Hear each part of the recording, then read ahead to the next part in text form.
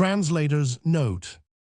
Of the 1890 letters published by Chekhov's family, I have chosen for translation these letters and passages from letters which best to illustrate Chekhov's life character and opinions. The brief memoir is abridged and adapted from the biographical sketch by his brother Mihail Chekhov's letters to his wife after his marriage have not as yet been published. Biographical sketch. In 1841, a serf belonging to a Russian nobleman purchased his freedom and the freedom of his family for 3,500 rubles, being at the rate of 700 rubles. A soul with one daughter, Alexandra, thrown in for nothing. The grandson of this serf was Anton Chekhov. The author, the son of the nobleman, was Chekhov, the Tolstoyan and friend of Tolstoy. There is in this nothing striking to a Russian, but to the English student it is sufficiently significant for several reasons. It illustrates how recent a growth was the educated middle class in pre-revolutionary Russia, and it shows what is perhaps more significant, the homogeneity of the Russian people and their capacity for completely changing their whole way of life. Chekhov's father started life as a slave, but the son of this slave was even more sensitive to the arts, more innately civilized, and in love with the things of the mind than the son of the slave owner. Chekhov's father, Pavel Yegorovich, had a passion for music and singing. While he was still a serf boy, he learned to read music at sight and to play the violin. A few years after his freedom had been purchased, he settled at Taganrog, a town on the Sea of Azov, where he afterwards opened a colonial stores. This business did well until the construction of the railway to Vladikavkaz, which greatly diminished the importance of Taganrog as a port and a trading center. But Pavel Yegorovich was always inclined to neglect his business. He took an active part in all the affairs of the town, devoted himself to church singing, conducted the choir, played on the violin, and painted icons. In 1854, he married Yevgenia Yakovlevna Morozov, the daughter of a cloth merchant of fairly good education, who had settled down at Taganrog after a life spent in traveling about Russia in the course of his business. There were 6 children, 5 of whom were boys, Anton being the third son. The family was an ordinary patriarchal household of the kind common at that time. The father was severe, and in exceptional cases even went so far as to chastise his children, but they all lived on warm and affectionate terms. Everyone got up early. The boys went to the high school, and when they returned learned their lessons. All of them had their hobbies. The eldest, Alexander, would construct an electric battery. Nikolai used to draw, Ivan to bind books, while Anton was always writing stories. In the evening, when their father came home from the shop, there was choral singing or a duet. Pavel Yegorovich trained his children into a regular choir, taught them to sing music at sight and play on the violin, while at one time they had a music teacher for the piano too. There was also a French governess who came to teach the children languages every Saturday. The whole family went to the evening service, and on their return sang hymns and burned incense. On Sunday morning, they went to early mass, after which they all sang hymns in chorus at home. Anton had to learn the whole church service by heart and sing it over with his brothers.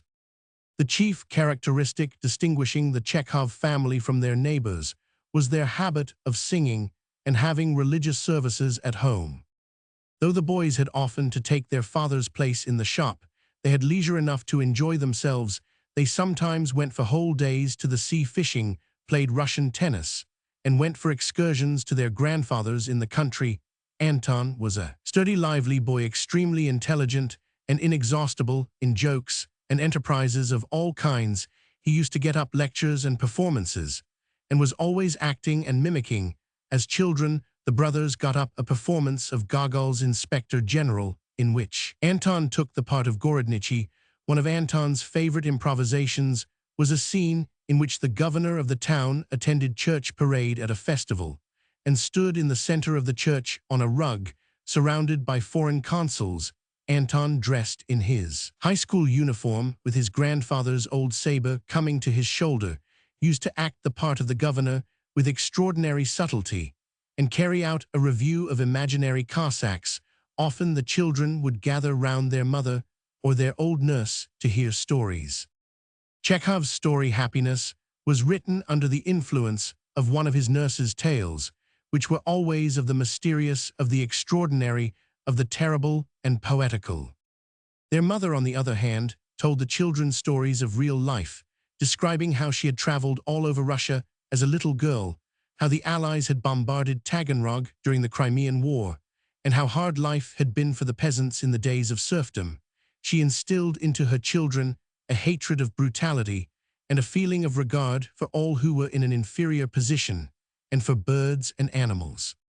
Chekhov in later years used to say, "Our talents we got from our father, but our soul from our mother." In 1875, the two elder boys went to Moscow. After their departure, the business went from bad to worse, and the family sank into poverty. In 1876, Pavel Yegorovich closed his shop and went to join his sons in Moscow. While earning their own living, one was a student at the university, and the other a student at the School of Sculpture, and painting. The house was sold by auction. One of the creditors took all the furniture, and Chekhov's mother was left with nothing. Some months afterwards, she went to rejoin her husband in Moscow, taking the younger children with her, while Anton, who was then 16, lived on in solitude at Taganrog for 3 whole years, earning his own living and paying for his education at the high school. He lived in the house that had been his father's in the family of one Selivanov, the creditor who had bought it, and gave lessons to the latter's nephew, a Cossack.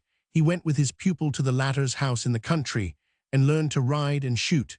During the last 2 years, he was very fond of the society of the high school girls and used to tell his brothers that he had had the most delightful flirtations. At the same time, he went frequently to the theater and was very fond of French melodramas, so that he was by no means crushed by his early struggle for existence. In 1879, he went to Moscow to enter the university, bringing with him 2 schoolfellows who boarded with his family. He found his father had just succeeded in getting work away from home, so that from the first day of his arrival, he found himself head of the family, every member of which had to work for their common livelihood. Even little Mihail used to copy out lectures for students, and so made a little money.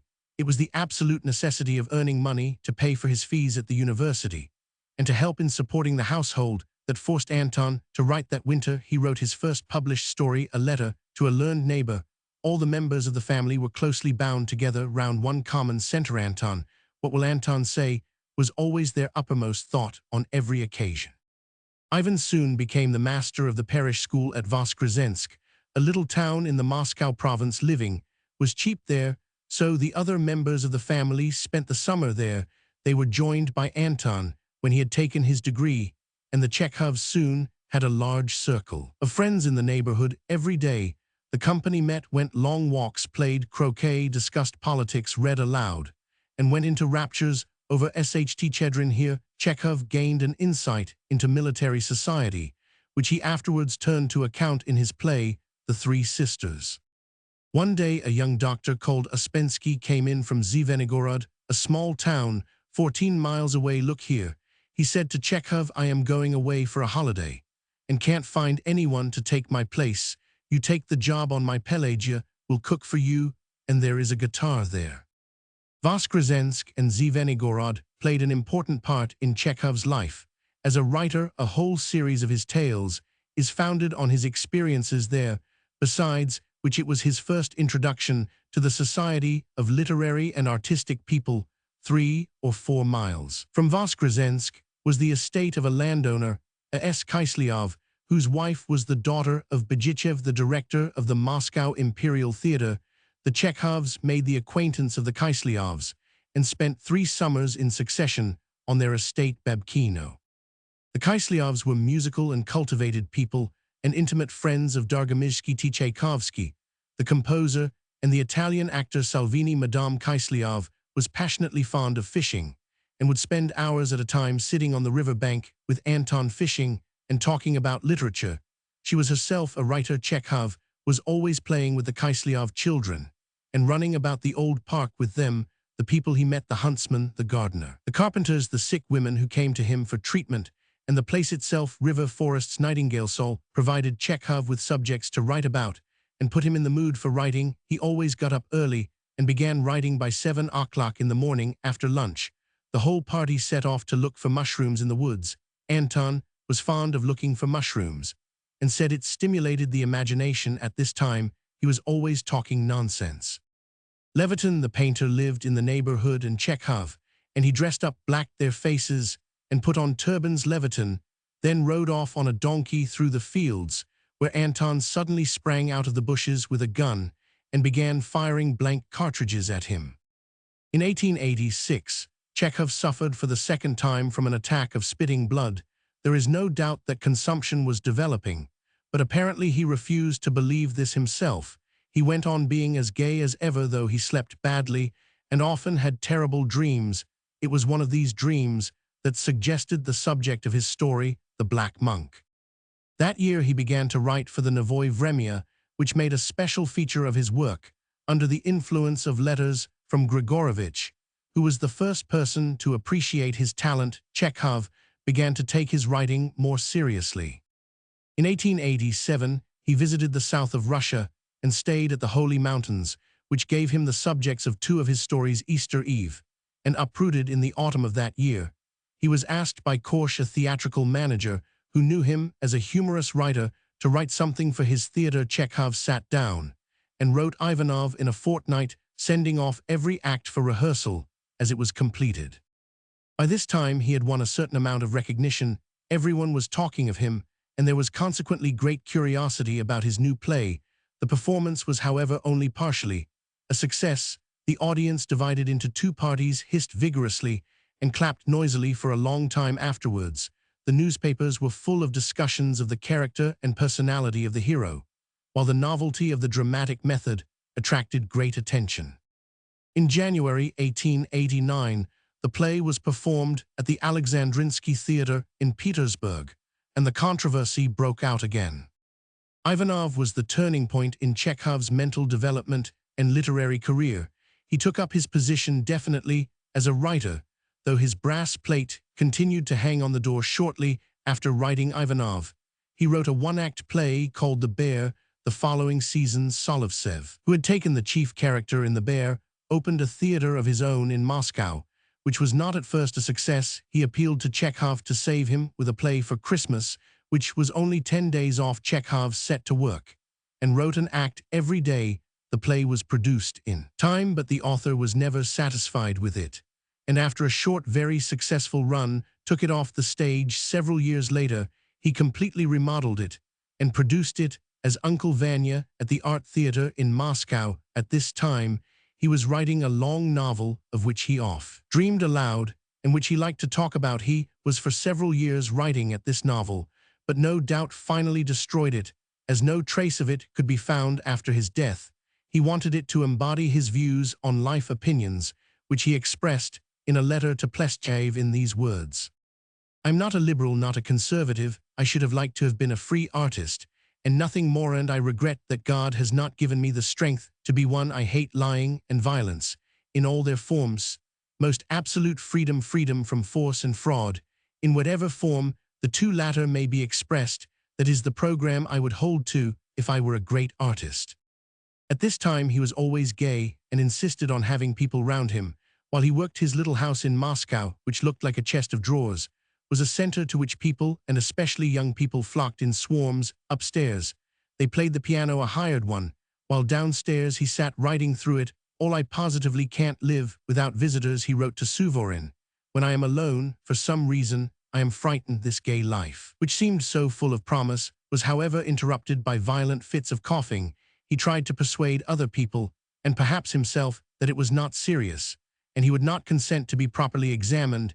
He was sometimes so weak from hemorrhage that he could see no one, but as soon as the attack was over, his mood changed. The doors were thrown open, visitors arrived, there was music again, and Chekhov was once more in the wildest spirits. The summers of those 2 years, 1888 and 1889, he spent with his family in a summer villa at Luka, in the province of Kharkov. He was in ecstasies beforehand over the deep, broad river full of fish and crayfish, the pond full of carp, the woods, the old garden, and the abundance of young ladies. His expectations were fulfilled in every particular, and he had all the fishing and musical society he could wish for. Soon after his arrival, Plestchev came to stay with him on a month's visit. He was an old man in feeble health, but attractive to everyone. Young ladies in particular were immediately fascinated by him. he used to compose his works aloud, sometimes shouting at the top of his voice, so that Chekhov would run in and ask him if he wanted anything. Then the old man would give a sweet and guilty smile and go on with his work. Chekhov was in constant anxiety about the old man's health, as he was very fond of cakes and pastry, and Chekhov's mother used to regale him on them to such an extent that Anton was constantly having to give him medicine afterwards. Suvorin, the editor of Novoye Vremya, came to stay Chekhov, and he used to paddle in a canoe hollowed out of a tree to an old mill, where they would spend hours fishing and talking about literature.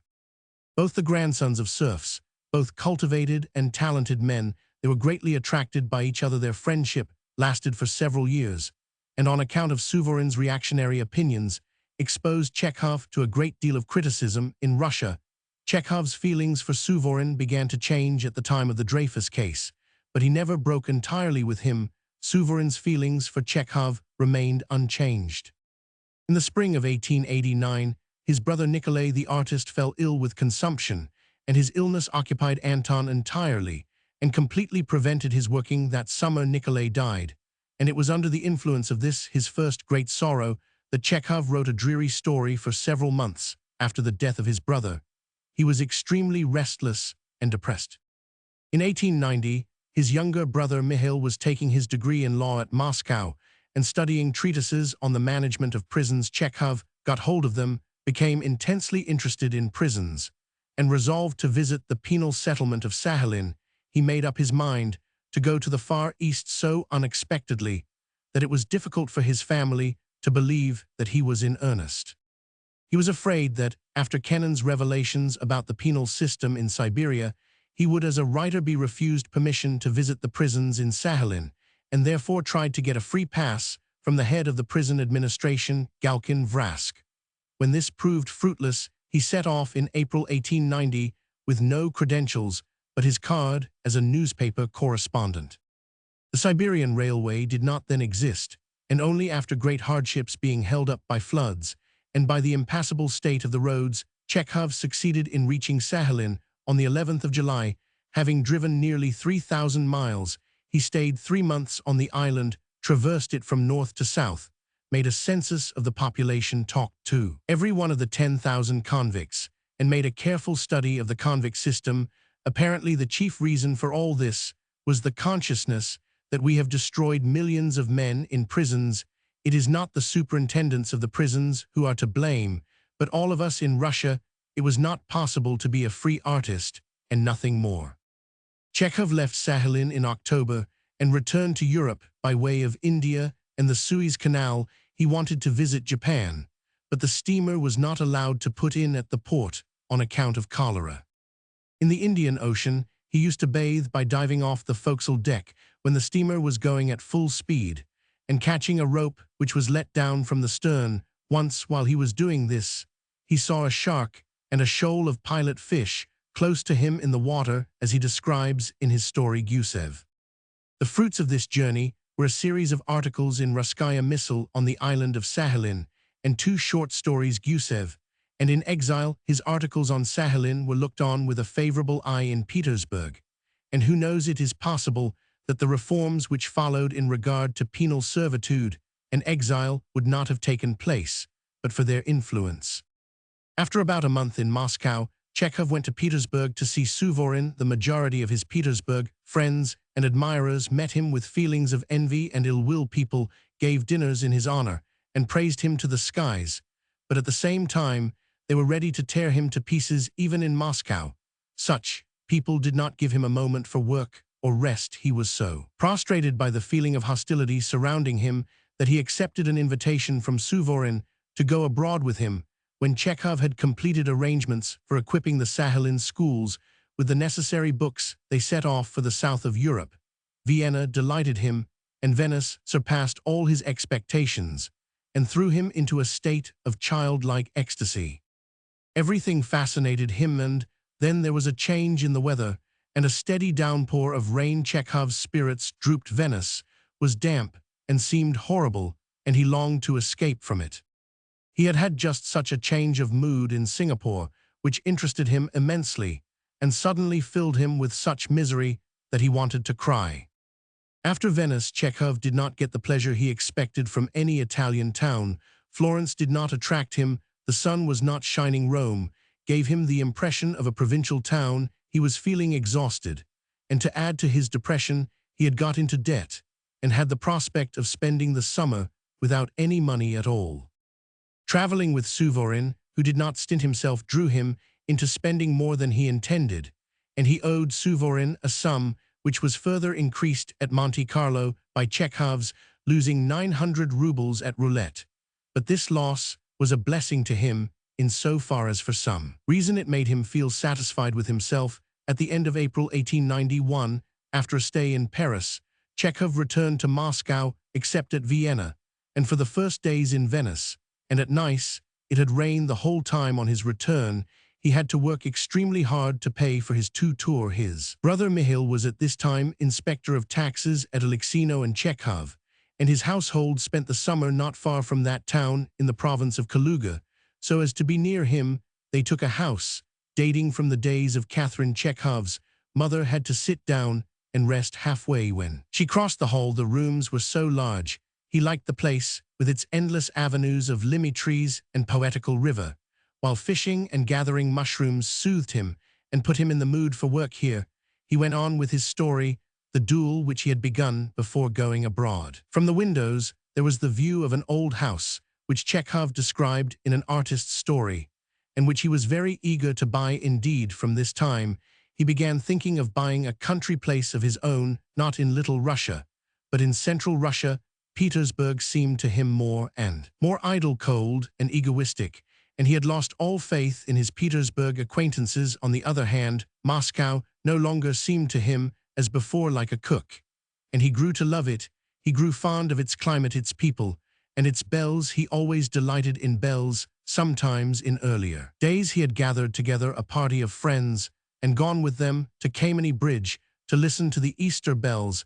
After eagerly listening to them, he would set off to wander from church to church, and with his legs giving way under him from fatigue, would only when Easter night was over make his way homewards. Meanwhile his father, who was fond of staying till the end of the service, would return from the parish church, and all the brothers would sing "Christ is risen" in chorus, and then they all sat down to break their fast. Chekhov never spent an Easter night in bed. Meanwhile, in the spring of 1892, there began to be fears about the crops. These apprehensions were soon confirmed. An unfortunate summer was followed by a hard autumn and winter, in which many districts were famine-stricken side by side with the government relief of the starving population. There was a widespread movement for organizing relief, in which various societies and private persons took part. Chekhov naturally was drawn into this movement. The provinces of Nizhny Novgorod and Voronezh were in the greatest distress, and in the former of these two provinces, Yegorov, an old friend of Chekhov's Voskresensk days, was a district captain. Zemsky Nachalnik Chekhov wrote to Yegorov, got up a subscription fund among his acquaintance, and finally set off himself for Nizhny Novgorod. As the starving peasants were selling their horses and cattle for next to nothing, or even slaughtering them for food, it was feared that as spring came on there would be no beasts to plow with, so that the coming year threatened to be one of famine also. Chekhov organized a scheme for buying up the horses and feeding them till the spring at the expense of a relief fund, and then as soon as field labor was possible, distributing them among the peasants who were without horses. After visiting the province of Nizhny Novgorod, Chekhov went with Suvorin to Voronezh, but this expedition was not a successful one. He was revolted by the ceremonious dinners with which he was welcomed as an author, while the whole province was suffering from famine. Moreover, traveling with Suvorin tied him down and hindered his independent action. Chekhov longed for intense personal activity, such as he displayed later in his campaign against the cholera. In the winter of the same year, his long-cherished dream was realized. He bought himself an estate. It was in the province of Moscow, near the hamlet of Melihovo. As an estate, it had nothing to recommend it, but an old, badly laid-out homestead, wastes of land, and a forest that had been felled. It had been bought on the spur of the moment, simply because it had happened to turn up. Chekhov had never been to the place before. He bought it and only visited it when all the formalities had been completed. One could hardly turn round near the house, for the mass of hurdles and fences. Moreover, the Chekhovs moved into it in the winter when it was under snow, and all boundaries being obliterated, it was impossible to tell what was theirs and what was not. But in spite of all that, Chekhov's first impression was favorable, and he never showed a sign of being disappointed. He was delighted by the approach of spring and the fresh surprises that were continually being revealed by the melting snow. Suddenly, it would appear that a whole haystack belonged to him, which he had supposed to be a neighbor's. Then an avenue of limmy trees came to light which they had not distinguished before under the snow. Everything that was amiss in the place, everything he did not like, was at once abolished or altered. But in spite of all the defects of the house and its surroundings, and the appalling road from the station, nearly 9 miles, and the lack of rooms, so many visitors came that there was nowhere to put them, and beds had sometimes to be made up in the passages. Chekhov's household at this time consisted of his father and mother, his sister, and his younger brother Mihail. These were all permanent inmates of Melihovo. As soon as the snow had disappeared, the various duties in the house and on the land were assigned. Chekhov's sister undertook the flower beds and the kitchen garden. His younger brother undertook the field work. Chekhov himself planted the trees and looked after them. His father worked from morning till night, weeding the paths in the garden and making new ones. Everything attracted the new landowner, planting the bulbs and watching the flight of rooks and starlings, sowing the clover, and the goose hatching out her goslings. By 4 o'clock in the morning, Chekhov was up and about. After drinking his coffee, he would go out into the garden and would spend a long time scrutinizing every fruit tree and every rose bush, now cutting off a branch, now training a shoot, or he would squat on his heels by a stump and gaze at something on the ground. It turned out that there was more land than they needed, 639 acres, and they farmed it themselves with no bailiff or steward, assisted only by 2 laborers, Frau and Ivan. At 11 o'clock, Chekhov, who got through a good deal of writing in the morning, would go into the dining room and look significantly at the clock. His mother would jump up from her seat and her sewing machine and begin to bustle about, crying, "Oh dear, Antosha wants his dinner." When the table was laid, there were so many homemade and other dainties prepared by his mother that there would hardly be space on the table for them. There was not room to sit at the table either. Besides the 5 permanent members of the family, there were invariably outsiders as well. After dinner, Chekhov used to go off to his bedroom and lock himself in to read between his after-dinner nap and tea time. He wrote again. The time between tea and supper at 7 o'clock in the evening was devoted to walks and outdoor work. At 10 o'clock, they went to bed. Lights were put out, and all was stillness in the house. The only sound was a subdued singing and monotonous recitation. This was Pavel Yegorovitch repeating the evening service in his room. He was religious and liked to say his prayers aloud.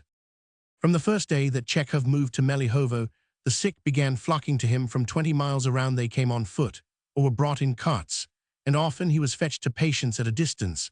Sometimes from early in the morning, peasant women and children were standing before his door waiting. He would go out, listen to them, and sound them, and would never let one go away without advice and medicine. His expenditure on drugs was considerable, as he had to keep a regular store of them. Once some wayfarers brought Chekhov a man they had picked up by the roadside in the middle of the night, stabbed in the stomach with a pitchfork. The peasant was carried into his study and put down in the middle of the floor, and Chekhov spent a long time looking after him, examining his wounds and bandaging them up. But what was hardest for Chekhov was visiting the sick at their own homes. Sometimes there was a journey of several hours, and in this way the time essential for writing was wasted. The first winter at Melihovo was cold, it lasted late, and food was short. Easter came in the snow. There was a church at Melihovo in which a service was held only once a year. At Easter, visitors from Moscow were staying with Chekhov. The family got up a choir among themselves and sang all the Easter matins and Mass. Pavel Yegorovitch conducted as usual. It was out of the ordinary and touching, and the peasants were delighted. It warmed their hearts to their new neighbors. Then the thaw came. The roads became appalling. There were only 3 broken-down horses on the estate, and not a wisp of hay. The horses had to be fed on rye straw, chopped up with an axe, and sprinkled with flour. One of the horses was vicious, and there was no getting it out of the yard. Another was stolen in the fields, and a dead horse left in its place. And so for a long time There was only one poor spiritless beast to drive, which was nicknamed Anna Petrovna. This Anna Petrovna contrived to trot to the station, to take Chekhov to his patients, to haul logs, and to eat nothing but straws sprinkled with flour. But Chekhov and his family did not lose heart, always affectionate, gay, and plucky. He cheered the others' work went ahead, and in less than 3 months everything in the place was changed. The house was furnished with crockery, there was the ring of carpenter's axes. 6 horses were bought, and all the field work for the spring had been completed in good time, and in accordance with the rules of agricultural science. They had no experience at all, but bought masses of books on the management of the land, and every question, however small, was debated in common. Their first successes delighted Chekhov. He had 30 acres under rye, 30 under oats, and fully 30 under hay. Marvels were being done in the kitchen garden. Tomatoes and artichokes did well in the open air. A dry spring and summer ruined the oats and the rye. The peasants cut the hay in return for half the crop, and Chekhov's half seemed a small stack. Only in the kitchen garden things went well. The position of Melihovo on the highroad, and the news that Chekhov the author had settled there, inevitably led to new acquaintances. Doctors and members of the local zemstvos began visiting Chekhov. Acquaintance was made with the officials of the district, and Chekhov was elected a member of the Serpukhov Sanitary Council. At that time, cholera was raging in the south of Russia. Every day it came nearer and nearer to the province of Moscow, and everywhere it found favorable conditions among the population. Weakened by the famine of autumn and winter, it was essential to take immediate measures for meeting the cholera, and the zemstvo of Serpukhov worked its hardest. Chekhov, as a doctor and a member of the sanitary council, was asked to take charge of a section. He immediately gave his services. For nothing, he had to drive about among the manufacturers of the district, persuading them to take adequate measures to combat the cholera. Owing to his efforts, the whole section, containing 25 villages and hamlets, was covered with a network of the necessary institutions. For several months, Chekhov scarcely got out of his chaise. During that time, he had to drive all over his section, receive patients at home, and do his literary work. He returned home shattered and exhausted, but always behaved as though he were doing something trivial. He cracked little jokes and made everyone laugh as before, and carried on conversations with his dachshund quinine about her supposed sufferings. By early autumn, the place had become unrecognizable. The outhouses had been rebuilt, unnecessary fences had been removed, rose trees had been planted, a flower bed had been laid out in the fields before the gates. Chekhov was planning to dig a big new pond. With what interest he watched each day the progress of the work upon it. He planted trees round it and dropped into it tiny carp and perch, which he brought with him in a jar from Moscow. The pond became later on more like an ichthyological station than a pond, as there was no kind of fish in Russia, except the pike, of which Chekhov had not representatives in this pond. He liked sitting on the dam on its bank, and watching with ecstasy shoals of little fish coming suddenly to the surface, and then hiding in its depths. An excellent well had been dug in Melihovo. Before this, Chekhov had been very anxious that it should be in Little Russian style with a crane, but the position did not allow of this, and it was made with a big wheel painted yellow, like the wells at Russian railway stations. The question where to dig this well, and whether the water in it would be good, greatly interested Chekhov. He wanted exact information, and a theory based on good grounds, seeing that 9/10 of Russia uses water out of wells, and has done so since time immemorial. But whenever he questioned the well-sinkers who came to him, he received the same vague answer: who can tell? It's in God's hands. Can you find out beforehand what the water will be like? But the well, like the pond, was a great success, and the water turned out to be excellent. He began seriously planning to build a new house and farm. Buildings, creative activity, was his passion. He was never satisfied with what he had ready-made. He longed to make something new. He planted little trees, raised pines and fir trees from seed, looked after them as though they were his children, and like Colonel Vershinin in his Three Sisters, dreamed, as he looked at them, of what they would be like in 300 or 400 years. The winter of 1893 was a severe one with a great deal of snow. The snow was so high under the windows that the hares who ran into the garden stood on their hind legs and looked into the window of Chekhov's study. The swept paths in the garden were like deep trenches. By then Chekhov had finished his work in connection with the cholera, and he began to live the life of a hermit. His sister found employment in Moscow. Only his father and mother were left with him in the house, and the hours seemed very long. They went to bed even earlier than in the summer. But Chekhov would wake up at 1 in the morning, sit down to his work, and then go back to bed and sleep again at 6 o'clock in the morning. All the household was up. Chekhov wrote a great deal that winter. But as soon as visitors arrived, life was completely transformed. There was singing, playing on the piano, laughter. Chekhov's mother did her utmost to load the tables with dainties. His father, with a mysterious air, would produce various specially prepared cordials and liqueurs from some hidden recess. And then it seemed that Melihovo had something of its own peculiar to it, which could be found in no other country estate. Chekhov was always particularly pleased at the visits of Miss Mizanov, and of Potapenko. He was particularly fond of them, and his whole family rejoiced at their arrival. They stayed up long after midnight on such days, and Chekhov wrote only by snatches, and every time he wrote 5 or 6 lines, he would get up again and go back to his visitors. "I have written 60 kopecks worth," he would say with a smile. Braga's serenade was the fashion at that time, and Chekhov was fond of hearing Potapenko play it on the violin while Miss Mizanov sang it.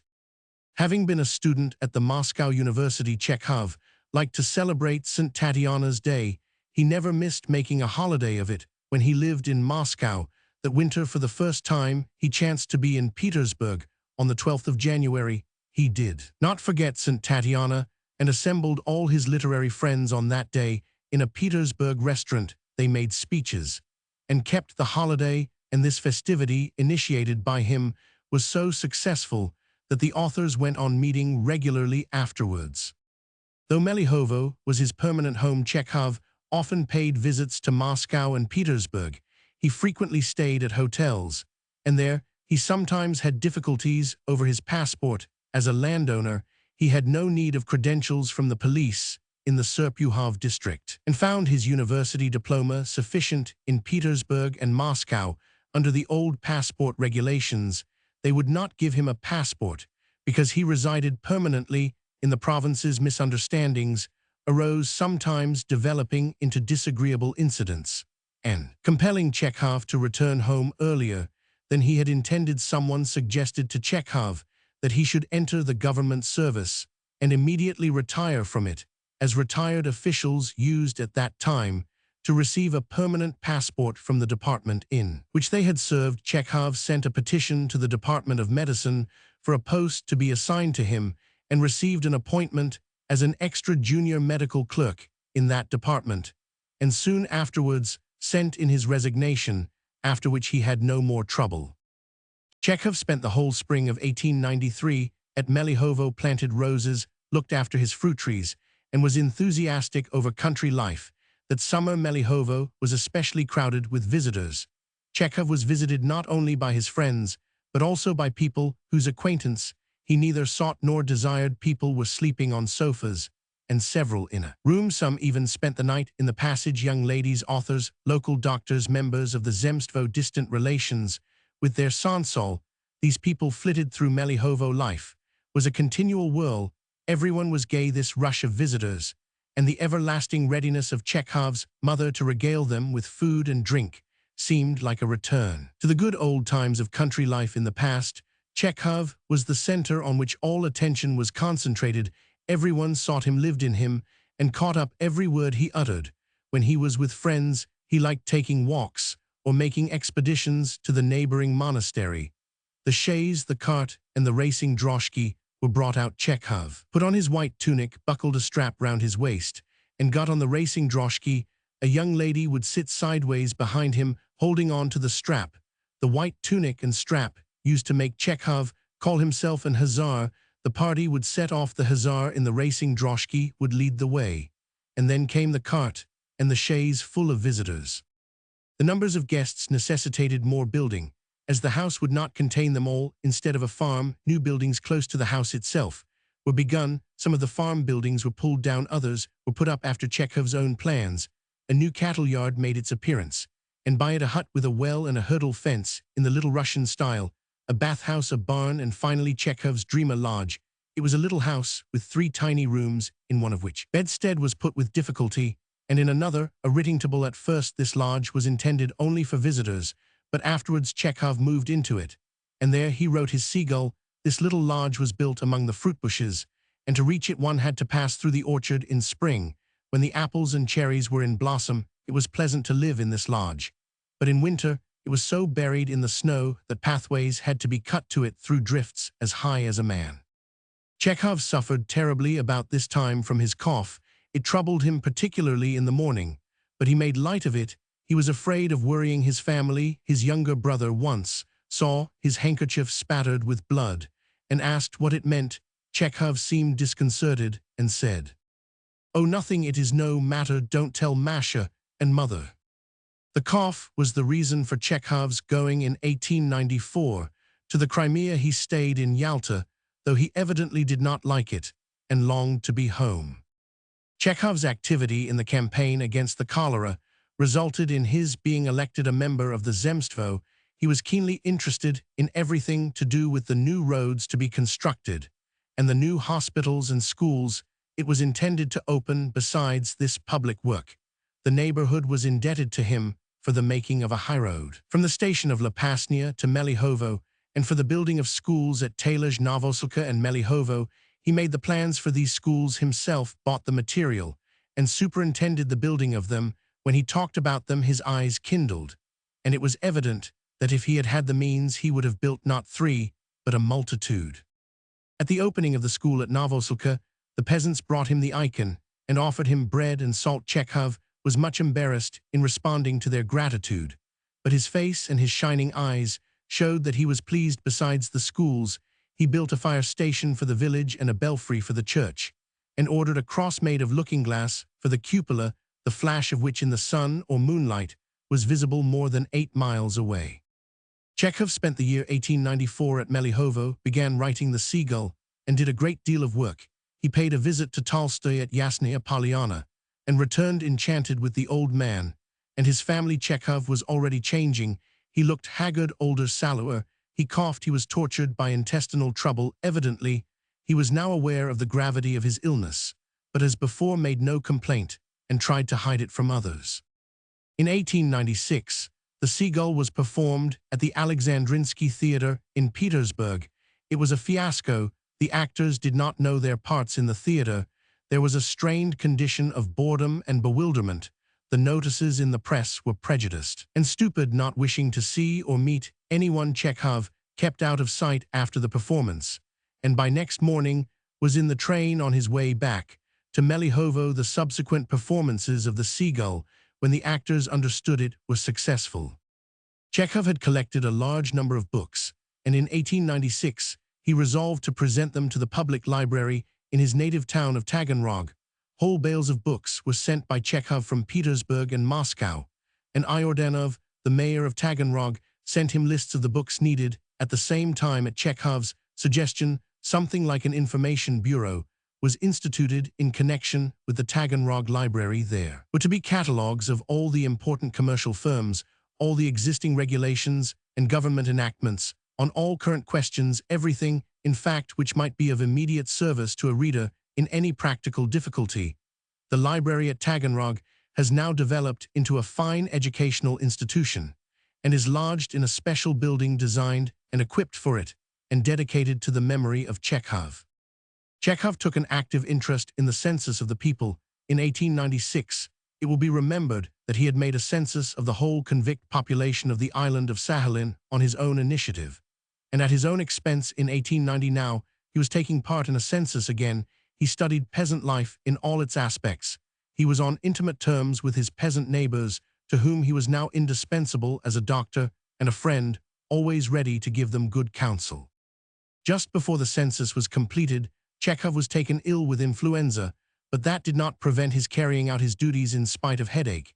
He went from hut to hut and village to village, and then had to work at putting together his materials. He was absolutely alone in his work. The Zemsky nachalniks, upon whom the government relied principally to carry out the census, were inert, and for the most part the work was left to private initiative. In February 1897, Chekhov was completely engrossed by a project of building a people's palace in Moscow. People's palaces had not been thought of. The common people spent their leisure in drink shops. The People's Palace in Moscow was designed on broad principles. There was to be a library, a reading room, lecture rooms, a museum, a theater. It was proposed to run it by a company of shareholders, with a capital of 500,000 rubles, owing to various causes in no way connected with Chekhov. This scheme came to nothing. In March he paid a visit to Moscow, where Suvorin was expecting him. He had hardly sat down to dinner at the Hermitage when he had a sudden hemorrhage from the lungs. He was taken to a private hospital, where he remained till the 10th of April, when his sister, who knew nothing of his illness, arrived in Moscow. She was met by her brother Ivany, who gave her a card of admission to visit the invalid at the hospital. On the card were the words, "Please don't tell father." Mother, his sister, went to the hospital. There, casting a casual glance at a little table, she saw on it a diagram of the lungs, in which the upper part of the left lung was marked with a red pencil. She guessed at once that this was what was affected in Chekhov's case. This, and the sight of her brother, alarmed her. Chekhov, who had always been so gay, so full of spirits and vitality, looked terribly ill. He was forbidden to move or to talk, and had hardly the strength to do so. He was declared to be suffering from tuberculosis of the lungs, and it was essential to try and ward it off at all costs, and to escape the unwholesome northern spring. He recognized himself that this was essential. When he left the hospital, he returned to Melihovo, and prepared to go abroad. He went first to Biarritz, but there he was met by bad weather. A fashionable, extravagant way of living did not suit his tastes, and although he was delighted with the sea and the life led especially by the children on the beach, he soon moved on to Nice. Here he stayed for a considerable time at the Pension Russe in the Rue Gaunard. He seemed to be fully satisfied with the life there. He liked the warmth and the people he met. Roman 1000 Kovalevsky, Roman 5 Roman 1000 Sobolsky, Roman 5T Nemirovich Denchenko, the artist. Roman 5T Yakobai, and Roman 1N Potapenko, Prince. A Roman 1 Sumbatov arrived at Nice too, and Chekhov used sometimes to go with him to Monte Carlo to roulette. Chekhov followed all that he had left behind in Russia with keen attention. He was anxious about the chronicle of surgery, which he had more than once saved from ruin, made arrangements about Melihovo, and so on. He spent the autumn and winter in Nice, and in February 1898 meant to go to Africa. He wanted to visit Algiers and Tunis, but Kovalevsky, with whom he meant to travel, fell ill, and he had to give up the project. He contemplated a visit to Corsica, but did not carry out that plan either, as he was taken seriously ill himself. A wretched dentist used contaminated forceps in extracting a tooth, and Chekhov was attacked by periostitis in a malignant form. In his own words, he was in such pain that he climbed up the wall. As soon as the spring had come, he felt an irresistible yearning for Russia.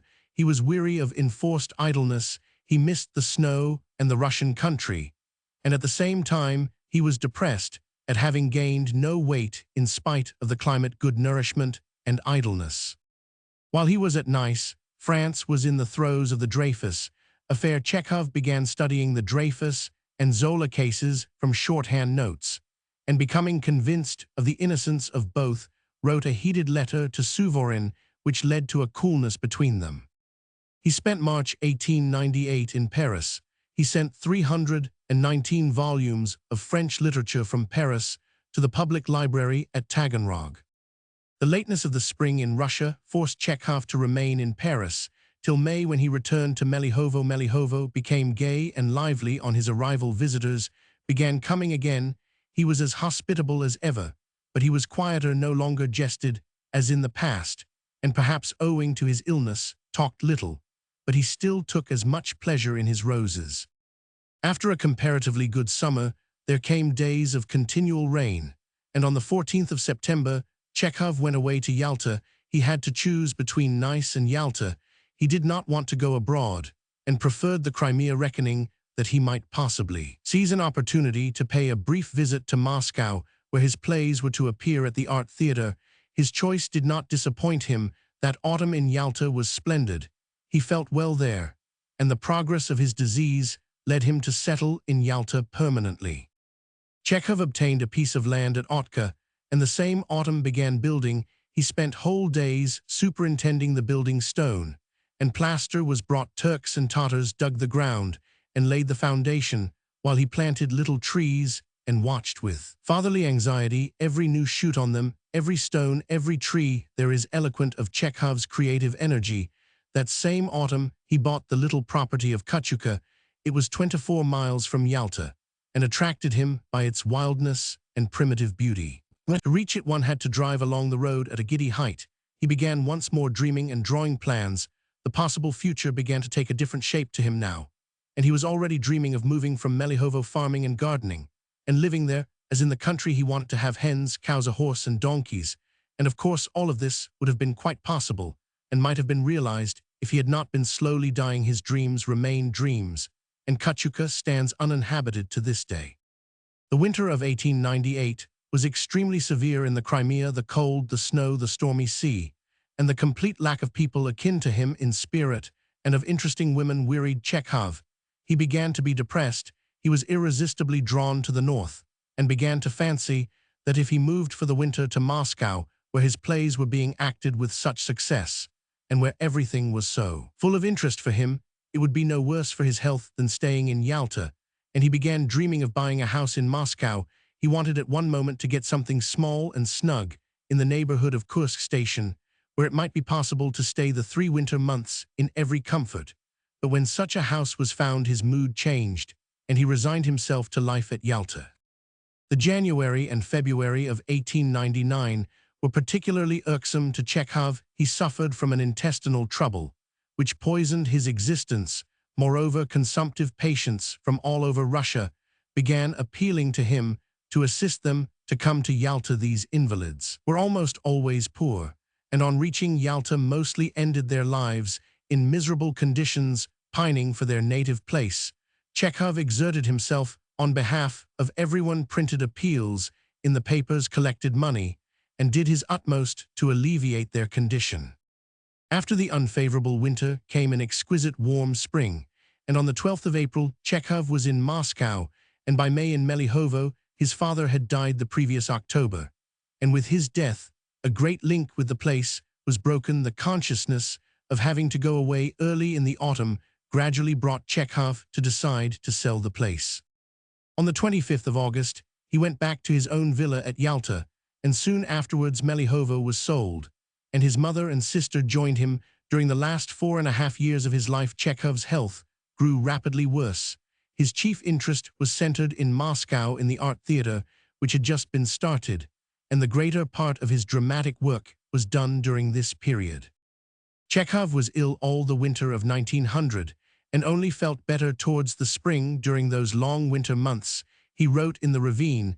The detestable spring of that year affected his mood and his health even more. Snow fell on the 5th of March, and this had a shattering effect on him. In April, he was again very Roman. 99, an attack of intestinal trouble prevented him from eating, drinking, or working. As soon as it was over, Chekhov, homesick for the north, set off for Moscow. But there he was met by severe weather. Returning in August to Yalta, he wrote The Three Sisters.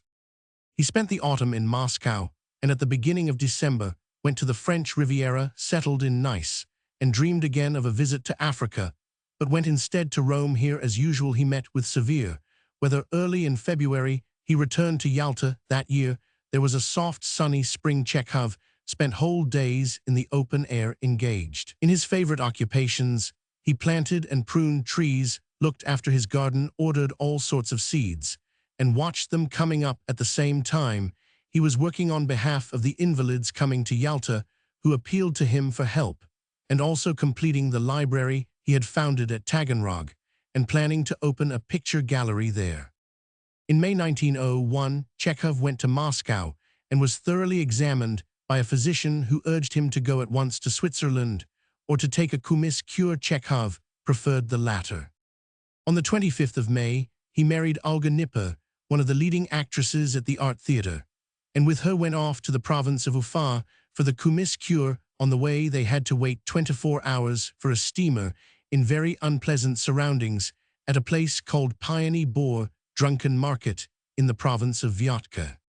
In the autumn of 1901, Tolstoy was staying for the sake of his health at Gaspar. Chekhov was very fond of him and frequently visited him altogether. That autumn was an eventful one for him. Kuprin, Bunin, and Gorky visited the Crimea. The writer Elpatievsky settled there also, and Chekhov felt fairly well. Tolstoy's illness was the center of general attention, and Chekhov was very uneasy about him.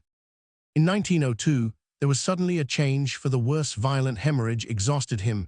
Till the beginning of February, he was for over a month confined to his study. It was at this time that the incident of Gorky's election to the Academy and subsequent expulsion from it led Chekhov to write a letter to the royal president of the Academy asking that his own name should be struck off the list of academicians. Chekhov had hardly recovered when his wife was taken seriously. Roman 99. When she was a little better, he made a tour by the Volga and the Kama as far as Perm. On his return, he settled with his wife in a summer villa not far from Moscow. He spent July there and returned home to Yalta in August, but the longing for a life of movement and culture, the desire to be nearer to the theater, drew him to the north again, and in September he was back in Moscow. Here he was not left in peace for 1 minute. Swarms of visitors jostled each other from morning till night. Such a life exhausted him. He ran away from it to Yalta in December, but did not escape it there. His cough was worse every day. He had a high temperature, and these symptoms were followed by an attack of pleurisy. He did not get up all through the Christmas holidays. He still had an agonizing cough, and it was in this enforced idleness that he thought out his play, The Cherry Orchard. It is quite possible that if Chekhov had taken care of himself, his disease would not have developed so rapidly or proved fatal. The feverish energy of his temperament, his readiness to respond to every impression, and his thirst for activity drove him from south to north, and hack again regardless of his health and of the climate. Like all invalids, he ought to have gone on living in the same place at Nice or at Yalta until he was better, but he lived exactly as though he had been in good health when he arrived in the north. He was always excited and absorbed by what was going on, and this exhilaration he mistook for an improvement in his health. But he had only to return to Yalta for the reaction to set in, and it would seem to him at once that his case was hopeless, that the Crimea had no beneficial effect on consumptives, and that the climate was wretched. The spring of 1903 passed fairly favorably. He recovered sufficiently to go to Moscow and even to Petersburg. On returning from Petersburg, he began preparing to go to Switzerland, but his state of health was such that his doctor in Moscow advised him to give up the idea of Switzerland and even of Yalta and to stay somewhere not very far from Moscow. He followed this advice and settled at Narnow. That it was proposed that he should stay the winter in the north. All that he had created in Yalta, his house and his garden, seemed unnecessary and objectless in the end. He returned to Yalta and set to work on The Cherry Orchard. In October 1903, the play was finished, and he set off to produce it himself in Moscow. He spent days at a time in the art theater producing his Cherry Orchard, and incidentally supervising the setting and performance of the plays of other authors. He gave advice and criticized, was excited and enthusiastic. On the 17th of January 1904, The Cherry Orchard was produced for the first time.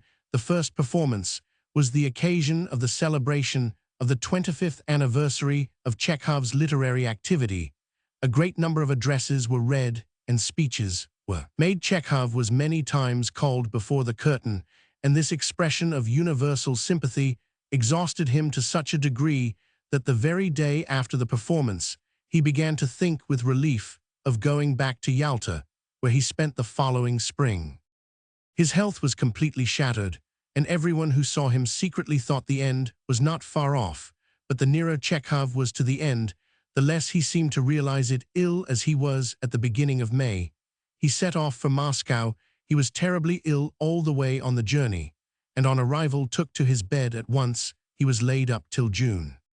On the 3rd of June, he set off with his wife for a cure abroad to the Black Forest, and settled in a little spa called Badenweiler. He was dying, although he wrote to everyone that he had almost recovered, and that health was coming back to him not by ounces, but by hundredweights. He was dying, but he spent the time dreaming of going to the Italian lakes and returning to Yalta by sea from Trieste, and was already making inquiries about the steamers and the times they stopped at Odessa. He died on the 2nd of July. His body was taken to Moscow and buried in the Novodevichy monastery beside his father's tomb. Letters to his brother Mikhail. Taganrog, July 1, 1876.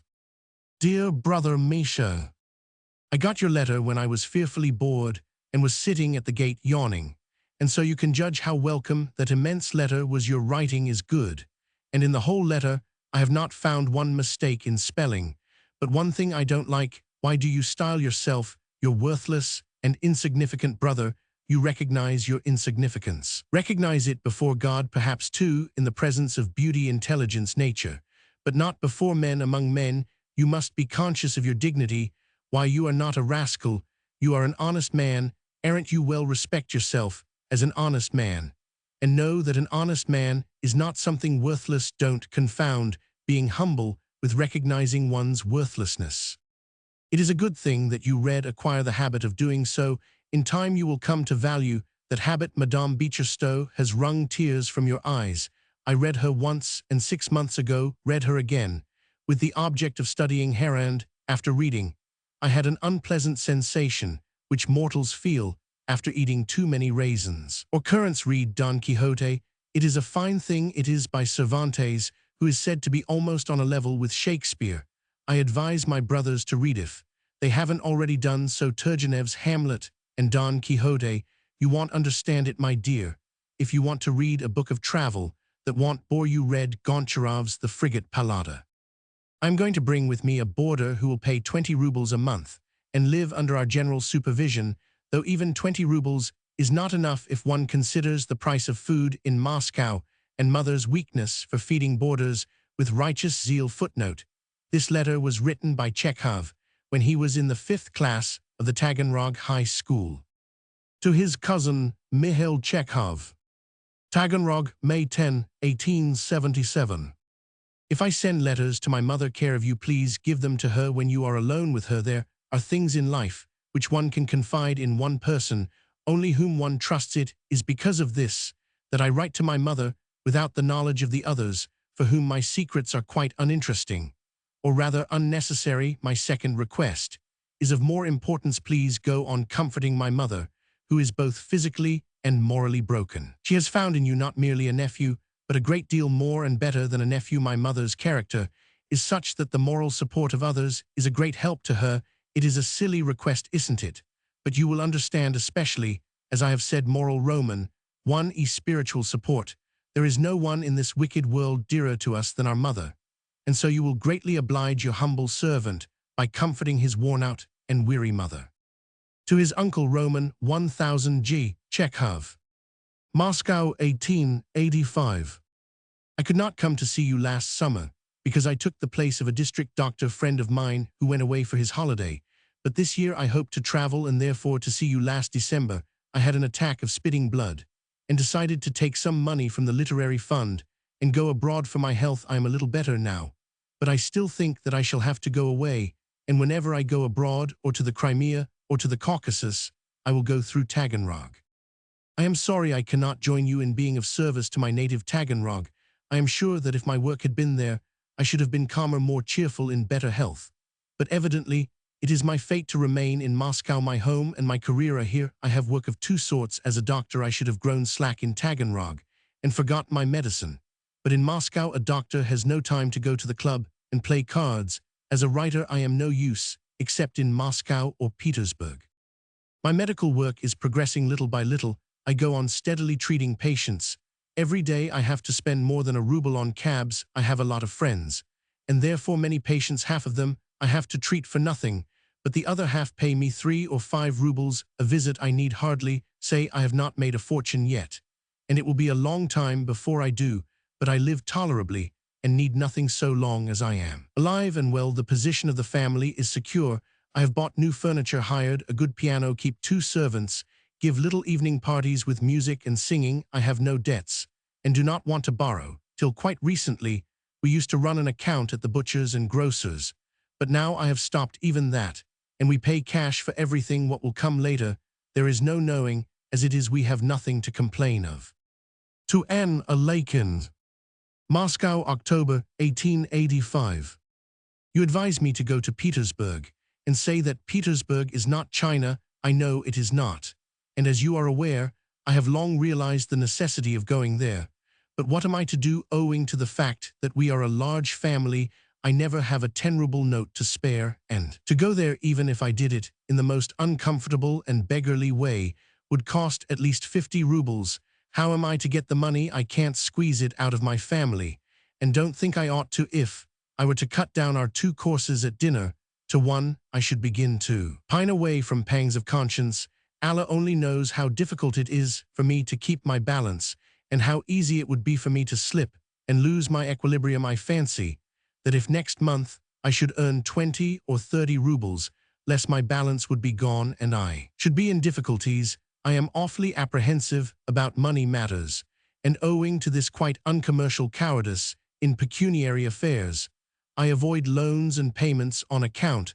I am not difficult to move. If I had money, I should fly from one city to another endlessly. To a S. Suvorin. Moscow, February 21, 1886. Thank you for the flattering things you say about my work, and for having published my story so soon. You can judge yourself how refreshing, even inspiring, the kind attention of an experienced and gifted writer like yourself has been to me. I agree with what you say about the end of my story, which you have cut out. Thank you for the helpful advice. I have been writing for the last 6 years, but you are the first person who has taken the trouble to advise and explain. I do not write very much, not more than 2 or 3 short stories weekly. To Roman 500, Roman 5, Grigorovich. Moscow, March 28, 1886. Your letter, my kind, fervently beloved bringer of good tidings, struck me like a flash of lightning. I almost burst into tears. I was overwhelmed. And now I feel it has left a deep trace in my soul. May God show the same tender kindness to you in your age as you have shown me in my youth. I can find neither words nor deeds to thank you. You know with what eyes ordinary people look at the elect, such as you, and so you can judge what your letter means for my self-esteem. It is better than any diploma, and for a writer who is just beginning it, is payment both for the present and the future. I am almost dazed. I have no power to judge whether I deserve this high reward. I only repeat that it has overwhelmed me.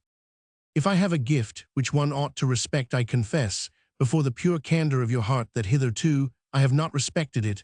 I felt that I had a gift, but I had got into the habit of thinking that it was insignificant. Purely external causes are sufficient to make one unjust to oneself, suspicious and morbidly sensitive.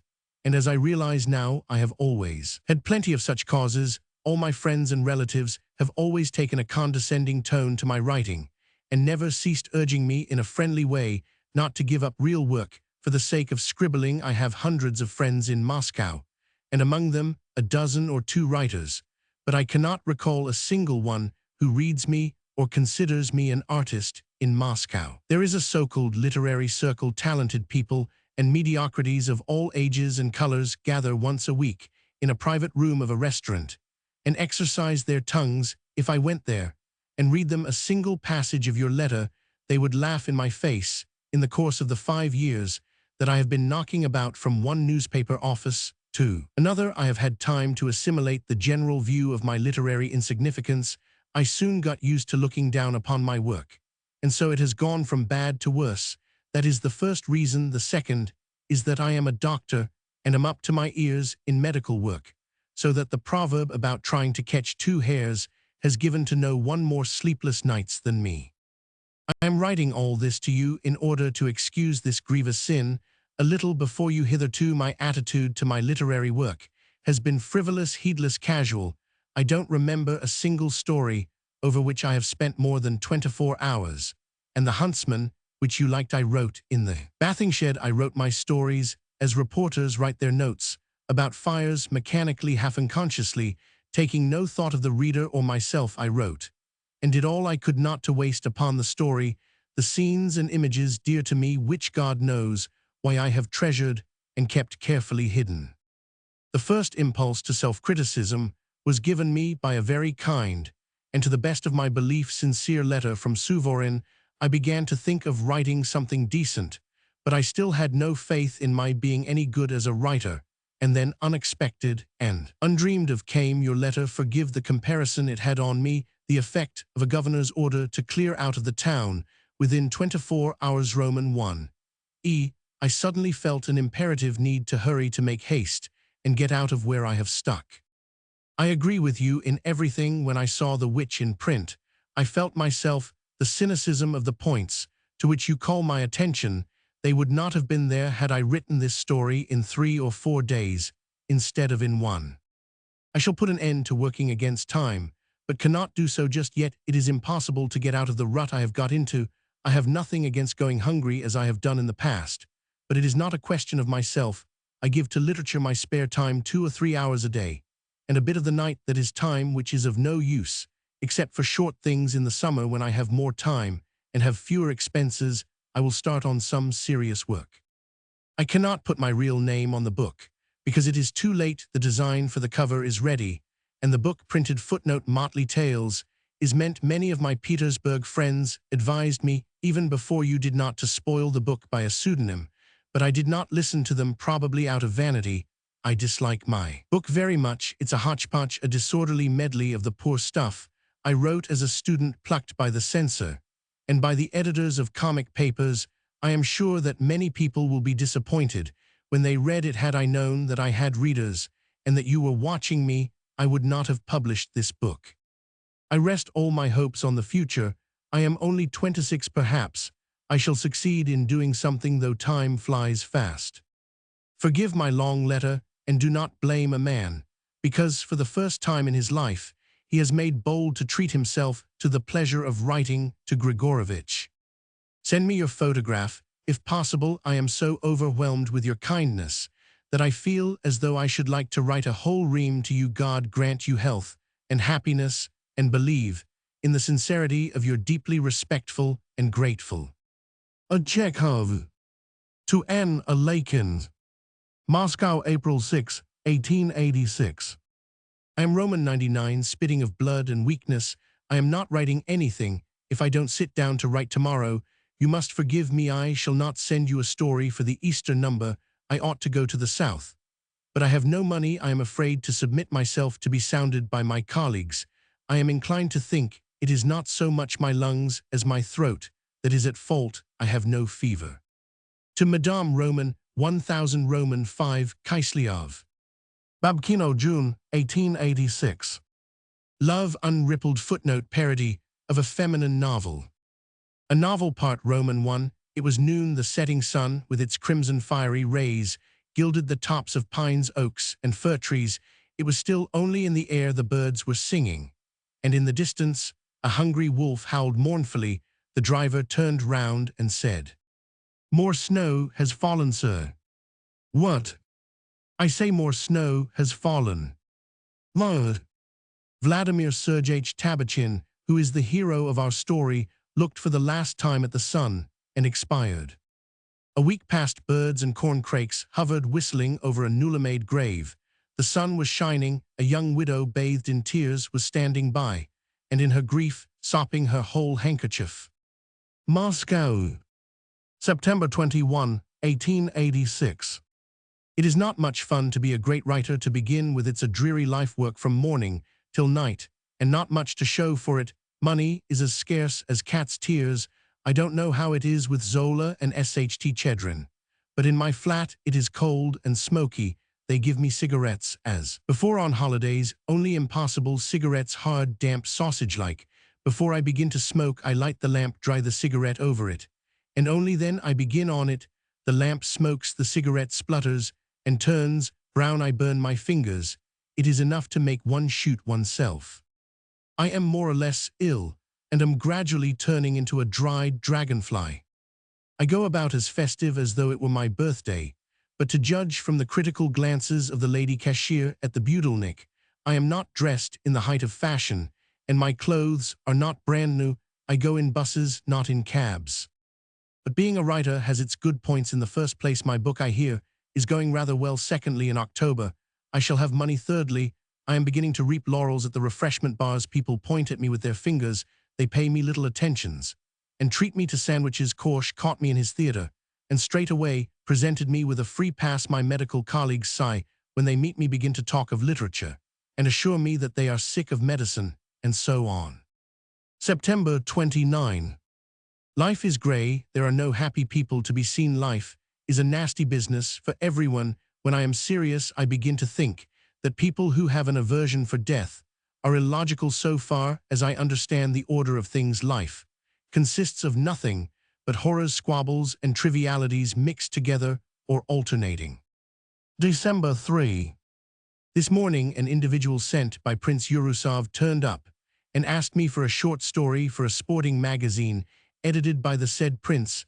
I refused, of course, as I now refuse all who come with supplications to the foot of my pedestal. In Russia, there are now two unattainable heights, Mount Elborus and myself. The prince's envoy was deeply disappointed by my refusal, nearly died of grief, and finally begged me to recommend him some writers who are versed in sport. I thought a little and very opportunely remembered a lady writer who dreams of glory and has for the last year been ill with envy of my literary fame. In short, I gave him your address. You might write a story, The Wounded Doe. You remember how the huntsman wound a doe. She looks at them with human eyes, and no one can bring himself to kill her. It's not a bad subject, but dangerous, because it is difficult to avoid sentimentality. You must write it like a report without pathetic phrases, and begin like this: on such and such a date, the huntsman in the Daraganov forest wounded a young doe. And if you drop a tear, you will strip the subject of its severity and of everything worth attention in it. December 13. With your permission, I steal out of your last two letters to my sister 2 descriptions of nature for my stories. It is curious that you have quite a masculine way of writing in every line. Except when dealing with children, you are a man. This, of course, ought to flatter your vanity, for speaking generally, men are 1,000 times better than women and superior to them. In Petersburg, I was resting Roman 1e for days together. I was rushing about town paying calls and listening to compliments which my soul abhors. Alas and alack, in Petersburg I am becoming fashionable like Nana, while Korolenko, who is serious, is hardly known to the editors. My twaddle is being read by all Petersburg. Even the Senator G reads me. It is gratifying, but my literary feeling is wounded. I feel ashamed of the public which runs after lapdogs simply because it fails to notice elephants, and I am deeply convinced that not a soul will know me when I begin to work in earnest. To his brother Nikolay. Moscow, 1886.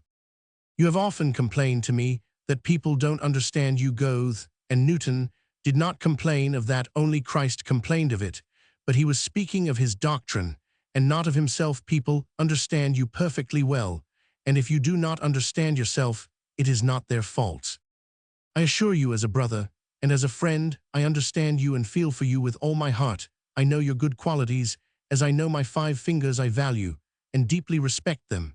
If you like to prove that I understand you, I can enumerate those qualities. I think you are kind to the point of softness, magnanimous, unselfish, ready to share your last farthing. You have no envy nor hatred. You are simply-hearted. You pity men and beasts. You are trustful without spite or guile, and do not remember evil. You have a gift from above such as other people have not. You have talent.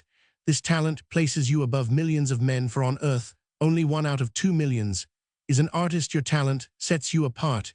If you were a toad or a tarantula, even then people would respect you, for to talent all things are forgiven. You have only one failing, and the falseness of your position and your unhappiness and your catarrh of the bowels are all due to it. That is your utter lack of culture. Forgive me, please.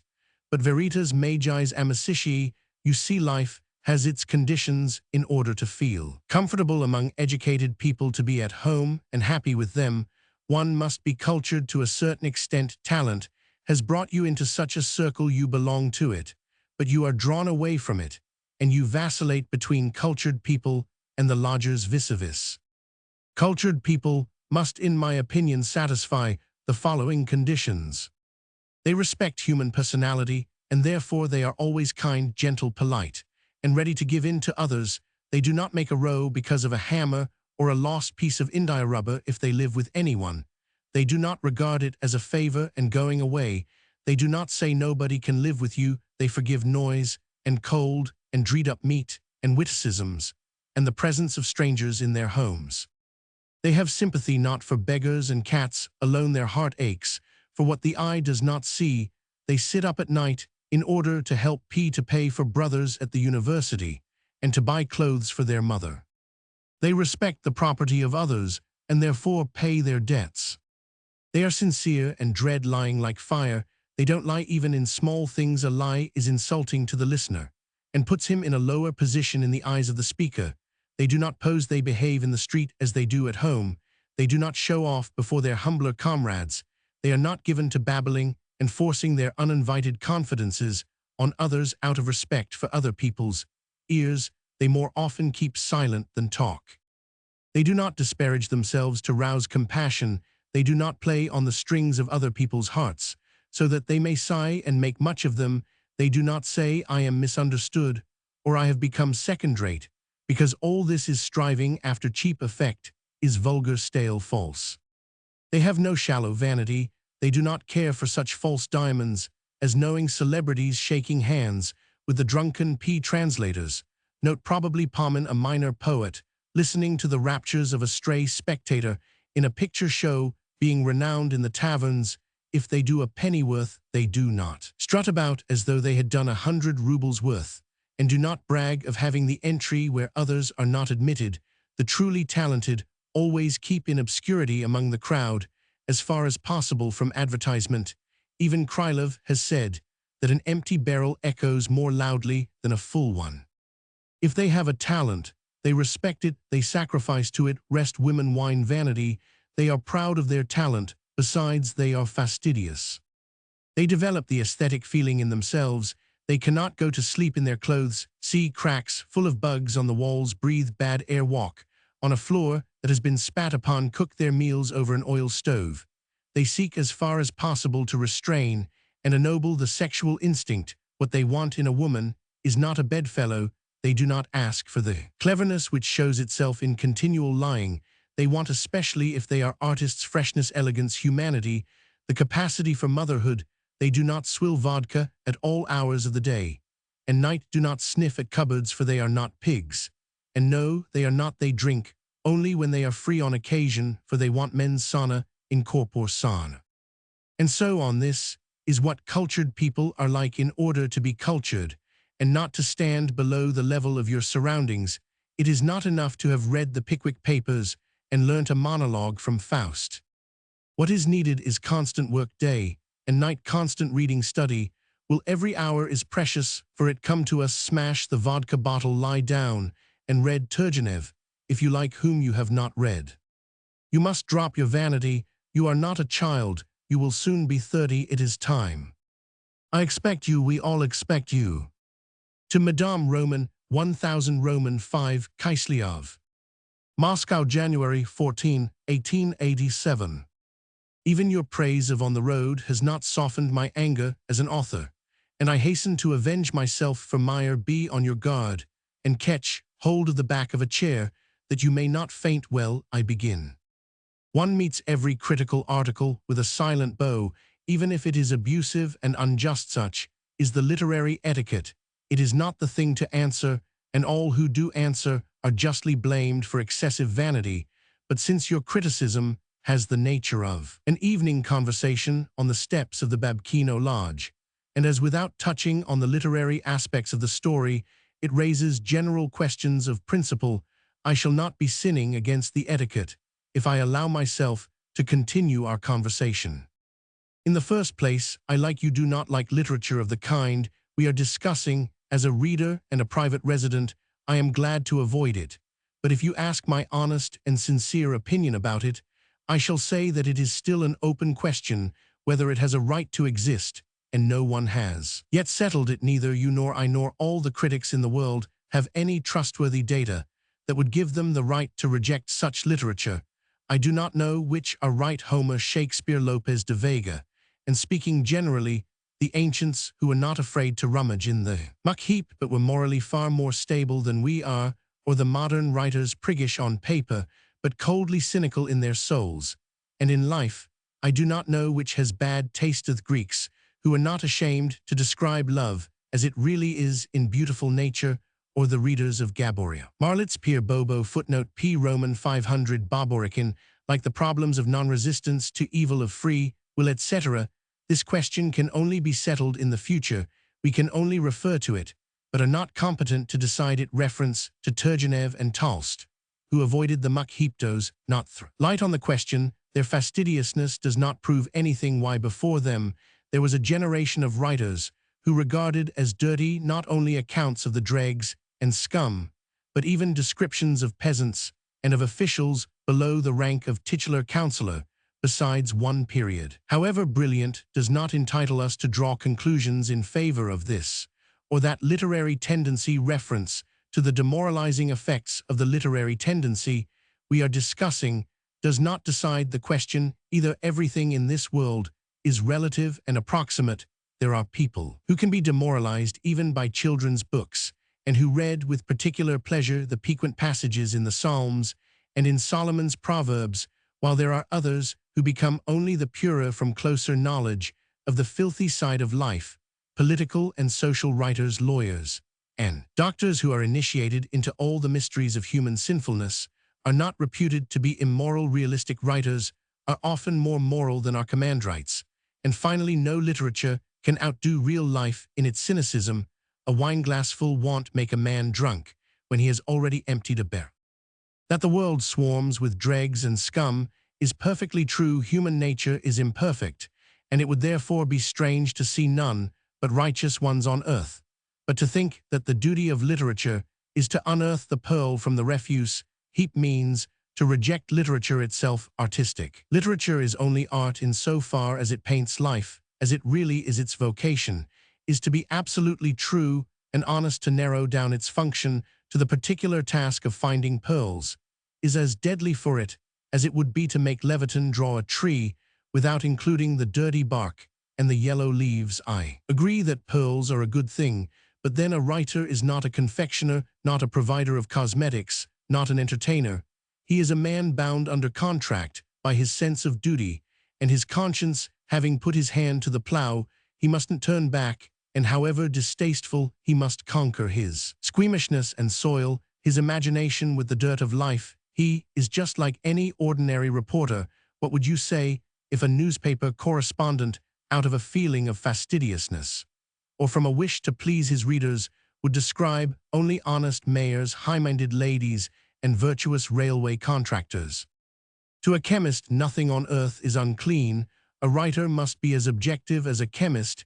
He must lay aside his personal subjective standpoint and must understand that muck heaps play a very respectable part in a landscape, and that the evil passions are as inherent in life as the good ones. Writers are the children of their age, and therefore, like everybody else, must submit to the external conditions of the life of the community. Thus they must be perfectly decent. This is the only thing we have a right to ask of realistic writers.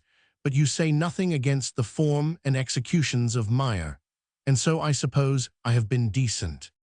I confess I seldom commune with my conscience when I write. This is due to habit and the brevity of my work.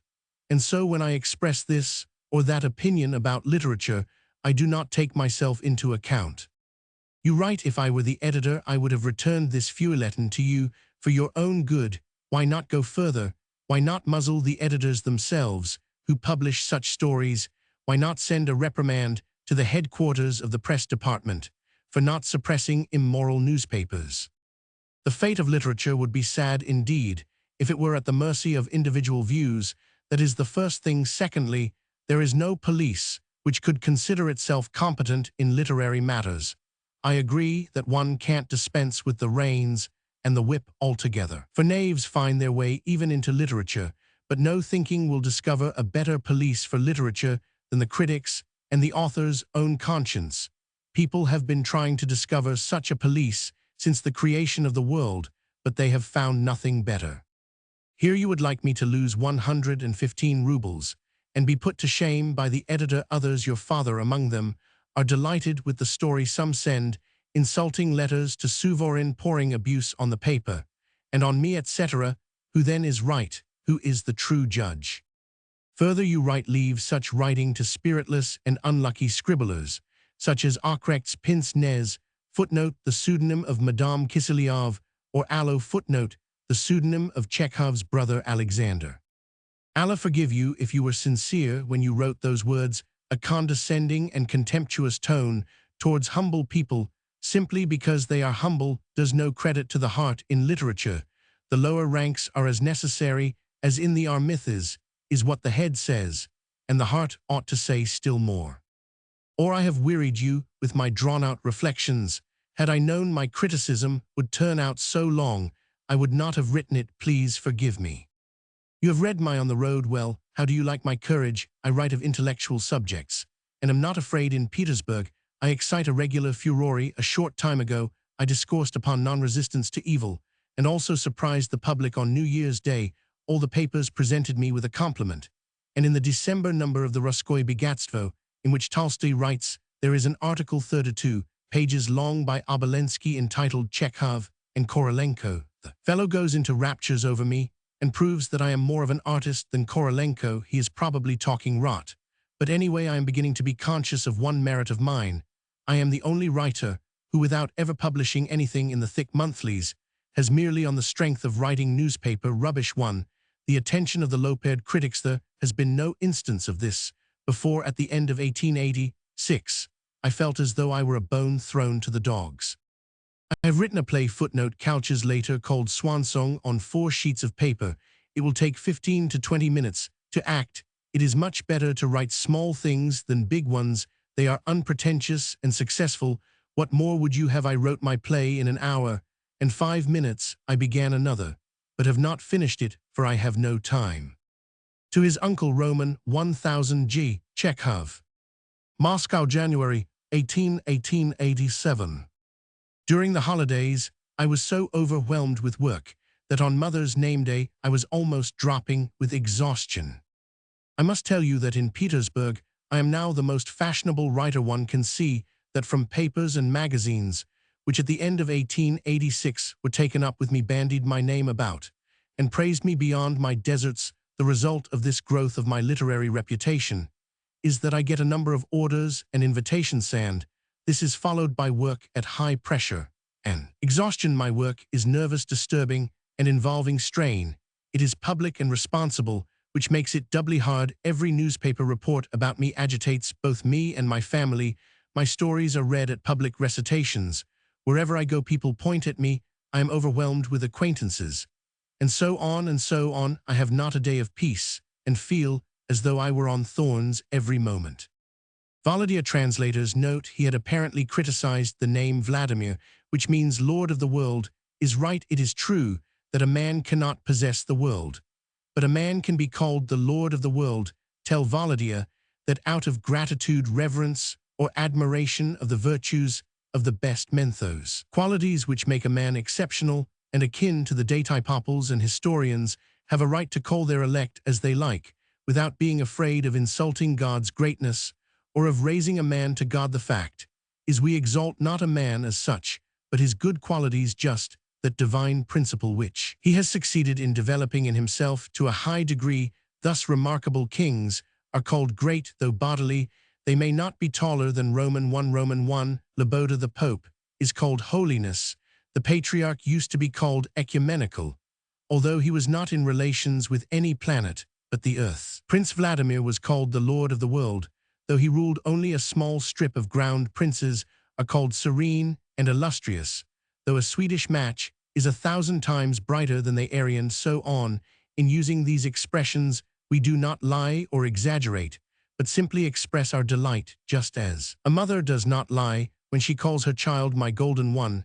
It is the feeling of beauty that speaks in us, and beauty cannot endure what is commonplace and trivial.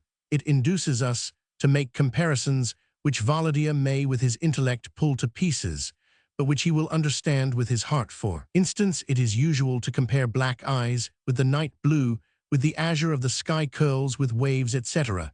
And even the Bible likes these comparisons. For instance, thy womb is more spacious than heaven, or the sun of righteousness arises the rock of faith, etc. The feeling of beauty in man knows no limits or bounds. This is why a Russian prince may be called the Lord of the World, and my friend Volodya may have the same name, for names are given to people not for their merits, but in honor and commemoration of remarkable men of the past. If your young scholar does not agree with me, I have one more argument which will be sure to appeal to him. In exalting people, even to God, we do not sin against love, but on the contrary, we express it. One must not humiliate people. That is the chief thing. Better say to man, my angel, than hurl fool at his head, though men are more like fools than they are like angels. To his sister. Taganrog, April 2, 1887. The journey from Moscow to Serpukhov was dull. My fellow travelers were practical persons of strong character, who did nothing but talk of the prices of flour. At 12 o'clock we were at Kursk.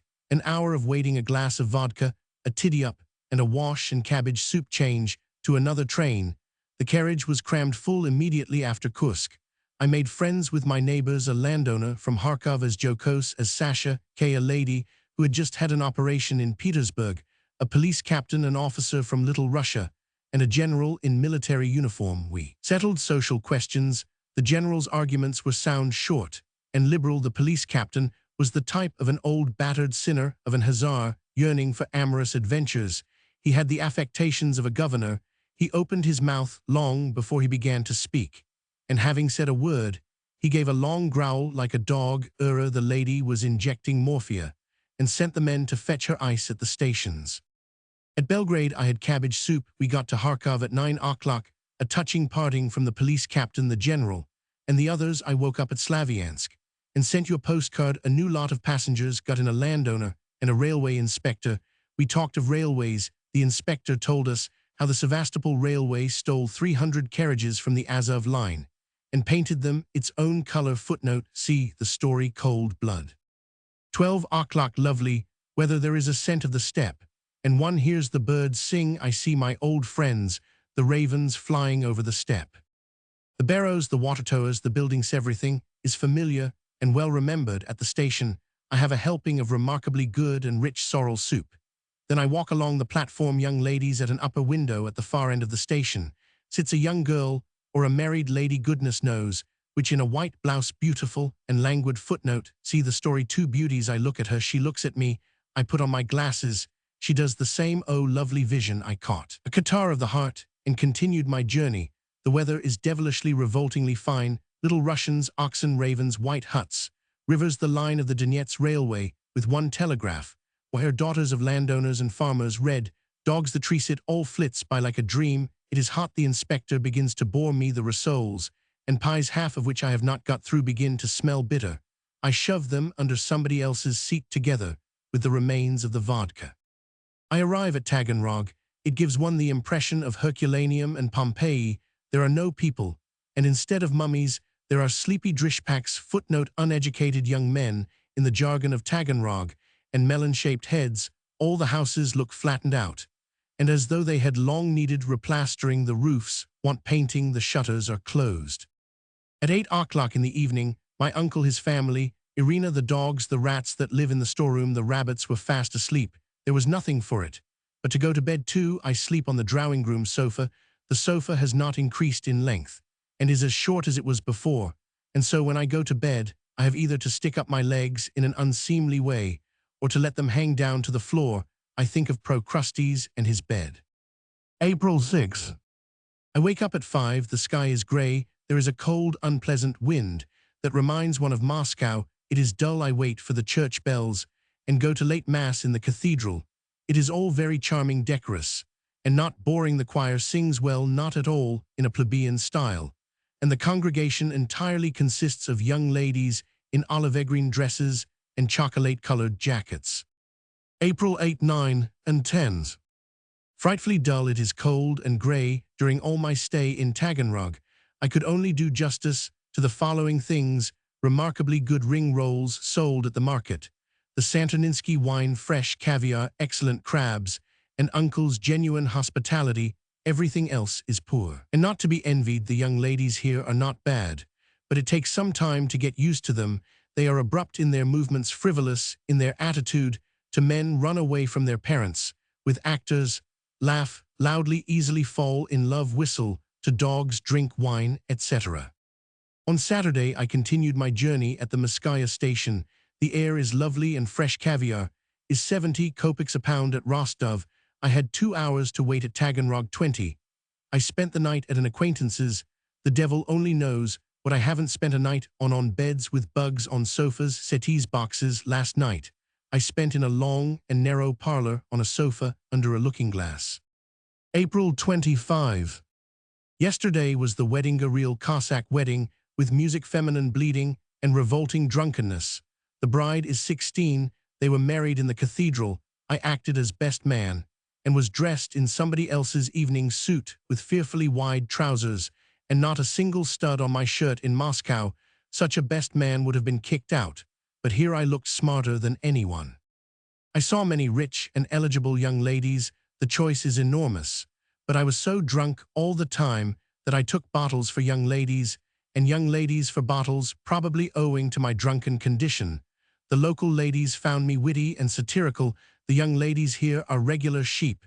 If one gets up from her place and walks out of the room, all the others follow her. One of them, the boldest and the most brainy, wishing to show that she is not a stranger to social polish and subtlety, kept slapping me on the hand and saying, "Oh, you wretch," though her face still retained its scared expression. I taught her to say to her partners, "How naive you are." The bride and bridegroom, probably because of the local custom of kissing every minute, kissed with such gusto that their lips made a loud smack, and it gave me a taste of sugary raisins in my mouth and a spasm in my left calf. The inflammation of the vein in my left leg got worse through their kisses. At Zviarivo, I shall have to wait from 9 in the evening till 5 in the morning. Last time I spent the night there in a second-class railway carriage on the siding. I went out of the carriage in the night, and outside I found veritable marvels: the moon, the limitless steppe, the barrows, the wilderness, deathly stillness, and the carriages and the railway lines sharply standing out from the dusk. It seemed as though the world were dead. It was a picture one would not forget for ages and ages. Ragozina Bolka. April 30, 1887. It is April 30, the evening is warm, there are storm clouds about, and so one cannot see a thing. The air is close, and there is a smell of grass. I am staying in the Ragozina Bolka at Kays. There is a small house with a thatched roof and barns made of flat stone. There are 3 rooms with earthen floors, crooked ceilings, and windows that lift up and down, instead of opening outwards.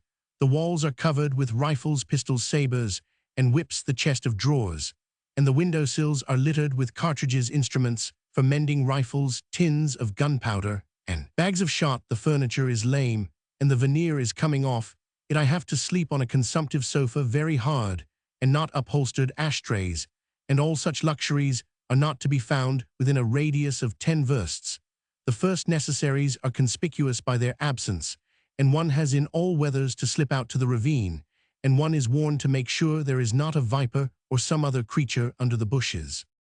The population consists of Old K, his wife, Pyotr, a Cossack officer with broad red stripes on his trousers, Alyosha Hako, that is Alexander, Zoika, Ninka, the shepherd Nikita, and the cook Akulina. There are immense numbers of dogs who are furiously spiteful and don't let anyone pass them by day or by night. I have to go about under escort, or there will be one rider less in Russia. The most cursed of the dogs is Mutter, an old cur on whose face dirty toe hangs. Instead of wool, he hates me and rushes at me with a roar every time I go out of the house. Now about food. In the morning, there is tea, eggs, ham, and bacon. Fat at midday, soup with roast goose with pickled sloes, or a turkey roast, chicken, milk, pudding, and sour milk. No vodka or pepper allowed at 5 o'clock. They make on a campfire in the wood. A porridge of millet and bacon. Fat in the evening. There is tea, ham, and all that has been left over from dinner. The entertainments are shooting bustards, making bonfires, going to Ivanovka, shooting at a mark, setting the dogs at one another, preparing gunpowder, paste for fireworks, talking politics, building turrets of stone, etc. The chief occupation is scientific farming, introduced by the youthful Cossack, who bought 5 rubles worth of works on agriculture. The most important part of this farming consists of wholesale slaughter, which does not cease for a single moment in the day. They kill sparrows, swallows, bumblebees, ants, magpies, crows, to prevent them eating bees, To prevent the bees from spoiling the blossom on the fruit trees, they killed bees. And to prevent the fruit trees from exhausting the ground, they cut down the fruit trees. One gets thus a regular circle, which, though somewhat original, is based on the latest data of science. We retire at 9 in the evening. Sleep is disturbed, for Belanashkas and Mutters howl in the yard, and Setter furiously barks in answer to them. From under my sofa, I am awakened by shooting. My hosts shoot with rifles from the windows at some animal which does damage to their crops. To leave the house at night, one has to call the Cossack, for otherwise the dogs would tear one to bits. The weather is fine, the grass is tall, and in blossom. I watch bees and men, among whom I feel myself something like a Mikluha Makle. Last night there was a beautiful thunderstorm. The coal mines are not far off. Tomorrow morning, early, I am going on a one-horse droshky to Ivanovka, 23 versts, to fetch my letters from the post. We eat turkeys' eggs. Turkeys lay eggs in the wood on last year's leaves. They kill hens, geese, pigs, etc. By shooting here, the shooting is incessant. Taganrog, May 11th. From Kays I went to the Holy Mountains. I came to Slaviansk on a dark evening. The cabmen refused to take me to the Holy Mountains at night, and advised me to spend the night at Slaviansk, which I did very willingly, for I felt broken and lame with pain. The town is something like Gogol's Mirgorod. There is a hairdresser and a watchmaker, so that one may hope that in another 1,000 years there will be a telephone. The walls and fences are pasted with the advertisements of a menagerie. On green and dusty streets walk pigs, cows, and other domestic creatures. The houses look cordial and friendly, rather like kindly grandmothers. The pavements are soft, the streets are wide. There is a smell of lilac and acacia in the air. From the distance come the singing of a nightingale, the croaking of frogs, barking, and sounds of a harmonium, of a woman screeching. I stopped in Kulikov's hotel, where I took a room for 75 kopecks, after sleeping on wooden sofas and washtubs. It was a voluptuous sight to see a bed with a mattress, a washstand. Fragrant breezes came in at the widdy open window, and green branches thrust themselves in. It was a glorious morning. It was a holiday, May 6th, and the bells were ringing in the cathedral. People were coming out from Mass. I saw police officers, justices of the peace, military superintendents, and other principalities and powers come out of the church. I bought 2 kopecks worth of sunflower seeds, and hired for 6 rubles a carriage on springs to take me to the Holy Mountains, and back in 2 days' time. I drove out of the town through little streets literally drowned in the green of cherry, apricot, and apple trees. The birds sang unceasingly. Little Russians whom I met took off their caps, taking me probably for Turgenev. My driver jumped every minute off the box to put the harness to rights, or to crack his whip at the boys who ran after the carriage. There were strings of pilgrims along the road on all sides. There were white hills, big and small. The horizon was bluish-white. The rye was tall. Oak copses were met with here, and there the only things lacking were crocodiles and rattlesnakes. I came to the Holy Mountains at 12 o'clock. It is a remarkably beautiful and unique place. The monastery stands on the bank of the river Donets, at the foot of a huge white rock, covered with gardens, oaks, and ancient pines crowded together, and overhanging one above another. It seems as if the trees had not enough room on the rock, and as if some force were driving them upwards. The pines literally hang in the air and look as though they might fall any minute. Cuckoos and nightingales sing night and day. The monks, very pleasant people, gave me a very unpleasant room with a pancake-like mattress. I spent 2 nights at the monastery and gathered a mass of impressions. While I was there, some 15,000 pilgrims assembled because of St. Nicholas' Day. 8/9 of them were old women. I did not know before that there were so many old women in the world. Had I known, I would have shot myself long ago. About the monks, my acquaintance with them, and how I gave medical advice to the monks and the old women, I will write to the Novoye Vremya and tell you. When we meet, the services are endless. At midnight they ring for matins at 5, for early mass at 9, for late mass at 3, for the song of praise at 5, for vespers at 6, for the special prayers. Before every service one hears in the corridors the weeping sound of a bell, and a monk runs along crying in the voice of a creditor, who implores his debtor to pay him at least 5 kopecks for a ruble. Lord Jesus Christ, have mercy upon us, please come to matins. It is awkward to stay in one's room, and so one gets up and goes out. I have chosen a spot on the bank of the Donets, where I sit during all the services. I have bought an icon for anti-translators. Note his mother's sister. The food is provided gratis by the monastery for all the 15,000 cabbage soup, with dried freshwater fish and porridge. Both are good, and so is the rye bread. The church bells are wonderful. The choir is not up to much. I took part in a religious procession on boats. To Roman 5 G. Korolenko. Moscow, October 17, 1887. I'm extremely glad to have met you. I say it sincerely, and with all my heart. In the first place, I deeply value and love your talent. It is dear to me for many reasons. In the second, it seems to me that if you and I live in this world another 10 or 20 years, we shall be bound to find points of contact. Of all the Russians now successfully writing, I am the lightest and most frivolous. I am looked upon doubtfully to speak the language of the poets. I have loved my pure muse, but I have not respected her. I have been unfaithful to her, and often took her to places that were not fit for her to go to. But you are serious, strong, and faithful. The difference between us is great, as you see, but nevertheless, when I read you, and now when I have met you, I think that we have something in common. I don't know if I am right, but I like to think it. To his brother, Alexander. Moscow, November 2018, 87. Well, the first performance, translators note Ivanov, is over. I will tell you all about it in detail. To begin with, Korsh promised me 10 rehearsals, but gave me only 4, of which only 2 could be called rehearsals, for the other 2 were tournaments, in which messieurs les artistes exercised themselves in altercation and abuse.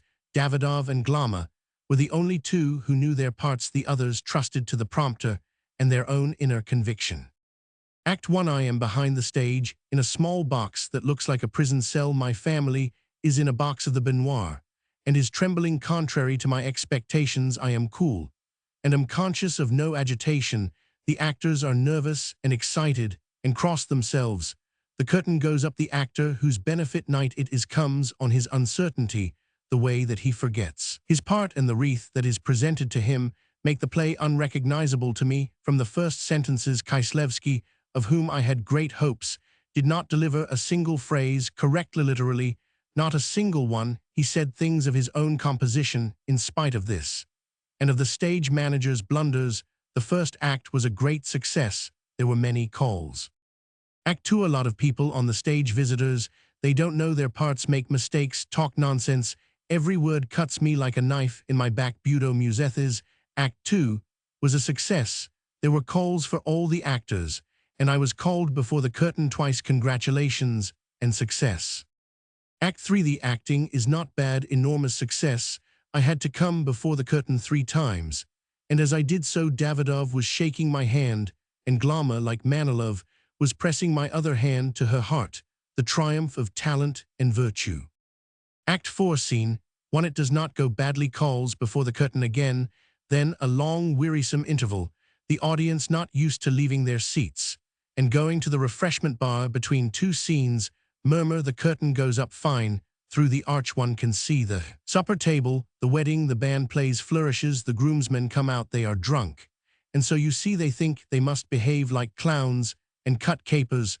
The horseplay and pothouse atmosphere reduce me to despair. Then Kieslewski comes out. It is a poetical, moving passage, but my Kieslewski does not know his part, is drunk as a cobbler, and a short poetical dialogue is transformed into something tedious and disgusting. The public is perplexed. At the end of the play, the hero dies because he cannot get over the insults he has received. The audience, grown cold and tired, does not understand this death. The actors insisted on it. I have another version. There are calls for the actors, and for me, during one of the calls, I hear sounds of open hissing, drowned by the clapping and stamping. On the whole, I feel tired and annoyed. It was sickening, though the play had considerable success.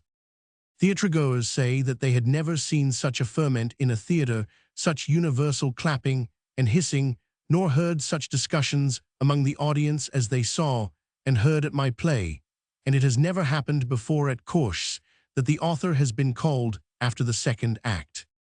November 24. It has all subsided at last, and I sit as before at my writing table and compose stories with untroubled spirit. You can't think what it was like. I have already told you that at the first performance there was such excitement in the audience and on the stage as the prompter, who has served at the theater for 32 years, had never seen. They made an uproar, shouted, clapped, and hissed at the refreshment bar. It almost came to fighting. And in the gallery, the students wanted to throw someone out, and 2 persons were removed by the police. The excitement was general. The actors were in a state of nervous tension. All that I wrote to you and Maslov about their acting and attitude to their work must not, of course, go any further. There is much one has to excuse and understand. It turned out that the actress who was doing the chief part in my play had a daughter lying dangerously ill. How could she feel like acting? Kuripin did well to praise the actors. The next day after the performance, there was a review by Pyotr Chekhov in the Moskovsky Listok. He calls my play impudently cynical and immoral rubbish. The Moskovskaya Vyadomosti praised it. If you read the play, you will not understand the excitement I have described to you. You will find nothing special in it. Nikolai Shatel and Levitan, all of them, painters, assure me that on the stage it is so original that it is quite strange to look at. In reading, one does not notice it. To Roman 500, Roman 5, Grigorovich. Moscow, 1887. I have just read Karelin's Dream, and I am very much interested to know how far the dream you describe really is a dream. I think your description of the workings of the brain and of the general feeling of a person who is asleep is physiologically correct and remarkably artistic.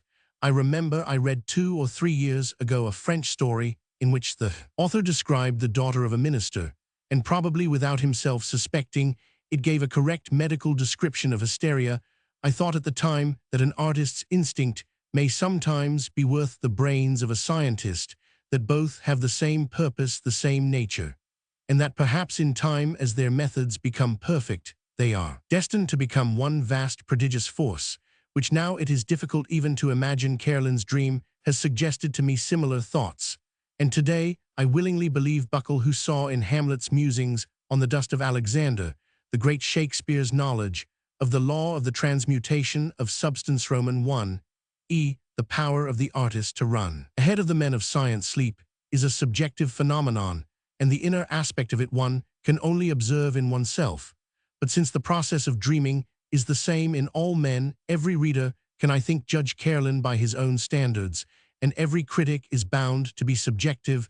From my own personal experience, this is how I can formulate my impression. In the first place, the sensation of cold is given by you with remarkable subtlety. When at night the quilt falls off, I begin to dream of huge slippery stones of cold autumnal water, naked bank sand, all this dim misty, without a patch of blue sky. Sad and dejected like one who has lost his way, I look at the stones and feel that for some reason I cannot avoid crossing a deep river. I see then small tugs that drag huge barges, floating beams. All this is infinitely gray, damp, and dismal. When I run from the river, I come across the fallen cemetery, Gates' funerals, my schoolteachers, and all the time I am cold through and through, with that oppressive nightmare-like cold, which is impossible in waking life, and which is only felt by those who are asleep. The first pages of Karelin's Dream vividly brought it to my memory, especially the first half of page 5, where you speak of the cold and loneliness of the grave. I think that had I been born in Petersburg and constantly lived there, I should always dream of the banks of the Neva, the Senate Square, the massive monuments. When I feel cold in my sleep, I dream of people. I happen to have read a criticism in which the reviewer blames you for introducing a man who is almost a minister, and thus spoiling the generally dignified tone of the story. I don't agree with him. What spoils the tone is not the people, but your characterization of them, which in some places interrupts the picture of the dream. One does dream of people, and always of unpleasant ones. I, for instance, when I feel cold, always dream of my teacher of scripture, a learned priest of imposing appearance, who insulted my mother. When I was a little boy, I dream of vindictive, implacable, intriguing people, smiling with spiteful glee, such as one can never see in waking life. The laughter at the carriage window is a characteristic symptom of Karelin's nightmare. When in dreams one feels the presence of some evil, will the inevitable ruin brought about by some outside force. One always hears something like such laughter. One dreams of people one loves too, but they generally appear to suffer together with the dreamer. But when my body gets accustomed to the cold, or one of my family covers me up, the sensation of cold, of loneliness, and of an oppressive evil will gradually disappears.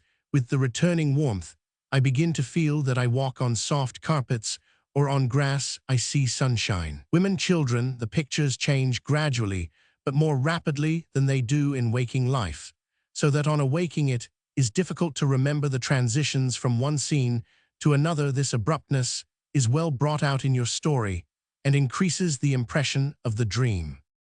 Another natural fact you have noticed is also extremely striking. Dreamers express their moods in outbursts of an acute kind with childish genuineness. Like Carolyn, everyone knows that people weep and cry out in their sleep much more often than they do in waking life. This is probably due to the lack of inhibition in sleep and of the impulses which make us conceal things. Forgive me, I so like your story that I am ready to write you a dozen sheets.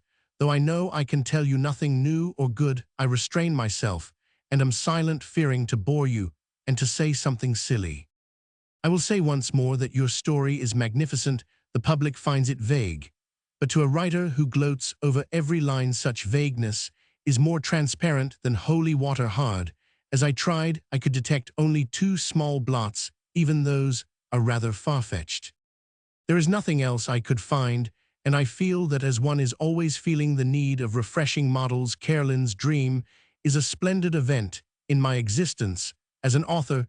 This is why I could not contain myself and ventured to put before you some of my thoughts and impressions. There is little good I can say about myself. I write not what I want to be writing, and I have not enough energy or solitude to write. As you advised me, there are many good subjects jostling in my head, and that is all. I am sustained by hopes of the future, and watch the present slip fruitlessly away. Forgive this long letter, and accept the sincere good wishes of your devoted Chekhov. To Roman 5 G. Korolenko. Moscow, January 9, 1888. Following your friendly advice, I began writing a story. Footnote: the steppe for the Sirvany Vyasnik. To begin with, I have attempted to describe the steppe, the people who live there, and what I have experienced in the steppe. It is a good subject, and I enjoy writing about it, but unfortunately, from lack of practice in writing long things, and from fear of making it too rambling, I fall into the opposite extreme. Each page turns out a compact whole, like a short story. The pictures accumulate, are crowded, and getting in each other's way spoil the impression as a whole. As a result, one gets not a picture in which all the details are merged into one whole like stars in the heavens, but a mere diagram, a dry record of impressions. A writer, you, for instance, will understand me, but the reader will be bored and curse. Your Sokolinets is, I think, the most remarkable novel that has appeared of late. It is written like a good musical composition, in accordance with all the rules which an artist instinctively divines altogether in the whole of your book. You are such a great artist, such a force, that even your worst failings, which would have been the ruin of any other writer, pass unnoticed. For instance, in the whole of your book, there is an obstinate exclusion of women, and I have only just noticed it. To a N. Plashchev. Moscow, February 5, 1888. I am longing to read Korolenko's story. He is my favorite of contemporary writers. His colors are rich and vivid. His style is irreproachable, though in places rather elaborate. His images are noble. Leontiev. Footnote: Roman 1, Roman 50. Sht. Chekhov is good too. He is not so mature and picturesque, but he is warmer than Korolenko, more peaceful and feminine. But Allah Karim, why do they both specialize? The first will not part with his convicts, and the second feeds his readers with nothing but officers. I understand specialization in art, such as genre, landscape, history, but I cannot admit of such specialties as convicts, officers, priests. This is not specialization, but partiality. In Petersburg, you do not care for Korolenko, and here in Moscow, we do not read Sht. Chekhov, but I fully believe in the future of both of them, or if only we had decent critics. February 9. You say you like Dymov translators. Note one of the characters in the steppe as a subject life. Create such characters as the daredevil Dymov, not to be dissenters nor tramps, but downright revolutionaries. There never will be a revolution in Russia, and Dymov will end by taking to drink or getting into prison. He is a superfluous man. March 6. It is devilishly cold, but the poor birds are already flying to Russia. They are driven by homesickness and love for their native land. If poets knew how many millions of birds fall victims to their longing and love for their homes, how many of them freeze on the way, what agonies they endure on getting home in March. And at the beginning of April, they would have sung their praises long ago. Put yourself in the place of a corncrake who does not fly, but walks all the way, or of a wild goose who gives himself up to man to escape being frozen. Life is hard in this world. To Roman 1, Roman Sht. Chekhov. Moscow, April 18, 1888. In any case, I am more often merry than sad, though, if one comes to think of it. I am bound hand and foot. You, my dear man, have a flat, but I have a whole house, which, though a poor specimen, is still a house, and one of 2 stories too. You have a wife who will forgive your having no money, and I have a whole organization which will collapse if I don't earn a sufficient number of rubles a month, collapse and fall on my shoulders like a heavy stone. May 3. I have just sent a story, footnote, the lights, to the Siervany Vyasnik. I feel a little ashamed of it. It is frightfully dull, and there is so much discussion and preaching in it that it is mawkish. I didn't like to send it, but had to, for I need money as I do air. I have had a letter from Lemon. He tells me that we, that is all of you Petersburg people, have agreed to print advertisements about each other's work on our books, invites me to join, and warns me that among the elect may be included only such persons as have a certain degree of solidarity with us. I wrote to say that I agreed, and asked him how does he know with whom I have solidarity, and with whom I have not. How fond of stuffiness you are in Petersburg. Don't you feel stifled with such words as solidarity, unity of young writers, common interests, and so on, solidarity, and all the rest of it, I admit, on the stock exchange, in politics, in religious affairs, etc. But solidarity among young writers is impossible and unnecessary. We cannot feel and think in the same way. Our aims are different, or we have no aims, whatever we know each other little or not at all.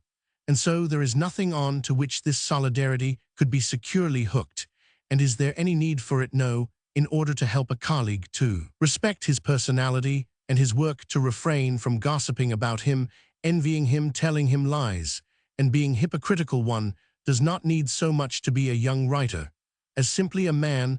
Let us be ordinary people, let us treat everybody alike, and then we shall not need any artificially worked up solidarity, insistent desire for particular professional clique. Solidarity, such as you want, will give rise to unconscious spying on one another, suspiciousness, control, and without wishing to do so we shall become something like Jesuits in relation to one another. I, dear Jean, have no solidarity with you, but I promise you, as a literary man, perfect freedom so long as you live.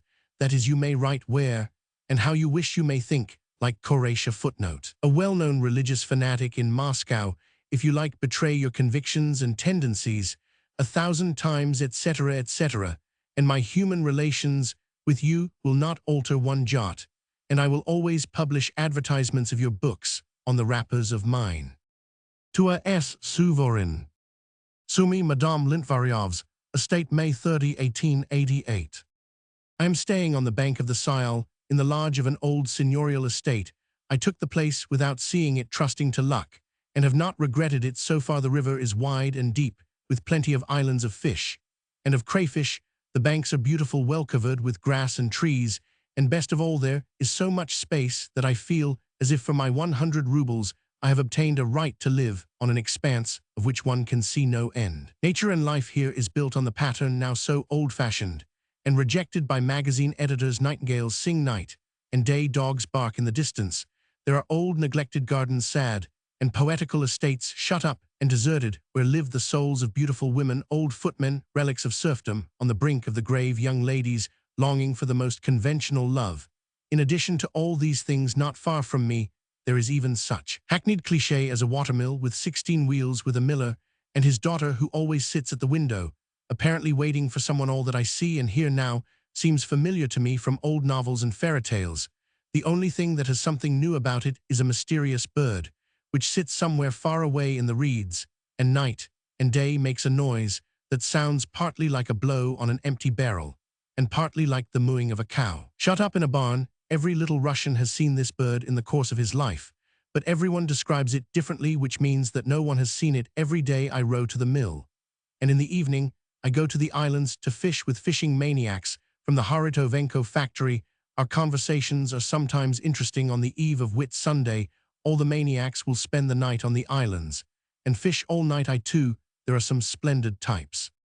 My hosts have turned out to be very nice and hospitable people. It is a family worth studying. It consists of 6 members: the old mother, a very kind, rather flabby woman who has had suffering enough in her life.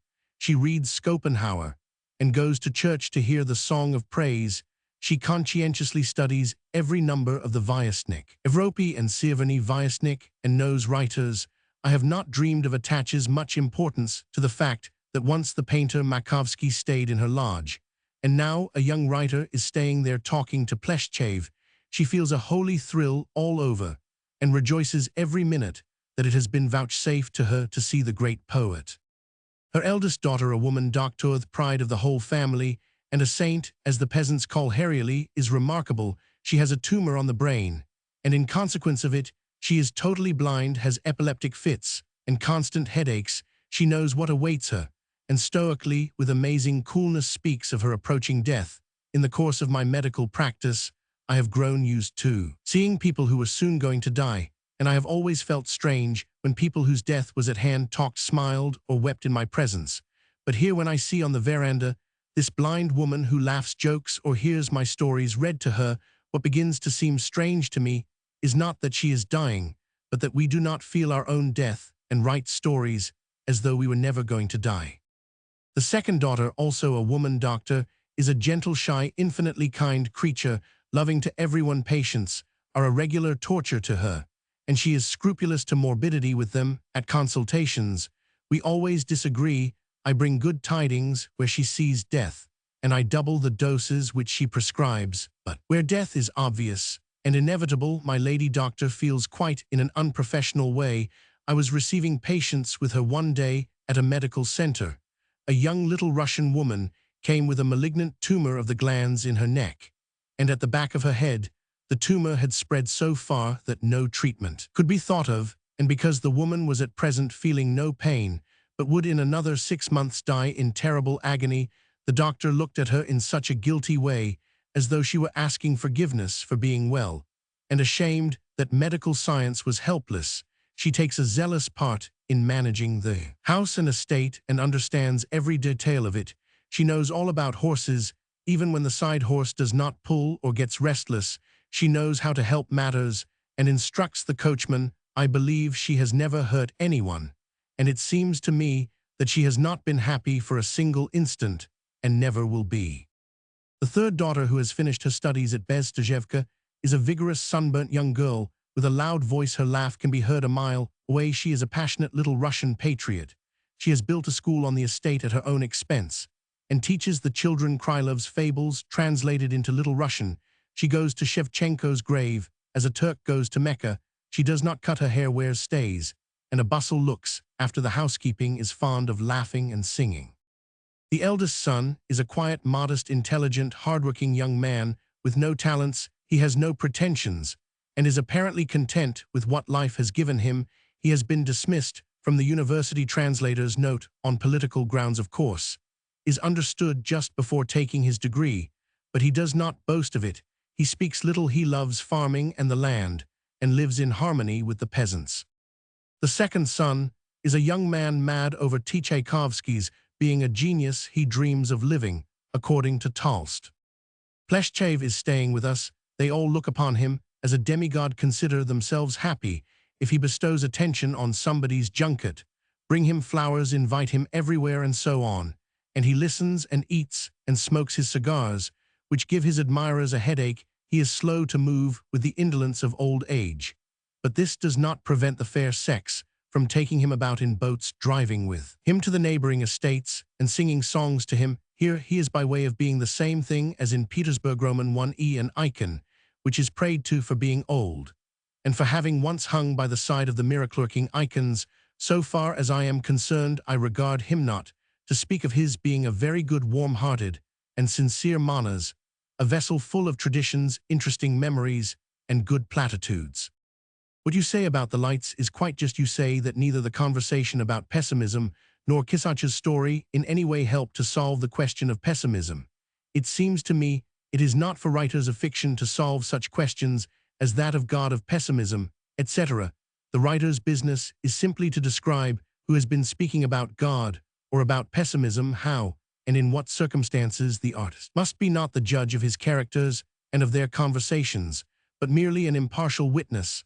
I have heard a desultory conversation of two Russians about pessimism, a conversation which settles nothing, and I must report that conversation as I heard it. It is for the jury, that is, for the readers to decide on the value of it. My business is merely to be talented Roman 1e, to know how to distinguish important statements from unimportant, how to throw light on the characters, and to speak their language. Sht Chekhov Leontiev blames me for finishing the story with the words, "There's no making out anything in this world." He thinks a writer who is a good psychologist ought to be able to make it out. That is what he is, a psychologist.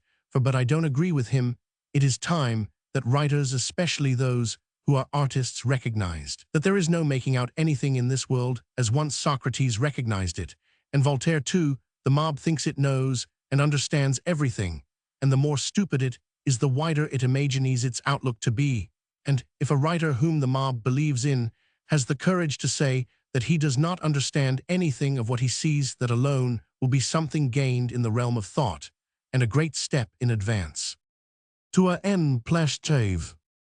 Sumy, June 28, 1888. We have been to the province of Poltava, we went to the Smagins, and to Sorochinsky. We drove with a four-in-hand in an ancestral, very comfortable carriage.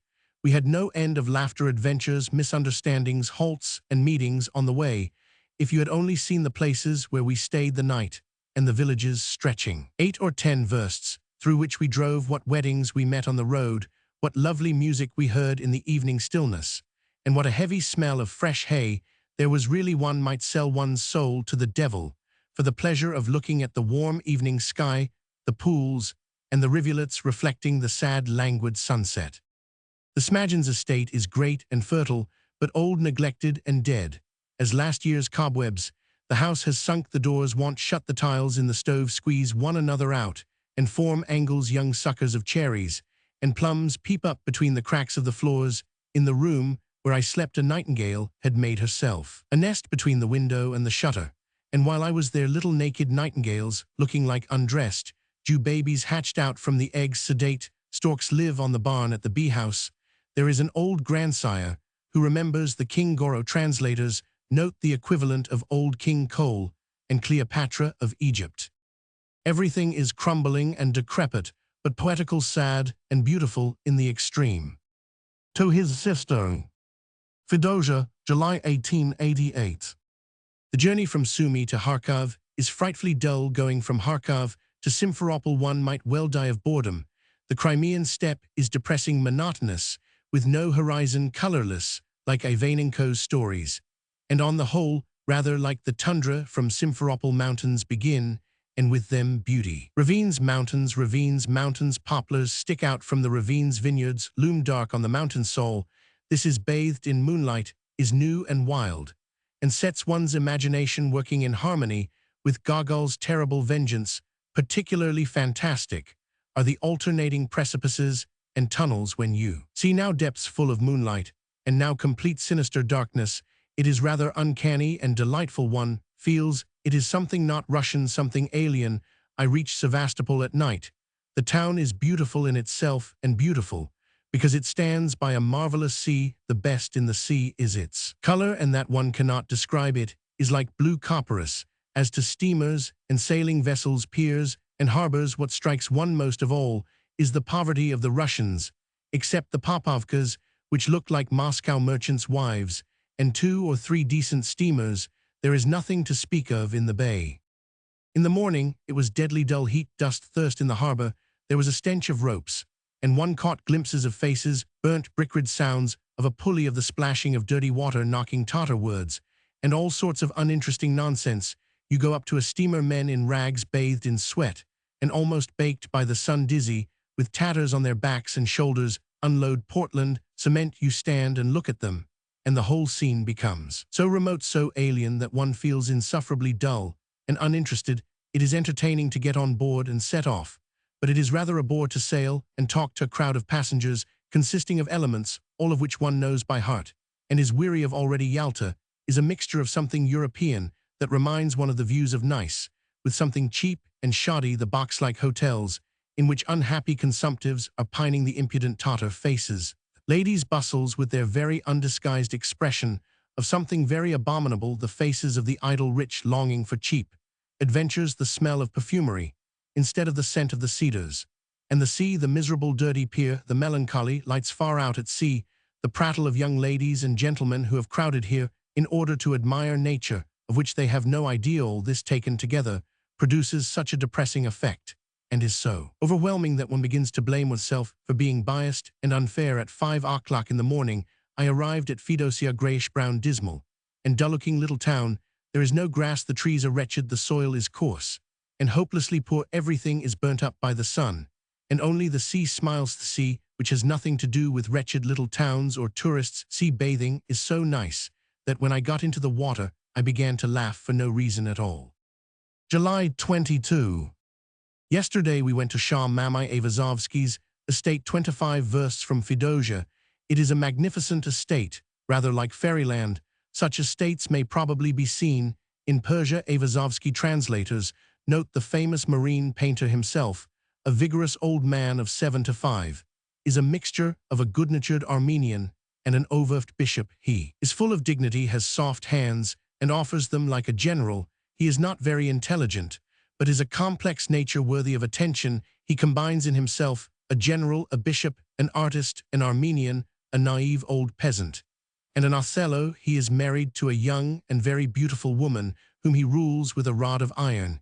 He is friendly with sultans, shahs, and emirs. He collaborated with Glinka in writing Ruslan and Lyudmila. He was a friend of Pushkin, but has never read him. He has not read a single book in his life. When it is suggested to him that he should read something, he answers, "Why should I read when I have opinions of my own?"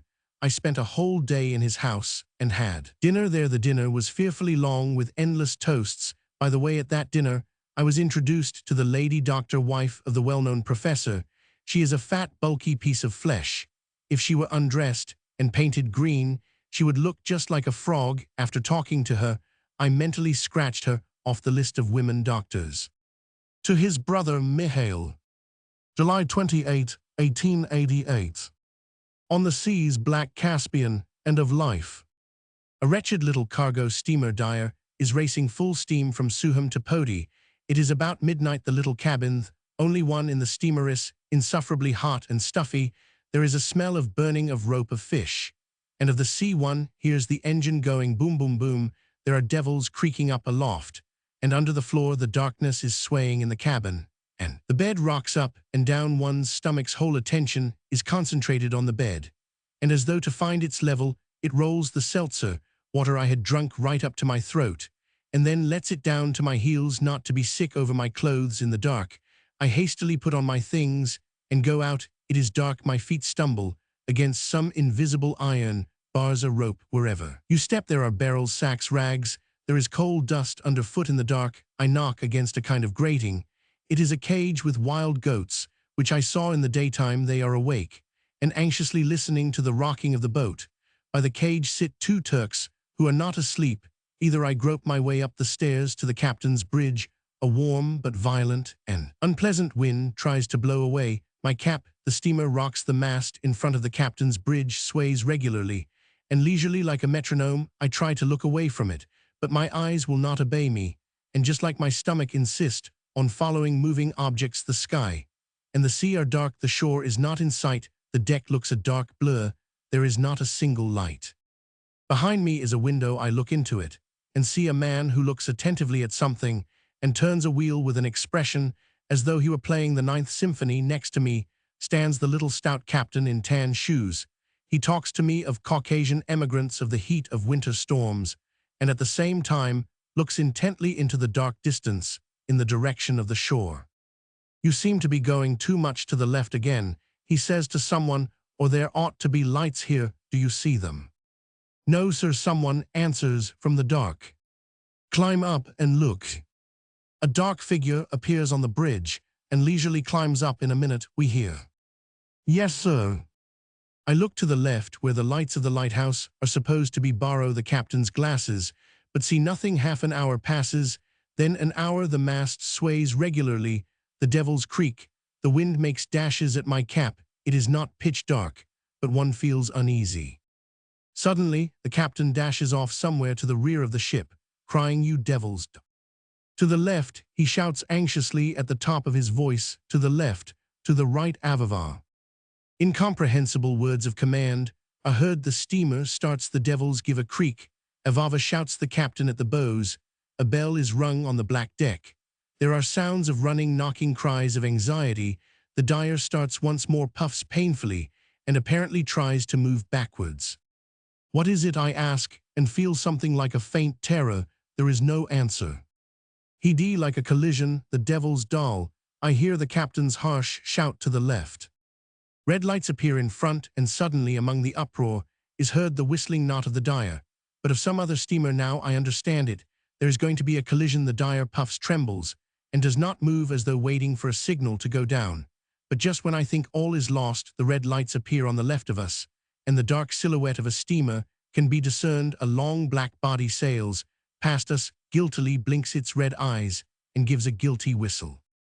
"Oof, what steamer is it?" I ask the captain. The captain looks at the silhouette through his glasses and replies, "It is the Tweedy." After a pause, we begin to talk of the Vesta, which collided with two steamers and went down under the influence of this conversation. The sea, the night, and the wind begin to seem hideous, created on purpose for man's undoing, and I feel sorry as I look at the fat little captain. Something whispers to me that this poor man too will sooner or later sink to the bottom and be choked with salt water. Footnote: Chekhov's presentiment about the captain was partly fulfilled. That very autumn the dyer was wrecked on the shores of Alupka. I go back to my cabin. It is stuffy, and there is a smell of cooking. My traveling companion Souverinfils is asleep already. I take off all my clothes and go to bed. The darkness sways to and fro. The bed seems to breathe. Boom, boom, boom, bathed in perspiration, breathless, and feeling an oppression all over with the rocking. I ask myself, what am I here for? I wake up. It is no longer dark, wet all over with a nasty taste in my mouth. I dress and go out. Everything is covered with dew. The wild goats look with human eyes through the grating of their cage and seem to be asking, why are we here? The captain stands still as before and looks intently into the distance. A mountainous shore stretches on the left. Elborus is seen from behind the mountains. A blurred sun rises in the sky. One can see the green valley of Rion and the bay of Poti by the side of it. To N. A Lakin. Sumy, August 12. I have been to the Crimea. I spent 12 days at Suvorin's in Fedosia, bathed, idled about. I have been to Avazovsky's estate from Fedosia. I went by steamer to Bottom. On the way I spent half a day at Suhuma, charming little town, buried in luxuriant un-Russian greenery, and one day at the monastery at New Athos. It is so lovely there at New Athos that there is no describing it. Waterfalls, eucalyptuses, teplants, cypresses, olivet trees, and above all sea and mountains, mountains, mountains. From Athos and Suhum, I went to Poti, the river Rion, renowned for its valley, and its sturgeons is close by. The vegetation is luxuriant. All the streets are planted with poplars. Bottom is a big commercial and military, foreign-looking, cave-chantant sort of town. You feel in it at every step that we have conquered the Turks. There is nothing special about it, except a great number of brothels, but the surrounding country is charming. Particularly fine is the road to Kars and the swift river Tikoraksu. The road from Bottom to Tiflis is poetical and original. You look all the time out of window and exclaim, there are mountains, tunnels, rocks, rivers, waterfalls, big and little. But the road from Tiflis to Baku is the abomination of desolation, a bald plain covered with sand and created for Persians, tarantulas, and phalangas to live in. There is not a single tree. There is no grass. Dreary as hell. Baku and the Caspian Sea are such rotten places that I would not agree to live there for a million. There are no roofs. There are no trees, either. Persian faces everywhere. 50 degrees Reaumur of heat, a smell of kerosene. The naphtha-soaked mud squelches under one's feet. The drinking water is salt. You have seen the Caucasus. I believe you have seen the Georgian military road too. If you have not been there yet, pawn your wives and children. And the Oskalki translators note Oskalki Roman 1 e chips, bits the paper of which Lakin was editor. And go, I have never in my life seen anything like it. It is not a road, but unbroken poetry, a wonderful, fantastic story, written by the demon in love with Tamara. Tua S. Suvorin. Sumi, August 29, 1888. When as a boy I used to stay at my grandfather's on Count Platov's estate, I had to sit from sunrise to sunset by the thrashing machine and write down the number of poods and pounds of corn that had been thrashed, the whistling, the hissing, and the bass note, like the sound of a whirling top, that the machine makes at full speed, the creaking of the wheels, the lazy tread of the oxen, the clouds of dust, the grimy perspiring faces of some 80 of men. All this has stamped itself upon my memory like the Lord's Prayer, and now too I have been spending hours at the thrashing, and felt intensely happy when the thrashing engine is at work. It looks as though alive, it has a cunning, playful expression, while the men and oxen look like machines. In the district of Mirgorod few have thrashing machines of their own, but everyone can hire one. The engine goes about the whole province, drawn by 6 oxen, and offers itself to all who can pay for it. Moscow, September 11. You advise me not to hunt after 2 hares and not to think of medical work. I do not know why one should not hunt 2 hares, even in the literal sense. I feel more confident and more satisfied with myself when I reflect that I have 2 professions, and not one. Medicine is my lawful wife and literature is my mistress. When I get tired of one, I spend the night with the other. Though it's disorderly, it's not so dull, and besides, neither of them loses anything from my infidelity. If I did not have my medical work, I doubt if I could have given my leisure and my spare thoughts to literature. There is no discipline in me. Moscow, October 27, 1888. In conversation with my literary colleagues, I always insist that it is not the artist's business to solve problems that require a specialist's knowledge. It is a bad thing if a writer tackles a subject he does not understand. We have specialists for dealing with special questions. It is their business to judge of the commune, of the future of capitalism, of the evils of drunkenness, of boots, of the diseases of women. An artist must only judge of what he understands. His field is just as limited as that of any other specialist. I repeat this and insist on it always, that in his sphere there are no questions, but only answers can only be maintained by those who have never written and have had no experience of thinking in images. An artist observes, selects, guesses, combines. This in itself presupposes a problem.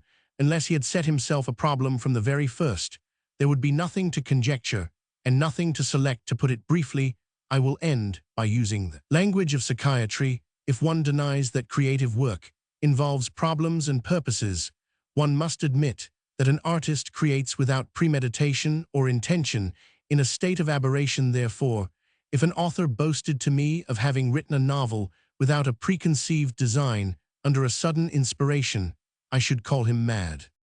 You are right in demanding that an artist should take an intelligent attitude to his work, but you confuse 2 things: solving a problem and stating a problem correctly. It is only the second that is obligatory for the artist. In Anna Karenina and Evgeny Onegin, not a single problem is solved, but they satisfy you completely because all the problems are correctly stated in them. It is the business of the judge to put the right questions, but the answers must be given by the jury according to their own lights. You say that the hero of my party is a character worth developing. Good Lord, I am not a senseless brute.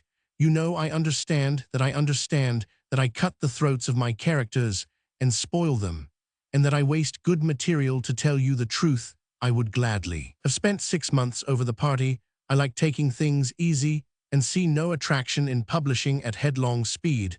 I would willingly, with pleasure, with feeling, in a leisurely way, describe the whole of my hero, describe the state of his mind while his wife was in labor, his trial, the horrid feeling he has after he is acquitted. I would describe the midwife and the doctors having tea in the middle of the night. I would describe the rain. It would give me nothing but pleasure, because I like to rummage about and dawdle. But what am I to do? I begin a story on September 10th, with the thought that I must finish it by October 5th, at the latest. If I don't, I shall fail the editor and be left without money. I let myself go at the beginning and write with an easy mind, but by the time I get to the middle, I begin to grow timid and to fear that my story will be too long. I have to remember that the Sirvany Vyasnik has not much money, and that I am one of their expensive contributors. This is why the beginning of my stories is always very promising and looks as though I were starting on a novel. The middle is huddled and timid, and the end is as in a short sketch like fireworks. And so in planning a story, one is bound to think first about its framework. From a crowd of leading or subordinate characters, one selects one person only, wife or husband. One puts him on the canvas and paints him alone, making him prominent, while the others one scatters over the canvas like small coin.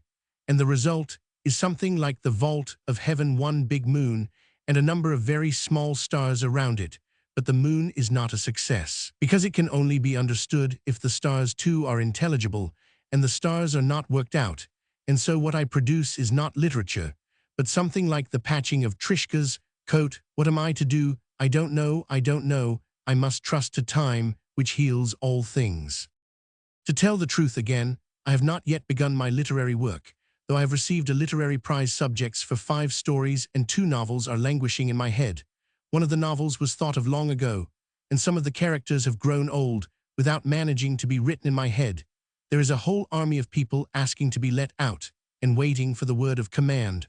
All that I have written so far is rubbish in comparison with what I should like to write and should write with rapture. It is all the same to me whether I write the party or the lights or a vaudeville or a letter to a friend. It is all dull, spiritless, mechanical. And I get annoyed with critics who attach any importance to the lights. For instance, I fancy that I deceive him with my work, just as I deceive many people with my face, which looks serious or over-cheerful. I don't like being successful. The subjects which sit in my head are annoyed and jealous of what has already been written. I am vexed that the rubbish has been done, and the good things lie about in the lumber room like old books. Of course, in thus lamenting, I rather exaggerate, and much of what I say is only my fancy, but there is a part of the truth in it, a good big part of it. What do I call good? The images which seem best to me, which I love and jealously guard lest I spend and spoil them for the sake of some party written against time. If my love is mistaken, I am wrong, but then it may not be mistaken. I am either a fool and a conceited fellow, or I really am an organism capable of being a good writer. All that I now write displeases and bores me, but what sits in my head interests, excites, and moves me, from which I conclude that everybody does the wrong thing, and I alone know the secret of doing the right one. Most likely all writers think that, but the devil himself would break his neck in these problems. Money will not help me to decide what I am to do and how I am to act. An extra 1,000 rubles will not settle matters, and 100,000 is a castle in the air. Besides, when I have money, it may be from lack of habit. I don't know, I become extremely careless and idle. The sea seems only knee-deep to me. Then I need time and solitude. November 1888. In the November number of the Sirvany Vyasnik, there is an article by the poet Merezhkovsky about your humble servant.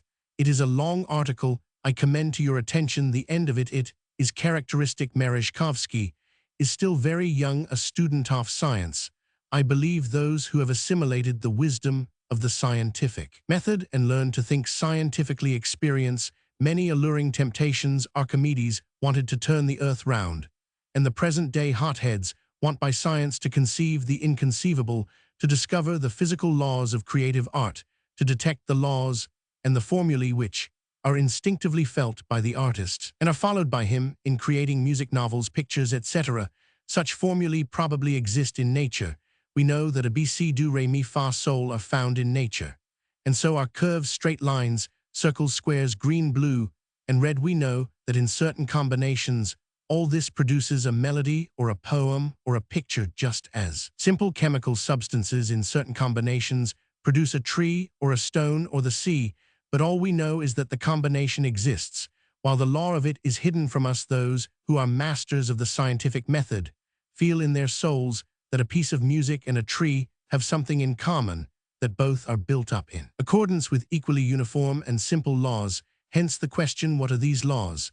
And hence the temptation to work out a physiology of creative art like Baburikin, or in the case of younger and more diffident writers, to base their arguments on nature. And on the laws of nature Merezhkovsky, there probably is such thing as the physiology of creative art, but we must nip in the bud our dreams of discovering it. If the critics take up a scientific attitude, no good will come of it.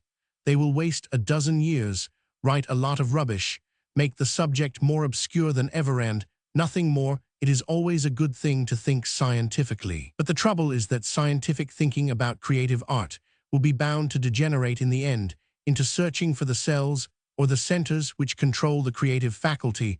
Some stolid German will discover these cells somewhere in the occipital lobes. Another German will agree with him, a third will disagree. And Russian will glance through the article about the cells and reel off an essay about it to the Severny Vyasnik. The Vyasnik Evropy will criticize the essay. And for 3 years, there will be in Russia an epidemic of nonsense, which will give money and popularity to blockheads and do nothing but irritate intelligent people. For those who are obsessed with the scientific method, and to whom God has given the rare talent of thinking scientifically, there is, to my mind, only one way out: the philosophy of creative art. One might collect together all the best works of art that have been produced throughout the ages, and with the help of the scientific method, discover the common element in them which makes them like one another and conditions their value. That common element will be the law. There is a great deal that works which are called immortal have in common. If this common element were excluded from each of them, a work would lose its charm and its value, so that this universal something is necessary, and is the conditio sine qua non of every work that claims to be immortal. It is of more use to young people to write critical articles than poetry. Merezhkovsky writes smoothly and youthfully, but at every page he loses heart, makes reservations and concessions, and this means that he is not clear upon the subject. He calls me a poet, he styles my stories novelli, and my heroes failures. That is, he follows the beaten track. It is time to give up these failures, superfluous people, etc., and to think of something original. Merezhkovsky calls my monk translators, note Easter Eve, who composes the songs of praise, a failure. But how is he a failure? God grant us all a life like his. He believed in God, and he had enough to eat, and he had the gift of composing poetry to divide men into the successful and the unsuccessful, is to look at human nature from a narrow preconceived point of view. Are you a success or not? Am I? Was Napoleon? Is your servant Vasily? What is the criterion? One must be a god to be able to tell successes from failures without making a mistake. Moscow, November 7, 1888. It is not the public that is to blame for our theaters being so wretched. The public is always and everywhere the same, intelligent and stupid, sympathetic and pitiless according to mood. It has always been a flock which needs good shepherds and dogs, and it has always gone in the direction in which the shepherds and the dogs drove it. You are indignant that it laughs at flat witticisms and applauds sounding phrases, but then the very same stupid public fills the house to hear Othello, and listening to the opera, Evgeny Onegin weeps when Tatiana writes her letter. The water carrier has stolen from somewhere a Siberian kitten with long white fur and black eyes and brought it to us. This kitten takes people for mice. When it sees anyone, it lies flat on its stomach, stalks one's feet, and rushes at them. This morning, as I was pacing up and down the room, it several times stalked me, and a Latigray pounced at my boots. I imagine the thought of being more terrible than anyone in the house affords it the greatest delight. November 11, 1888. I finished today the story footnote, a nervous breakdown for the Garshin Esbornik. It is such a load off my mind in this story. I have told my own opinion, which is of no interest to any of such rare men as Garshin. I have run to almost 2,000 lines. I speak at length about prostitution, but settle nothing. Why do they write nothing about prostitution in your paper? It is the most fearful evil you know. Our Sobolov Street is a regular slave market. November 15, 1888. My party has pleased the ladies. They sing my praises wherever I go. It really isn't bad to be a doctor and to understand what one is writing about. The ladies say the description of the confinement is true in the story. For the Garshin Esbornik, I have described spiritual agony. No date 1888. You say that writers are gods. Elect, I will not contradict you. Sht Chekhov calls me the Potyomkin of literature, and so it is not for me to speak of the thorny path of disappointments, and so on. I do not know whether I have ever suffered more than shoemakers, mathematicians, or railway guards, I do not know who speaks through my lips, God or someone worse. I will allow myself to mention only one little drawback which I have experienced, and you probably know from experience also. It is this: you and I are fond of ordinary people, but other people are fond of us because they think we are not ordinary. Me, for instance, invite everywhere and regale me with food and drink like a general at a wedding. My sister is indignant that people on all sides invite her simply because she is a writer's sister. No one wants to love the ordinary people in us. Hence, it follows that if in the eyes of our friends we should appear tomorrow as ordinary mortals, they will leave off loving us and will only pity us, and that is horrid. It is horrid, too, that they like the very things in us which we often dislike and despise in ourselves. It is horrid that I was right when I wrote the story The First-Class Passenger, in which an engineer and a professor talk about fame. I'm going away into the country. Hang them all. You have Fedosia, by the way, about Fedosia. And the Tatars have been robbed of their land, but no one thinks of their welfare. There ought to be Tatar schools, right? And suggest that the money which is being spent on the sausage Dorpat University, where useless Germans are studying, should be devoted to schools for Tatars who are of use to Russia. I would write about it myself, but I don't know how to. December 23, 1888. There are moments when I completely lose heart. For whom and for what do I write? For the public, but I don't see it and believe in it less than I do in spooks. It is uneducated, badly brought up, and its best elements are unfair and insincere to us. I cannot make out whether this public wants me or not. Buranin says that it does not, and that I waste my time on trifles. The Academy has given me a prize. The devil himself could not make head or tail of it. Write for the sake of money. But I never have any money, and not being used to having it, I am almost indifferent to it. For the sake of money, I work apathetically. Write for the sake of praise, but praise merely irritates me. Literary society students, Pleshchev, young ladies, etc., were enthusiastic in their praises of my nervous breakdown, but Grigorovitch is the only one who has noticed the description of the first snow, and so on and so on. If we had critics, I should know that I provide material, whether good or bad, does not matter. That to men who devote themselves to the study of life, I am as necessary as a star is to an astronomer, and then I would take trouble over my work and should know what I was working for. But as it is, I, Muravlin, and the rest are like lunatics who write books and plays to please themselves. To please oneself is, of course, an excellent thing. One feels the pleasure while one is writing, but afterwards. But I will shut up. In short, I am sorry for Tatiana Rapin. Translators note Suvorin's play not because she poisoned herself, but because she lived her life, died in agony, and was described absolutely to no purpose, without any good to anyone. A number of tribes, religions, languages, civilizations have vanished without a trace. Vanished because there were no historians or biologists. In the same way, a number of lives and works of art disappear before our very eyes owing to the complete absence of criticism. It may be objected that critics would have nothing to do because all modern works are poor and insignificant, but this is a narrow way of looking at things. Life must be studied not from the pluses alone, but from the minuses too. The conviction that the 80s have not produced a single writer may in itself provide material for 5 volumes. I settled down last night to write a story for the Novoye Vremya, but a woman appeared and dragged me to see the poet Pamin, who, when he was drunk, had fallen and cut his forehead to the bone.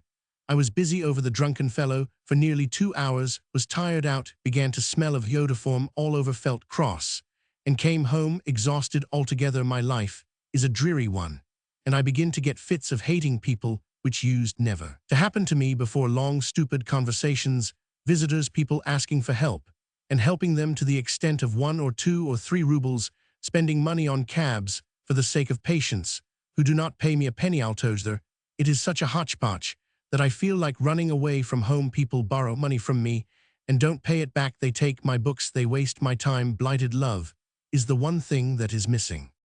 December 26, 1888.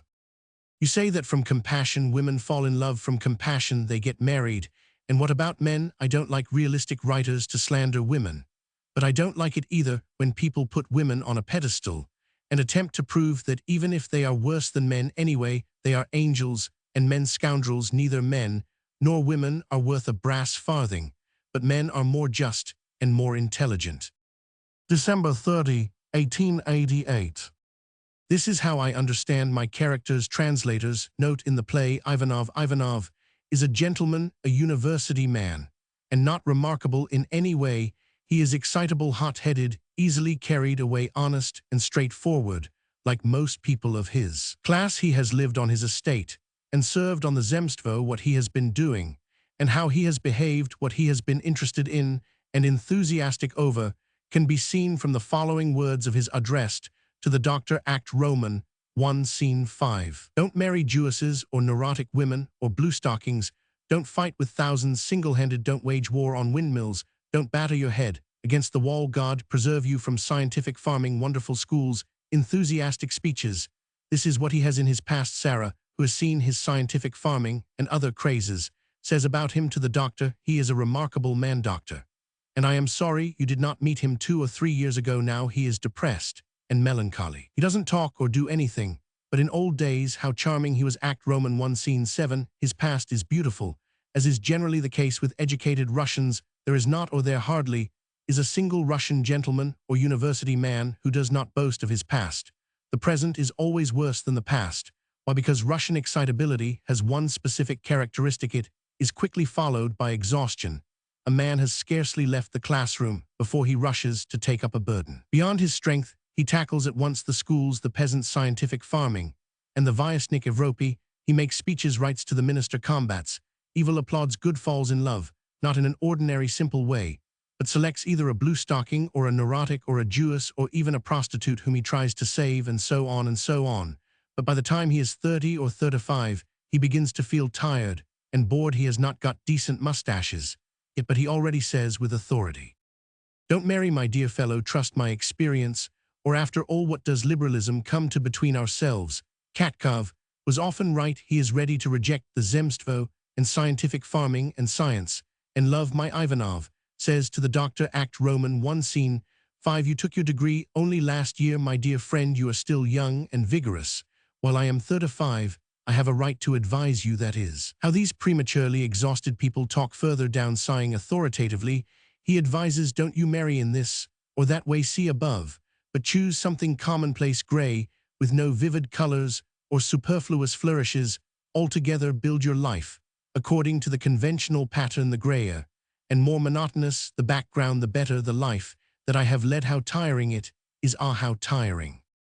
Conscious of physical exhaustion and boredom, he does not understand what is the matter with him and what has happened. Horrified, he says to the doctor, Act Roman 1, Scene 3. Here you tell me she is soon going to die, and I feel neither love nor pity, but a sort of emptiness and weariness. If one looks at me from outside, it must be horrible. I don't understand what is happening to my soul, finding themselves in such a position, narrow and unconscientious. People generally throw the whole blame on their environment or write themselves down as Hamlets and superfluous people, and are satisfied with that.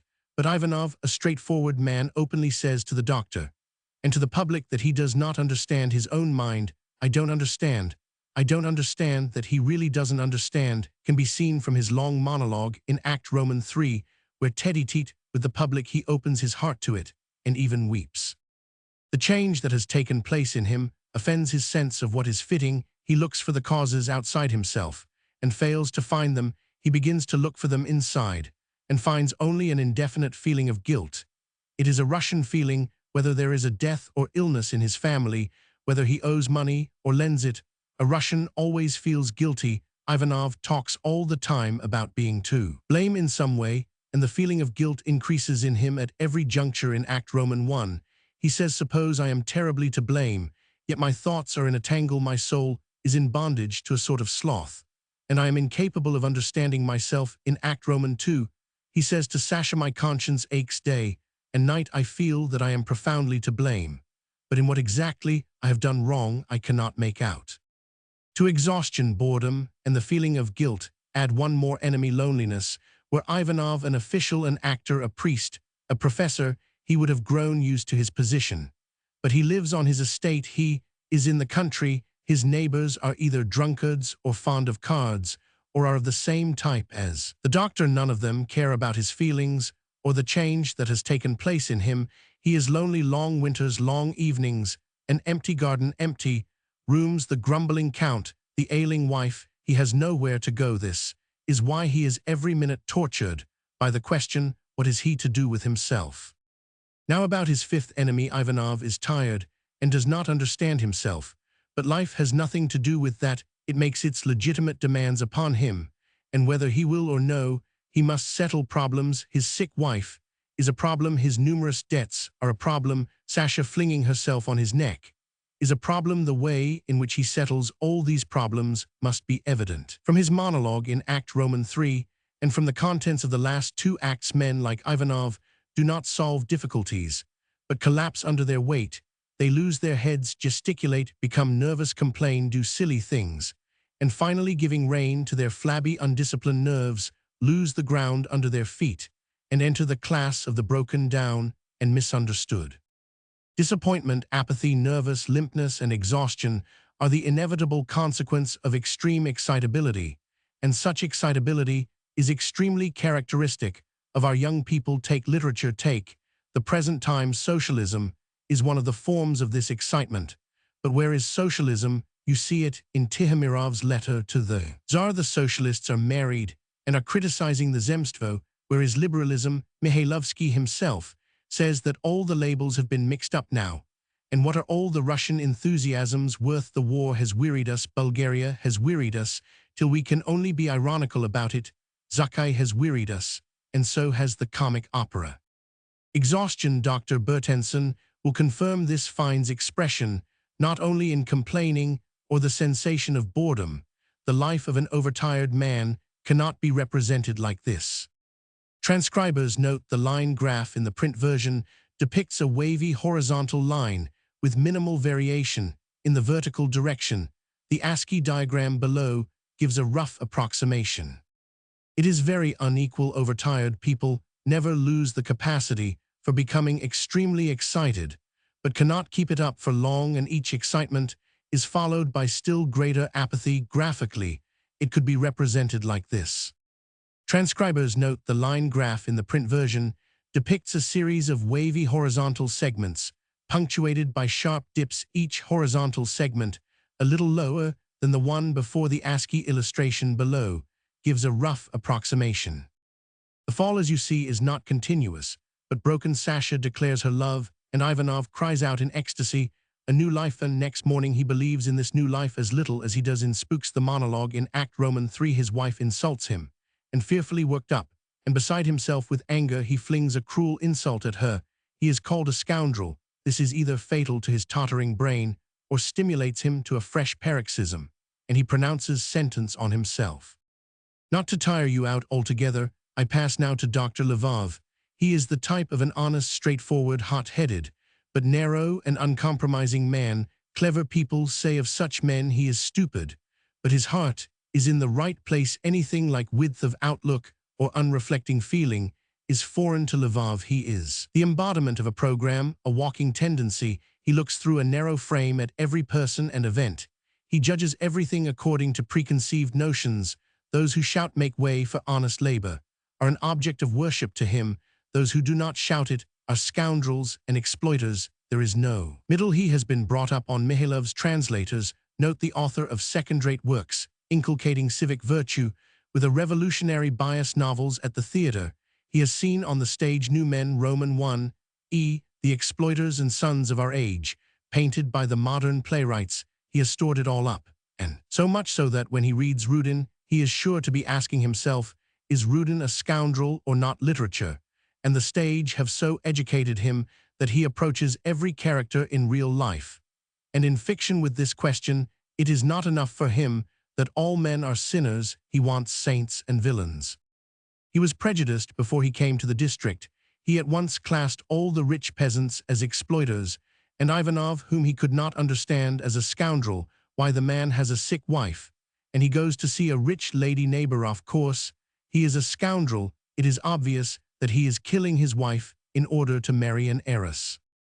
Lvov is honest and straightforward, and he blurts out the truth without sparing himself. If necessary, He will throw a bomb at a carriage, give a school inspector a blow in the face, or call a man a scoundrel. He will not stop at anything. He never feels remorse. It is his mission as an honest worker to fight the powers of darkness. Such people are useful and are for the most part attractive. To caricature them, even in the interests of the play, is unfair, and indeed unnecessary. True, a caricature is more striking, and therefore easier to understand, but it is better to put your color on too faint than too strong.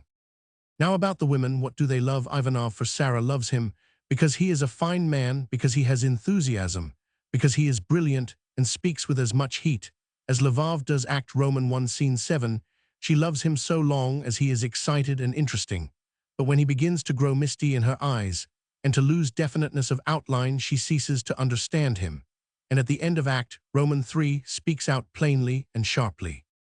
Sasha is a young woman of the newest type. She is well-educated, intelligent, honest, and so on. In the realm of the blind, a one-eyed man is king, and so she favors Ivanov. In spite of his being 35, he is better than anyone else. She knew him when she was a child, and saw his work close at hand at the period before he was exhausted. He is a friend of her father's. She is a female who is not won by the vivid plumage of the male, not by their courage and dexterity, but by their complaints, whinings, and failures. She is the sort of girl who loves a man when he is going downhill. The moment Ivanov loses heart, the young lady is on the spot. That's just what she was waiting for. Just think of it. She now has such a grateful task before her. She will raise up the fallen one, set him on his feet, make him happy. It is not Ivanov she loves, but this task. Argenton in Daudet's book says life is not a novel. Sasha does not know this. She does not know that for Ivanov love is only a fresh complication, an extra stab in the back, and what comes of it. She struggles with him for a whole year, and instead of being raised, he sinks lower and lower. In my description of Ivanov, there often occurs the word Russian. Don't be cross about it. When I was writing the play, I had in mind only the things that really matter. That is only the typical Russian characteristics, thus the extreme excitability, the feeling of guilt, the liability to become exhausted, are purely Russian. Germans are never excited, and that is why Germany knows nothing of disappointed, superfluous, or overtired people. The excitability of the French is always maintained at one and the same level, and makes no sudden bounds or falls, and so a Frenchman is normally excited down to a decrepit old age. In other words, the French do not have to waste their strength in overexcitement. They spend their powers sensibly and do not go bankrupt. Ivanov and Lvov appear to my imagination to be living people. I tell you honestly, in all conscience, these men were born in my head, not by accident, not out of sea foam or preconceived intellectual ideas. They are the result of observing and studying life. They stand in my brain, and I feel that I have not falsified the truth nor exaggerated it a jot. If on paper they have not come out clear and living, the fault is not in them, but in me for not being able to express my thoughts. It shows it is too early for me to begin writing plays. January 7, 1889. I have been cherishing the bold dream of summing up all that has hitherto been written about whining, miserable people, and with my Ivanov saying the last word, it seemed to me that all Russian novelists and playwrights were drawn to depict despondent men, but that they all wrote instinctively, having no definite image or views on the subject. As far as my design goes, I was on the right track, but the execution is good. For nothing I ought to have waited. I am glad I did not listen to Grigorovich 2 or 3 years ago and write a novel. I can just imagine what a lot of good material I should have spoiled. He says talent and freshness overcome everything. It is more true to say that talent and freshness can spoil a great deal. In addition to plenty of material and talent, one wants something else, which is no less important. One wants to be mature. That is one thing, and for another, the feeling of personal freedom is essential, and that feeling has only recently begun to develop in me. I used not to have it before. Its place was successfully filled by my frivolity, carelessness, and lack of respect for my work. What writers belonging to the upper class have received from nature, for nothing plebeians acquire at the cost of their youth. Write a story of how a young man, the son of a serf, who has served in a shop, sung in a choir, been at a high school and a university, who has been brought up to respect everyone of higher rank and position, to kiss priests' hands, to reverence other people's ideas, to be thankful for every morsel of bread, who has been many times whipped, who has trudged from one pupil to another without galoshes, who has been used to fighting and tormenting animals, who has liked dining with his rich relations, and been hypocritical before God and men, from the mere consciousness of his own insignificance. Right, how this young man squeezes the slave out of himself drop by drop, and how, waking one beautiful morning, he feels that he has no longer a slave's blood in his veins, but a real man's. March 5, 1889.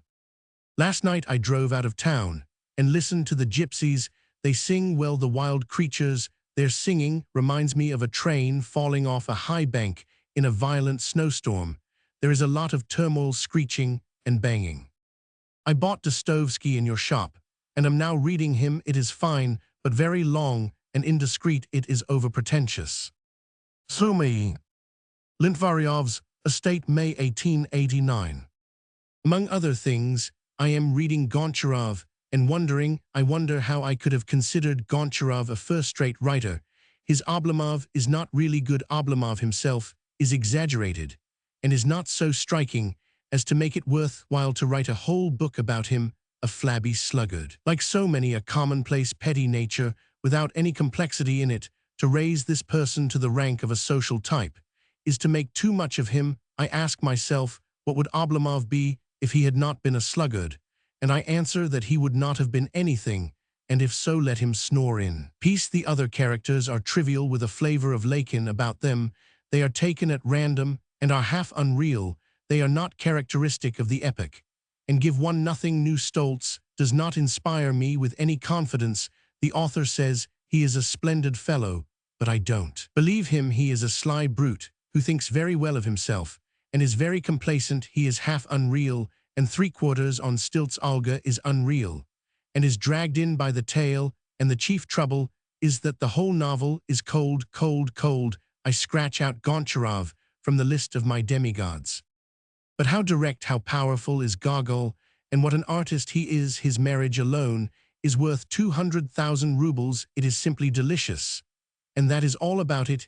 He is the greatest of Russian writers. In the Inspector General, the first act is the best. In the Marriage, the third act is the worst. I am going to read it aloud to my people. May 4, 1889. Nature is an excellent sedative. It pacifies, that is, it makes one indifferent. And it is essential in this world to be indifferent. Only those who are indifferent are able to see things clearly, to be just, and to work. Of course, I am only speaking of intelligent people of fine natures. The empty and selfish are indifferent enough anyway. You say that I have grown lazy. That does not mean that I am now lazier than I used to be. I work now as much as I did 3 or 5 years ago. To work and to look as though I were working from 9 in the morning till dinner, and from evening tea till bedtime, has become a habit with me, and in that respect I am just like a government clerk. And if my work does not produce 2 novels a month or an income of 10,000, it is not my laziness that is at fault, but my fundamental psychological peculiarities. I do not care enough for money to succeed in medicine, and for literature I have not enough passion, and therefore not enough talent. The fire burns in me slowly and evenly, without suddenly spluttering and flaring up. And this is why it does not happen to me to write 3 or 4 signatures a night, or to be so carried away by work as to prevent myself from going to bed if I am sleepy. This is why I commit no particular follies, nor do anything particularly wise. I am afraid that in this respect I resemble Goncharov, whom I don't like, who is 10 heads taller than I am in talent. I have not enough passion. Add to that this sort of lunacy. For the last 2 years I have, for no reason at all, ceased to care about seeing my work in print, have become indifferent to reviews, to literary conversations, to gossip, to success and failure, to good pay. In short, I have gone downright silly. There is a sort of stagnation in my soul. I explain it by the stagnation in my personal life. I am not disappointed, I am not tired, I am not depressed, but simply everything has suddenly become less interesting. I must do something to rouse myself. May 7. I have read Birgit's Disciple in the Russian translation. This is how it strikes me. Birgit is a gifted, very intelligent and cultured man. He is as thoroughly acquainted with the method of the natural sciences, and as imbued with it, as though he had taken a good degree in science or medicine. He is not a stranger in the domain he proposes to deal with, a merit absent in Russian writers, both new and old. The novel is interesting. I have read it, and understand why you are so absorbed by it. It is clever, interesting, in places witty, somewhat fantastic, as, to its defects the chief of them, is his pretentious crusade against materialism. Forgive me, but I can't understand such crusades. They never lead to anything, and only bring needless confusion into people's thoughts. Whom is the crusade against, and what is its object? Where is the enemy, and what is there dangerous about him in the first place? The materialistic movement is not a school or tendency in the narrow journalistic sense. It is not something passing or accidental. It is necessary, inevitable, and beyond the power of man. All that lives on earth is bound to be materialistic, in animals, in savages, in Moscow merchants. All that is higher and non-animal is conditioned by an unconscious instinct, while all the rest is material, and they, of course, cannot help it. Beings of a higher order, thinking men, are also bound to be materialists. They seek for truth in matter, for there is nowhere else to seek for it. Since they see, hear, and sense matter alone of necessity, they can only seek for truth where their microscopes, lancets, and knives are of use to them. To forbid a man to follow the materialistic line of thought is equivalent to forbidding him to seek truth outside matter. There is neither knowledge nor experience, and consequently there is no truth. I think that when dissecting a corpse, the most inveterate spiritualist will be bound to ask himself, where is the soul here? And if one knows how great is the likeness between bodily and mental diseases, and that both are treated by the same remedies, one cannot help refusing to separate the soul from the body. To speak of the danger and harm of materialism, and even more to fight against it, is to say the least premature. We have not enough data to draw up an indictment.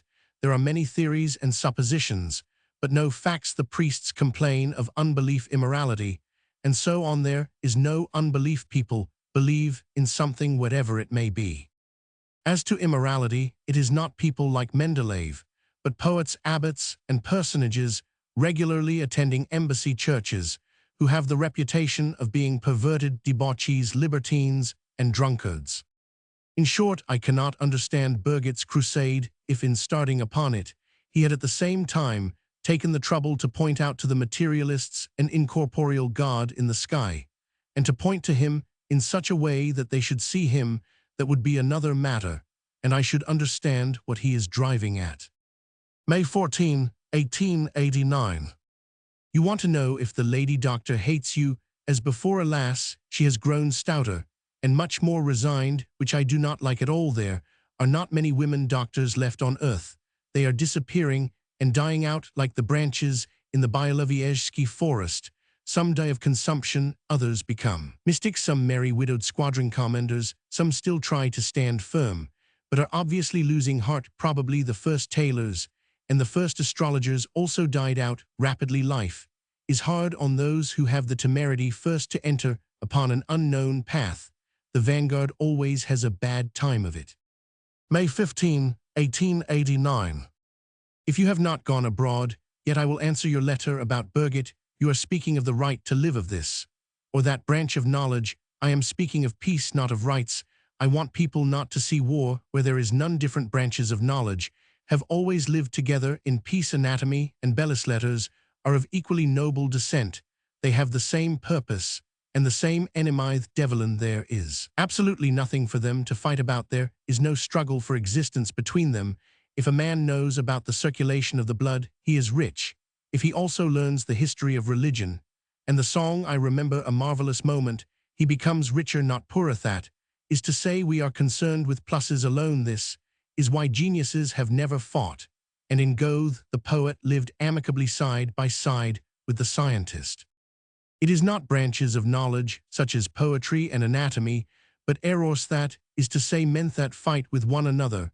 When a man fails to understand something, he is conscious of a discord, and seeks for the cause of it not in himself, as he should, but outside himself. Hence the war with what he does not understand. In the Middle Ages, alchemy was gradually, in a natural, peaceful way, changing into chemistry and astrology into astronomy. The monks did not understand, saw a conflict, and fought against it, just such a belligerent Spanish monk, was our Pissev in the 60s.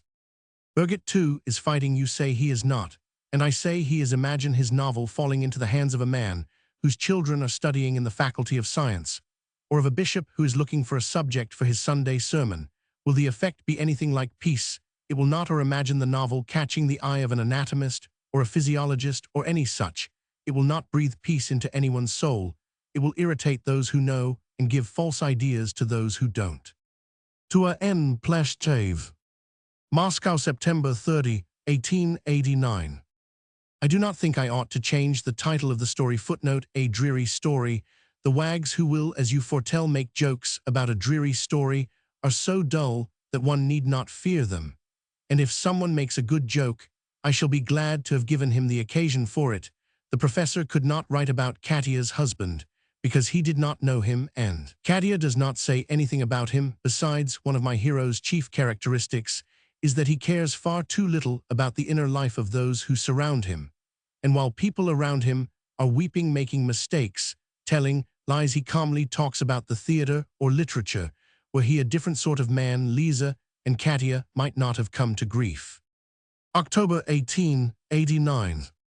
I am afraid of those who look for a tendency between the lines and who are determined to regard me either as a liberal or as a conservative. I am not a liberal, not a conservative, not a believer in gradual progress, not a monk, not an indifferentist. I should like to be a free artist and nothing more, and I regret that God has not given me the power to be one. I hate lying and violence in all their forms, and am equally repelled by the secretaries of consistories, and by Notovich and Gradovsky. Pharisaism, stupidity, and despotism reign not in merchants' houses and prisons alone. I see them in science, in literature, in the younger generation. That is why I have no preference either for gendarmes, or for butchers, or for scientists, or for writers, or for the younger generation. I regard trademarks and labels as a superstition. My holy of holies is the human body, health, intelligence, talent, inspiration, love, and the most absolute freedom from violence and lying, whatever forms they may take. This is the program I would follow if I were a great artist. Moscow, February 15, 1890. I answer you, dear Alexei Nikolaevich, at once on receiving your letter. It was your name day, and I forgot it. Forgive me, dear friend, and accept my belated congratulations. Did you really not like the Kreutzer Sonata? I don't say it is a work of genius, for all time of that I am no judge. But to my thinking, among the mass of all that is written now here and abroad, one scarcely could find anything else as powerful, both in the gravity of its conception and the beauty of its execution, to say nothing of its artistic merits, which in places are striking. One must be grateful to the novel, if only because it is keenly stimulating to thought. As one reads it, one can scarcely refrain from crying out, "That's true," or "That's absurd." It is true.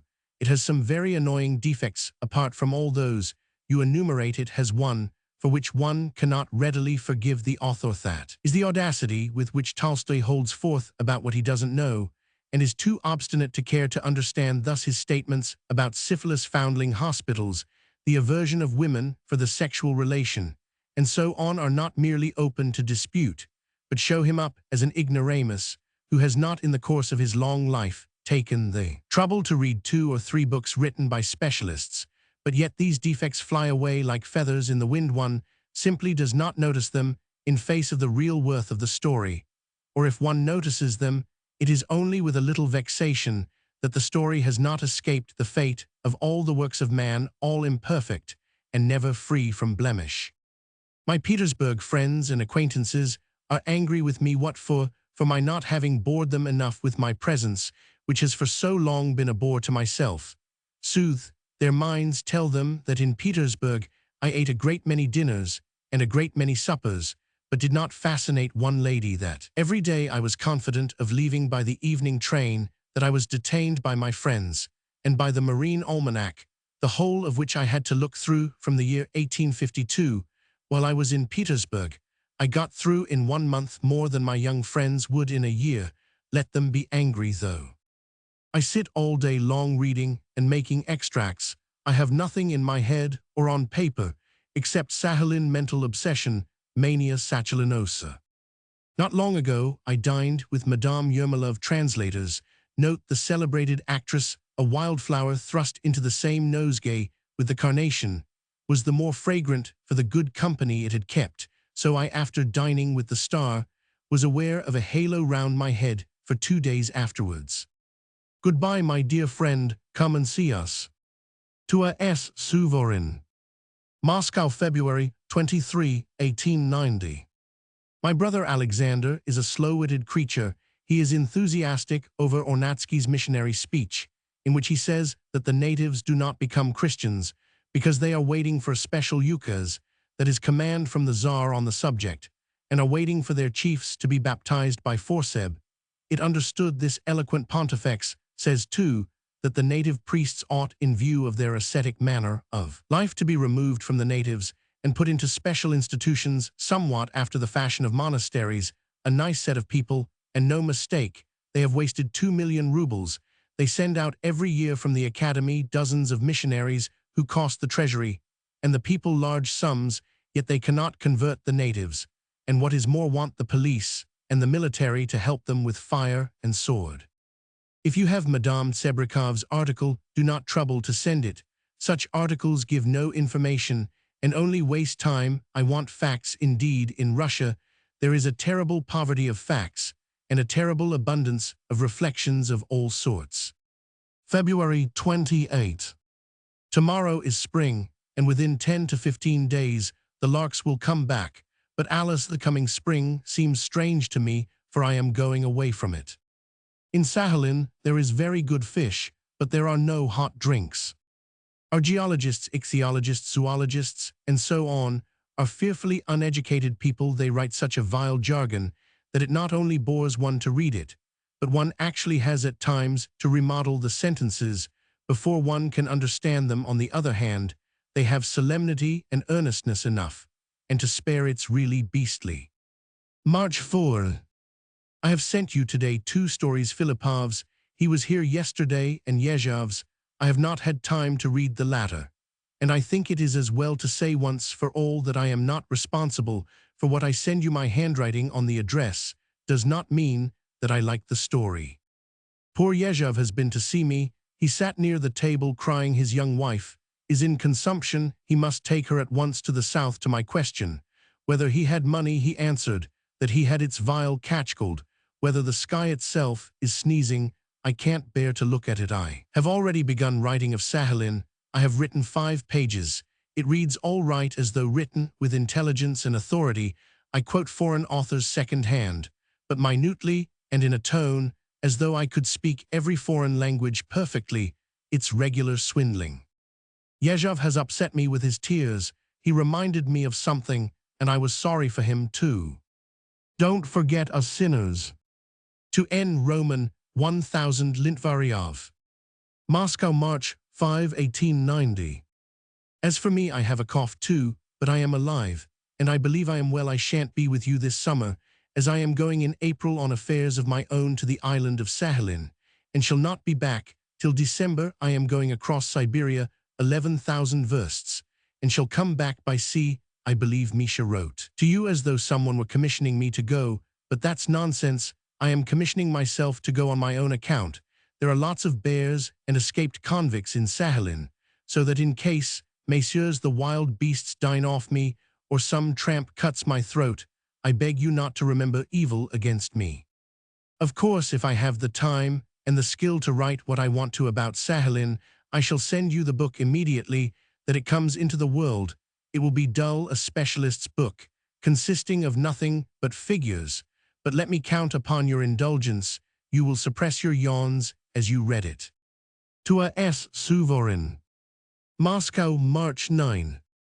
About Sahalin, we are both mistaken, but you probably more than Roman 1. I am going in the full conviction that my visit will furnish no contribution of value, either to literature or science. I have neither the knowledge, nor the time, nor the ambition for that. I have neither the plans of a Humboldt nor of a Kennan. I want to write some 100 to 200 pages, and so do something, however little, for medical science, which, as you are aware, I have neglected shockingly. Possibly I shall not succeed in writing anything, but still, the expedition does not lose its charm for me. Reading, looking about me, and listening, I shall learn a great deal and gain experience. I have not yet traveled, but thanks to the books which I have been compelled to read, I have learned a great deal, which anyone ought to be flogged for not knowing, and which I was so ignorant as not to have known before. Moreover, I imagine the journey will be 6 months of incessant hard work, physical and mental, and that is essential for me, for I am a little Russian and have already begun to be lazy. I must take myself in hand. My expedition may be nonsense, obstinacy, a craze, but think a moment and tell me what I am losing if I go. Time, money. Shall I suffer hardships? My time is worth nothing. Money I never have anyway. As for hardships, I shall travel with horses 25 to 30 days, not more. All the rest of the time I shall be sitting on the deck of a steamer or in a room, and shall be continually bombarding you with letters.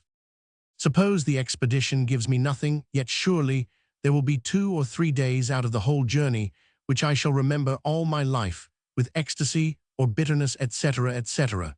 So that's how it is, sir. All that is unconvincing, but you know you write just as unconvincingly. For instance, you say that Sakhalin is of no use and no interest to anyone. Can that be true? Sakhalin can be useless and uninteresting only to a society which does not exile thousands of people to it, and does not spend millions of rubles on it, except Australia in the past, and Cayenne. Sakhalin is the only place where one can study colonization by convicts. All Europe is interested in it, and is it no use to us?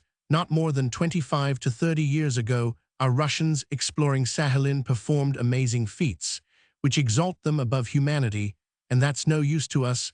We don't know what those men were, and simply sit within 4 walls and complain that God has made man amiss. Sakhalin is a place of the most unbearable sufferings, of which man, free and captive, is capable. Those who work near it and upon it have solved fearful responsible problems, and are still solving them. I am not sentimental, or I would say that we ought to go to places like Sakhalin to worship, as the Turks go to Mecca, and that sailors and jailers ought to think of the prison in Sakhalin as military men think of Sevastopol. From the books I have read and am reading, it is evident that we have sent millions of men to rot in prison, have destroyed them casually without thinking. Barbarously we have driven men in fetters through the cold 10,000 versts, have infected them with syphilis, have depraved them, have multiplied criminals, and the blame for all this we have thrown upon the jailers and red-nosed superintendents.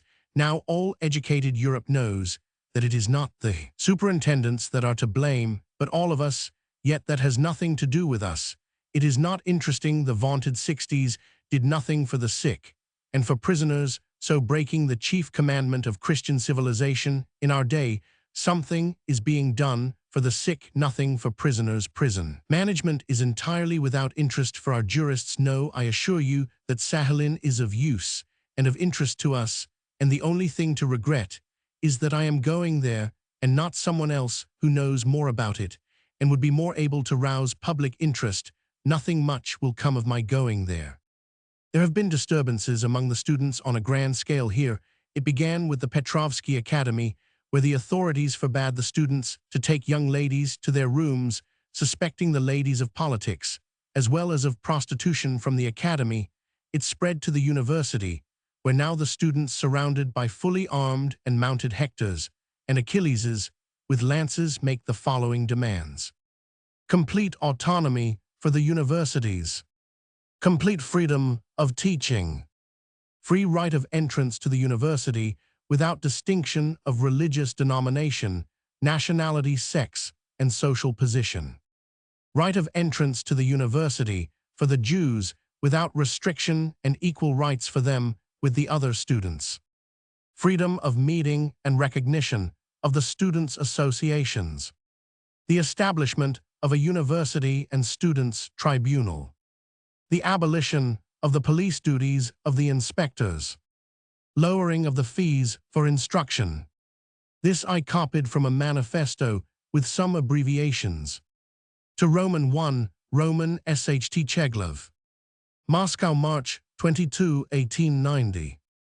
My greetings, dear Jean. Thanks for your long letter, and for the goodwill of which it is full from beginning to end. I shall be delighted to read your military story.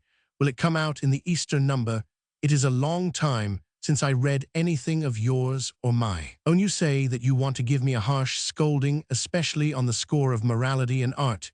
You speak vaguely of my crimes as deserving friendly censure, and threaten me with an influential newspaper criticism if you scratch out the word art. The whole phrase in quotation marks becomes clearer, but gains a significance which, to tell the truth, perplexes me not a little. Jean, what is it? How is one to understand it? Can I really be different in my ideas of morality from people like you, and so much so as to deserve censure, and even an influential article? I cannot take it that you mean some subtle higher morality, as there are no lower, higher, or medium moralities, but only one which Jesus Christ gave us, and which now prevents you and me and Barantsevich from stealing, insulting, lying, and so on. If I can trust the ease of my conscience, I have never by word or deed, in thought, or in my stories, or in my farces, coveted my neighbor's wife, nor his man, nor his ox, nor any of his cattle. I have not stolen, nor been a hypocrite. I have not flattered the great, nor sought their favor.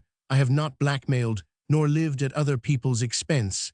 It is true, I have waxed wanton and slothful, have laughed heedlessly, have eaten too much, and drunk too much, and been profligate, but all that is a personal matter, and all that does not deprive me of the right to think that as far as morals are concerned, I am nothing out of the ordinary one way or the other, nothing heroic, and nothing scoundrelly. I am just like everyone else. I have many sins, but I am quits with morality, as I pay for those sins with interest in the discomforts they bring with them. If you want to abuse me cruelly because I am not a hero, you'd better throw your cruelty out of the window, and instead of abuse, let me hear your charming tragic laugh. That's better.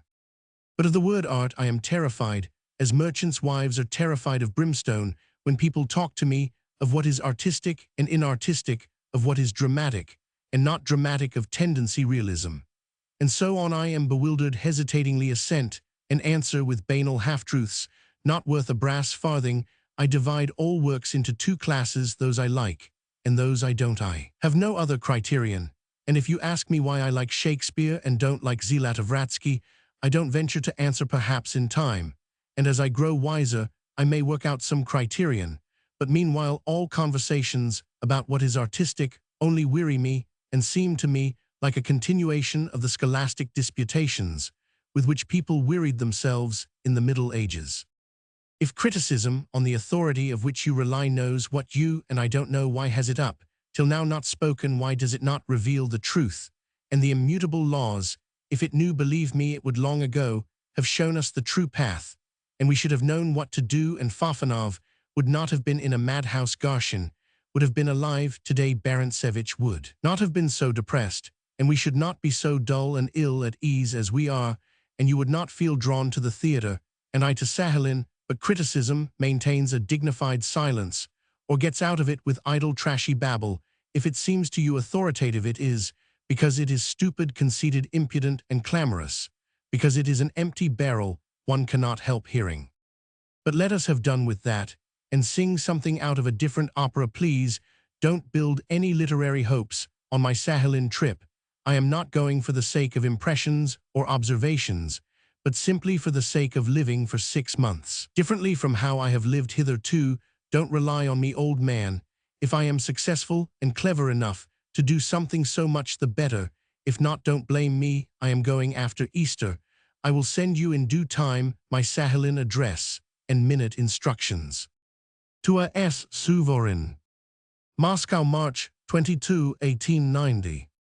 Yesterday a young lady told me that Professor Storzhenko had related to her the following anecdote. The sovereign, like the Kreutzer Sonata, Pobyedonoscev Lubimov, and the other cherubim and seraphim, hastened to justify their attitude to Tolstoy by showing His Majesty Nikolai Palkin.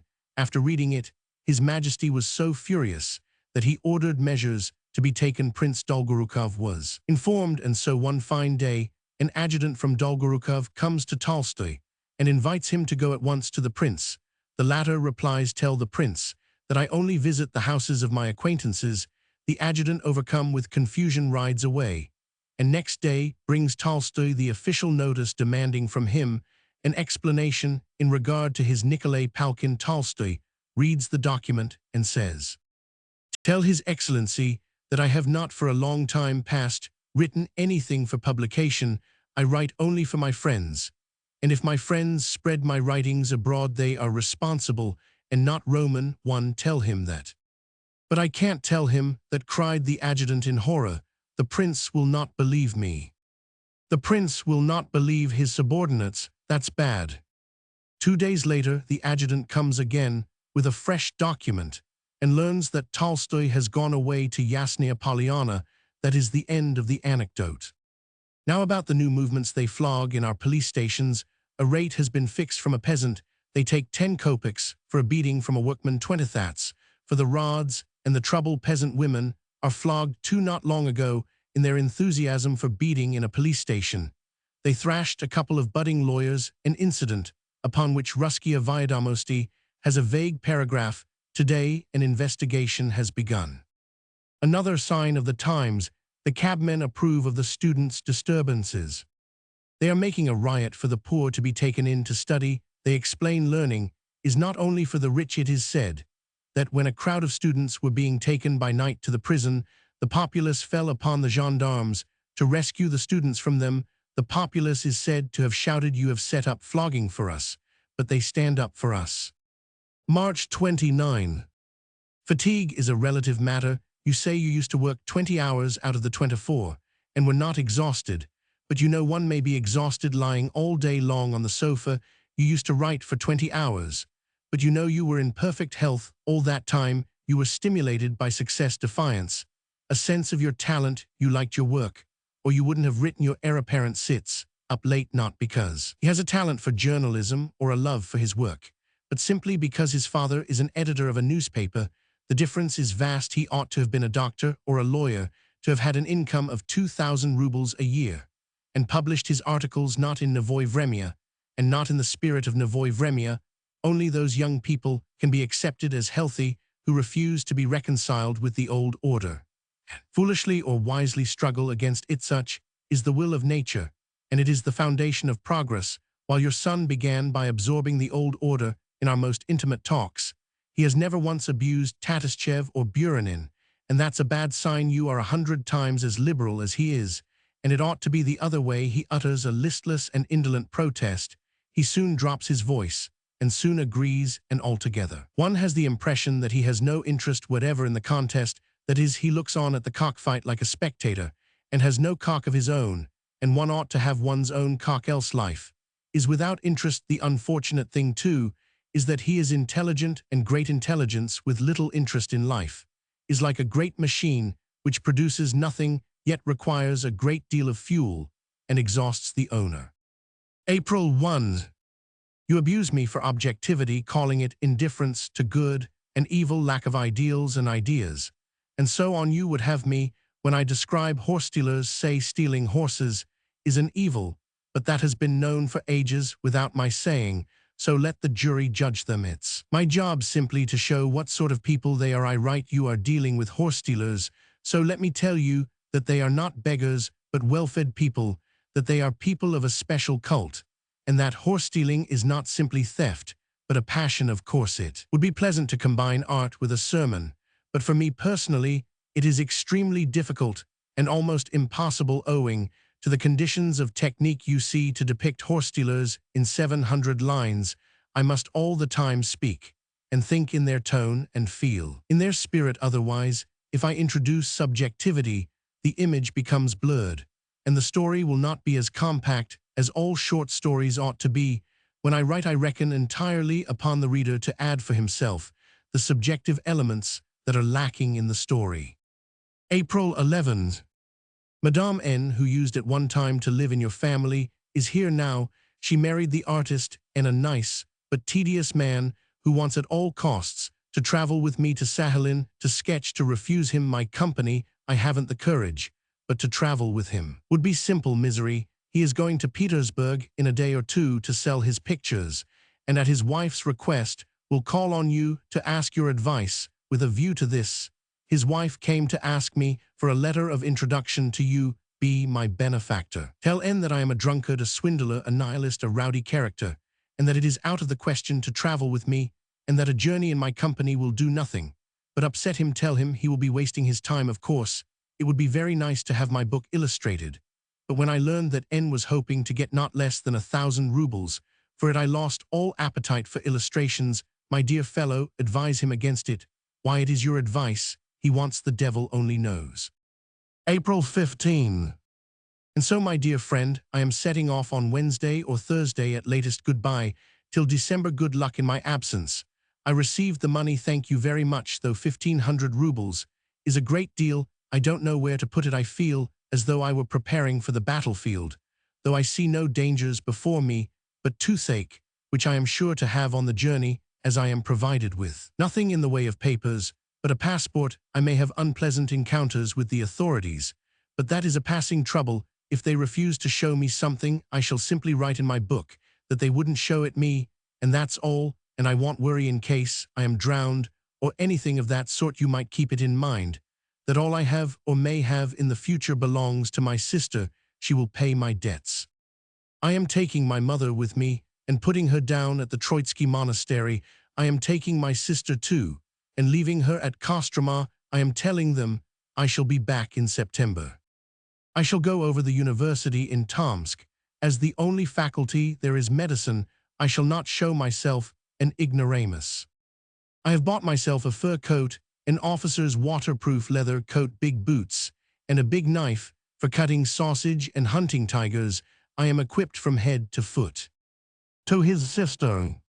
Steamer Alexander Nevsky, 23, April 1890, early in the morning. My dear Tunguses, did you have rain when Ivan was coming back from the monastery in Yaroslavl? There was such a downpour that I had to swathe myself in my leather chiton. My first impression of the Volga was poisoned by the rain, by the tear-stained windows of the cabin, and the wet nose of G, who came to meet me at the station. In the rain, Yaroslavl looks like Zvenigorod, and its churches remind me of Perovinsky Monastery. There are lots of illiterate signboards. Its muddy jackdaws with big heads strut about the pavement. In the steamer, I made it my first duty to indulge my talent, that is to sleep. When I woke, I beheld the sun. The Volga is not bad. Water, meadows, monasteries, bathed in sunshine, white churches. The wide expanse is marvelous. Wherever one looks, it would be a nice place to sit down and begin fishing. Class ladies. Translators note Roman 1e school chaperones whose duty it is to sit in the classroom while the girls are receiving instruction from a master, wander about on the banks nipping at the green grass. The shepherd's horn can be heard now, and then white gulls, looking like the younger Drishka, hover over the water. The steamer is not up to much. Kundasova is traveling with me. Where she is going, and with what object, I don't know. When I question her about it, she launches off into extremely misty allusions about someone who has appointed a tryst with her in a ravine near Kinshma, then goes off into a wild giggle and begins stamping her feet or prodding with her elbow, whatever comes first. We have passed both Kinshma and the ravine, but she still goes on in the steamer, at which, of course, I am very much pleased. By the way, yesterday, for the first time in my life, I saw her eating. She eats no less than other people, but she eats mechanically, as though she were munching oats. Kostroma is a nice town. I saw the stretch of river on which the languid Levitin used to live. I saw Kinshma, where I walked along the boulevard and watched the local beaux here.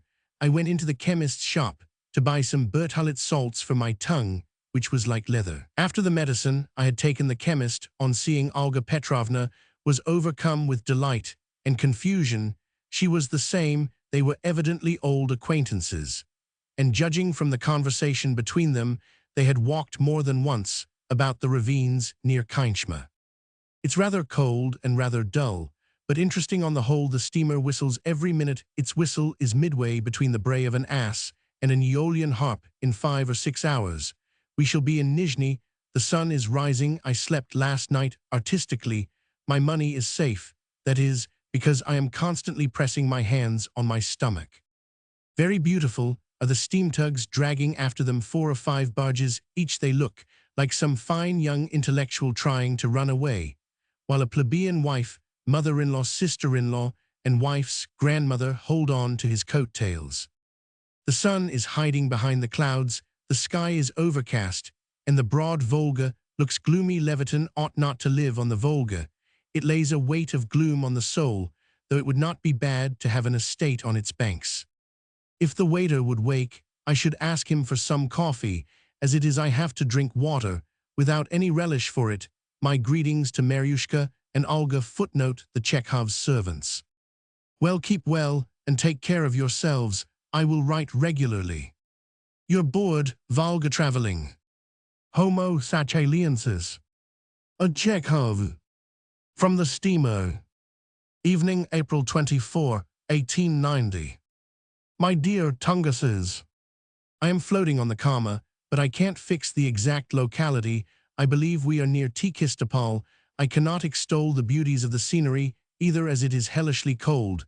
The birches are not yet out. There are still patches of snow here, and their bits of ice float by. In short, the picturesque has gone to the dogs. I sit in the cabin where people of all sorts and conditions sit at the table and listen to the conversation, wondering whether it is not time for me to have tea.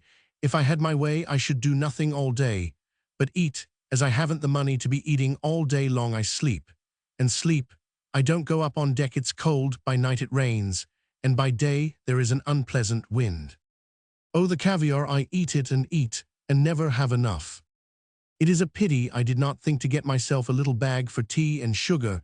I have to order it a glass at a time, which is tiresome and expensive. I meant to buy some tea and sugar today at Kazan, but I overslept myself. Rejoice, O mother! I believe I stopped 24 hours at Ekaterinburg, and shall see the relations. Perhaps their hearts may be softened, and they will give me 3 rubles and an ounce of tea. From the conversation I am listening to at this moment, I gather that the members of a judicial tribunal are traveling with me. They are not gifted persons. The merchants who put in their word from time to time seem, however intelligent one comes across, fearfully rich people. Sterlets are cheaper than mushrooms. You soon get sick of them. What more is there for me to write about? There is nothing. There is a general, though, and a lean, fair man. The former keeps dashing from his cabin to the deck and back again, and sending his photograph off somewhere. The latter is got up to look like Nadson, and tries thereby to give one to know that he is a writer. Today he was mendaciously telling a lady that he had a book published by Suvorin. I, of course, put on an expression of awe. My money is all safe, except what I have eaten. They won't feed me for nothing, the scoundrels. I am neither gay nor bored, but there is a sort of numbness in my soul. I like to sit without moving or speaking today. For instance, I have scarcely uttered 5 words. That's not true, though I talked to a priest on deck. We begin to come across natives. There are lots of Tatars. They are a respectable and well-behaved people. I beg father and mother not to worry and not to imagine dangers which do not exist. Excuse me for writing about nothing but food. If I did not write about food, I should have to write about cold, for I have no other subjects. April 29, 1890. My dear Tunguses, the Kama is a very dull river. To realize its beauties, one would have to be a native sitting motionless on a barge beside a barrel of naphtha or a sack of dried fish, continually taking a pull at the bottle. The river banks are bare, the trees are bare, the earth is a dull brown, there are patches of snow, and there is such a wind that the devil himself could not blow as keenly and hatefully. When a cold wind blows and ruffles up the water, which now after the floods is the color of coffee, slops, one feels cold and bored and miserable. The strains of a concertina on the bank sound. Dejected figures in tattered sheepskins, standing motionless on the barges that meet us, look as though they were petrified by some unending grief. The towns on the Kama are gray. One would think the inhabitants were employed in the manufacture of clouds, boredom-soaking fences, and mud in the streets as their sole occupation. The stopping places are thronged with inhabitants of the educated class, for whom the arrival of a steamer is an event.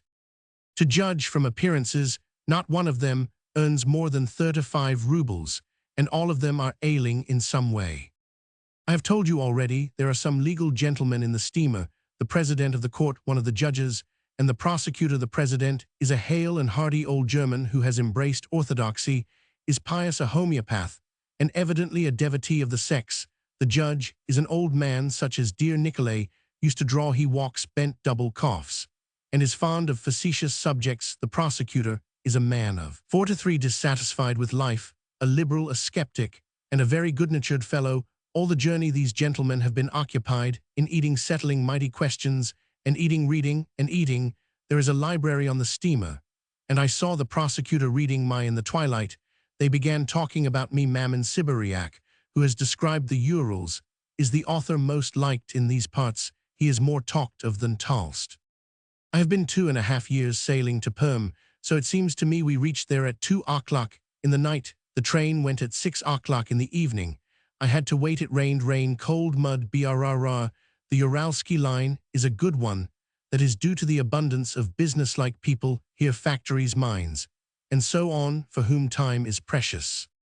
Waking yesterday morning and looking out of the carriage window, I felt an aversion for nature. The earth was white, trees covered with hoarfrost, and a regular blizzard pursuing the train now. Isn't it revolting? Isn't it disgusting? I have no galoshes. I pulled on my big boots, and on my way to the refreshment room for coffee, I made the whole Ural region smell of tar. And when we got to Ekaterinburg, there was rain, snow, and hail. I put on my leather coat. The cabs are something inconceivable, wretched, dirty, drenched, without springs. The horses, 4 legs straddling huge hoofs, gaunt spines. The droshkis here are a clumsy parody of our britchkas. A tattered top is put on to a britchka. That is all, and the more exactly I describe the cabman here and his vehicle, the more it will seem like a caricature. They drive not on the middle of the road where it is jolting, but near the gutter where it is muddy and soft. All the cabmen are like Dobrolubov.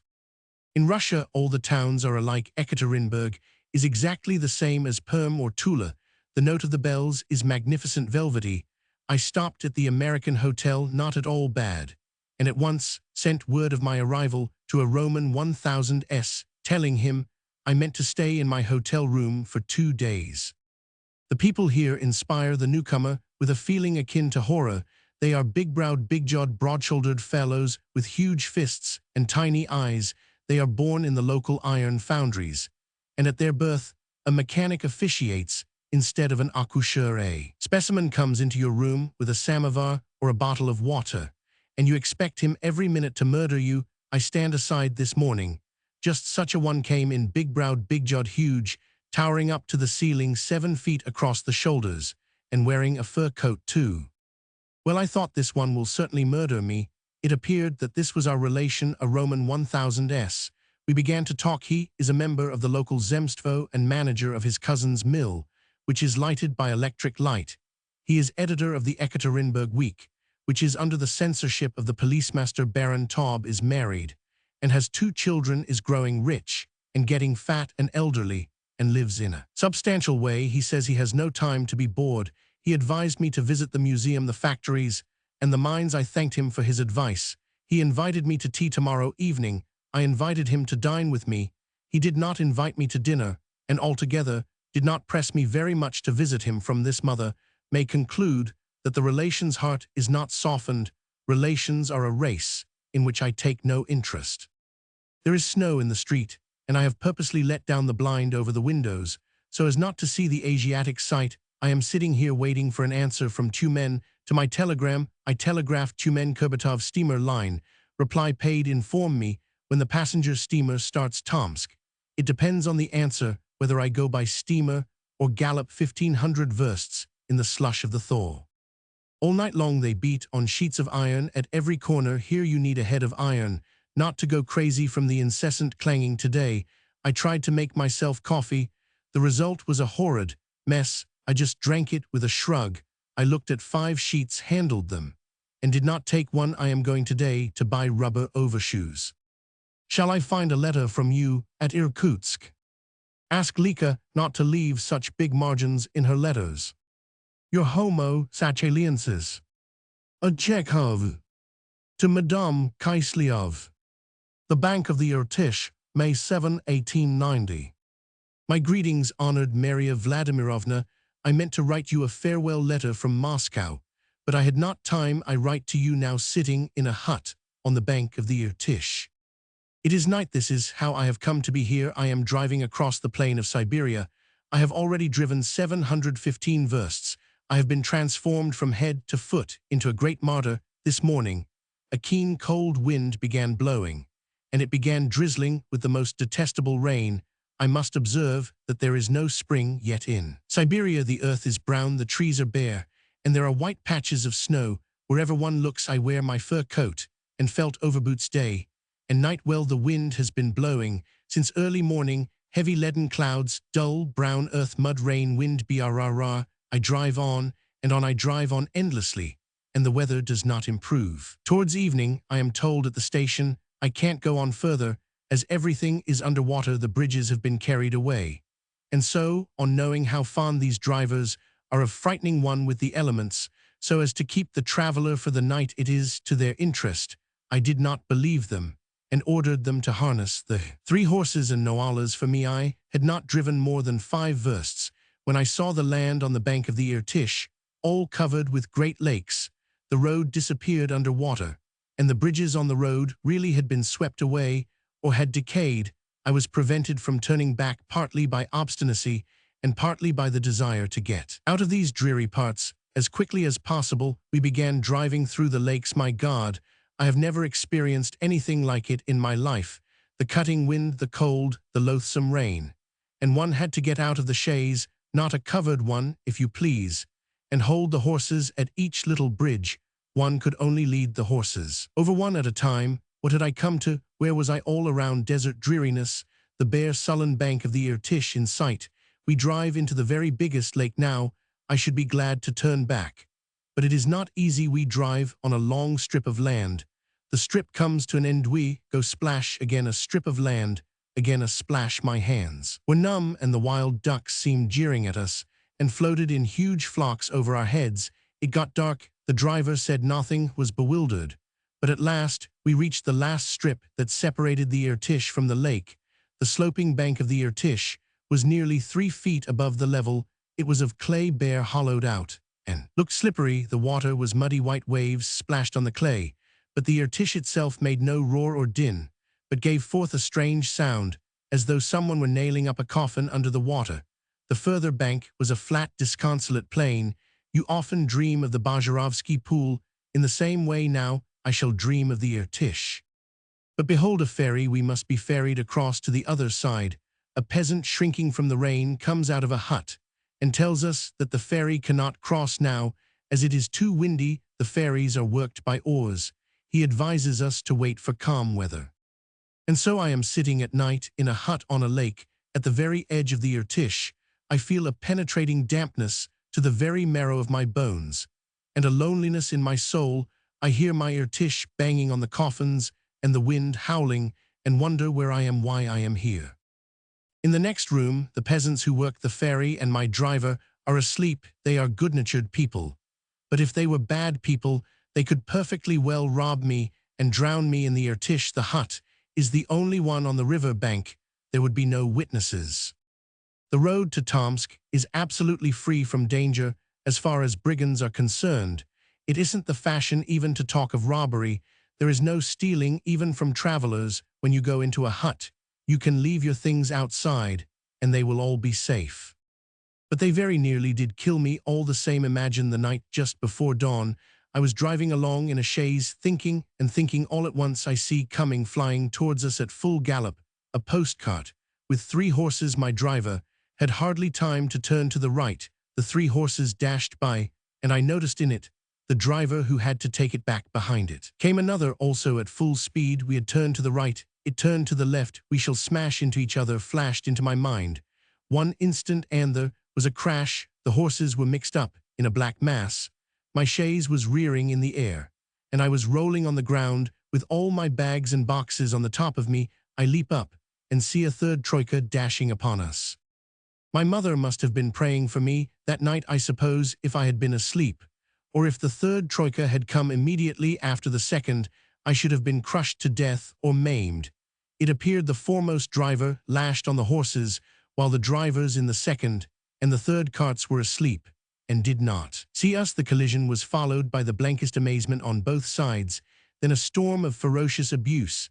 The traces were torn, the shafts were broken, the yokes were lying about on the road. Ah, how the drivers swore at night, in that swearing, turbulent crew. I felt in utter solitude, such as I have never felt before in my life. But my paper is running out. To his sister. The village of Yar, 45 versts from Tomsk, May 14, 1890. My glorious mother, my splendid Masha, my sweet Misha, and all my household at Ekaterinburg. I got my reply telegram from Tumen. The first steamer to Tomsk goes on the 18th May. This meant that whether I liked it or not, I must do the journey. With horses, so I Roman 999, I drove out of Tumen on the 3rd of May, after spending in Ekaterinburg 2 or 3 days, which I devoted to the repair of my coughing and hemorrhoidal person. Besides the public posting service, one can get private drivers that take one across Siberia. I chose the latter. It is just the same. They put me, the servant of God, into a basketwork chaise and drove me with 2 horses. One sits in the basket like a goldfinch looking at God's world and thinking of nothing. The plain of Siberia begins, I think, from Ekaterinburg and ends, goodness knows, where. I should say it is very like our South Russian steppe, except for the little birch copses here and there, and the cold wind that stings one's cheeks. Spring has not begun, yet there is no green at all. The woods are bare, the snow has not thawed. Everywhere there is opaque ice on the lakes. On the 9th of May, there was a hard frost, and today the 14th snow has fallen to the depth of 3 or 4 inches. No one speaks of spring, but the ducks are what masses of ducks. Never in my life have I seen such abundance. They fly over one's head, they fly up close to the chaise, swim on the lakes, and in the Poulsen short with the poorest sort of gun I could have shot 1,000 in one day. One can hear the wild geese calling. There are lots of them here too. One often comes upon a string of cranes or swans snipe, and woodcock flutter about in the birch copses. The hares, which are not eaten or shot here, stand on their hind legs, and pricking up their ears watch the passerby with an inquisitive stare, without the slightest misgiving. They are so often running across the road that to see them doing so is not considered a bad omen. It's cold driving. I have my fur coat on my body, is all right, but my feet are freezing. I wrap them in the leather overcoat, but it is no use. I have 2 pairs of breeches on. Well, one drives on, and on telegraph poles, pools, birch copses flash by. Here we overtake some emigrants. Then an ape we meet tramps with pots on their back. These gentry promenade all over the plain of Siberia without hindrance. One time they will murder some poor old woman to take her petticoat for their leg wrappers. At another, they will strip from the verst post the metal plate with the number on it. It might be useful. At another, will smash the head of some beggar or knock out the eyes of some brother exile. But they never touch travelers altogether. Traveling here is absolutely safe as far as brigands are concerned, neither the post drivers nor the private ones from Tumen to Tomsk. Remember an instance of any things being stolen from a traveler. When you reach a station, you leave your things outside. If you ask whether they won't be stolen, they merely smile in answer. It is not the thing even to speak of robbery and murder on the road. I believe if I were to lose my money in the station or in the chaise, the driver would certainly give it me if he found it, and would not boast of having done so. Altogether, the people here are good and kindly, and have excellent traditions. Their rooms are simply furnished, but clean, with claims to luxury. The beds are soft, all-feather mattresses and big pillows. The floors are painted or covered with homemade linen rugs. The explanation of this, of course, is their prosperity, the fact that a family has 16 dissect footnote Roman 1e, about 48 acres of black earth, and that excellent wheat grows in this black earth. Wheaten flour costs 30 kopecks a pud here. Footnote Roman 1e, about 712d for 36 lb. But it cannot all be put down to prosperity, and being well fed one must give some of the credit to their manner of life. When you go at night into a room where people are asleep, the nose is not aware of any stuffiness or Russian smell. It is true, one old woman, when she handed me a teaspoon, wiped it on the back her skirt. But they don't set you down to drink tea without a tablecloth, and they don't search in each other's heads in your presence. They don't put their fingers inside the glass. When they hand you milk or water, the crockery is clean, the kvass is transparent as beer. In fact, there is a cleanliness of which our little Russians can only dream. Yet the little Russians are far and away cleaner than the great Russians. They make the most delicious bread here. I overate myself with it. At first, the pies and pancakes and fritters, and the fancy rolls, which remind one of the spongy little Russian ring rolls, are very good too. But all the rest is not for the European stomach. For instance, I am regaled everywhere with duck broth. It's perfectly disgusting, a muddy-looking liquid, with bits of wild duck and uncooked onion floating in it. I once asked them to make me some soup from meat, and to fry me some perch. They gave me soup too salt dirty, with hard bits of skin instead of meat, and the perch was cooked with the scales on it. They make their cabbage soup from salt meat.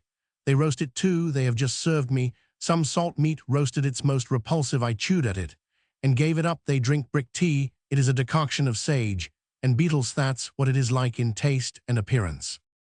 By the way, I brought from Ekaterinburg a quarter of a pound of tea, 5 pounds of sugar, and 3 lemons. It was not enough tea, and there is nowhere to buy any in these scurvy little towns. Even the government officials drink brick tea, and even the best shops don't keep tea at more than 1 ruble 50 kopecks a pound. I have to drink the sage brew. The distance apart of the posting stations depends on the distance of the nearest villages from each other. That is 20 to 40 versts. The villages here are large. There are no little hamlets. There are churches and schools. Everywhere the huts are of wood, and there are some with 2 stories. Towards the evening, the road and the puddles begin to freeze, and at night, there is a regular frost. One wants an extra fur coat. Brrr. Its jolting, for the mud is transformed into hard lumps. One's soul is shaken inside out towards daybreak. One is fearfully exhausted by the cold, by the jolting, and the jingle of the bells. One has passionate longing for warmth and a bed.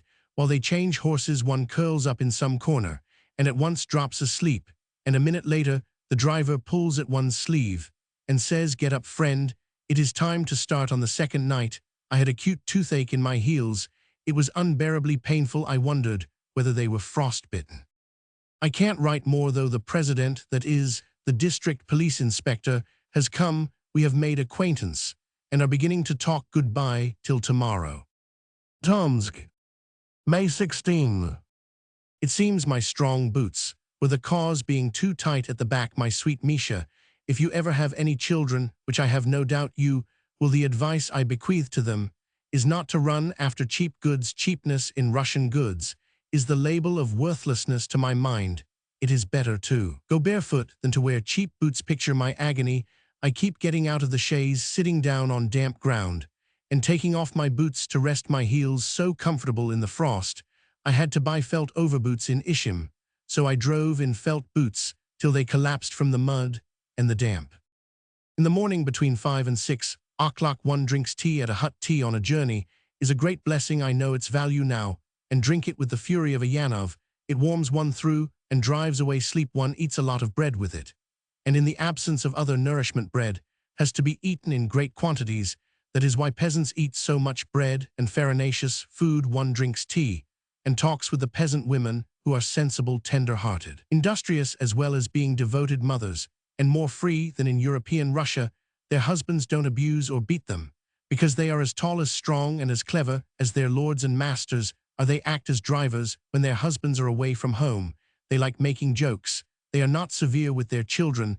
They spoil them. The children sleep on soft beds and lie as long as they like, drink tea and eat with the men, and scold the latter when they laugh at them affectionately. There is no diphtheria. Malignant smallpox is prevalent here, but strange to say, it is less contagious than in other parts of the world. 2 or 3 catch it and die, and that is the end of the epidemic. There are no hospitals or doctors.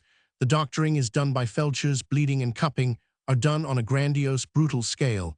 I examined a Jew with cancer in the liver. The Jew was exhausted, hardly breathing, but that did not prevent the felcher from cupping him 12 times. Apropos of the Jews, here they till the land work as drivers and ferrymen trade, and are called Christiani translators. Note Roman 1e, peasants literally Christians, because they are de jure and de facto Christiani. They enjoy universal respect, and according to the president, they are not infrequently chosen as village elders. I saw a tall, thin Jew who scowled with disgust and spat when the president told indecent stories. A chaste soul, his wife makes splendid fish soup. The wife of the Jew who had cancer regaled me with pike caviar and with most delicious white bread. One hears nothing of exploitation by the Jews. And by the way, about the Poles, there are a few exiles here sent from Poland in 1864. They are good, hospitable, and very refined people. Some of them live in a very wealthy way. Others are very poor and serve as clerks at the stations. Upon the amnesty, the former went back to their own country, but soon returned to Siberia. Again, they are better off. The latter dream of their native land, though they are old and infirm. At Ishim, a wealthy Pole, Pan Zalieski, who has a daughter like Sasha Kislyov, for a ruble gave me an excellent dinner and a room to sleep in. He keeps an inn and has become a moneygrubber to the marrow of his bones. He fleeces everyone, but yet one feels the Polish gentleman in his manner, in the way the meals are served, in everything. He does not go back to Poland through greed, and through greed endures snow till St. Nikolai's Day, when he dies his daughter who was born at Ishim, will remain here forever and so will multiply the black eyes and soft features in Siberia. This casual intermixture of blood is to the good, for the Siberian people are not beautiful. There are no dark-haired people. Perhaps you would like me to write about the Tatars. Certainly, there are very few of them here. They are good people in the province of Kazan. Everyone speaks well of them, even the priests, and in Siberia, they are better than the Russians, as the president said to me in the presence of Russians, who assented to this by their silence. My God, how rich Russia is in good people, if it were not for the cold, which deprives Siberia of the summer, and if it were not for the officials who corrupt the peasants, and the exiles, Siberia would be the richest and happiest of lands. I have nothing for dinner. Sensible people usually take 20 pounds of provisions when they go to Tomsk. It seems I was a fool, and so I have fed for a fortnight on nothing but milk and eggs, which are boiled so that the yolk is hard, and the white is soft. One is sick of such fare. In 2 days, I have only twice had dinner during the whole journey, not counting the Jewess fish soup, which I swallowed after I had had enough to eat with my tea. I have not had any vodka. The Siberian vodka is disgusting, and indeed I got out of the habit of taking it while I was on the way to Ekaterinburg. One ought to drink vodka. It stimulates the brain, dull and apathetic from traveling, which makes one stupid and feeble. Stop, I can't write. The editor of the Sibirsky Vyestnik and a local Nozdryov, a drunkard and a rake, has come to make my acquaintance. N has drunk some beer and gone away. I continue. For the first 3 days of my journey, my collarbones, my shoulders, and my vertebrae ached from the shaking and jolting. I couldn't stand or sit or lie. But on the other hand, all pains in my head and chest have vanished. My appetite has developed incredibly, and my hemorrhoids have subsided completely. The overstrain, the constant worry with luggage, and so on, and perhaps the farewell drinking parties in Moscow had brought on spitting of blood in the mornings, which induced something like depression, arousing gloomy thoughts. But towards the end of the journey it has left off now. I haven't even a cough. It is a long time since I have coughed so little as now, after being for a fortnight in the open air. After the first 3 days of traveling, my body grew used to the jolting, and in time I did not notice the coming of midday and then of evening and night. The time flew by rapidly, as it does in serious illness. You think it is scarcely midday when the peasants say you ought to put up for the night, sir, or we may lose our way in the dark. You look at your watch, and it is actually 8 o'clock. They drive quickly, but the speed is nothing remarkable. Probably I have come upon the roads in bad condition, and in winter traveling would have been quicker. They dash uphill at a gallop, and before setting off, and before the driver gets on the box, the horses need 2 or 3 men to hold them. The horses remind me of the fire brigade horses in Moscow. One day, we nearly ran over an old woman, and another time almost dashed into an etape. Now, would you like an adventure for which I am indebted to Siberian driving only? I beg mother not to wail and lament, for it all ended well. On the 6th of May towards daybreak, I was being driven with 2 horses by a very nice old man. It was a little chaise. I was drowsy, and to while away the time watched the gleaming of zigzagging lights in the fields and birch copses. It was last year's grass on fire. It is their habit here to burn it. Suddenly, I hear the swift rattle of wheels. A postcart at full speed comes flying towards us like a bird. My old man hastens to move to the right. The 3 horses dash by, and I see in the dusk a huge heavy postcart with a driver for the return journey in it. It was followed by a second cart, also going at full speed. We made haste to move aside to the right. To my great amazement and alarm, the approaching cart moved not to its right, but its left. I hardly had time to think, good heavens, we shall run into each other, when there was a desperate crash. The horses were mixed up in a dark blur. The yokes fell off. My chaise reared up into the air, and I flew to the ground, and my luggage on the top of me. But that was not all. A third cart was dashing upon us. This really ought to have smashed me and my luggage to atoms, but thank God I was not asleep. I broke no bones in the fall, and managed to jump up so quickly that I was able to get out of the way. Stop! I bawled to the third cart. Stop!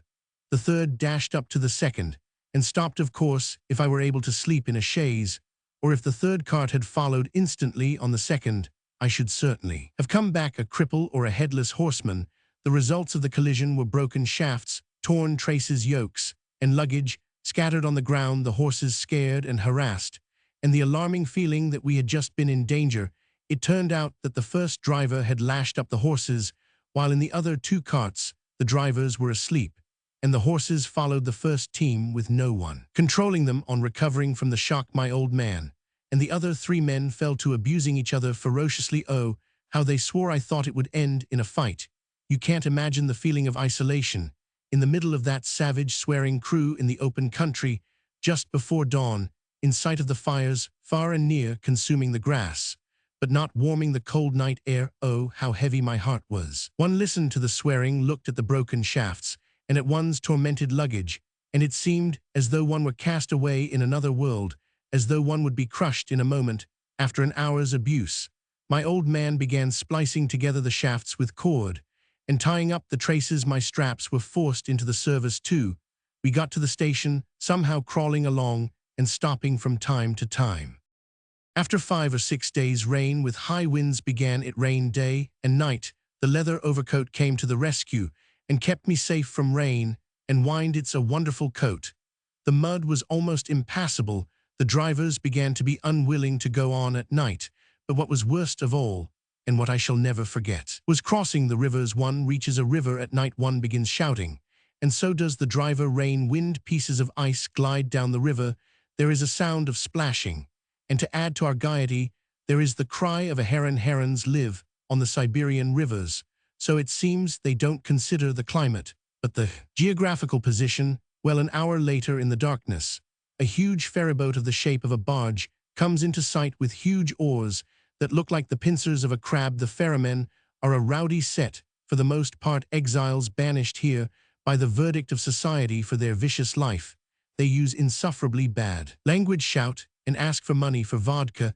The ferrying across takes a long time, an agonizingly long time. The ferryboat crawls again, the feeling of loneliness, and the heron seems calling on purpose, as though he means to say, don't be frightened, old man. I am here. The Lintvaryovs have sent me here from the Syel.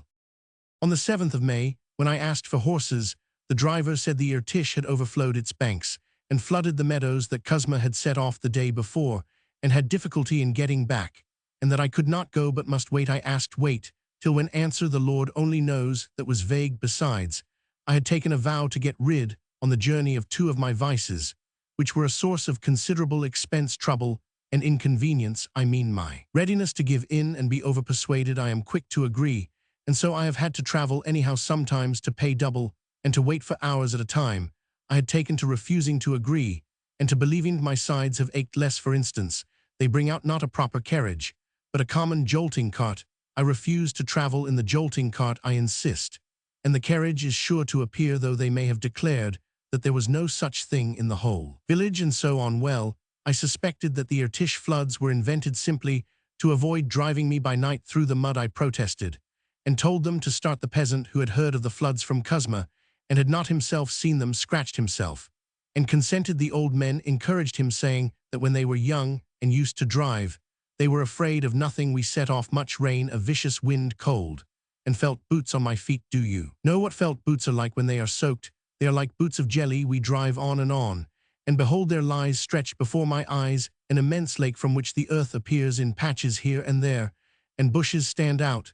These are the flooded meadows. In the distance stretches the steep bank of the Irtish, on which there are white streaks of snow.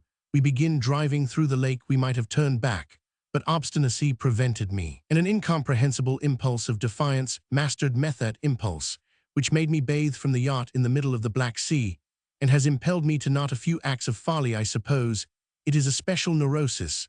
We drive on and make for the little islands and strips of land. The direction is indicated by bridges and planks. They have been washed away. To cross by them, we had to unharness the horses and lead them over one by one. The driver unharnesses the horses. I jump out into the water in my felt boots and hold them, a pleasant diversion. And the rain and wind, queen of heaven, at last we get to a little island where there stands a hut without a roof. Wet horses are wandering about in the wet dung. A peasant with a long stick comes out of the hut and undertakes to guide us. He measures the depth of the water with his stick and tries the ground. He led us out, God bless him, for Iton, to a long strip of ground which he called the ridge. He instructs us that we must keep to the right, or perhaps it was to the left, I don't remember, and get on to another ridge. This we do. My felt boots are soaking and squelching. My socks are snuffling. The driver says nothing and clicks dejectedly to his horses. He would gladly turn back. But by now it was late, it was dark. At last, O joy, reach the Irtish. The further bank is steep, but the near bank is sloping. The near one is hollowed out, looks slippery, hateful, not a trace of vegetation. The turbid water splashes upon it with crests of white foam and dashes back again, as though disgusted at touching the uncouth, slippery bank, on which it seems that none but toads and the souls of murderers could live. The Irtish makes no loud or roaring sound, but it sounds as though it were hammering on coffins in its depths. A damnable impression. The further bank is steep, dark, brown, desolate. There is a hut. The ferrymen live in it. One of them comes out and announces that it is impossible to work the ferry, as a storm has come up. The river, they said, was wide, and the wind was strong, and so I had to stay the night at the hut. I remember the night, the snoring of the ferrymen, and my driver, the roar of the wind, the patter of the rain, the mutterings of the Irtish. Before going to sleep, I wrote a letter to Maria Vladimirovna. I was reminded of the Bazarovsky pool. In the morning, they were unwilling to ferry me across. There was a high wind. We had to row across in the boat. I am rowed across the river. While the rain comes lashing down, the wind blows, my luggage is drenched, and my felt boots, which had been dried overnight in the oven, become jelly again. Oh, the darling leather coat! If I did not catch cold, I owe it entirely to that. When I come back, you must reward it with an anointing of tallow or castor oil on the bank. I sat for a whole hour on my portmanteau waiting for horses to come from the village. I remember it was very slippery clambering up the bank in the village.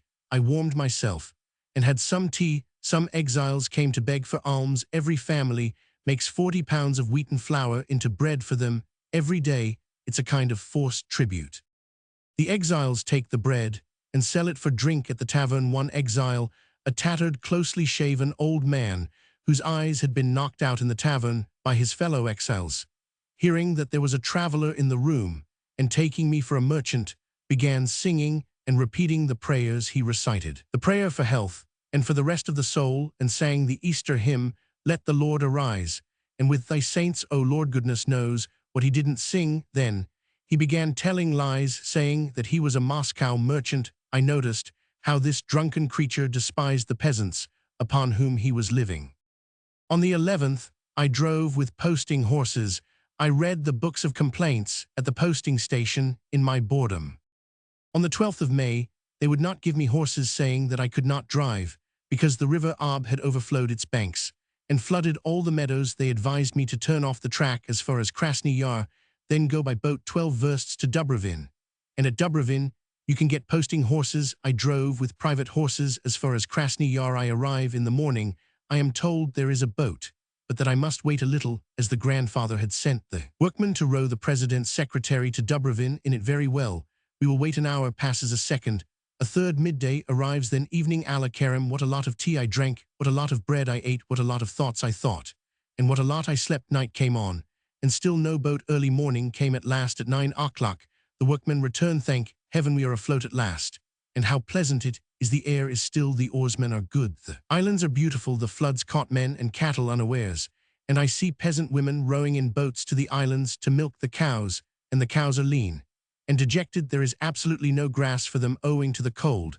I was rowed 12 versts at the station of Dubrovin. I had tea, and for tea they gave me, can you imagine, waffles. I suppose the woman of the house was an exile, or the wife of an exile. At the next station, an old clerk, a Pole, to whom I gave some antipyrin for his headache, complained of his poverty, and said Count Sapiega, a Pole, who was a gentleman-in-waiting at the Austrian court, and who assisted his fellow countrymen, had lately arrived there on his way to Siberia.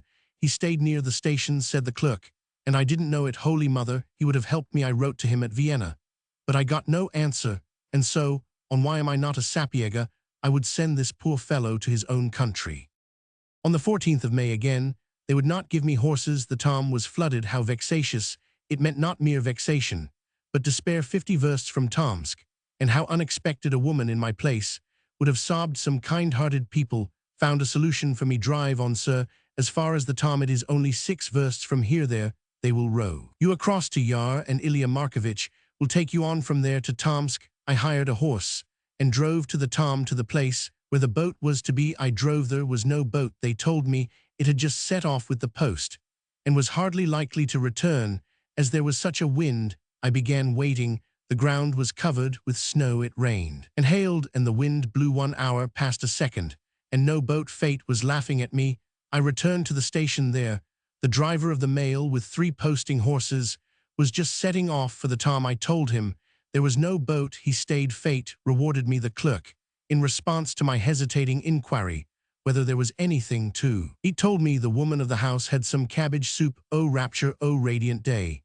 And the daughter of the house did in fact give me some excellent cabbage soup, with some capital meat, with roast potatoes and cucumbers. I have not had such a dinner since I was at Pan Zalieski's. After the potatoes, I let myself go and made myself some coffee. Towards evening, the mail driver, an elderly man who had evidently endured a good deal in his day, and who did not venture to sit down in my presence, began preparing to set off to the town. I did the same. We drove off. As soon as we reached the river, the boat came into sight. A long boat. I have never dreamed of a boat so long. While the post was being loaded on to the boat, I witnessed a strange phenomenon. There was a peal of thunder, a queer thing in a cold wind with snow on the ground. They loaded up and rode off. My sweet Misha, forgive me for being so rejoiced that I did not bring you with me. How sensible it was of me not to take anyone with me. At first our boat floated over a meadow near willow bushes. As is common before a storm or during a storm, a violent wind suddenly sprang up on the water and stirred up the waves. The boatman who was sitting at the helm advised our waiting in the willow bushes till the storm was over. They answered him that if the storm grew worse, they might stay in the willow bushes till night and be drowned all the same. They proceeded to settle it by majority of votes, and decided to row on. An evil mocking fate is mine. Oh, why these jests? We rowed on in silence, concentrating our thoughts. I remember the figure of the mail driver, man of varied experiences. I remember the little soldier who suddenly became as crimson as cherry juice. I thought, if the boat upsets, I will fling off my fur coat and my leather coat, then my felt boots, then and so on. But the bank came nearer and nearer. One's soul felt easier and easier. One's heart throbbed with joy. One heaved deep sighs as though one could breathe freely at last, and leapt on the wet slippery bank. Thank God.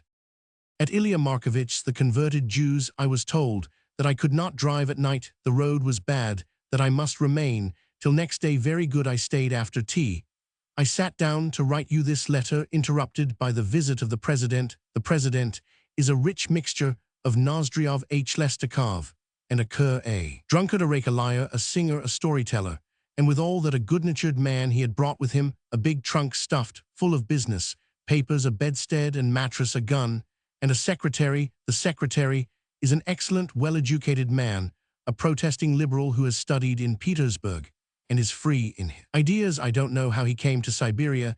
He is infected to the marrow of his bones with every sort of disease, and is taking to drink thanks to his principal, who calls him Kalia. The representative of authority sends for a cordial doctor. He bawls, drink another glass, I beseech you humbly. Of course, I drink it. The representative of authority drinks soundly, lies outrageously, uses shameless language. We go to bed in the morning. A cordial is sent for again. They swill the cordial till 10 o'clock, and at last they go. The converted Jew Ilya Markovitch, whom the peasants here idolize so, I was told, gave me horses to drive to Tomsk. The President, the Secretary, and I got into the same conveyance all the way. The President told lies, drank out of the bottle, boasted that he did not take bribes, raved about the scenery, and shook his fist at the tramps that he met. We drove 15 versts, then halt the village of Brivkino. We stop near a Jew's shop and go to take rest and refreshment. The Jew runs to fetch us a cordial, while his wife makes us some fish soup, of which I have written to you already. The President gave orders that the Sotsky, the Disiatsky, and the road contractor should come to him, and in his drunkenness began reproving them, not the least restrained by my presence. He swore like a Tatar. I soon parted from the President, and on the evening of the 15th of May, by an appalling road, reached Tomsk. During the last 2 days, I have only done 70 versts. You can imagine what the roads are like. In Tomsk, the mud was almost impassable of the town, and the manner of living here I will write in a day or two, but goodbye for now. I am tired of writing. There are no poplars. The Kovshenikov general was lying. I have seen no nightingales. There are magpies and cuckoos. I received a telegram of 80 words from Suvorin today. Excuse this letter's being like a hodgepodge. It's incoherent. but I can't help it sitting in an hotel room. One can't write better excuse it's being long. It's not my fault my pen ran away with me. Besides, I wanted to go on talking to you. It's 3 o'clock in the night. My hand is tired. The wick of the candle wants snuffing. I can hardly see right to me at Sahalin every 4 or 5 days. It seems that the post goes there not only by sea, but across Siberia, so I shall get letters frequently. All the Tomsk people tell me that there has not been a spring so cold and rainy as this one since 1842. Half Tomsk is under water. My luck. I am eating sweets. I shall have to stay at Tomsk till the rains are over. They say the road to Irkutsk is awful. Tomsk, May 20. It is Trinity Sunday with you, while with us even the willow has not yet come out, and there is still snow on the banks of the Tom. Tomorrow I am starting for Irkutsk. I am rested. There is no need for hurry, as steam navigation on Lake Baikal does not begin till the 10th of June, but I shall go all the same. I am alive and well. My money is safe. I have a slight pain in my right eye. It aches. Everyone advises me to go back across America, as they say one may die of boredom in the volunteer fleet. It's all military discipline and red tape regulations, and they don't often touch at a port. To fill up my time, I have been writing some impressions of my journey and sending them to Novoye Vremya. You will read them soon, after the 10th of June. I write a little about everything, chit-chat. I don't write for glory, but from a financial point of view, and in consideration of the money I have had in advance. Tomsk is a very dull town to judge from the drunkards whose acquaintance I have made, and from the intellectual people who have come to the hotel to pay their respects to me. The inhabitants are very dull too. In 2.5 days I shall be in Krasnoyarsk, and in 7 or 8 in Irkutsk. It's 1,500 versts to Irkutsk. I have made myself coffee, and am just going to drink it. After Tomsk, the taiga begins. We shall see it. My greeting to all the Lintvaryovs, and to our old Maryushka. I beg mother not to worry, and not to put faith in bad dreams. Have the radishes succeeded? There are none here at all. Keep well. Don't worry about money. There will be plenty. Don't try to spend less, and spoil the summer for yourselves. To a S. Suvorin. Tomsk, May 20, 1890. Greetings to you at last, from Siberia. Dear Alexei Sergeyevich, I have missed you and our correspondence terribly. I will begin from the beginning, however. At Tyumen, I was told the first steamer to Tomsk went on the 18th of May. I had to do the journey with horses. For the first 3 days, every joint and sinew ached, but afterwards I got used to the jolting and felt no more aches, only the lack of sleep, the continual worry over the luggage, the jolting, and the fasting brought on spitting of blood when I coughed, and this depressed my spirits, which were none too grand before. For the first few days it was bearable, but then a cold wind began to blow. The windows of heaven were opened, the rivers flooded the meadows and roads. I was continually having to change my chaise for a boat. You'll read of my struggles with the floods and the mud in the article I enclose. I did not mention in it that my big high boots were tight, and that I waded through the mud and the water in my felt boots, and that my felt boots were soaked to jelly. The road was so abominable that during the last 2 days of my journey I only did 70 versts. When I set off, I promised to send you notes of my journey after Tomsk, since the road between Tyumen and Tomsk has been described 1,000 times already, but in your telegram you have expressed the desire to get my impressions of Siberia as quickly as possible, and have even had the cruelty, sir, to reproach me with lapse of memory, as though I had forgotten you. It was absolutely impossible to write on the road. I kept a brief diary in pencil, and can offer you now only what is written in that diary, to avoid writing at great length and getting mixed up. I divided all my impressions into chapters. I am sending you 6 chapters. They are written for you personally. I wrote for you only, and so have not been afraid of being too subjective, and have not been afraid of there being more of Chekhov's feelings and thoughts than of Siberia in them. If you find some lines interesting and worth printing, give them a profitable publicity, signing them with my name, and printing them in separate chapters, a tablespoonful once an hour. The general title can be from Siberia, then from Transbaikalia, then from the Amur, and so on. You shall have another helping from Irkutsk, for which I am starting tomorrow. I shall not be less than 10 days on the Cherniv road. is bad, I shall send you a few chapters again, and shall send them whether you intend to print them or not read them. And when you are tired of them, telegraph to me, shut up. I have been as hungry as a dog the whole way. I stuffed myself with bread so as not to dream of turbot asparagus and such like. I even dreamed of buckwheat porridge. I have dreamed of it for hours at a time. At Tumen I bought some sausage for the journey, but what sausage when you take a bit in your mouth, there's a sniff, as though you had gone into a stable at the very moment when the coachmen were taking off their leg wrappers. When you begin chewing it, you feel as though you had fastened your teeth into a dog's tail, defiled with pitch tofu. I ate some once or twice, and threw it away. I have had one telegram, and the letter from you, in which you write that you want to bring out an encyclopedic dictionary. I don't know why, but the news of that dictionary rejoiced me greatly. Do, my dear friend. If I am any use for working on it, I will devote November and December to you, and will spend those months in Petersburg. I will sit at it from morning till night. I made a fair copy of my notes at Tomsk in horrid hotel surroundings, but I took trouble about it, and was not without a desire to please you. I thought he must be bored and hot in Fedosia. Let him read about the cold. These notes will come to you instead of a letter, which has been taking shape in my head during the whole journey and return. You must send to me at Sakhalin all your critical reviews, except the first two, which I have read. Have Peschel's Ethnology sent me there too, except the first two installments, which I have already.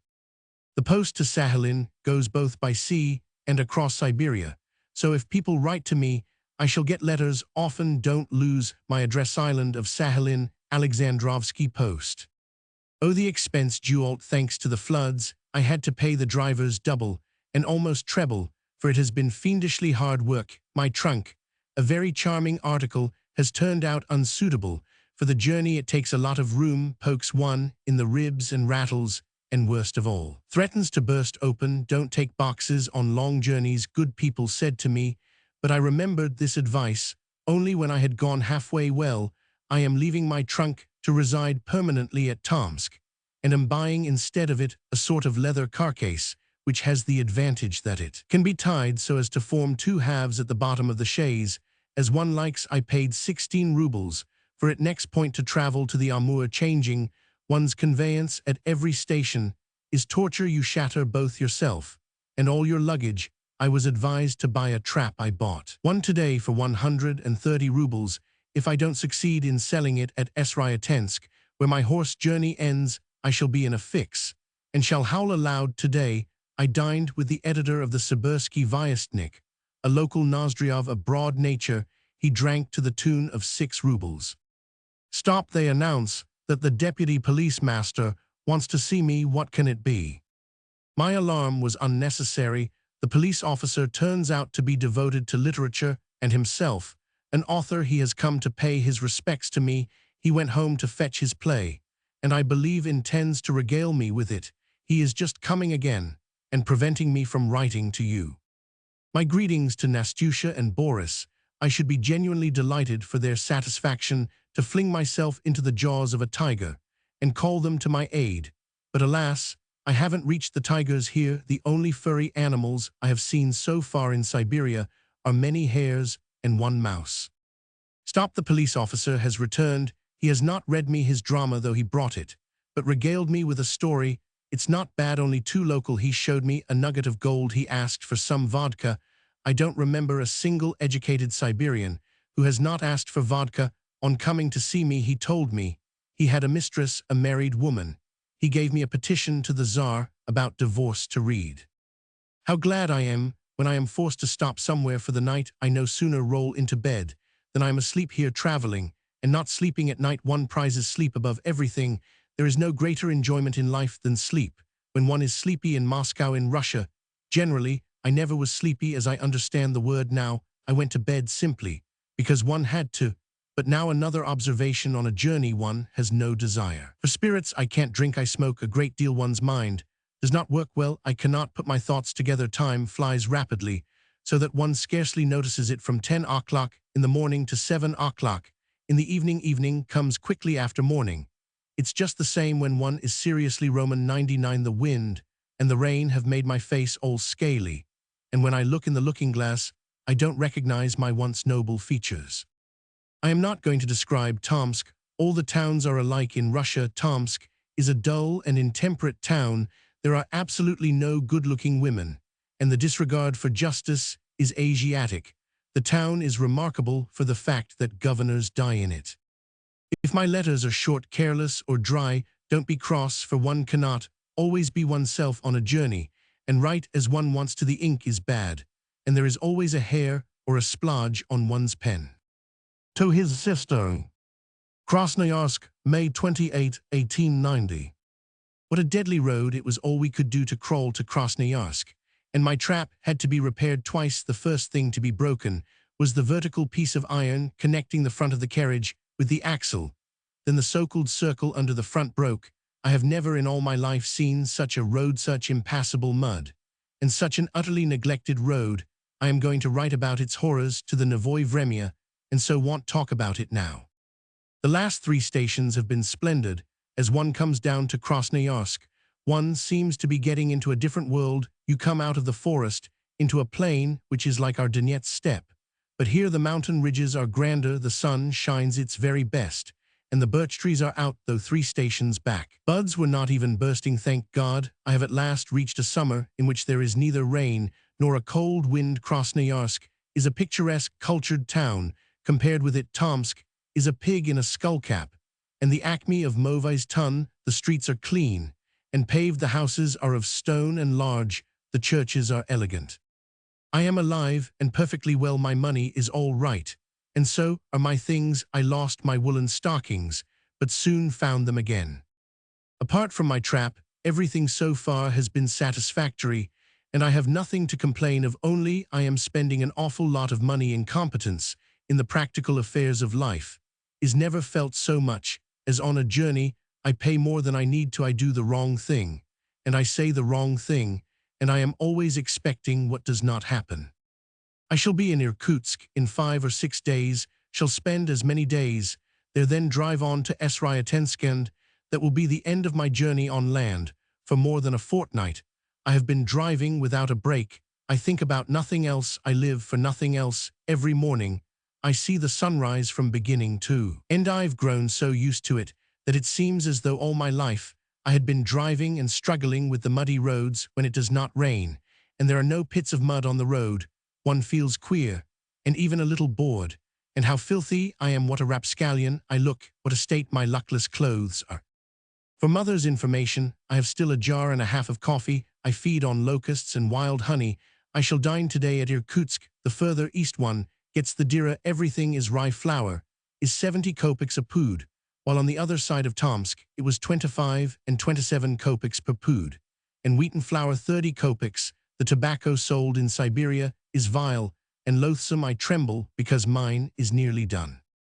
I am traveling with 2 lieutenants and an army doctor who are all on their way to the Amur, so my revolver is after all quite superfluous in such company. Hell would have no terrors. We are just having tea at the station, and after tea we are going to have a look at the town. I should have no objection to living in Krasnoyarsk. I can't think why this is a favorite place for sending exiles to. Your Homo Sachaliensis. A Chekhov. To his brother, Alexander. Irkutsk, June 5, 1890. My European brother. It is of course unpleasant to live in Siberia, but better to live in Siberia and feel oneself a man of moral worth than to live in Petersburg with the reputation of a drunkard and a scoundrel. No reference to present company. Siberia is a cold and long country. I drive on and see no end to it. I see little that is new or of interest, but I feel and experience a great deal. I have contended with flooded rivers, with cold, with impassable mud, hunger, and sleepiness, such sensations as you could not get for a million in Moscow. You ought to come to Siberia. Ask the authorities to exile you. The best of all Siberian towns is Irkutsk. Tomsk is not worth a brass farthing, and the district towns are no better than the Kryapkaya, in which you were so heedlessly born.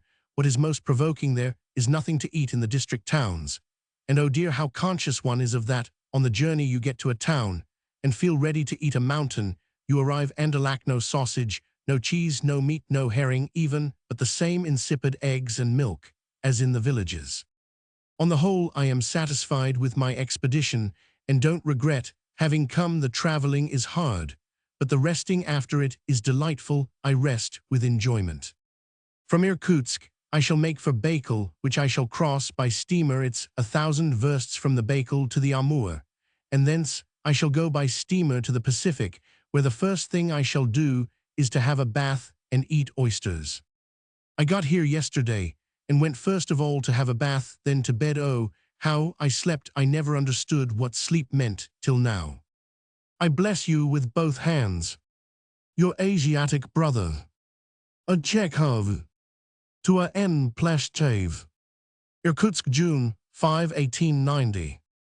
1,000 greetings to you, dear Alexei Nikolaevich. At last, I have vanquished the most difficult 3,000 versts. I am sitting in a decent hotel, and can write. I have rigged myself out all in new things, and as far as possible smart ones, for you cannot imagine how sick I was of my big muddy boots, of my sheepskin smelling of tar, of my overcoat covered with bits of hay, of dust and crumbs in my pockets, and of my extremely dirty linen.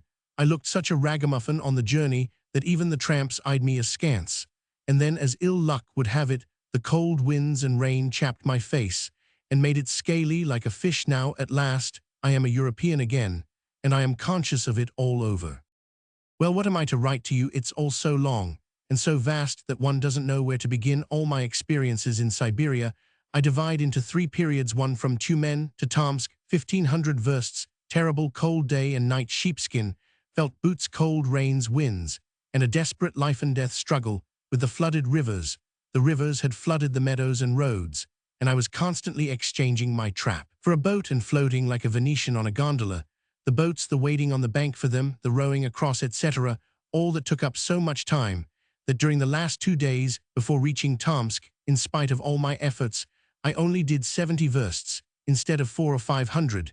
There were moreover some very uneasy and unpleasant moments, especially when the wind rose and began to buffet the boat too. From Tomsk to Krasnoyarsk, 500 versts, impassable mud, my chaise, and I stuck in the mud like flies in thick jam. How many times I broke my chaise!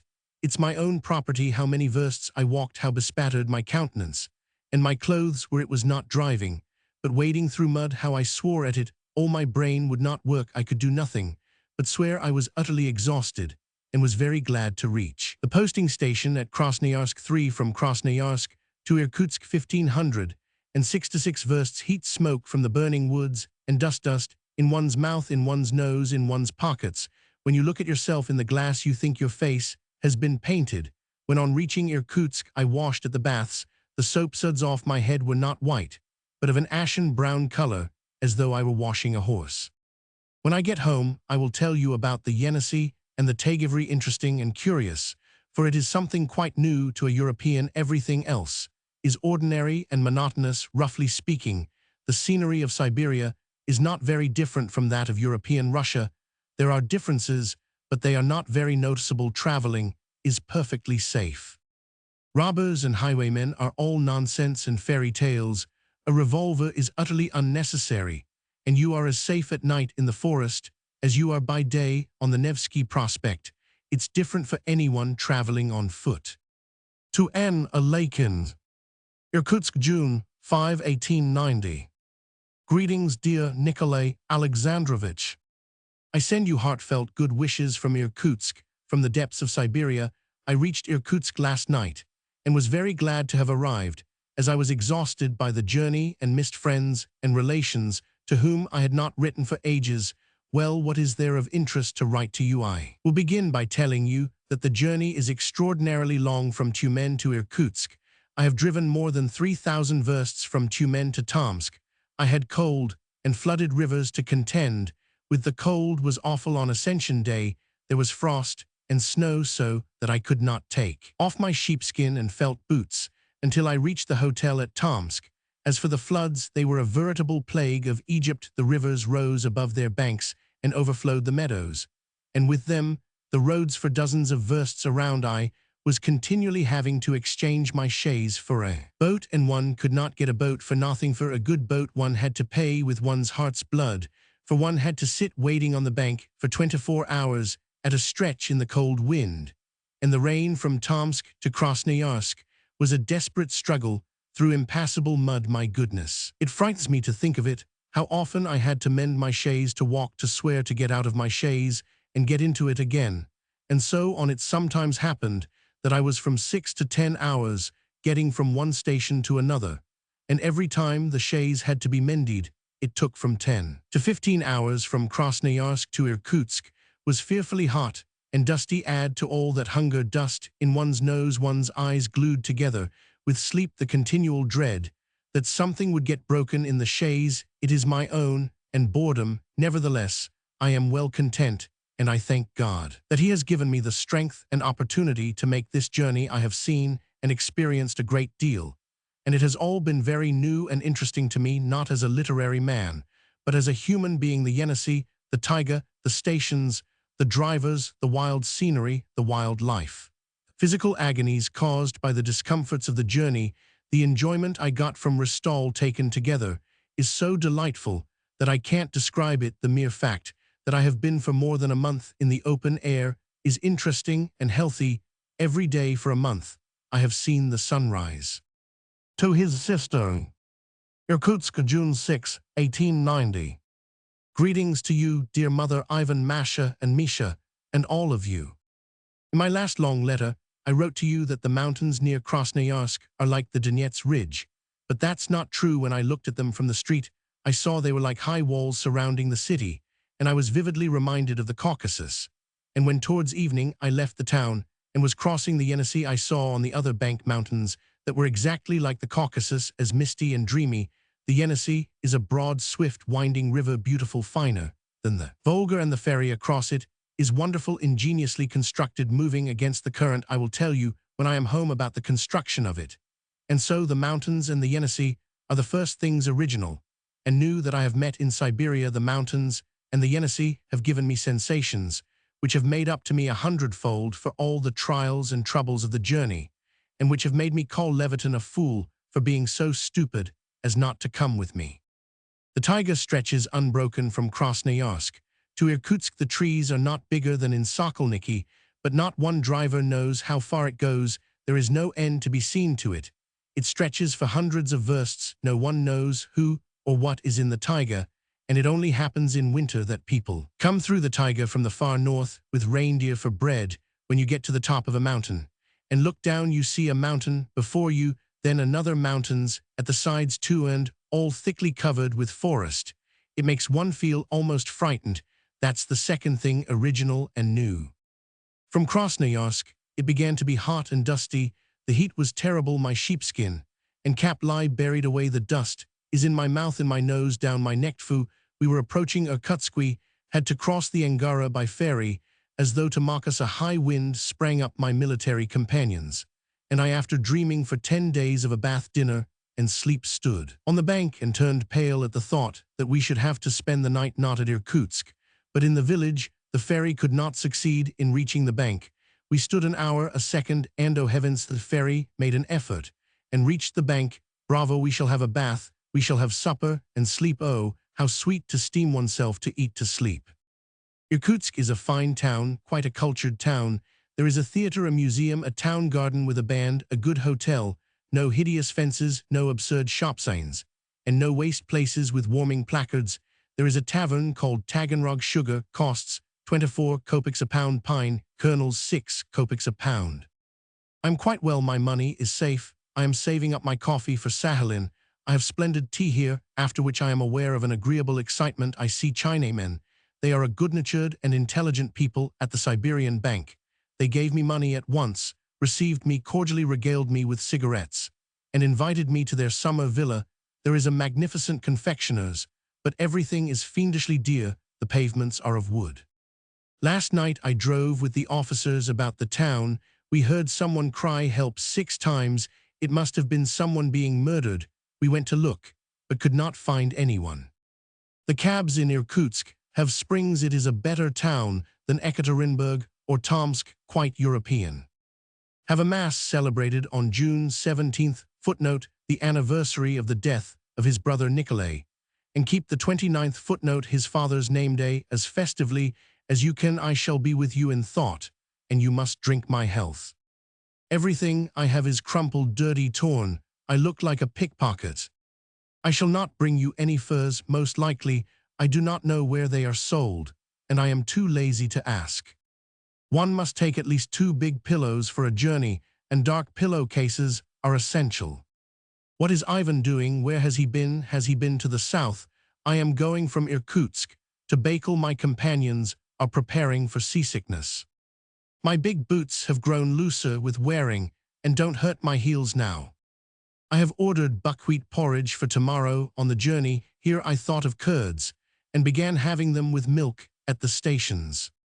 Did you get my postcards from the little towns? Keep them. I shall be able to judge from them how long the post takes. The post here is in no hurry. Irkutsk, June 7, 1890. The steamer from Sryatensk leaves on June 20th. Good Christians, what am I to do? Till the 20th, how am I to dispose of myself? The journey to Sryatensk will only take 5 or 6 days. I have greatly altered the route of my journey from Khabarovsk. Look at the map. Footnote: Chekhov's family had during his absence a map of Siberia on the wall, by means of which they followed his progress. I am going not to Nikolaevsk, but by the Usheri to Vladivostok, and from there to Sakhalin. I must have a look at the Usheri region at Vladivostok. I shall bathe in the sea and eat oysters. It was cold till I reached Kansk. From Kansk sea map, I began to go down to the south. Everything is as green as with you. Even the oaks are out. The birches here are darker than in Russia. The green is not so sentimental. There are masses of the Russian white service tree, which here takes the place of both the lilac and the cherry. They say they make an excellent jam from the service tree. I tasted some of the fruit pickled. It was not bad. 2 lieutenants and an army doctor are traveling with me. They have received their traveling expenses 3 times over, but have spent all the money. Though they are traveling in one carriage, they are sitting without a farthing, waiting for the pay department to send them some money. They are nice fellows. They have had from 1,500 to 2,000 rubles each for traveling expenses, and the journey will cost them next to nothing, excluding, of course, the cost of the stopping places.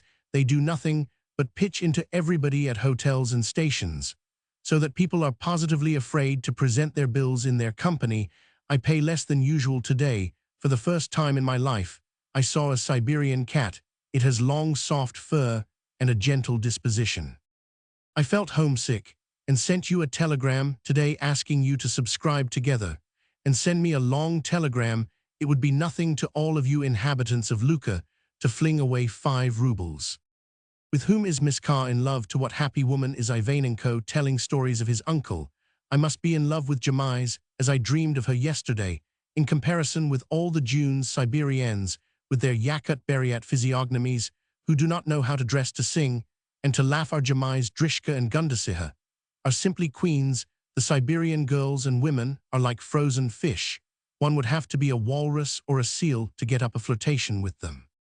I am tired of my companions. It is much nicer traveling alone. I like silence better than anything on the journey, and my companions talk and sing without stopping. And they talk of nothing but women. They borrowed 136 rubles from me till tomorrow and have already spent it. They are regular sieves. The stations are sometimes 30 to 35 versts apart. You drive by night. You drive and drive till you feel silly and lightheaded. And if you venture to ask the driver how far it is to the next station, he will never say less than 17 versts. That's particularly agonizing when you have to go at a walking pace along a muddy road full of holes. And when you are thirsty, I have learned to do without sleep. I don't mind a bit when they wake me, as a rule. One does not sleep for 1 day and night, and then the next day at dinner time, there is a strained feeling in one's eyelids in the evening. And in the night, towards daybreak of the 3rd day, one dozes in the chaise, and sometimes falls asleep for a minute as one sits at dinner. And after dinner at the stations, while the horses are being harnessed, one lolls on the sofa, and the real torture only begins at night. In the evening, after drinking 5 glasses of tea, one's face begins to burn, one's body feels limp all over, and longs to bend backwards, one's eyes close, one's feet ache, in one's big boots, one's brain is in a tangle. If I allow myself to put up for the night, I fall into a dead sleep at once. If I have strength of will to go on, I drop asleep in the chaise, However violent the jolting may be at the stations, the drivers wake one up, as one has to get out of the chaise, and pay for the journey. They wake one not so much by shouting and tugging at one's sleeve, as by the stink of garlic that issues from their lips. They smell of garlic and onion, till they make me sick. I only learned to sleep in the chaise after Krasnoyarsk. On the way to Irkutsk, I slept for 58 versts, and was only once woken up.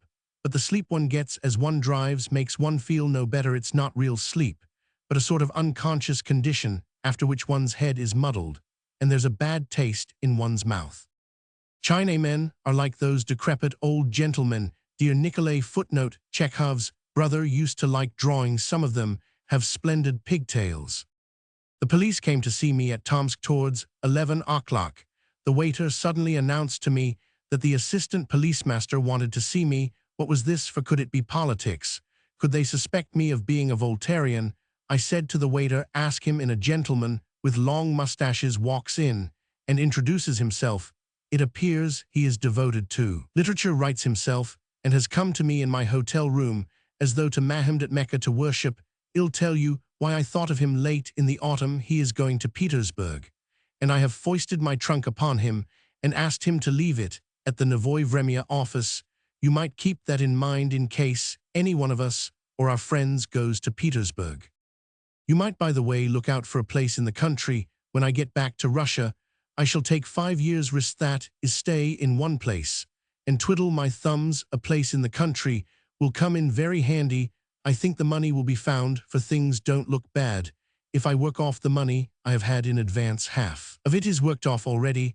I shall certainly borrow 2,000 or 3,000 in the spring to be paid off over a period of 5 years.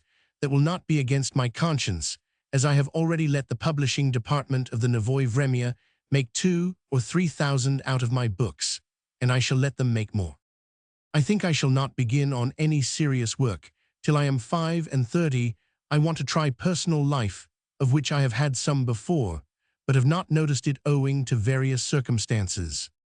Today I rubbed my leather coat with grease. It's a splendid coat. It has saved me from catching cold. My sheepskin is a capital thing too. It serves me as a coat and a mattress. Both. One is as warm in it as on a stove. It's wretched without pillows. Hay does not take the place of them, and with the continual friction, there's a lot of dust from it, which tickles one's face and prevents one from dozing. I haven't a single sheet. That's horrid too, and I ought to have taken some more trousers. The more luggage one has, the better. There's less jolting and more comfort. Goodbye, though I have got nothing more to write about. My greetings to all. Station Listvernijnaya. On Lake Baikal, June 13. I'm having an idiotic time. On the evening of the 11th of June, the day before yesterday, we set off from Irkutsk in the fond hope of catching the Baikal steamer, which leaves at 4 o'clock in the morning from Irkutsk to Baikal. There are only 3 stations. At the first station, they informed us that all the horses were exhausted, and that it was therefore impossible to go. We had to put up for the night. Yesterday morning, we set off from that station, and by midday we reached Baikal. We went to the harbor, and in answer to our inquiries, were told that the steamer did not go till Friday the 15th. This meant that we should have to sit on the bank and look at the water and wait, as there is nothing that does not end in time. I have no objection to waiting, and always wait patiently. But the point is, the steamer leaves Sryatensk on the 20th and sails down the Amur. If we don't catch it, we must wait for the next steamer, which does not go till the 30th. Merciful heavens, when shall I get to Sakhalin? We drove to Baikal along the bank of the Angara, which rises out of Lake Baikal and flows into the Yenisei. Look at the map. The banks are picturesque mountains and dense forests on the mountains. The weather was exquisite, still sunny and warm. As I drove, I felt I was exceptionally well. I felt so happy that I cannot describe it. It was perhaps the contrast after the stay at Irkutsk. And because the scenery on the Angara is like Switzerland, it is something new and original. We drove along the river bank, came to the mouth of the river, and turned to the left. Then we came upon the bank of Lake Baikal, which in Siberia is called the sea. It is like a mirror. The other side, of course, is out of sight. It is 90 versts away. The banks are high, steep, stony, and covered with forest to right, and to left there are promontories which jut into the sea like Odeg or the Todable at Fedosia. It's like the Crimea. The station of Listvenichnia lies at the water's edge, and is strikingly like Yalta. If the houses were white, it would be exactly like Yalta, only there are no buildings on the mountains, as they are too overhanging, and it is impossible to build on them. We have taken a little barn of a lodging that reminds one of any of the Kraskovsky summer villas. Just outside the window, 2 or 3 yards from the wall, is Lake Baikal. We pay a ruble a day. The mountains, the forests, the mirror-like Baikal are all poisoned for me by the thought that we shall have to stay here till the 15th. What are we to do here? What is more, we don't know what there is for us to eat. The inhabitants feed upon nothing but garlic. There is neither meat nor fish. They have given us no milk, but have promised it for a little white loaf. They demanded 16 kopecks. I bought some buckwheat and a piece of smoked pork, and asked them to make a thin porridge of it. It was not nice, but there was nothing to be done. I had to eat it all the evening. We hunted about the village to find someone who would sell us a hen, and found no one. But there is Vodka. The Russian is a great pig. If you ask him why he doesn't eat meat and fish, he justifies himself by the absence of transport ways and communications, and so on. And yet Vodka is to be found in the remotest villages, and as much of it as you please, and yet one would have supposed that it would have been much easier to obtain meat and fish than vodka, which is more expensive and more difficult to transport. Yes, drinking vodka must be much more interesting than fishing in Lake Baikal or rearing cattle.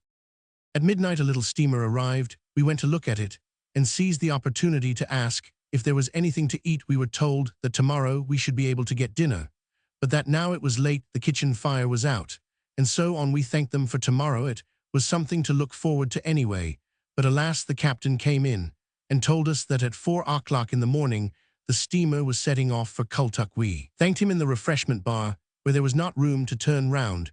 We drank a bottle of sour beer, 35 kopecks, and saw on a plate some amber beetsit with salmon caviar. We returned home, and to sleep. I am sick of sleeping. Every day one has to put down one's sheepskin with the wool upwards under one's head. One puts a folded greatcoat and a pillow, and one sleeps on this heap in one's waistcoat and trousers. Civilization, where art thou? Today there is rain, and Lake Baikal is plunged in mist. Interesting. Samasco would say it's dull. One ought to sit down and write, but one can never work in bad weather. One has a foreboding of merciless boredom.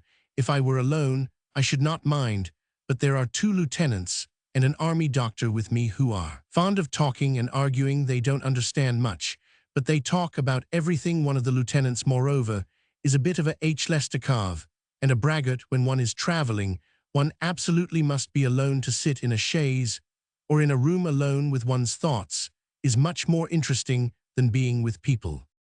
Congratulate me, I sold my own carriage at Irkutsk. How much I gained on it, I won't say, or mother would fall into a faint and not sleep for 5 nights. Your homo sachaliensis. A Chekhov. To his mother. Steamer Yermak, June 2018-90. Greeting, dear ones at home. At last I can take off my heavy muddy boots, my shabby breeches, and my blue shirt, which is shiny with dust and sweat. I can wash and dress like a human being. I am not sitting in a chaise, but in a first-class cabin of the steamer Yermak. This change took place 10 days ago, and this is how it happened. I wrote to you from Listvenichnia that I was late for the Baikal steamer, that I had to cross Lake Baikal on Friday instead of Tuesday, and that owing to this, I should only be able to catch the Amur steamer on the 30th, but fate is capricious and often plays us tricks we do not expect. On Thursday morning, I went out for a walk on the shores of Lake Baikal. Behold, the funnel of one of the little steamers is smoking. I inquire where the steamer is going. They tell me across the sea to Kluevo. Some merchant had hired it to take his wagons of goods across the lake. We too wanted to cross the sea and to go to Boyarskaya station. I inquire how many versts from Kluevo to Boyarskaya. They tell me 27. I run back to my companions and beg them to take the risk of going to Kluevo. I say the risk because going to Kluevo, where there is nothing but a harbor and a watchman's hut, we ran the risk of not finding horses, having to stay on at Kluevo, and being late for Friday's steamer, which for us would be worse than Igor's death, as we should have to wait till Tuesday. My companions consented. We gathered together our belongings with cheerful legs stepped onto the steamer, and straight to the refreshment bar. Soup, for the love of God, half my kingdom, for a plate of soup. The refreshment bar was very nasty and cramped, but the cook, Grigory Ivanitch, who had been a house serf at Voronezh, turned out to be at the tip-top of his profession. He fed us magnificently. The weather was still and sunny. The water of Lake Baikal is the color of turquoise, more transparent than the Black Sea. They say that in deep places you can see the bottom over a verst below, and I myself have seen to such a depth, with rocks and mountains plunged in the turquoise blue, that it sent a shiver all over me. Our journey over Lake Baikal was wonderful. I shall never forget it as long as I live. But I will tell you what was not nice. We traveled third class, and the whole deck was occupied by the wagon horses, which were wild as mad things. These horses gave a special character to our crossing. It seemed as though we were in a brigand's steamer. At Kluevo, the watchman undertook to convey our luggage to the station. He drove the cart while we walked along the very picturesque shore. Leviton was an ass not to come with me. The way was through woods on the right, woods running uphill on the left, woods running down to the lake. Such ravines, such crags. The coloring of Lake Baikal is soft and warm. It was, by the way, very warm. After walking 8 versts, we reached the station of Miskin, where a Kyoton official, who was also on his travels, regaled us with excellent tea, and where we got the horses for Boyarskaya. And so we set off on Thursday instead of Friday. What is more, we got 24 hours in advance of the post, which usually takes all the horses at the station. We began driving as fast as we could, cherishing a faint hope of reaching Sryatensk by the 20th. I will tell you when we meet about my journey along the bank of the Selenga and across Transbaikalia. Now I will only say that Selenga is one continuous loneliness, and in Transbaikalia I found everything I wanted: the Caucasus and the valley of the Sil and the Zvenigorod district. And the dawn by day you gallop through the Caucasus, at night along the steppe of the Don. In the morning, rousing yourself from slumber, behold the province of Poltavand. So for the whole 1,000 versts, Verkhnudinsk is a nice little town. Tichita is a wretched place in the style of Sumy. I need hardly say that we had no time to think of sleep or dinner. One gallops on thinking of nothing but the chance that at the next station we might not get horses and might be kept 5 or 6 hours. We did 200 versts in 24 hours. Zone can't do more than that. In the summer we were stupefied. The heat was fearful by day, while at night it was so cold that I had to put on my leather coat over my cloth. One night I even wore my sheepskin. Well, we drove on and reached Sryatensk this morning, just an hour before the steamer left, giving the drivers from the last 2 stations a ruble each for themselves. And so my horse journey is over. It has lasted 2 months. I set out on the 21st of April. If we exclude the time spent on the railway and the steamer, the 3 days spent in Ekaterinburg, the week in Tomsk, the day in Krasnoyarsk, the week in Irkutsk, the 2 days on the shores of Lake Baikal, and the days wasted in waiting for boats to cross the floods, you can judge of the rate at which I have driven. My journey has been most successful. I wish nothing better for anyone. I have not once been ill, and of the mass of things I had with me, I have lost nothing but a penknife, the strap off my trunk, and a little jar of carbolic ointment. My money is safe. It is not often that anyone succeeds in traveling 1,000 versts so well. I have grown so used to driving that now I don't feel like myself, and cannot believe that I am not in a chaise, and that I don't hear the rattling and the jingling of the bells. It seems strange that, when I go to bed, I can stretch out my legs full length, and that my face is not covered with dust. But what is stranger still is that the bottle of brandy Kovshinikov gave me has not been broken, and that the brandy is still in it, every drop of it. I have vowed not to uncork it, except on the shore of the Pacific. I am sailing down the Shilka, which runs into the Amur at the Pokrovskaya Stanitsa. The river is not broader than the Sil, it is even narrower. The shores are stony.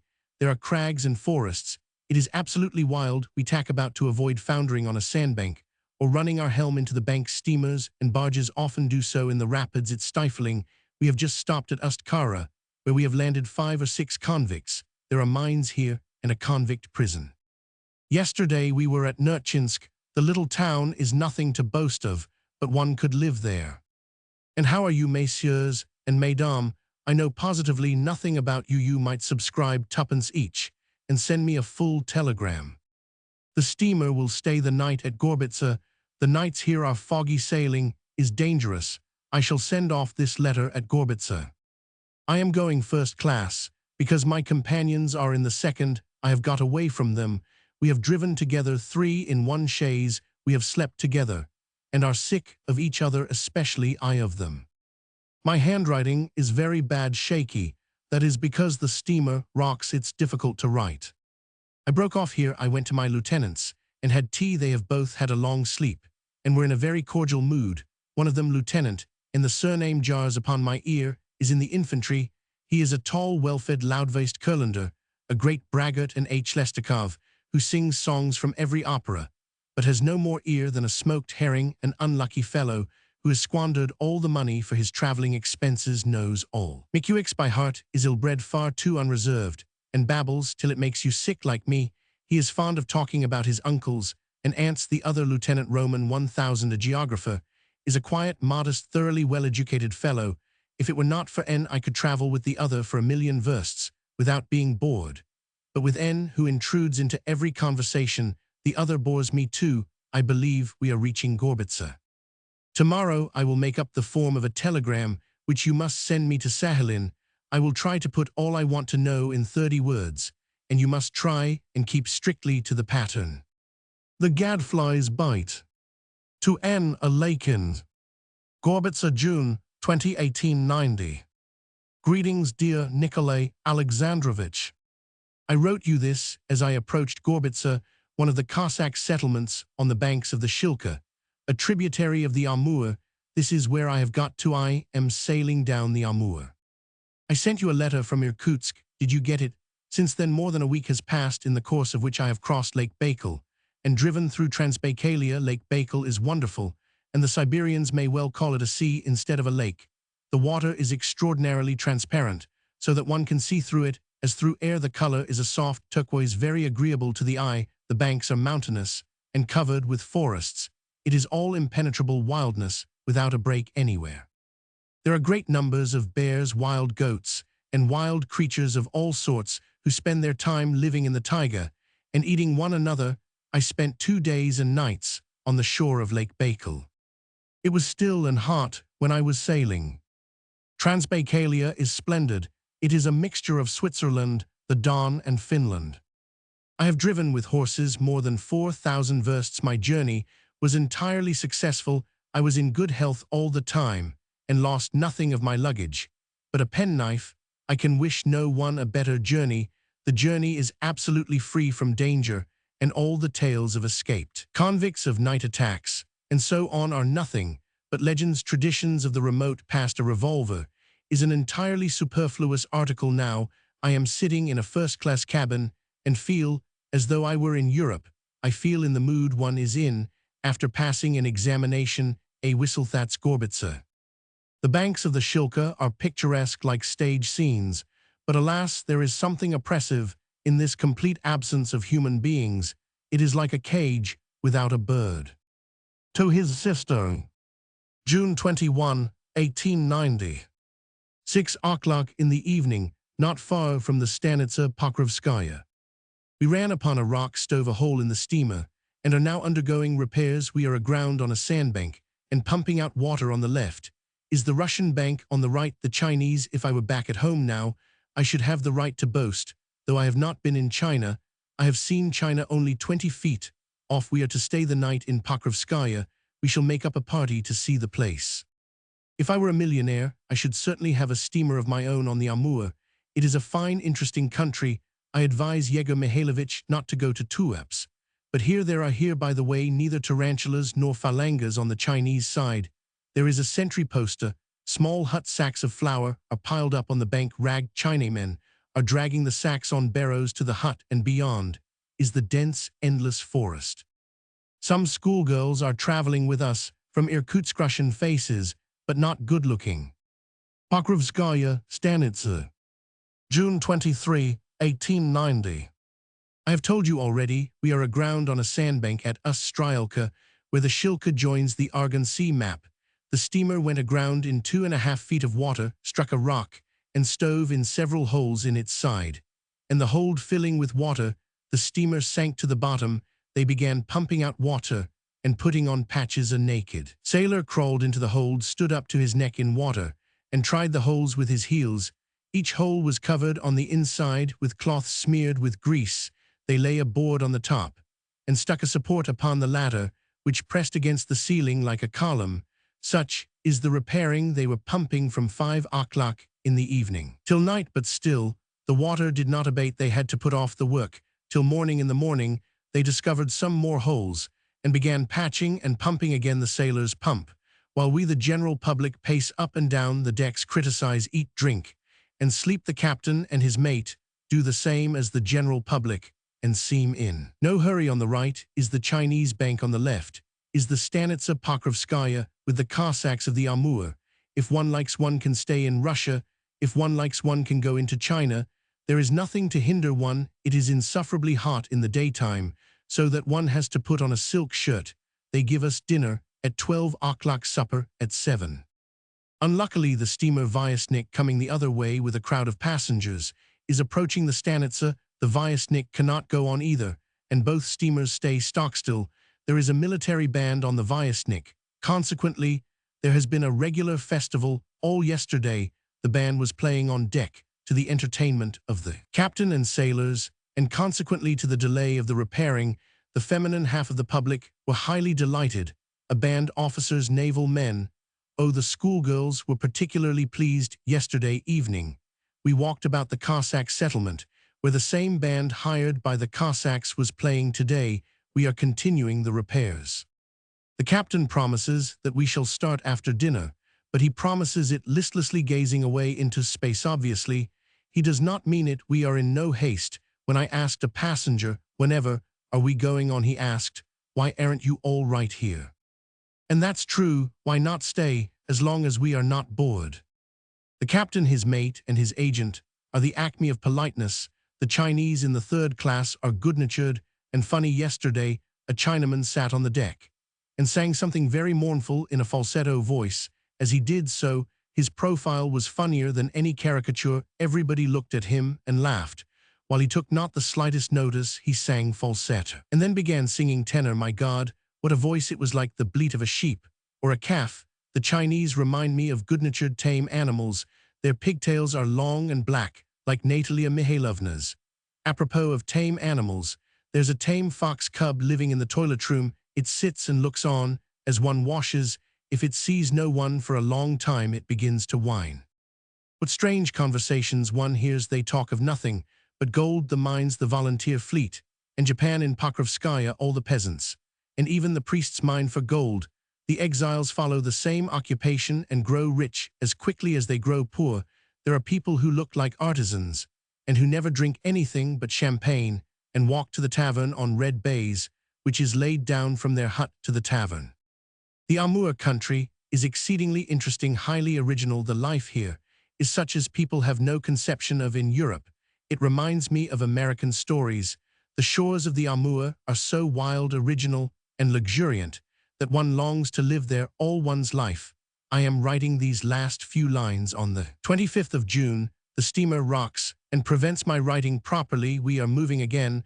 I have come 1,000 versts down the Amur already, and have seen 1,000,000 gorgeous landscapes. I feel giddy with ecstasy.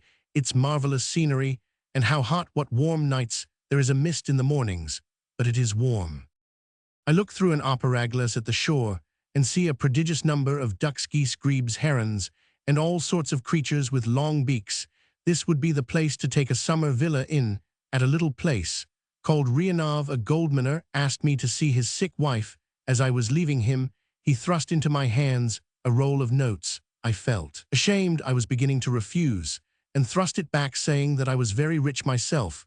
We talked together for a long time, trying to persuade each other, and yet in the end 15 rubles remained in my hands. Yesterday, a goldminer with the face of Petya Pavlovich dined in my cabin at dinner.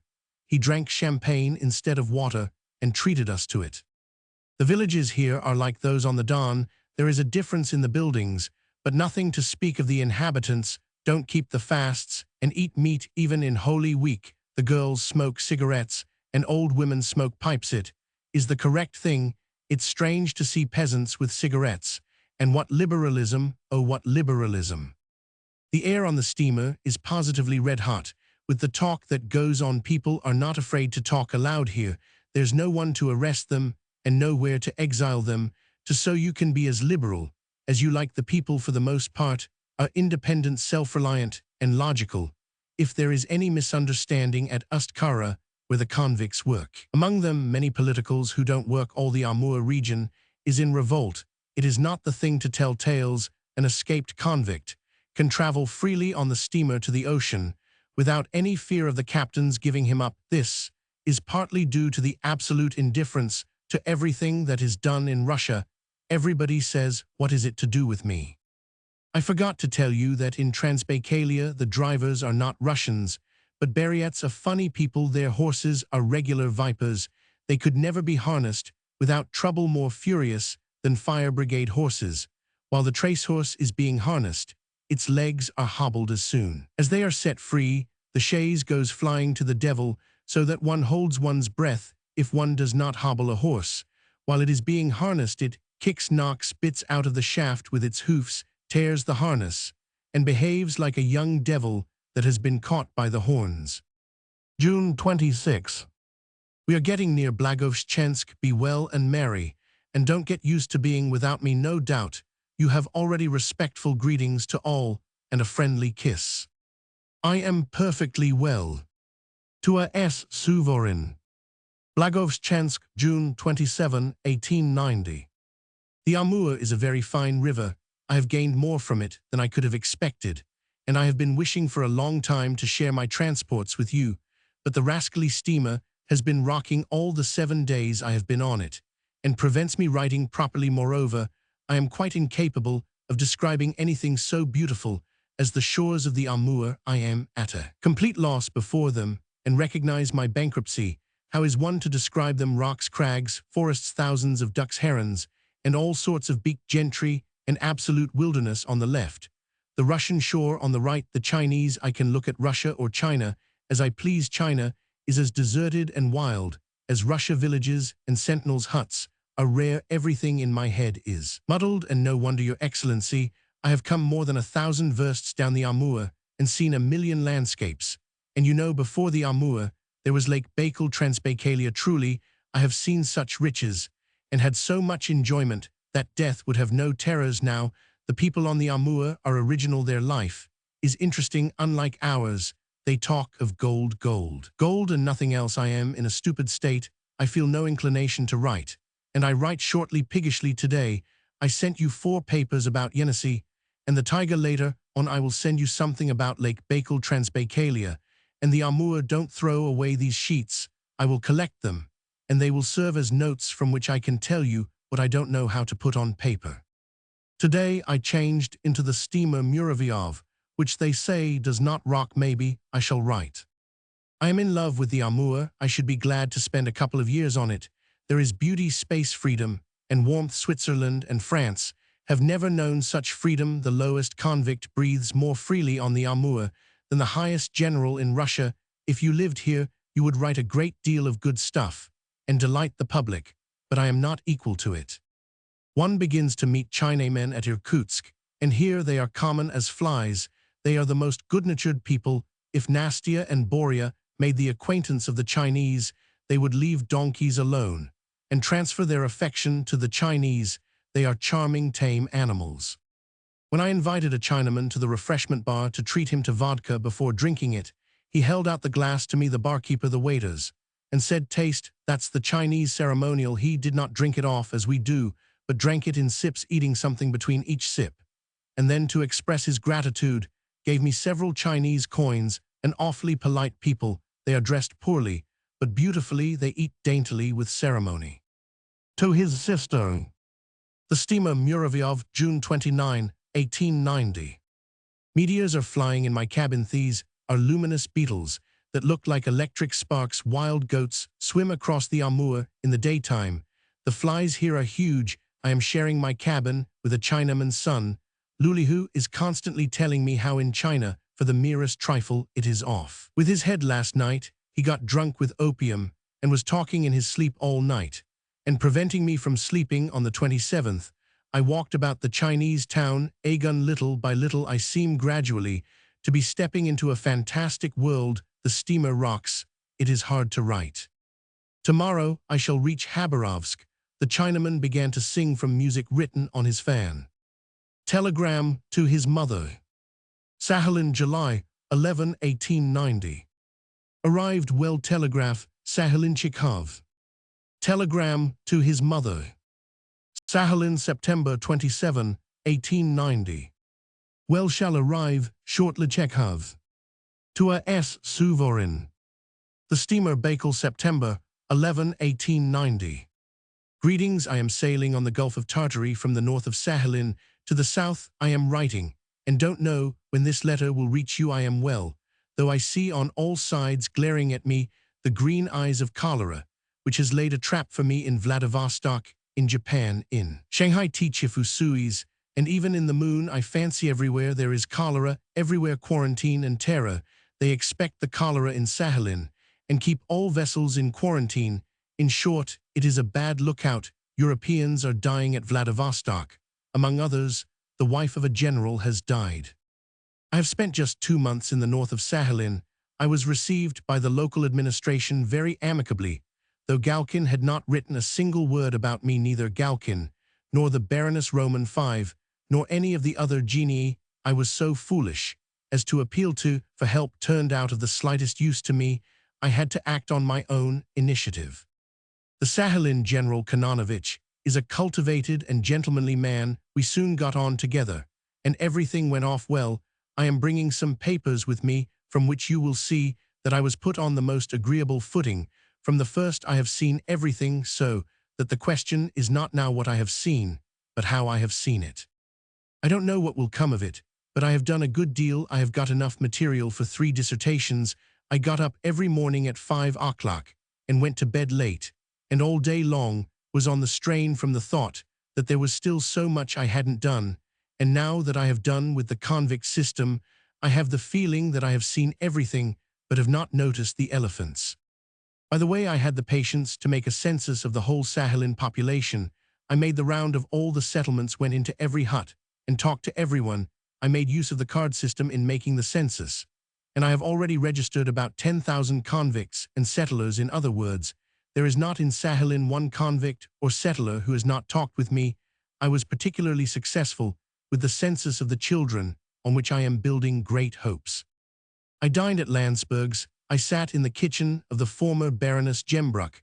I visited all the celebrities. I was present at a flogging, after which I dreamed for 3 or 4 nights of the executioner and the revolting accessories. I have talked to men who were chained to trucks once when I was drinking tea in a mine. Borodavkin, once a Petersburg merchant who was convicted of arson, took a teaspoon out of his pocket and gave it to me, and the long and the short of it is that I have upset my nerves and have vowed not to come to Sakhalin again. I should write more to you, but there is a lady in the cabin who giggles and chatters unceasingly. I haven't the strength to write. She has been laughing and cackling ever since yesterday evening. This letter will go across America, but I shall go probably not across America.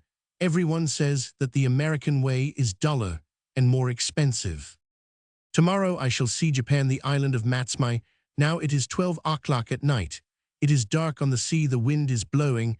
I don't understand how the steamer can go on and find its direction when one can't see a thing, and above all, in such wild, little-known waters as those in the Gulf of Tartary. When I remember that I am 10,000 versts away from my world, I am overcome with apathy. It seems I shall not be home for 100 years. God give you health and all blessings. I feel dreary. To his mother. Sakhalin, October 6, 1890. My greetings, dear mother. I write you this letter almost on the eve of my departure for Russia. Every day we expect a steamer of the volunteer fleet and cherish hopes that it will not come later than the 10th of October. I send this letter to Japan, whence it will go by Shanghai or America. I am living at the station of Korsakova, where there is neither telegraph nor post, and which is not visited by ships oftener than once a fortnight. Yesterday a steamer arrived and brought me from the north. a pile of letters and telegrams. From the letters, I learn that Masha likes the Crimea. I believe she will like the Caucasus better still. Strange with you, it has been cold and rainy while in Sakhalin from the day of my arrival. Till today it has been bright warm, whether there is slight cold with hoarfrost in the mornings. The snow is white on one of the mountains, but the earth is still green, the leaves have not fallen, and all the vegetation is still as flourishing as at a summer villa in May. There you have Sakhalin. At midnight yesterday, I heard the roar of a steamer. Everybody jumped out of bed. Hurrah, the steamer has arrived. We dressed and went out with lanterns to the harbor. We gazed into the distance. There really was a steamer. The majority of voices decided that it was the Petersburg on which I am to go to Russia. I was overjoyed. We got into a boat and rowed to the steamer. We went on and on till at last we saw in the mist the dark hulk of a steamer. One of us shouted in a hoarse voice, asking the name of the vessel, and we received the answer, the Baikal Tifu anathema. What a disappointment I am. I homesick and weary of Sakhalin. Here for the last 3 months I have seen no one but convicts or people who can talk of nothing but penal servitude, the lash, and the convicts, a depressing existence. One longs to get quickly to Japan, and from there to India. I am quite well, except for flashes in my eye from which I often suffer now, after which I always have a bad headache. I had the flashes in my eye yesterday and today, and so I am writing this with a headache and heaviness all over. At the station, the Japanese General Kyusan lives with his 2 secretaries, good friends of mine. They live like Europeans. Today, the local authorities visited them in state to present decorations that had been conferred on them, and I too went with my headache and had to drink champagne. Since I have been in the south, I have 3 times driven to Ney Race, where the real ocean waves break. Look at the map, and you will see at once on the south coast that poor dismal Ney Race. The waves cast up a boat with 6 American whalefishers who had been shipwrecked off the coast of Sakhalin. They are living now at the station and solemnly walk about the streets. They are waiting for the Petersburg and will sail with me. I am not bringing you furs. There are none in Sakhalin. Keep well, and heaven guard you all. I am bringing you all presents. The cholera in Vladivostok and Japan is over. To a S. Suvorin. Malaya Dmitrovka, Moscow, December 9. Hurrah, here at last. I am sitting at my table at home. I pray to my faded penates, and write to you. I have now a happy feeling, as though I had not been away from home at all. I am well, and thriving to the marrow of my bones. Here's a very brief report for you. I was in Sakhalin not 2 months, as you have printed, but 3 months plus 2 days. I worked at high pressure. I made a full and minute census of the whole of Sakhalin's population, and saw everything except the death penalty. When we see each other, I will show you a whole trunkful of stuff about the convicts, which is very valuable as raw material. I know a very great deal now, but I have brought away a horrid feeling while I was staying in Sakhalin. I only had a bitter feeling in my inside, as though from rancid butter, and now as I remember it, Sakhalin seems to me a perfect hell. For 2 months, I worked intensely, putting my back into it. In the 3rd month, I began to feel ill from the bitterness have spoken of, from boredom, and the thought that the cholera would come from Vladivostok to Sakhalin, and that so I was in danger of having to winter in the convict settlement. But thank God the cholera ceased, and on the 13th of October the steamer bore me away from Sakhalin. I have been in Vladivostok, about the Primorsky region and our eastern seacoast, with its fleets, its problems, and its Pacific dreams altogether. I have only one thing to tell of its crying poverty, poverty, ignorance, and worthlessness, that might drive one to despair. One honest man for 99 thieves that are blackening the name of Russia. We passed Japan because the cholera was there, and so I have not bought you anything Japanese, and the 500 you gave me for your purchases I have spent on my own needs, for which you have by law the right to send me to a settlement in Siberia. The first foreign port we reached was Hong Kong. It is an exquisite bay. The traffic on the sea was such as I had never seen before, even in pictures. Excellent roads, trams, a railway to the mountains, a museum, botanical gardens. Wherever you look you see the tenderest solicitude on the part of the English for the men in their service. There is even a club for the sailors. I went about in a jinrickshaw that is carried by men, bought all sorts of rubbish of the Chinese, and was moved to indignation at hearing my Russian fellow travelers abuse the English for exploiting the natives. I thought, yes, the English exploit the Chinese, the sepoys, the Hindus, but they do give them roads, aqueducts, museums, Christianity, and what do you give them? When we left Hong Kong, the boat began to rock. The steamer was empty and lurched through an angle of 38 degrees, so that we were afraid it would upset. I am not subject to seasickness. That discovery was very agreeable to me. On the way to Singapore, we threw 2 corpses into the sea when one sees a dead man wrapped in sailcloth fly turning somersaults in the water and remembers that it is several miles to the bottom. One feels frightened, and for some reason begins to fancy that one will die oneself and will be thrown into the sea. Our horned cattle have fallen sick through the united verdict of Dr. St. Cherbeck and your humble servant. The cattle have been killed and thrown into the sea.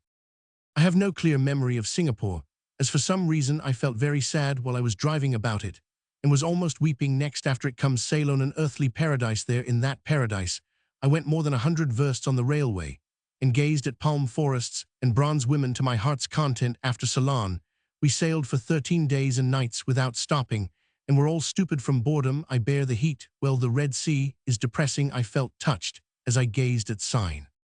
God's world is a good place. The one thing not good in it is we how little justice and humility there is in us, how little we understand true patriotism. A drunken, broken-down debauchee of a husband loves his wife and children. But of what use is that love we sow? We are told in our own newspapers, love our great motherland. But how does that love express itself? Instead of knowledge, insolence, and immeasurable conceit, instead of work, sloth, and swinishness, there is no justice. The conception of honor does not go beyond the honor of the uniform. The uniform, which is so commonly seen adorning the prisoner's dock in our court's work, is what is wanted, and the rest can go to the devil. First of all, we must be just, and all the rest will be added unto us. I have a passionate desire to talk to you. My soul is in a ferment. I want no one else but you, for it is only with you I can talk. How glad I am that everything was managed without Galkin Vraska's help. He didn't write one line about me, and I turned up in Sakhalin utterly unknown. Moscow, December 24, 1890. I believe in cock and in spermine, and praise God for it all. That is the Kachin's spermines, and so on seemed to the public a kind of miracle that leaped forth from some brain after the fashion of Pallas Athene. But people who have a closer acquaintance with the facts know that they are only the natural sequel of what has been done during the last 20 years. A great deal has been done, my dear fellow. Surgery alone has done so much that one is fairly dumbfounded at it. To one who is studying medicine, now the time before 20 years ago seems simply pitiable. My dear friend, if I were offered the choice between the ideals of the renowned 60s or the very poorest Zemstvo hospital of today, I should without a moment's hesitation choose the second. Will Kachin cure syphilis? It's possible. But as for cancer, you must allow me to have my doubts. Cancer is not a microbe, it's a tissue growing in the wrong place, and like a noxious weed smothering all the neighboring tissues. If NS uncle feels better, that is because the microbes of erysipelas, that is the elements that produce the disease of erysipelas, form a component part of Kachin. It was observed long ago that with the development of erysipelas, the growth of malignant tumors is temporarily checked. It's a strange business. While I was traveling to Sakhalin and back, I felt perfectly well. But now at home, the devil knows what is happening to me. My head is continually aching.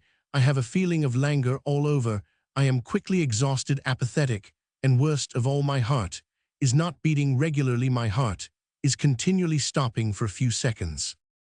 Moscow, January 1891. I shall probably come to Petersburg on the 8th of January. Since by February I shall not have a farthing, I must make haste and finish the novel. Footnote: the duel I've begun. There is something in the novel about which I must talk to you and ask your advice.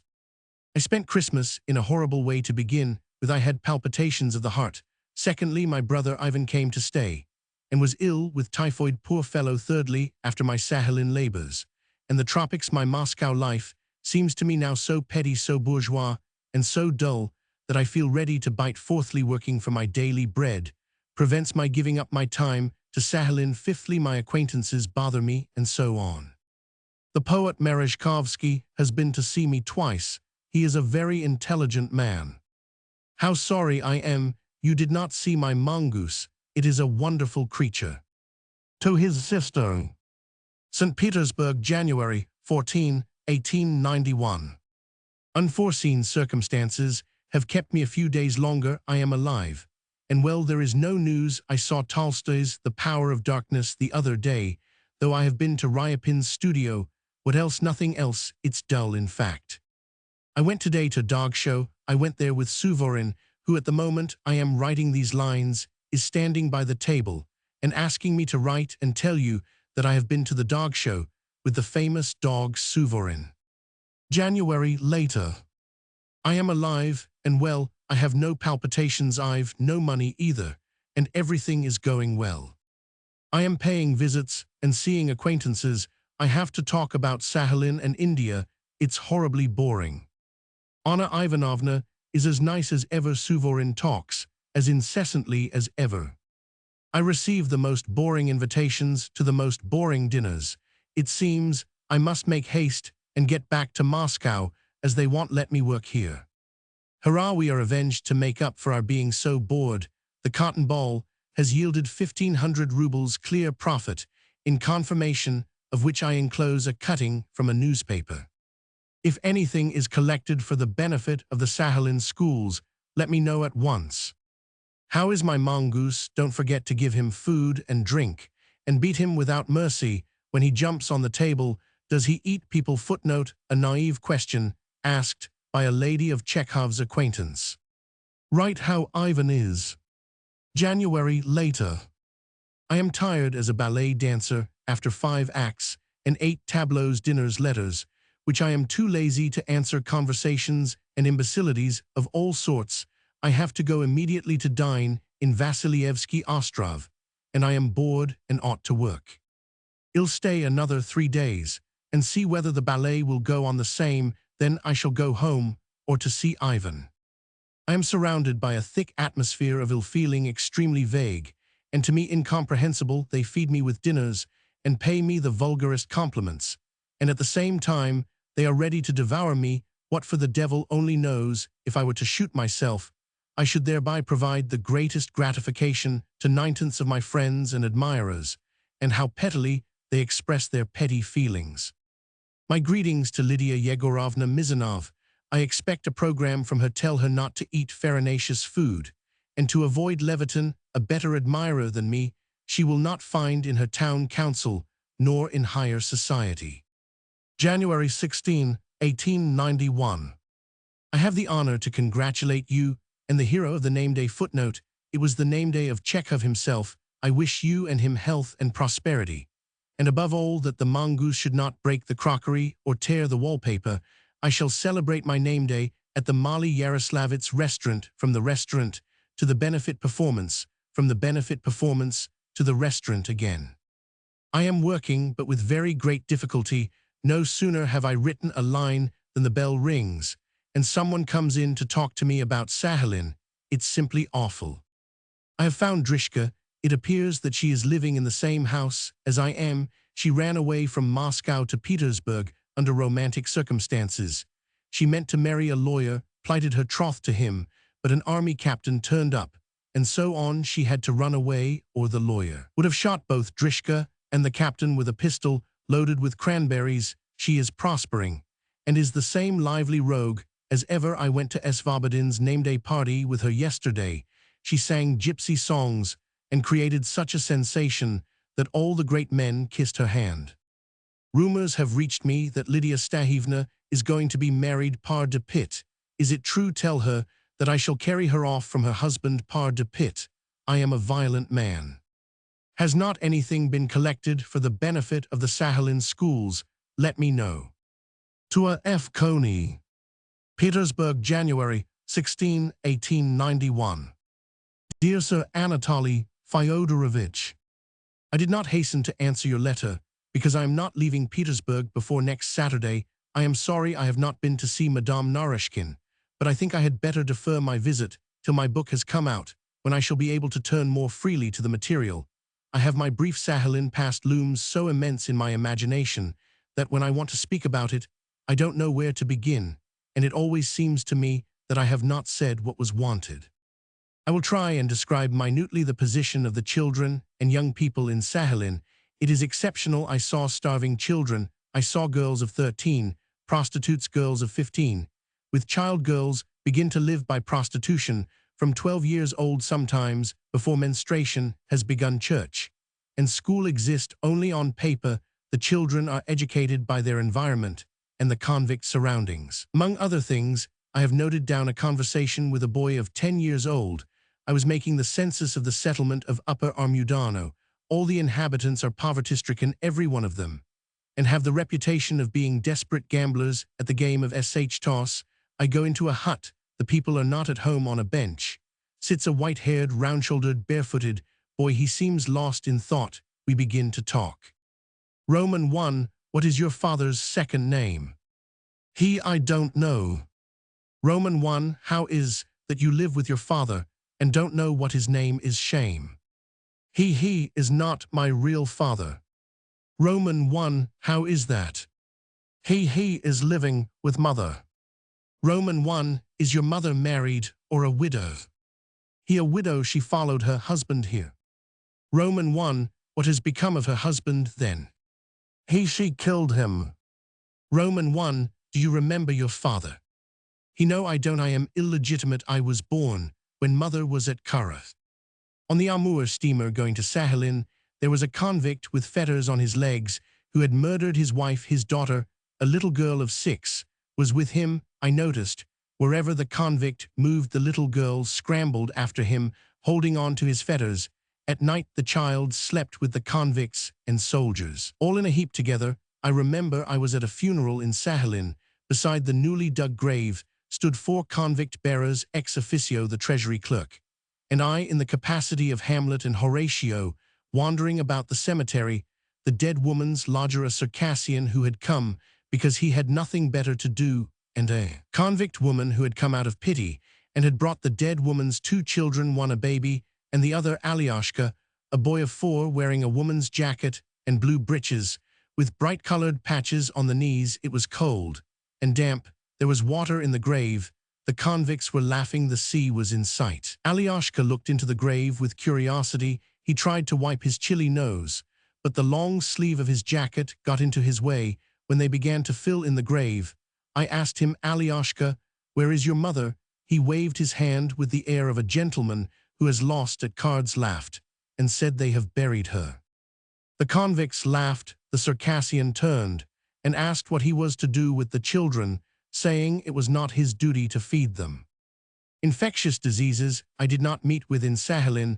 There is very little congenital syphilis, but I saw blind children, filthy, covered with eruption soul diseases that are evidence of neglect. Of course, I am not going to settle the problem of the children.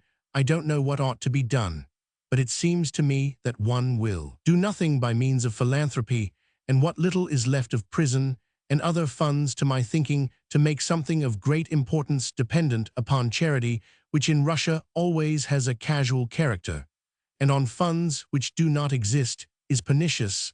I should prefer it to be financed out of the government treasury. To a S. Suvorin. Moscow, January 30, 1891. At home, I found depression. My nicest and most intelligent mongoose had fallen ill and was lying very quietly under a quilt. The little beast eats and drinks nothing. The climate has already laid its cold claw on it and means to kill it. What for? We have received a dismal letter in Taganrog.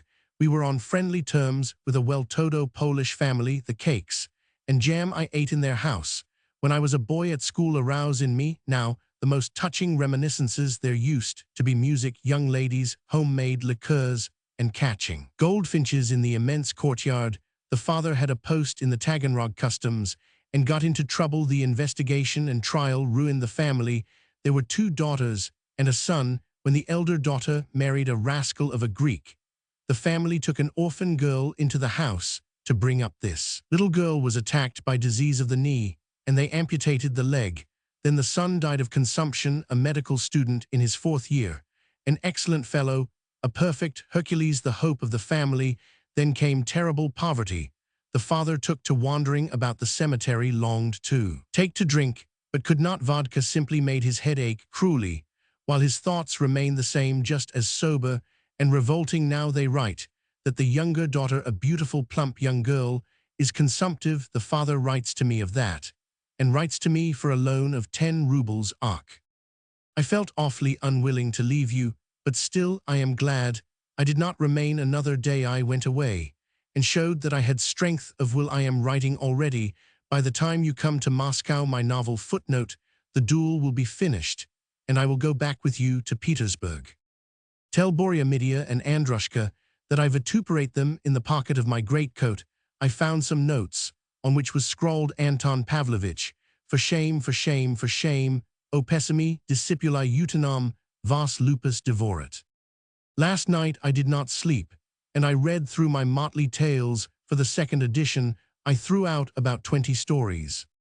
Moscow, February 5, 1891. My mongoose has recovered and breaks crockery again with unfailing regularity. I am writing and writing. I must own I was afraid that my Sahalin expedition would have put me out of the way of writing. But now I see that it is all right. I have written a great deal. I am writing diffusely a la Yasinski. I want to get hold of 1,000 rubles. I shall soon begin to expect you. Are we going to Italy or not? We ought to. In Petersburg, I don't sleep at night. I drink and loaf about, but I feel immeasurably better than in Moscow. The devil only knows why it is so. I am not depressed, because in the first place I am writing, and in the second one feels that summer, which I love more than anything, is close at hand. I long to prepare my fishing tackle. February 23. Greetings, my dear friend. Your telegram about the Tormador upset me. I felt dreadfully attracted to Petersburg now for the sake of Sardou and the Parisian visitors, but practical considerations pulled me up. I reflected that I must hurry on with my novel, that I don't know French, and so should only be taking up someone else's place in the box, that I have very little money, and so on. In short, as it seems to me now, I am a poor comrade, though apparently I acted sensibly. My novel is progressing. It's all smooth, even there is scarcely anything that is too long. But do you know what is very bad? There is no movement in my novel, and that frights me. I am afraid it will be difficult to read to the middle, to say nothing of reading to the end. Anyway, I shall finish it. I shall bring Anna Pavlovna a copy on vellum paper to read in the bathroom. I should like something to sting her in the water, so that she would run out of the bathroom sobbing. I was melancholy when you went away. Send me some money. I have none, and seem to have nowhere to borrow. By my reckoning, I cannot, under favorable circumstances, get more than 1,000 rubles from you before September, but don't send the money by post, as I can't bear going to post offices. March 5. We are going. I agree to go where you like, and when you like. My soul is leaping with delight. It would be stupid on my part not to go, for when would an opportunity come again? But my dear friend, I leave you to weigh the following circumstances. There are other considerations, but they are all of small account beside that of money and work, and so thoroughly digest my objections. Put yourself into my skin for a moment, and decide, wouldn't it be better for me to stay at home? You will say all this is unimportant, but lay aside your point of view and look at it from mine. I await a speedy answer. My novel Footnote, The Duel, is progressing, but I have not got far. I have been to the Kiselyovs. The rooks are already arriving. To Madame Kiselyov. Moscow, March 11, 1891. As I depart for France, Spain, and Italy, I beseech you, O heavens, keep Babkino in good health and prosperity. Yes, Maria Vladimirovna, as it is written in the scripture, he had not time to cry out before a bear devoured him, so I had not time to cry out before an unseen power has drawn me again to the mysterious distance. Today, I am going to Petersburg, from there to Berlin, and so further. Whether I climb Vesuvius or watch a bullfight in Spain, I shall remember you in my holiest prayers. Goodbye. I have been to a seminary and picked out a seminarist for Vasilisa. There were plenty with delicate feelings and responsive natures, but not one would consent at first, especially when I told them that you sometimes had peas and radishes on your table. They consented, but when I accidentally let out that in the district captain's room There was a bedstead on which people were flogged. They scratched their heads and muttered that they must think it over. One, however, a pockmarked fellow called Gerasim Ivanovich, with very delicate feelings and a responsive nature, is coming to see you in a day or two. I hope that Vasilisa and you will make him welcome. Snatch the chance. It's a brilliant match. You can flog Gerasim Ivanovich, for he told me I am immensely fond of violent sensations. When he is with you, you had better lock the cupboard where the vodka is kept and keep the windows open, as the seminary inspiration and responsiveness is perceptible at every minute. What a happy girl is Vasilisa. Idiotic has not been to see me yet. The hens peck the cock. They must be keeping Lent, or perhaps the virtuous widows don't care for their new suitor. They have brought me a new overcoat with check lining. Well, be in heavens keeping happy, healthy, and peaceful. God give you all everything good. I shall come back in Holy Week. Don't forget you're truly devoted. Anton Chekhov. To his sister. Petersburg, March 16, midnight.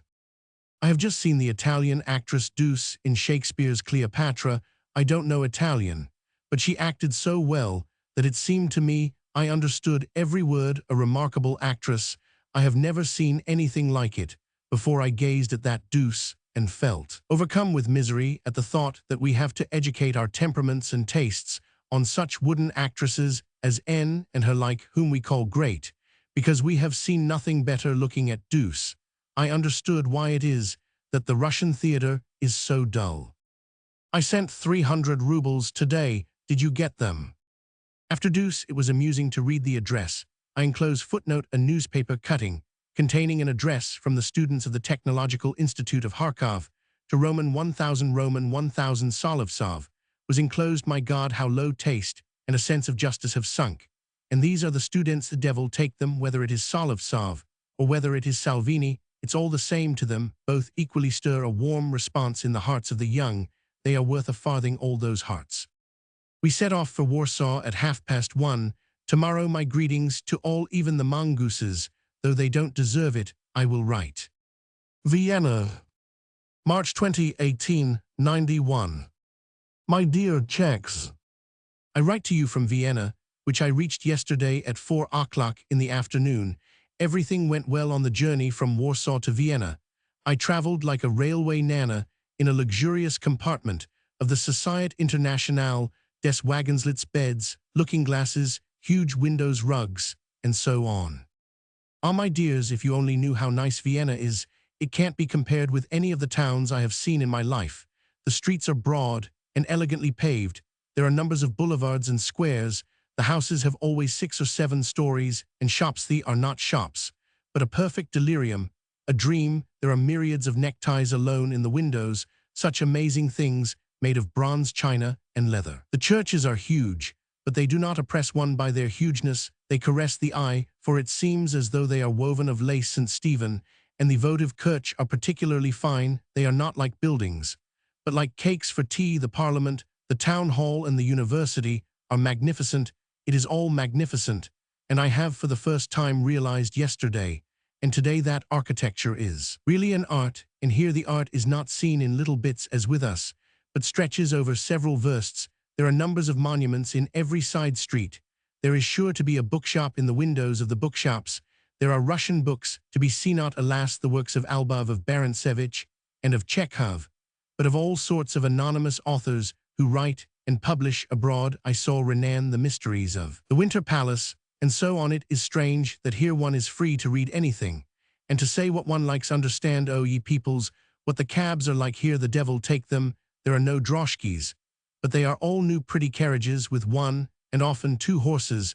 The horses are splendid. On the box sit dandies in top hats and reefer jackets reading the newspaper, all politeness and readiness to oblige. The dinners are good. There is no vodka. They drink beer and fairly good wine. There is one thing that is nasty. They make you pay for bread. When they bring the bill they ask, why veal brochen, that is how many rolls have you devoured? And you have to pay for every little roll. The women are beautiful and elegant. Indeed, everything is diabolically elegant. I have not quite forgotten German. I understand and am understood. When we crossed the frontier, it was snowing in Vienna. There is no snow, but it is cold all the same. I am homesick and miss you all, and indeed, I am conscience-stricken too at deserting you all again. But there, never mind, I shall come back and stay at home for a whole year. I send my greetings to everyone. I wish you all things good, don't forget me with my many transgressions. I embrace you, I bless you, send my greetings, and remain your loving a Chekhov. Everyone who meets us recognizes that we are Russians and stares not at my face, but at my grizzled cap. Looking at my cap, they probably think I am a very rich Russian count. To his brother, Ivan. Venice, March 24, 1891. I am now in Venice. I arrived here 2 days ago from Vienna. One thing I can say, I have never in my life seen a town more marvelous than Venice. It is perfectly enchanting, brilliance, joy, life. Instead of streets and roads, there are canals. Instead of cabs, gondolas.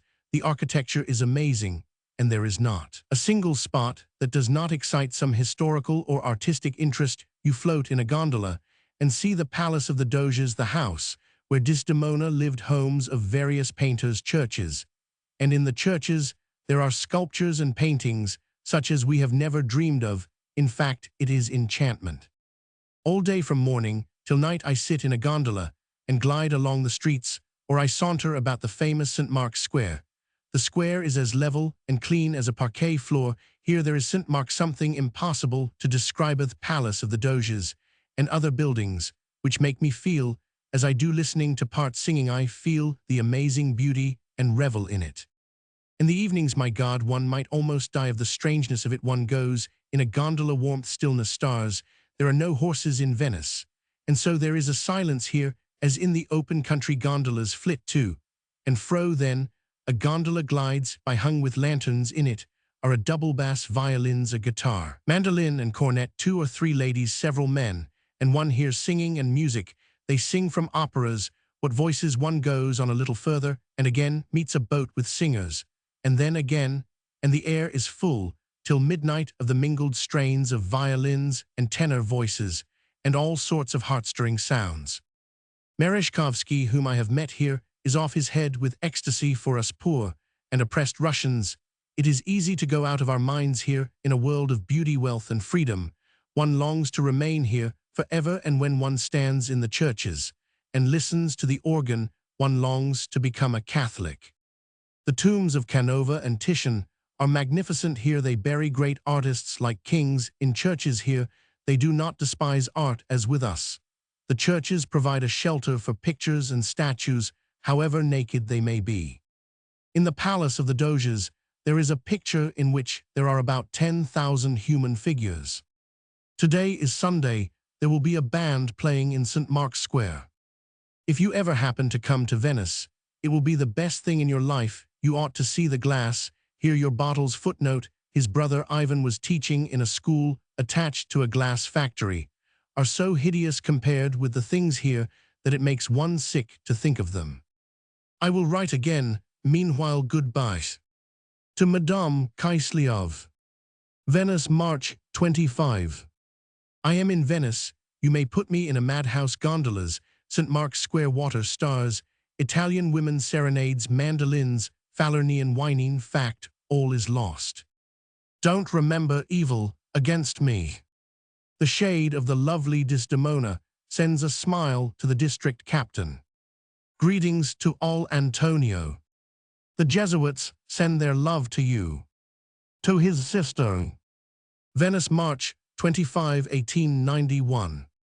Bewitching blue-eyed Venice sends her greetings to all of you, O Signori.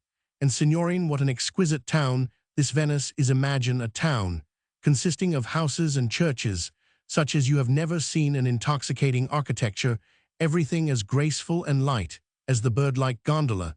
Such houses and churches can only be built by people possessed of immense artistic and musical taste, and endowed with a lion-like temperament. Now imagine in the streets and alleys, instead of pavement, water. Imagine that there is not one horse in the town, that instead of cabmen, you see gondoliers on their wonderful boats, light, delicate, long-beaked birds, which scarcely seem to touch the water and tremble at the tiniest wave, and all from earth to sky bathed in sunshine.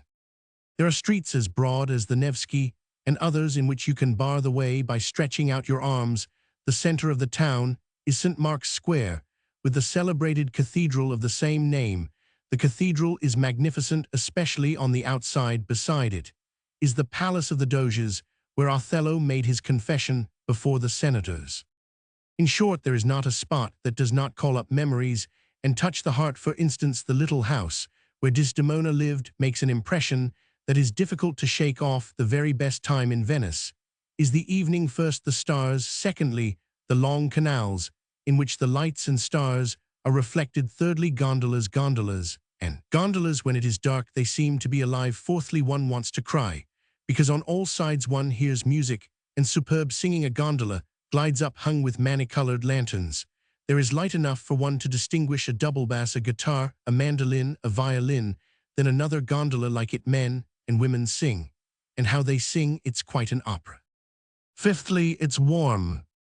In short, the man's a fool who does not go to Venice. Living is cheap here. Board and lodging costs 18 francs a week. That is 6 rubles each, or 25 rubles a month. A gondolier asks a franc for an hour. That is 30 kopecks. Admission to the Academy's museums, and so on, is free. The Crimea is 10 times as expensive, and the Crimea beside Venice is a cuttlefish beside a whale. I am afraid father is angry with me for not having said goodbye to him. I ask his forgiveness. What glass there is here, what mirrors! Why am I not a millionaire? Next year, let us all take a summer cottage in Venice. The air is full of the vibration of church bells. My dear Tunguses, let us all embrace Catholicism. If only you knew how lovely the organs are in the churches, what sculptures there are here, what Italian women on their knees with prayer books. Keep well, and don't forget me a sinner. A picturesque railway line, of which I have been told a great deal, runs from Vienna to Venice. But I was disappointed in the journey. The mountains, the precipices, and the snowy crests I have seen in the Caucasus and Ceylon are far more impressive than here. Addio. Venice, March 26, 1891. It is pelting cats and dogs. Venetia Bella has ceased to be Bella. The water excites a feeling of dejected dreariness, and one longs to hasten somewhere where there is sun. The rain has reminded me of my raincoat, the leather one. I believe the rats have gnawed it a little. If they have, send it to be mended as soon as you can. How is Signor Mongoose? I am afraid every day of hearing that he is dead. In describing the cheapness of Venetian life yesterday, I overdid it a bit. It is Madame Merezhkovsky's fault. She told me that she and her husband paid only 6 francs per week each, but instead of per week read per day anyway. It is cheap. The franc here goes as far as a ruble. We are going to Florence. May the Holy Mother bless you. I have seen Titian's Madonna. It's very fine, but it is a pity that here fine works are mixed up side by side with worthless things that have been preserved and not flung away simply from the spirit of conservatism, or present in such creatures of habit as Messieurs les Hommes. There are many pictures, the long life of which is quite incomprehensible. The house where Desdemona used to live is to let. Bologna, March 28, 1891. I am in Bologna, a town remarkable for its arcades, slanting towers, and Raphael's pictures of Cecilia. We are going on today to Florence. Florence, March 29, 1891. I am in Florence. I am worn out with racing about to museums and churches. I have seen the Venus of Medici, and I think that if she were dressed in modern clothes, she would be hideous, especially about the waist. The sky is overcast, and Italy without sun is like a face in a mask. P.S. Dante's monument is fine. Florence, March 30, 1891. I am in Florence tomorrow. We are going to Rome. It's cold. We have the spleen. You can't take a step in Florence without coming to a picture shop or a statuette shop. P.S. Send my watch to be mended. To Madame Kiselyov. Rome, April 1, 1891. The Pope of Rome charges me to congratulate you on your name day and wish you as much money as he has rooms. He has 11,000 strolling about the Vatican. I was nearly dead with exhaustion, and when I got home, I felt that my legs were made of cotton wool. I am dining at the table d'hôte. Can you imagine just opposite me are sitting two Dutch girls? One of them is like Pushkin's Tatiana, and the other like her sister Olga. I watch them all through dinner, and imagine a neat, clean little house, with a turret, excellent butter, superb, Dutch cheese, Dutch herrings, a benevolent-looking pastor, a sedate teacher. And I feel I should like to marry a Dutch girl and be depicted with her on a tea tray beside the little white house. I have seen everything and dragged myself everywhere I was told to go. What was offered me to sniff at, I sniffed at. But meanwhile, I feel nothing but exhaustion and a craving for cabbage soup and buckwheat porridge. I was enchanted by Venice beside myself. But since I have left it, it has been nothing but Baedeker and bad weather. Goodbye for now, Maria Vladimirovna, and the Lord God keep you. Humble respects from me and the other Pope. To his honor, Vasilisa and Elizaveta Alexandrovna. Neckties are marvelously cheap here. I think I may take to eating them. They are a franc a pair. Tomorrow I am going to Naples. Pray that I may meet there a beautiful Russian lady, if possible a widow or a divorced wife. In the guidebooks, it says that a love affair is an essential condition for a tour. In Italy, well, hang them all, I am ready for anything. If there must be a love affair, so be it. Don't forget your sinful, but sincerely devoted. Anton Chekhov. My respects to the starlings. To his sister. Rome, April 1, 1891. When I got to Rome, I went to the post office and did not find a single letter. Suvorin has got several letters. I made up my mind to pay you out, not to write to you at all, but there, God bless you, I am not so very fond of letters. But when one is traveling, nothing is so bad as uncertainty. How have you settled the summer villa question? Is the mongoose alive? And so on and so on. I have been in St. Peter's, in the Capitol, in the Colosseum, in the Forum. I have even been in a cave chantant, but did not derive from it the gratification I had expected. The weather is a drawback. It is raining. I am hot in my autumn overcoat and cold in my summer one. Traveling is very cheap. One may pay a visit to Italy with only 400 rubles and go back with purchases. If I were traveling alone or with Ivan, I should have brought away the conviction that traveling in Italy was much cheaper than traveling in the Caucasus. But alas, I am with the Suvorins. In Venice, we lived in the best of hotels like Doges. Here in Rome, we live like cardinals, for we have taken a salon of what was once the palace of Cardinal Conti, now the Hotel Minerva, 2 huge drawing rooms, chandeliers, carpets, open fireplaces, and all sorts of useless rubbish costing us 40 francs a day. My back aches, and the soles of my feet burn from tramping about. It's awful how we walk. It seems odd to me that Leviton did not like Italy. It's a fascinating country. If I were a solitary person, an artist, and had money, I should live here in the winter. You see, Italy, apart from its natural scenery and warmth, is the one country in which you feel convinced that art is really supreme over everything, and that conviction gives one courage. Naples, April 4, 1891. I arrived in Naples, went to the post office, and found there 5 letters from home, for which I am very grateful to you. All well done. Relations. Even Vesuvius is so touched it has gone out. Vesuvius hides its top in clouds and can only be seen well in the evening. By day, the sky is overcast. We are staying on the seafront and have a view of everything: the sea, Vesuvius, Capri, Sorrento. We drove in the daytime up to the monastery of St. Martini. The view from here is such as I have never seen before, a marvelous panorama. I saw something like it at Hong Kong when I went up the mountain in the railway. In Naples, there is a magnificent arcade, and the shops make me quite giddy. What brilliance! You, Masha, and Ulika would be rabid with delight. There is a wonderful aquarium in Naples. There are even sharks and squids. When a squid, an octopus, devours some animals, it's a revolting sight. I have been to a barber's and watched a young man having his beard clipped for a whole hour. He was probably engaged to be married, or else a card sharper at the barber's. The ceiling and all the 4 walls were made of looking-glass, so that you feel that you are not at a hairdresser's, but at the Vatican, where there are 11,000 rooms. They cut your hair wonderfully. I shan't bring you any presents. as you don't write to me about the summer villa, and the mongoose I bought you a watch masher, but I have cast it to the swine, but their God forgive you. So I shall be back by Easter come, and meet me at the station. Naples, April 7, 1891. Yesterday I went to Pompeii and went over it. As you know, it is a Roman town buried under the lava and ashes of Vesuvius. In 79 A Roman 500 I walked about the streets of the town, and saw the houses, the temples, the theatre, the squares I saw, and marveled at the faculty of the Romans for combining simplicity with convenience and beauty.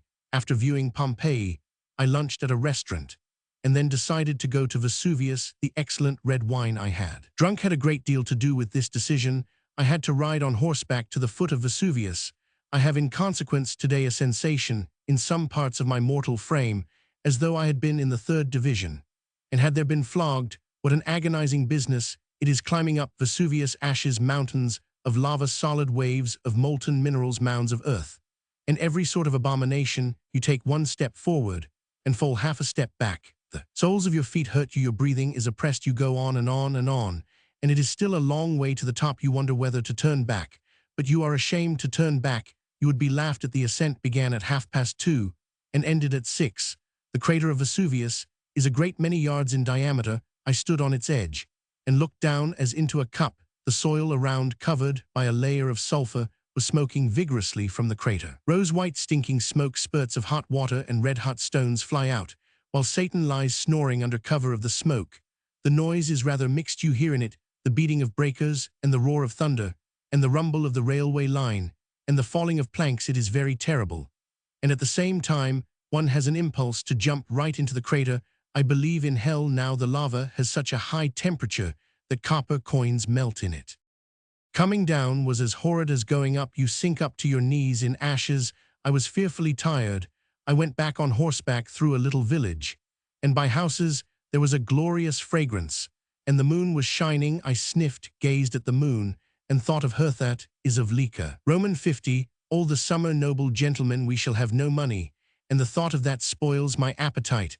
I have got into debt for 1,000 for a tour, which I could have made solo for 300 rubles. All my hopes now are in the fools of amateurs who are going to act my bear. Have you taken a house for the holidays, signori? You treat me piggishly. You write nothing to me, and I don't know what's going on and how things are at home. Humble respects to you all. Take care of yourselves, and don't completely forget me. Monte Carlo, April 13, 1891. I'm writing to you from Monte Carlo, from the very place where they play roulette. I can't tell you how thrilling the game is. First of all, I won 80 francs. Then I lost, then I won again, and in the end was left with a loss of 40 francs. I have 20 francs left.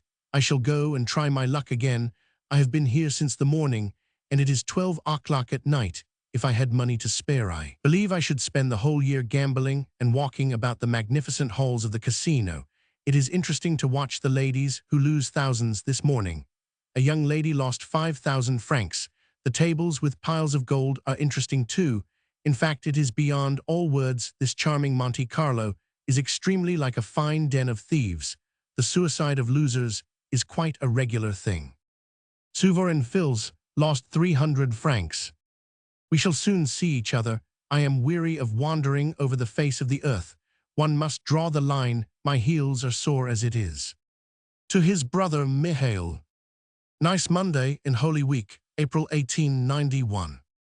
We are staying in Nice on the seafront. The sun is shining. It is warm, green, and fragrant, but windy. An hour's journey from Nice is the famous Monaco. There is Monte Carlo, where roulette is played. Imagine the rooms of the Hall of Nobility, but handsomer, loftier, and larger. There are big tables, and on the tables roulette, which I will describe to you when I get home. The day before yesterday, I went over there, played, and lost. The game is fearfully fascinating.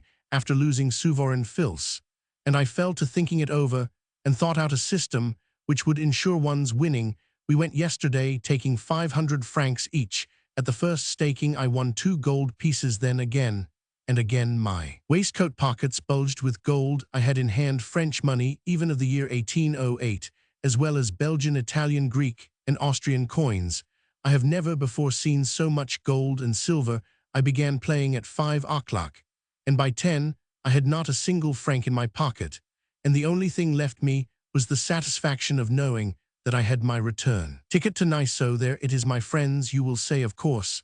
What a mean thing to do, we are so poor while he out there plays roulette perfectly just, and I give you permission to slay me, but I personally am much pleased with myself anyway. Now I can tell my grandchildren that I have played roulette, and know the feeling which is excited by gambling.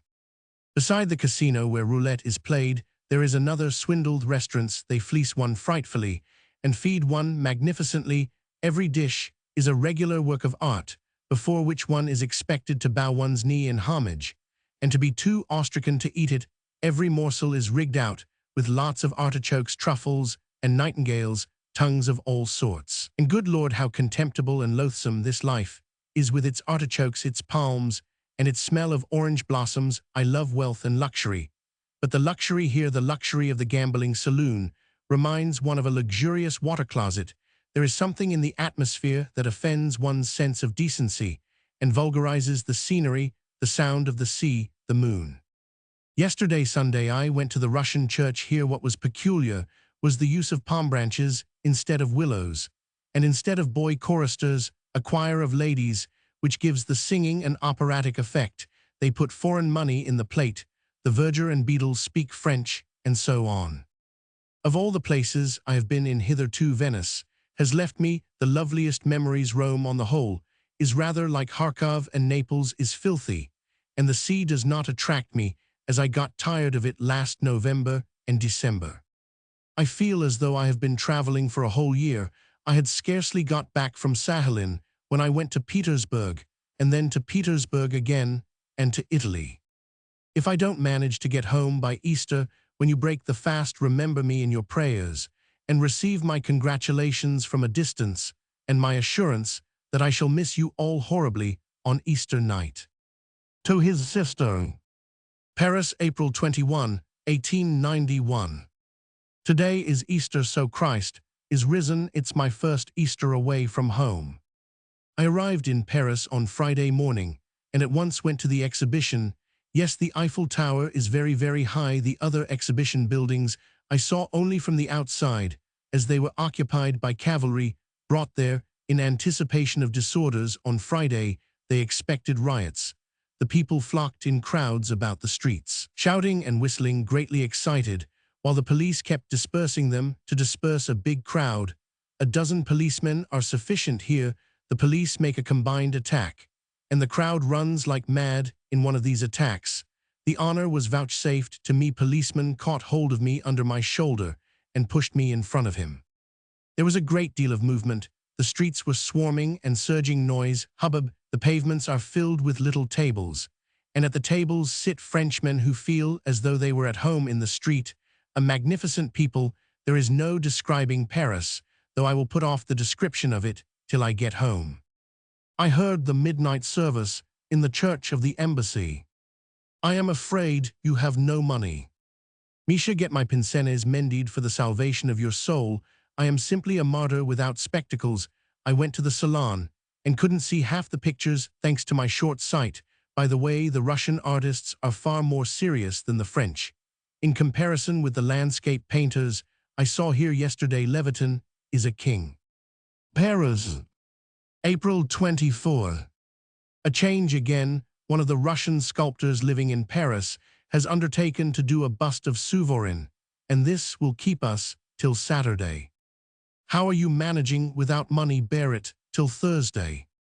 Imagine my delight. I was in the Chamber of Deputies just at the time of the sitting, when the Minister for Internal Affairs was called to account for the irregularities which the government had ventured upon in putting down the riots in Formes.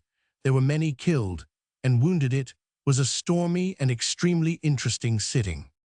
Men who tie boa constrictors round their bodies, ladies who kick up to the ceiling, flying people, lions, cave chantants, dinners and lunches begin to sicken me. It is time I was home. I am longing to work.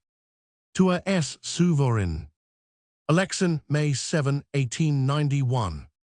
The summer villa is all right. There are woods, and the ochre. It is far away in the wilds. It is warm. Nightingales sing, and so on. It is quiet and peaceful, and in bad weather it will be dull and depressing here after traveling abroad. Life at a summer villa seems little mawkish. I feel as though I had been taken prisoner and put into a fortress, but I am contented all the same. In Moscow, I received from the Society of Dramatic Authors not 200 rubles, as I expected, but 300. It's very kind on the part of fortune. Well, my dear sir, I owe you, even if we adopt your reckoning, not less than 800 rubles in June or July. When my money will be at the shop, I will write to Zandrock to send all that comes to me to you in Fedosia. And do not try and prevent me. I give you my word of honor that, when I have paid my debts and settled with you, accept a loan of 2,000 from you. Do not imagine that it is disagreeable to me to be in your debt. I lend other people money, and so I feel I have the right to borrow money, but I am afraid of getting into difficulties, and the habit of being in debt. You know I owe your firm a devilish lot. There is a fine view from my window. Trains are continually passing. There is a bridge across the Oka. Alexin, May 10, 1891. Yes, you are right. My soul needs balsam. I should read now with pleasure, even with joy, something serious, not merely about myself, but things in general. I pine for serious reading, and recent Russian criticism does not nourish, but simply irritates me. I could read with enthusiasm something new about Pushkin or Tolstoy that would be balsam for my idle mind. I am homesick for Venice and Florence too, and am ready to climb Vesuvius again. Bologna has been effaced from my memory and grown Roman 1499. As for Nice and Paris, when I recall them, I look on my life with loathing. In the last number of The Messenger of Foreign Literature, there is a story by Ueda, translated from the English by our Mihail. Why don't I know foreign languages? It seems to me I could translate magnificently. When I read anyone else's translation, I keep altering and transposing the words in my brain, and the result is something light, ethereal, like lacework. On Mondays, Tuesdays, and Wednesdays, I write my Sahalin book. On the other days, except Sunday, my novel. And on Sundays, short stories. I work with zest. The weather has been superb every day. The site of our summer villa is dry and healthy. There is a lot of woodland. There are a lot of fish and crayfish in the Oka. I see the trains and the steamers altogether. If it were not for being somewhat cramped, I should be very, very much pleased with it. I don't intend to get married. I should like to be a little bald old man sitting at a big table in a fine study. Alexin, May 13, 1891.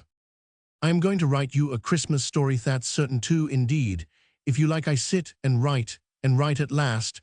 I have set to work. I am only sorry that my cursed teeth are aching, and my stomach is out of order. I am a dilatory but productive author. By the time I am 40, I shall have hundreds of volumes, so that I can open a bookshop with nothing but my own works. To have a lot of books, and to have nothing else, is a horrible disgrace. My dear friend, haven't you in your library Tagantsev's Criminal Law? If you have, couldn't you send it me? I would buy it. But I am now a poor relation, a beggar, and as poor as Sidor's goat. Would you telephone to your shop too, to send me on account of favors, to come 2 books, the laws relating to exiles and the laws relating to persons under police control. Don't imagine that I want to become a procurator. I want these works for my Sahalin book. I am going to direct my attack chiefly against life sentences, in which I see the root of all the evils, and against the laws dealing with exiles, which are fearfully out of date and contradictory. To Roman 50 S. Mizanov. Alexin, May 17, 1891. Golden Mother-of-Pearl and Phil D. Ecos Lika. The mongoose ran away the day before yesterday and will never come back again. It is dead. That is the first thing. The second thing is that we are moving our residence to the upper story of the house of BK, the man who gave you milk to drink and forgot to give you strawberries. We will let you know the day we move in due time. Come to smell the flowers, to walk, to fish, and to blubber, our lovely Lika. When you bedewed my right shoulder with your tears, I have taken out the spots with benzine. And when slice after slice you ate our bread and meat, we greedily devoured your face and head with our eyes, our Lika, diabolical beauty. When you are at the Alhambra with Trofimov, I hope you may accidentally jab out his eye with your fork.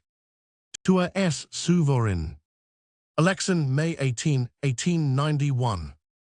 I get up at 5 o'clock in the morning. Evidently, When I am old, I shall get up at 4. My forefathers all got up very early before the cock, and I notice people who get up very early are horribly fussy, so I suppose I shall be a fussy, restless old man.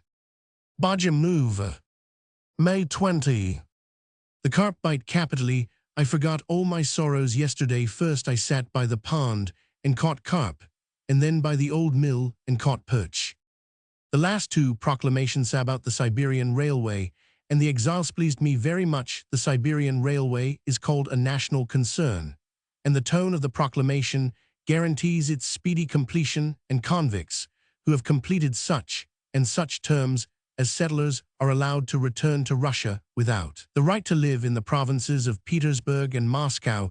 The newspapers have let this pass unnoticed, and yet it is something which has never been in Russia before. It is the first step towards abolishing the life sentence, which has so long weighed on the public conscience as unjust and cruel in the extreme. Baja move. May 27. 4 o'clock in the morning. The mongoose has run away into the woods and has not come back. It is cold. I have no money, but nevertheless, I don't envy you. One cannot live in town now. It is both dreary and unwholesome. I should like you to be sitting from morning till dinner time in this veranda drinking tea and writing something artistic, a play or something, and after dinner till evening fishing and thinking peaceful thoughts. You have long ago earned the right, which is denied you now by all sorts of chance circumstances, and it seems to me shameful and unjust that I should live more peacefully than you. Is it possible that you will stay all June in town? It's really terrible. By the way, read Grigorovitch's letter to my enemy Anna Ivanovna. Let her soul rejoice. Chekhov belongs to the generation which has perceptibly begun to turn away from the West and concentrate more closely on their own world. Venice and Florence are nothing else than dull towns for a man of any intelligence. Merci, but I don't understand persons of such intelligence. One would have to be a bull to turn away from the West. On arriving for the first time in Venice or Florence, there is very little intelligence in doing so, but I should like to know who is taking the trouble to announce to the whole universe that I did not like foreign parts. Good Lord, I never let drop one word about it. I liked even Bologna. Whatever ought I to have done? Howled with rapture, broken the windows, embraced Frenchmen. Do they say I gain no ideas, but I fancy I. Roman 999. We must see each other more correctly. I must see you. I am missing you already, although today I caught 252 carp and 1 crayfish. Baja move. June 4, 1891. Why did you go away so soon? I was very dull and could not get back into my usual petty routine very quickly afterwards. As luck would have it, after you went away, the weather became warm and magnificent, and the fish began to bite. The mongoose has been found. A sportsman with dogs found him on this side of the Oka, in a quarry. If there had not been a crevice in the quarry, the dogs would have torn the mongoose to pieces. It had been astray in the woods for 18 days. In spite of the climatic conditions, which are awful for it, it had grown fat. Such is the effect of freedom. Yes, my dear sir, freedom is a grand thing. I advise you again to go to Fedosia by the Volga, Anna Ivanovna, and you will enjoy it, and it will be new and interesting for the children. If I were free, I would come with you. It's snug now on those Volga steamers. They feed you well, and the passengers are interesting. Forgive me for your having been so uncomfortable with us. When I am grown up and order furniture from Venice, as I certainly shall do, you won't have such a cold and rough time with me. To Roman 50 S. Mizanov. Bajamuvo, June 12, 1891. Enchanting, amazing Lika. Captivated by the Circassian Leviton, you have completely forgotten that you promised my brother Ivan you would come on the 1st of June, and you do not answer my sister's letter at all. I wrote to you from Moscow to invite you, but my letter, too, remained a voice crying in the wilderness. Though you are received in aristocratic society, you have been badly brought up all the same, and I don't regret having once chastised you with a switch. You must understand that expecting your arrival from day to day not only wearies us, but puts us to expense in an ordinary way. We only have for dinner what is left of yesterday's soup. But when we expect visitors, we have also a dish of boiled beef, which we buy from the neighboring cooks. We have a magnificent garden, dark avenues, snug corners, a river, a mill, a boat, moonlight, nightingales, turkeys in the pond and river. There are very intelligent frogs. We often go for walks, during which I usually close my eyes and crook my right arm in the shape of a breadring, imagining that you are walking by my side.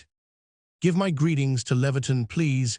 Ask him not to write about you in every letter. In the first place, it is not magnanimous on his part, and in the second, I have no interest whatever in his happiness. Be well and happy, and don't forget us. I have just received your letter.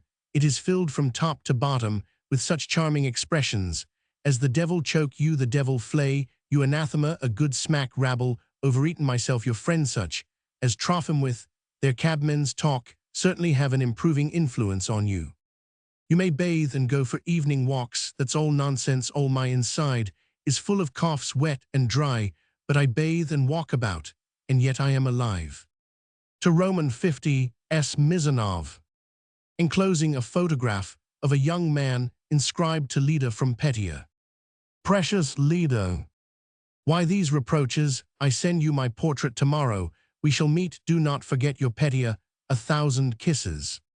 I have bought Chekhov's stories. How delightful, mind you buy them. Remember me to Masha Chekhov.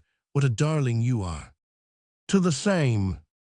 I love you passionately like a tiger, and I offer you my hand. Marshal of Nobility. Golovin Artishchev. P.S. Answer me by signs, you do squint. To his sister. Bajamuvo, June 1891. Masha, make haste and come home, as without you our intensive culture is going to complete ruin.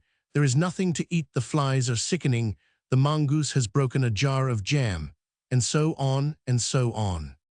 All the summer visitors sigh and lament over your absence. There is no news. The Spider-Man is busy from morning to night with his spiders.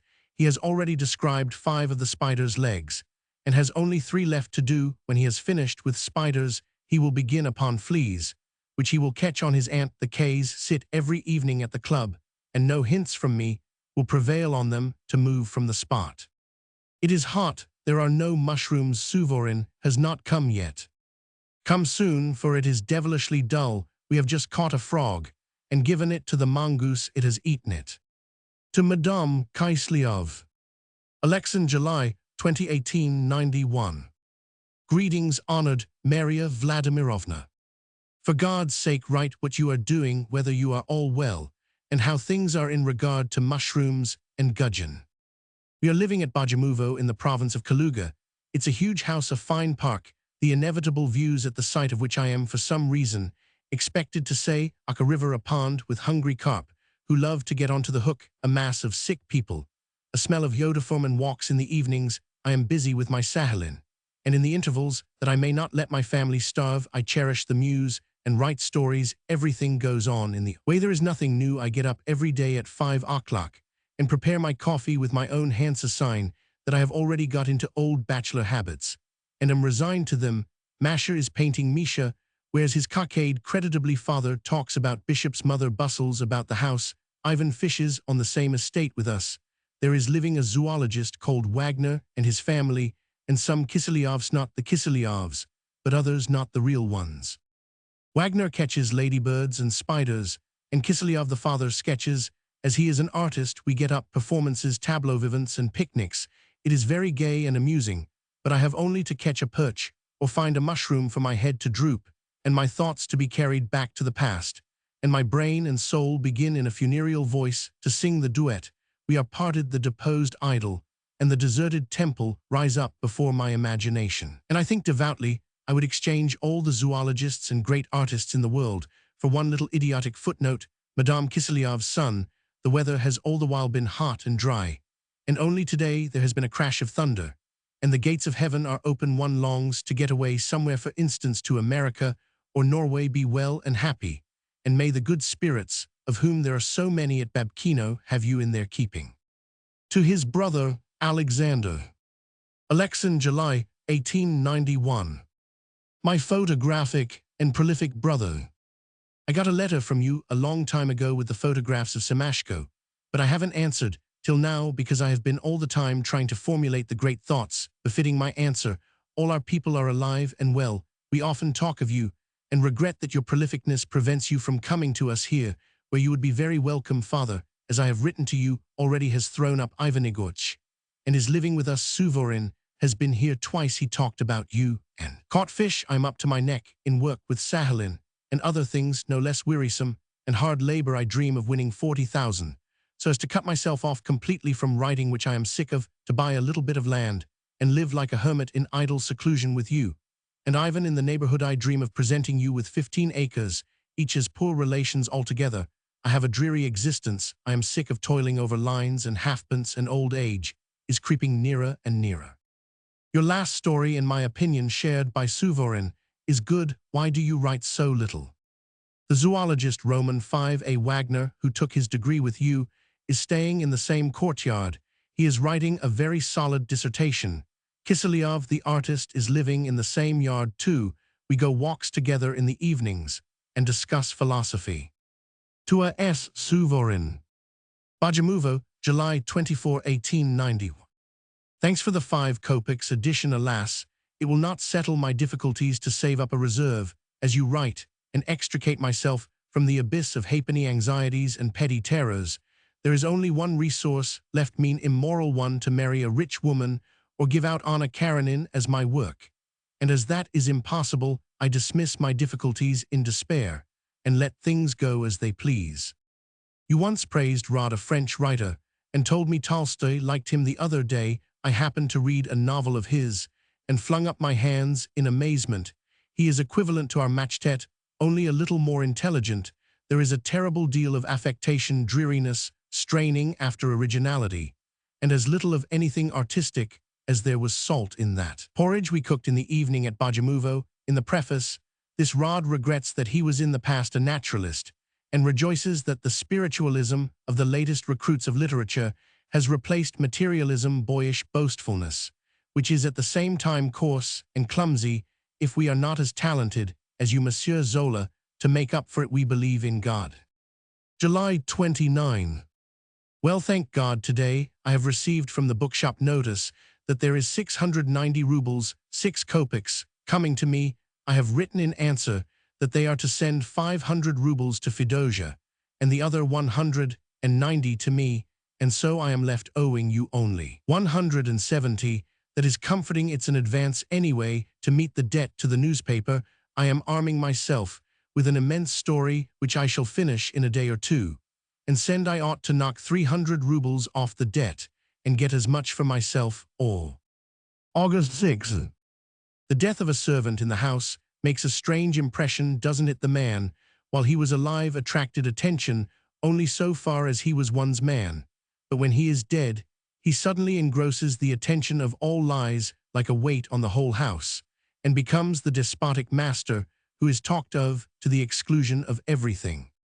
I shall finish my story tomorrow or the day after, but not today, for it has exhausted me fiendishly towards the end. Thanks to the haste with which I have worked at it, I have wasted a pound of nerves over it. The composition of it is a little complicated. I got into difficulties, and often tore up what I had written, and for days at a time was dissatisfied with my work. That is why I have not finished it till now. How awful it is! I must rewrite it. It's impossible to leave it, for it is in a devil of a mess. My God, if the public likes my works as little as I do those of other people, which I am reading, what an ass I am! There is something asinine about our writing. To my great pleasure, the amazing astronomer has arrived. She is angry with you, and calls you for some reason an eloquent gossip.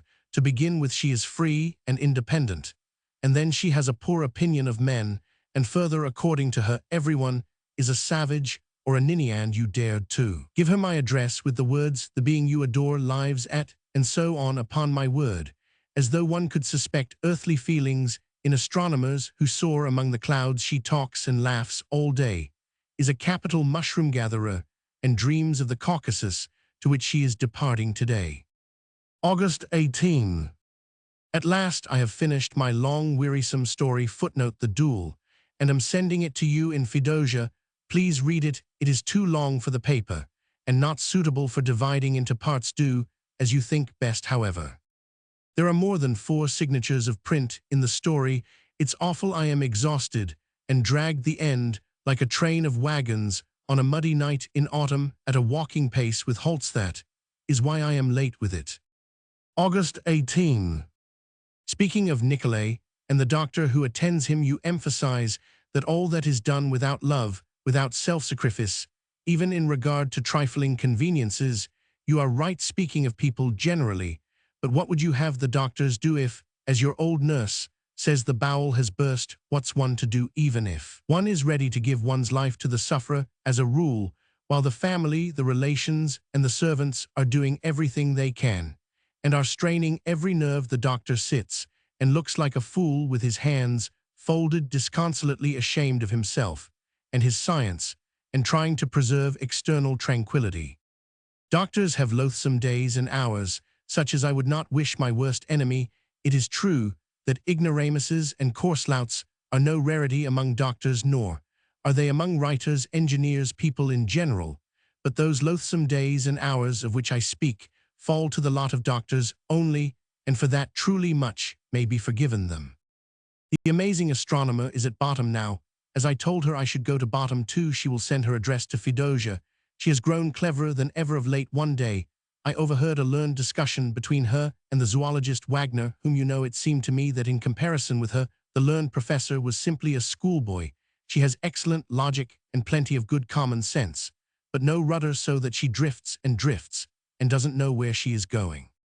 A woman was carting rye, and she fell off the wagon head downwards. She was terribly injured, concussion of the brain, straining of the vertebrae of the neck, sickness, fearful pains. And so on she was brought to me. She was moaning and groaning and praying for death, and yet she looked at the man who brought her and muttered, "Let the lentils go, Carilla, you can thresh them later, but thresh the oats now." I told her that she could talk about oats afterwards, that there was something more serious to talk about, but she said to me, "His oats are ever so good a managing, vigilant woman. Death comes easy to such people." August 28. I send you Mihailovsky's article on Tolstoy. Read it and grow perfect. It's a good article, but it's strange. One might write 1,000 such articles and things would not be one step forwarder, and it would still remain unintelligible why such articles are written. I am writing my Sahalin, and I am bored. I am utterly sick of life. Judging from your telegram, I have not satisfied you with my story. You should not have hesitated to send it back to me. Oh, how weary I am of sick people. A neighboring landowner had a nervous stroke, and they trundled me off to him in a scurvy, jolting britchka. Most of all, I am sick of peasant women with babies, and of powders which it is so tedious to weigh out. There is a famine year coming, I suppose. There will be epidemics of all sorts and risings on a small scale. August 28. So you like my story? Footnote, the duel. Well, thank God of late, I have become devilishly suspicious and uneasy. I am constantly fancying that my trousers are horrid, and that I am writing not as I want to, and that I am giving my patients the wrong powders. It must be a special neurosis. If Ladzivsky's surname is really horrible, you can call him something else. Let him be Ladzivsky. Let Von Koren remain Von Koren, the multitude of Wagner's brants, and so on in all the scientific world. Make a Russian name out of the question. For a zoologist, though, there is Kovalevsky. And by the way, Russian life is so mixed up nowadays that any surnames will do. Sahalin is progressing. There are times when I long to sit over it from 3 to 5 years and work at it furiously, but at times, in moments of doubt, I could spit on it. It would be a good thing, by God, to devote 3 years to it. I shall write a great deal of rubbish, because I am not a specialist, but really I shall write something sensible too. It is such a good subject, because it would live for 100 years after me, as it would be the literary source and aid for all who are studying prison organization, or are interested in it. You are right, Your Excellency. I have done a great deal this summer, another such summer, and I may perhaps have written a novel, and bought an estate. I have not only paid my way, but even paid off 1,000 rubles of debt. Tell your son that I envy him, and I envy you too, and not because your wives have gone away, but because you are bathing in the sea and living in a warm house. I am cold in my barn. I should like new carpets and open fireplace, bronzes and learned conversations. Alas, I shall never be a Tolstoyan in women. I love beauty above all things. and in the history of mankind culture, expressed in carpets, carriages, with springs and keenness of wit to make haste, and become an old man, and sit at a big table. If we were to cut the zoological conversations out of the duel, wouldn't it make it more living? Moscow, September 8. I have returned to Moscow, and am keeping indoors. My family is busy trying to find a new flat, but I say nothing because I am too lazy to turn round. They want to move to Pali for the sake of cheapness. The title you recommend for my novel Deception will not do. It would only be appropriate if it were a question of conscious lying. Unconscious lying is not deception, but a mistake. Tolstoy calls our having money and eating meat lying. That's too much. Death gathers men little by little. He knows what he is about. One might write a play. An old chemist invents the elixir of life. Take 15 drops, and you live forever. But he breaks the phial from terror, lest such carrion as himself and his wife might live forever. Tolstoy denies mankind immortality, but my God, how much that is personal there is in it. The day before yesterday, I read his afterwards strike me dead. But it is stupider and stuffier than letters to a governor's wife, which I despise. The devil take the philosophy of the great ones of this world. All the great sages are as despotic as generals, and as ignorant and as indelicate as generals, because they feel secure of impunity. Diogenes spat in people's faces, knowing that he would not suffer for it. Tolstoy abuses doctors as scoundrels, and displays his ignorance in great questions, because he's just such a Diogenes who won't be locked up or abused in the newspapers. And so to the devil, with the philosophy of all the great ones of this world, the whole of it, with its fanatical afterwords and letters to a governor's wife, is not worth one little mare in his story of a horse. To E. Roman 1000 S. Moscow, September 16. So we old bachelors smell of dogs, so be it. But as for specialists in feminine diseases, being at heart rakes and cynics, allow me to differ. Gynecologists have to do with deadly prose, such as you have never dreamed of, and to which perhaps if you knew it, you would, with the ferocity characteristic of your imagination, attribute a worse smell than that of dogs. One who is always swimming in the sea loves dry land. One who forever is plunged in prose passionately longs for poetry. All gynecologists are idealists. Your doctor reads poems. Your instinct prompted you right. I would add that he is a great liberal, a bit of a mystic, and that he dreams of a wife in the style of the Nekrasov Russian woman. The famous Snyadjayev cannot speak of the Russian woman without a quiver in his voice. Another gynecologist, whom I know, is in love with a mysterious lady in a veil whom he has only seen from a distance. Another one goes to all the first performances at the theater, and then is loud in his abuse, declaring that authors ought to represent only ideal women, and so on. You have omitted to consider also that a good gynecologist cannot be a stupid man or a mediocrity. Intellect has a brighter luster than baldness, but you have noticed the baldness and emphasized it, and have flung the intellect overboard. You have noticed too, and emphasized, that a fat man exudes a sort of greasiness. You completely lose sight of the fact that he is a professor. That is that he has spent several years in thinking and doing something which sets him high above millions of men, high above all the Verochkas and Taganrog Greek girls, high above dinners and wines of all sorts. Noah had 3 sons, Shem, Ham, and Japheth. Ham only noticed that his father was a drunkard and completely lost sight of the fact that he was a genius, that he had built an ark and saved the world. Writers must not imitate Ham. Bear that in mind. I do not venture to ask you to love the gynecologist and the professor, but I venture to remind you of the justice which for an objective writer is more precious than the air he breathes. The girl of the merchant class is admirably drawn.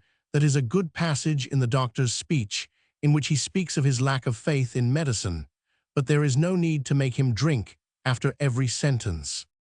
Then from the particular to the general, let me warn you, this is not a story, and not a novel, and not a work of art, but a long row of heavy gloomy barrack buildings.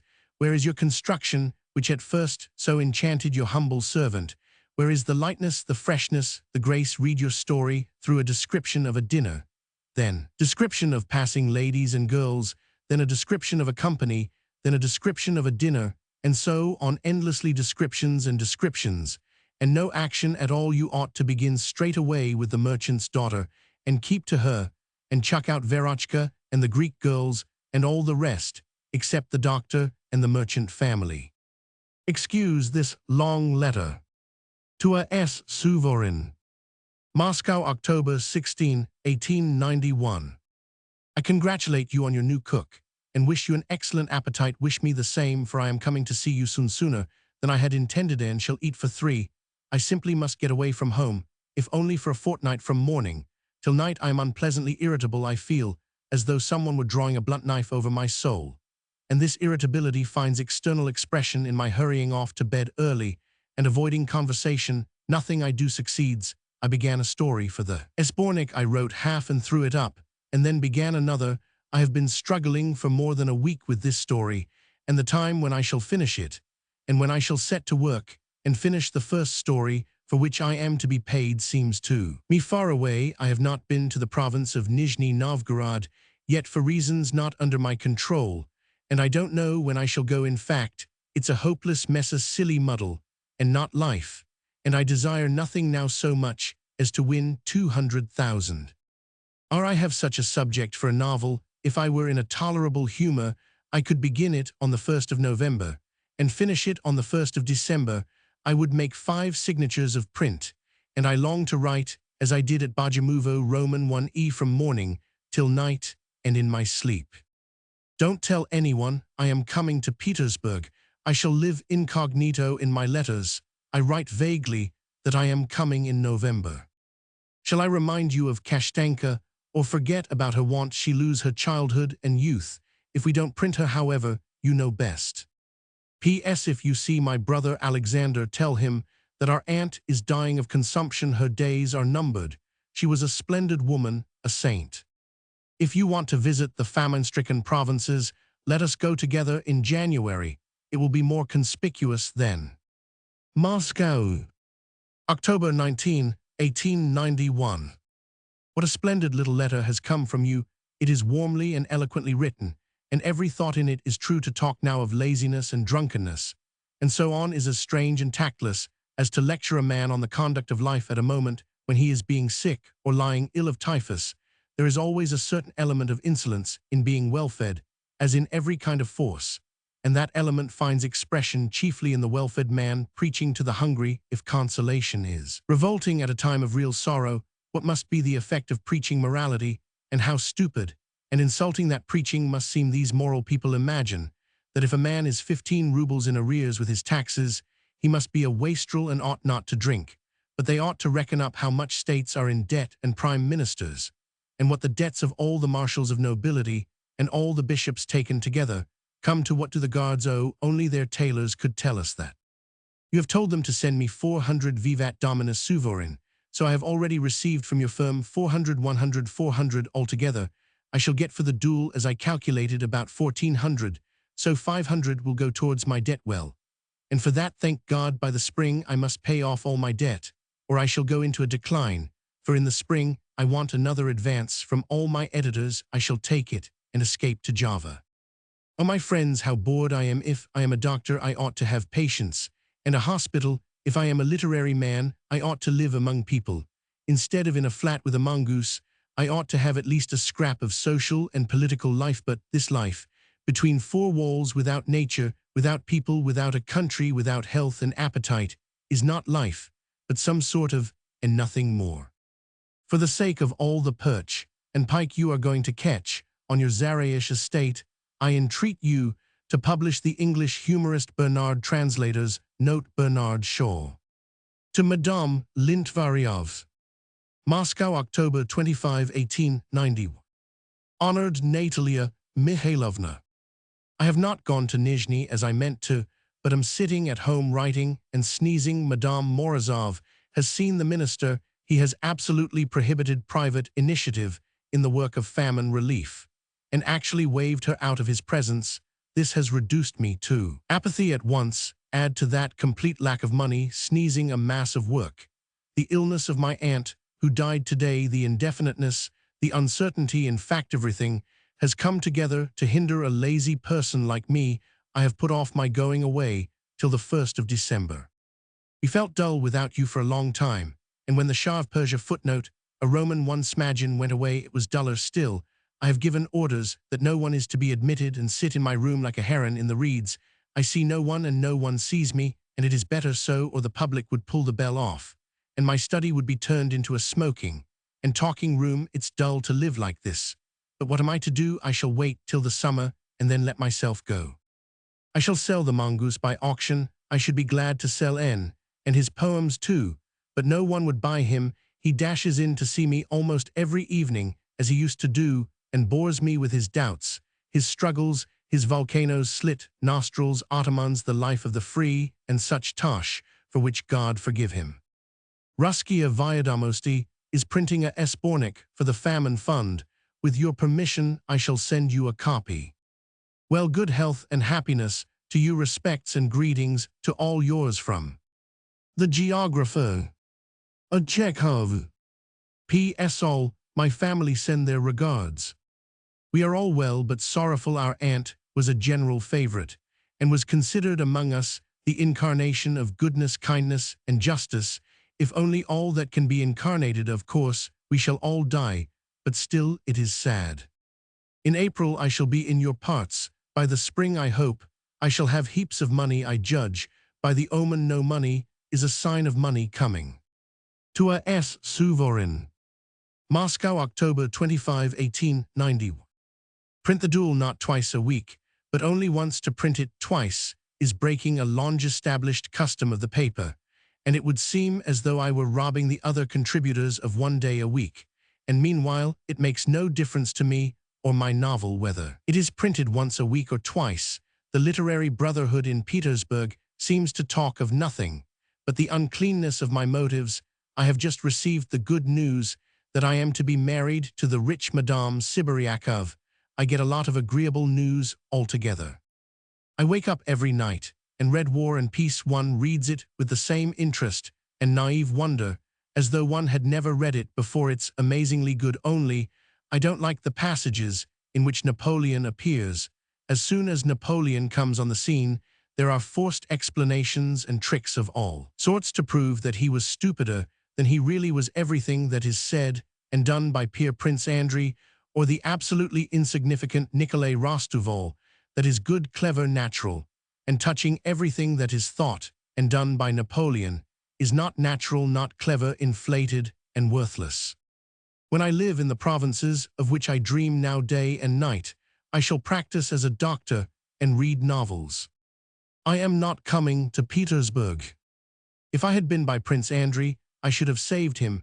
It is strange to read that the wound of a prince, a rich man spending his days and nights with a doctor, and being nursed by Natasha and Sonia, should have smelt like a corpse. What a scurvy affair medicine was in those days. Tolstoy could not help getting soaked through with hatred for medicine while he was writing his thick novel.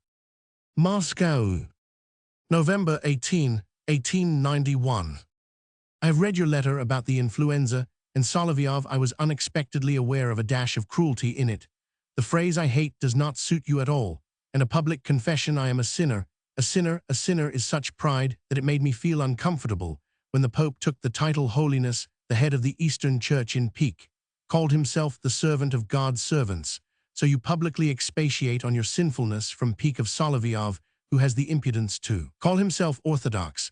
But does a word like Orthodoxy, Judaism, or Catholicism contain any implication of exceptional personal merit or virtue? To my thinking, everybody is bound to call himself Orthodox if he has that word inscribed on his passport, whether you believe or not, whether you are a prince of this world or an exile in penal servitude. You are for practical purposes Orthodox, and Solovyov made no sort of pretension when he said he was no Jew or Chaldean, but Orthodox. I still feel dull, blighted, foolish, and indifferent, and I am still sneezing and coughing, and I am beginning to think I shall not get back to my former health. But that's all in God's hands. Medical treatment and anxiety about one's physical existence arouse in me a feeling not far from loathing. I am not going to be doctored. I will take water and quinine, but I am not going to let myself be sounded. I had only just finished this letter when I received yours. You say that if I go into the wilds, I shall be quite cut off from you, but I am going to live in the country in order to be nearer Petersburg. If I have no flat in Moscow, you must understand, my dear sir, I shall spend November, December, and January. In Petersburg that will be possible. Then I shall be able to be idle all the summer too. I shall look out for a house in the country for you. But you are wrong in disliking Little Russians. They are not children or actors in the province of Poltava, but genuine people, and cheerful and well-fed into the bargain. Do you know what relieves my cough? When I am working, I sprinkle the edge of the table with turpentine with a sprayer, and inhale its vapor. When I go to bed, I spray my little table and other objects near me. The fine drops evaporate sooner than the liquid itself, and the smell of turpentine is pleasant. I drink Obersalzbrunnen, avoid hot things, talk little, and blame myself for smoking so much. I repeat, dress as warmly as possible, even at home. Avoid drafts at the theater. Treat yourself like a hothouse plant, or you will not soon be rid of your cough. If you want to try turpentine by the French kind, take quinine once a day. And be careful to avoid constipation. Influenza has completely taken away from me any desire to drink spirituous liquors. They are disgusting to my taste. I don't drink my 2 glasses at night. And so it is a long time before I can get to sleep. I want to take ether. I await your story in the summer. Let us each write a play. Yes, by God, why the devil should we waste our time? To E. Roman, 1000 S.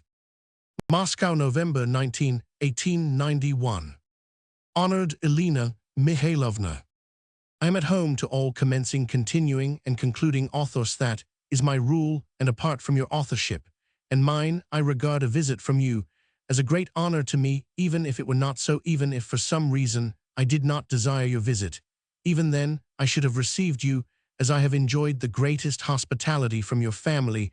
I did not receive you, and at once asked my brother to go to you and explain the cause. At the moment your card was handed me, I was ill and undressed. Forgive these homely details. I was in my bedroom, while there were persons in my study whose presence would not have been welcome to you, and so to see you was physically impossible, and this my brother was to have explained to you, and you, a decent and good-hearted person, ought to have understood it, but you were offended. Well, I can't help it. But can you really have written only 15 stories? At this rate you won't learn to write till you are 50. I am in bad health for over a month. I have had to keep indoors, influenza and cough. All good wishes. Write another 20 stories and send them. I shall always read them with pleasure, and practice is essential for you. To A. S. Suvorin. Moscow, November 22, 1891. My health is on the road to improvement. My cough is less, my strength is greater, my mood is livelier, and there is sunrise in my head. I wake up in the morning in good spirits, go to bed without gloomy thoughts, and at dinner I am not ill-humored and don't say nasty things to my mother. I don't know when I shall come to you. I have heaps of work, poor manger. Till the spring I must work, that is its senseless grind. A ray of liberty has beamed upon my horizon. There has come a whiff of freedom. Yesterday I got a letter from the province of Poltava. They write they have found me a suitable place, a brick house of 7 rooms, with an iron roof, lately built, and needing no repairs, a stable, a cellar, an ice house, 18 acres of land, an excellent meadow for hay, an old shady garden on the bank of the river Sile. The river bank is mine on that side. There is a marvelous view over a wide expanse. The price is merciful, 3,000, and 2,000 deferred payment over several years, 5. In all, if heaven has mercy upon me, and the purchase comes off, I shall move there in March for good, to live quietly in the lap of nature for 9 months, and the rest of the year in Petersburg. I am sending my sister to look at the place. Ach, liberty, liberty, if I can live on not more than 2,000 a year, which is only possible in the country, I shall be absolutely free from all anxieties over money coming in and going out. Then I shall work, and read in a word, it will be marmalade. Translators note a kind of sweetmeat made by boiling down fruit to the consistency of damson cheese. Moscow, November 30, 1891. I return you the 2 manuscripts you sent me. One story is an Indian legend, the lotus flower wreaths of laurel, a summer night, the hummingbird. That in India he begins with Faust thirsting for youth, and ends with the bliss of the true life, in the style of Tolstoy. I have cut out parts, polished it up, and the result is a legend of no great value indeed, but light, and it may be read with interest. The other story is illiterate, clumsy, and womanish in structure, but there is a story and a certain raciness I have cut it down to half. As you see, both stories could be printed. I keep dreaming and dreaming. I dream of moving from Moscow into the country in March, and in the autumn coming to Petersburg to stay. Till the spring I long to spend at least one winter in Petersburg, and that's only possible on condition I have no perch in Moscow, and I dream of how I shall spend 5 months talking to you about literature, and do as I think best in the Novoye Vremya, while in the country I shall go in for medicine, heart, and so.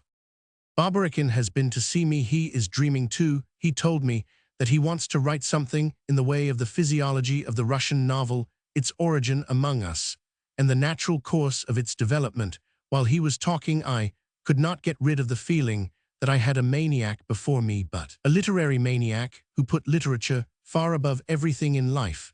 I so rarely see genuine literary people at home in Moscow that a conversation with Baburin seemed like heavenly manna, though I don't believe in the physiology of the novel and the natural course of its development. That is, there may exist such a physiology in nature, but I don't believe with existing methods it can be detected. Baburin dismisses Gogol absolutely and refuses to recognize him as a forerunner of Turgenev, Goncharov, and Tolstoy. He puts him apart outside the current in which the Russian novel has flowed well. I don't understand that if one takes the standpoint of natural development, it's impossible to put not only Gogol, but even a dog barking outside the current, for all things in nature influence one another. And even the fact that I have just sneezed is not without its influence on surrounding nature. Good health to you. I am reading S.H.T. Chedrin's Diary of a Provincial. How long and boring it is, and at the same time, how like real life. To Anne Alakin. Moscow, December 2, 1891. I'm writing to ask you a great favor, dear Nikolay Alexandrovich. This is what it is. Until last year, I have always lived with my university diploma, which by land and by sea has served me for a passport. But every time it has been vice. The police have warned me that one cannot live with a diploma, and that I ought to get a passport from the proper department. I have asked everyone what this proper department means, and no one has given me an answer. A year ago, the Moscow head police officer gave me a passport on the condition that within a year I should get a passport from the proper department. I can't make head or tail of it. The other day I learned that as I have never been in the government service, and by education am a doctor, I ought to be registered in the class of professional citizens, and that a certain department, I believe the heraldic, will furnish me with a certificate which will serve me as a passport for all the days of my life. I remembered that you had lately received the grade of professional citizen, and with it a certificate, and that therefore you must have applied somewhere and to someone, and so in a sense are an old campaigner. For God's sake, advise me to what department I ought to apply, what petition ought I to write, and how many stamps ought I to put on it, what documents must be enclosed with the petition, and so on and so on. In the town hall there is a passport bureau. Could not that bureau reveal the mystery if it is not sufficiently clear to you? Forgive me for troubling you, but I really don't know to whom to apply, and I am a very poor lawyer myself. Your medal is often given at Korsh Theatre, and with success. It is played together with Myasnitsky's Hair. I haven't seen them, but friends tell me that a great difference is felt between the two plays, that the medal in comparison with the Hair seems something clean, artistic, and having form and semblance. There you have it. Literary men are swept out of the theater, and plays are written by nondescript people, old and young, while the journals and newspapers are edited by tradesmen, government clerks, and young ladies, but there the devil take them. To E.P. Yegorov. Moscow, December 11, 1891. Honored Evgraf Petrovich, I write to explain why my journey to you did not come off. I was intending to come to you not as a special correspondent, but on a commission from, or more correctly, by agreement with a small circle of people who want to do something for the famine-stricken peasants. The point is that the public does not trust the administration, and so is deterred from subscribing. There are 1,000 legends and fables about the waste, the shameless theft, and so on. People hold aloof from the Episcopal department and are indignant with the Red Cross. The owner of our beloved Babkino, the Zemsky Nachalnik, rapped out to me bluntly and definitely, "The Red Cross in Moscow are thieves, such being the state of feeling the government can scarcely expect serious help from the public. And yet the public wants to help, and its conscience is uneasy. In September, the educated and wealthy classes of Moscow formed themselves into circles, talked, and applied for advice to leading persons. Everyone was talking of how to get round the government and organize independently. They decided to send to the famine-stricken provinces their own agents who should make acquaintance with the position on the spot, open feeding centers. And so, on some of the leaders of these circles, persons of weight, went to Durnovo to ask permission, and Durnovo refused it, declaring that the organization of relief must be left to the Episcopal department, and the Red Cross, in short, private initiative, was suppressed at its first efforts. Everyone was cast down and dispirited. Some were furious, some simply washed their hands of the whole business. One must have the courage and authority of Talst to act in opposition to all prohibitions and prevailing sentiments, and to follow the dictates of duty. Well, now about myself, I am in complete sympathy with individual initiative, for every man has the right to do good in the way he thinks best, but all the discussion concerning the government, the Red Cross, and so on seemed to me inopportune and impractical. I imagined that with coolness and good humor one might get round all the terrors and delicacy of the position, and that there was no need to go to the minister about it. I went to Sahalin without single letter of recommendation, and yet I did everything I wanted to. Why cannot I go to the famine-stricken provinces? I remembered two such representatives of the government as Ukyslyov, and all the Zemsky nachalniks and tax inspectors of my acquaintance, extremely decent people, worthy of complete confidence, and I resolved, if only for a small region, to combine the two elements of officialdom and private initiative. I want to come and consult you as soon as I can. The public trusts me, it would trust you too, and I might reckon on succeeding. Do you remember I wrote to you? Suvorin came to Moscow at the time. I complained to him that I did not know your address. He telegraphed to Baranov, and Baranov was so kind as to send it to me. Suvorin was ill with influenza. As a rule, when he comes to Moscow, we spend whole days together discussing literature, of which he has a wide knowledge. We did the same on this occasion, and in consequence, I caught his influenza, was laid up, and had a raging cough. Korolenko was in Moscow, and he found me Roman 99 lung complications, kept me ill for a whole month, confined to the house, and unable to do anything. Now I am on the way to recovery, though I still cough and am thin. There is the whole story for you. If it had not been for the influenza, we might together perhaps have succeeded in extracting 2,000 or 3,000 or more from the public. Your exasperation with the press, I can quite understand. The lucubrations of the journalists annoy you who know the true position of affairs, in the same way as the lucubrations of the profane about diphtheria annoy me as a doctor. But what would you have? Russia is not England, and is not France. Our newspapers are not rich, and they have very few men at their disposal to send to the Volga. A professor of the Petrovsky Academy or an Engelhardt is expensive. To send a talented and businesslike member of the staff is impossible too. Is wanted at home. The Times could organize a census in the famine-stricken provinces. At its own expense could settle a canon in every district, paying him 40 rubles a day. And then something sensible could be done.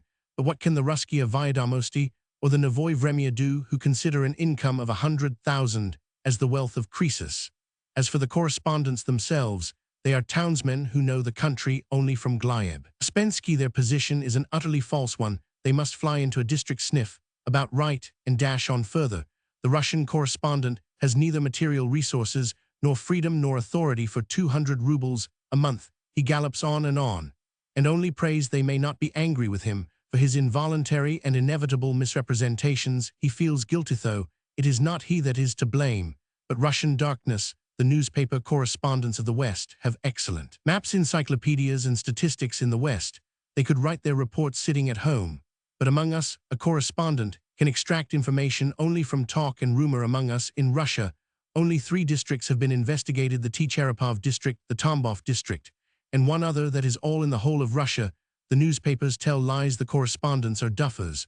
But what's to be done? If our press said nothing, the position would be still more awful. You'll admit that your letter and your scheme for buying the cattle from the peasants has stirred me up. I am ready with all my heart and all my strength to follow your lead, and do whatever you think best. I have thought it over for a long time, and this is my opinion. It is no use to reckon upon the rich. It is too late. Every wealthy man has by now forked out as many thousands as he is destined to our. One resource now is the middle-class man who subscribes by the ruble and the half-ruble. Those who in September were talking about private initiative will by now have found themselves a niche in various boards and committees and are already at work, so only the middle-class man is left. Let us open a subscription list. You shall write a letter to the editors, and I will get it printed. In Ruskia Vyadomosti and Novoy Vremya, to combine the two elements above mentioned, we might both sign the letter if that is inconvenient to you from an official point of view. One might write in the third person as a communication that in the 5th section of the Nizhny Novgorod district this and that had been organized, that things were thank God going successfully, and that subscriptions could be sent to the Zemsky Nachalnik E.P. Yegorov or to a P. Chekhov or to the editor of such and such papers. We need only to write at some length, write in full detail. I will add something, and the thing will be done. We must ask for subscriptions, and not for loans. No one will come forward with a loan. It is uncomfortable, it is hard to give, but it is harder still to take back. I have only one rich acquaintance in Moscow, Roman 5, A. Morozov, a lady well known for her philanthropy. I went to see her yesterday with your letter. I talked with her and dined with her. She is absorbed now in the Committee of Education, which is organizing relief centers for the schoolchildren, and is giving everything to that, as education and horses are incommensurables. Roman 5, A promised me the cooperation of the committee if we would start centers for feeding the schoolchildren and send detailed information about it. I felt it awkward to ask her for money on the spot, for people beg and beg of her and fleece her like a fox. I only asked her when she had any committees and board meetings not to forget us, and she promised she would not. If any rubles or half-rubles come in, I will send them on to you without delay. Dispose of me, and believe me that it would be a real happiness to me to do at least something, for so far I have done absolutely nothing for the famine-stricken peasants and for those who are helping them. To a Roman 1 Smadgen. Moscow, December 11, 1891. Well, now I have something to tell you, my good sir. I am sitting at home in Moscow, but meantime my enterprise in the Nizhny Novgorod province is in full swing already. Together with my friend, the Zemsky Nachalnik, an excellent man, we are hatching a little scheme on which we expect to spend 100,000 or so in the most remote section of the province, where there are no landowners, nor doctors, nor even well-educated young ladies, who are now to be found in numbers even in hell. Apart from famine relief of all sorts, we are making it our chief object to save the crops of next year, owing to the fact that the peasants are selling their horses for next to nothing. There is a grave danger that the fields will not be plowed for the spring corn, so that the famine will be repeated next year. So we are going to buy up the horses and feed them, and in spring give them back to their owners. Our work is already firmly established, and in January I am going there to behold its fruits. Here is my object in writing to you. If, in the course of some noisy banquet, you or anyone else should chance to collect if only half a ruble for the famine fund, or if some korobotchka bequeaths a ruble for that object, or if you yourself should win 100 rubles, remember us sinners in your prayers, and spare us a part of your wealth, not at once, but when you like, only not later than in the spring. To a S. Suvorin. Moscow, December 11, 1891. I am coming to you. My lying is unintentional. I have no money at all. I shall come when I get the various sums owing to me. Yesterday I got 150 rubles. I shall soon get more. Then I shall fly to you. In January I am going to Nizhny Novgorod province. There my scheme is working already. I am very, very glad. I am going to write to Anna Pavlovna. If you knew how agonizingly my head aches today.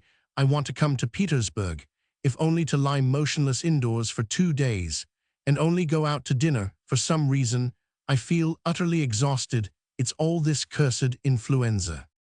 How many persons could you and would you undertake to feed Tolstoy? Tolstoy in these days, he is not a man, but a superman, a Jupiter in the Espornik.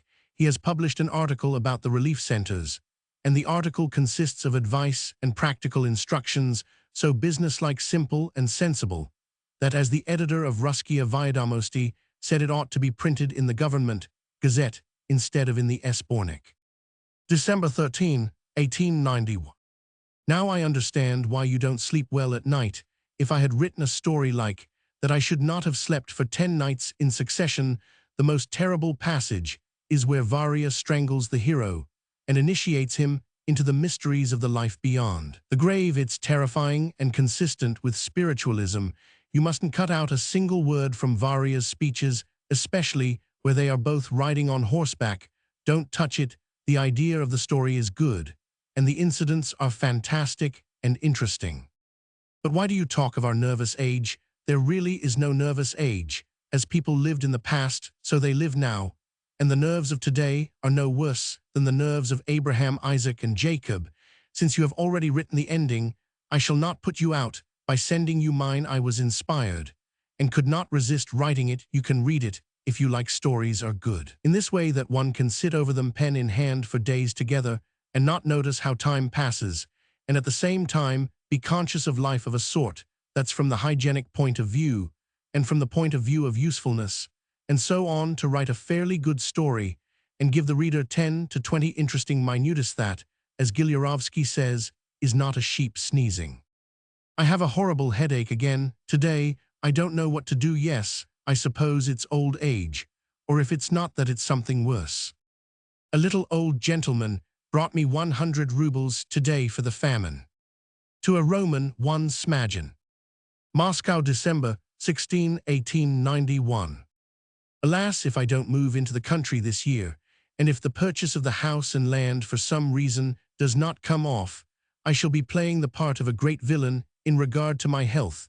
It seems to me that I am dried and warped like an old cupboard, and that if I go on living in Moscow next season and give myself up to scribbling excesses, Gilyarowski will read an excellent poem to welcome my entrance into that country place, where there is neither sitting, nor standing, nor sneezing, but only lying down, and nothing more. Do you know why you have no success with women? Because you have the most hideous, heathenish, desperate, tragic handwriting. To a N. Plashchev. Moscow, December 25, 1891. Dear Alexei Nikolaevich, yesterday I chanced to learn your address, and I write to you. If you have a free minute, please write to me how you are in health, and how you are getting on altogether. Write, if only a couple of lines. I have had influenza for the last 6 weeks. There has been a complication of the lungs, and I have a cruel cough. In March, I am going south to the province of Poltava, and shall stay there till my cough is gone. My sister has gone down there to buy a house and garden. Literary doings here are quiet, but life is bustling. There is a great deal of talk about the famine, and a great deal of work resulting from the said talk. The theaters are empty, the weather is wretched, there are no frosts at all. Jean Sh. Tehiglov is captivated by the Tolstoyans. Merezhkovsky sits at home, as of old, lost in a labyrinth of deep researches, and as of old is very nice. Of Chekhov they say he has married the heiress Sibiryakov and got 5 millions. Daryol Petersburg is talking of it. For whose benefit? And for what object this slander? I am utterly unable to imagine. It's positively sickening to read letters from Petersburg. I have not seen Ostrovsky this year. We shall probably not meet very soon, as I am going away in March, and shall not return to the north before November. I shall not keep a flat in Moscow, as that pleasure is beyond my means. I shall stay in Petersburg. I embrace you warmly. By the way, a little explanation in private. One day at dinner in Paris, persuading me to remain there, you offered to lend me money. I refused, and it seemed to me my refusal hurt and vexed you, and I fancied that when we parted there was a touch of coldness on your side. Possibly I am mistaken, but if I am right, I assure you, my dear friend, on my word of honor, that I refused not because I did not care to be under an obligation to you, but simply from a feeling of self-preservation. I was behaving stupidly in Paris, and an extra 1,000 francs would only have been bad for my health. Believe me, that if I had needed it, I would have asked you for a loan as readily as Suvorin. God keep you. To Roman 5, A. Tihanovs. Moscow, February 22, 1892. You are mistaken in thinking you were drunk at Sh. Chekhov's name-day party. You had had a drop. That was all. You danced when they all danced, and your jijativka on the cabman's box excited nothing but general delight. As for your criticism, It was most likely far from severe, as I don't remember it. I only remember that Vivedensky and I, for some reason, roared with laughter as we listened to you. Do you want my biography? Here it is. I was born in Taganrog in 1860. I finished the course at Taganrog High School in 1879. In 1884, I took my degree in medicine at the University of Moscow in 1888. I gained the Pushkin Prize in 1890. I made a journey to Sakhalin across Siberia, and back by sea in 1891. I made it in Europe, where I drank excellent wine and ate oysters. In 1892, I took part in an orgy in the company of Roman V.A. Tikhonov at a name-day party. I began writing in 1879.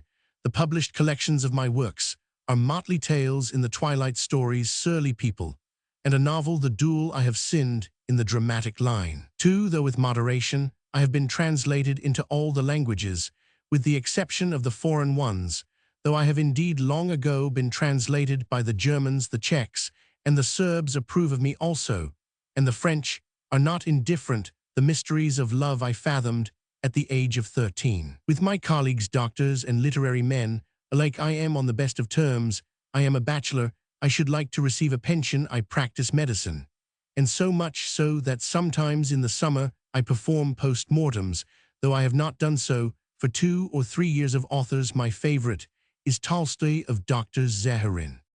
All that is nonsense, though write what you like, if you haven't facts, make up with lyricism. To a S. Kislyov. Melihovo Station, Lepasnya Moscow-Kursk Line, March 7, 1892. This is our new address, and here are the details for you.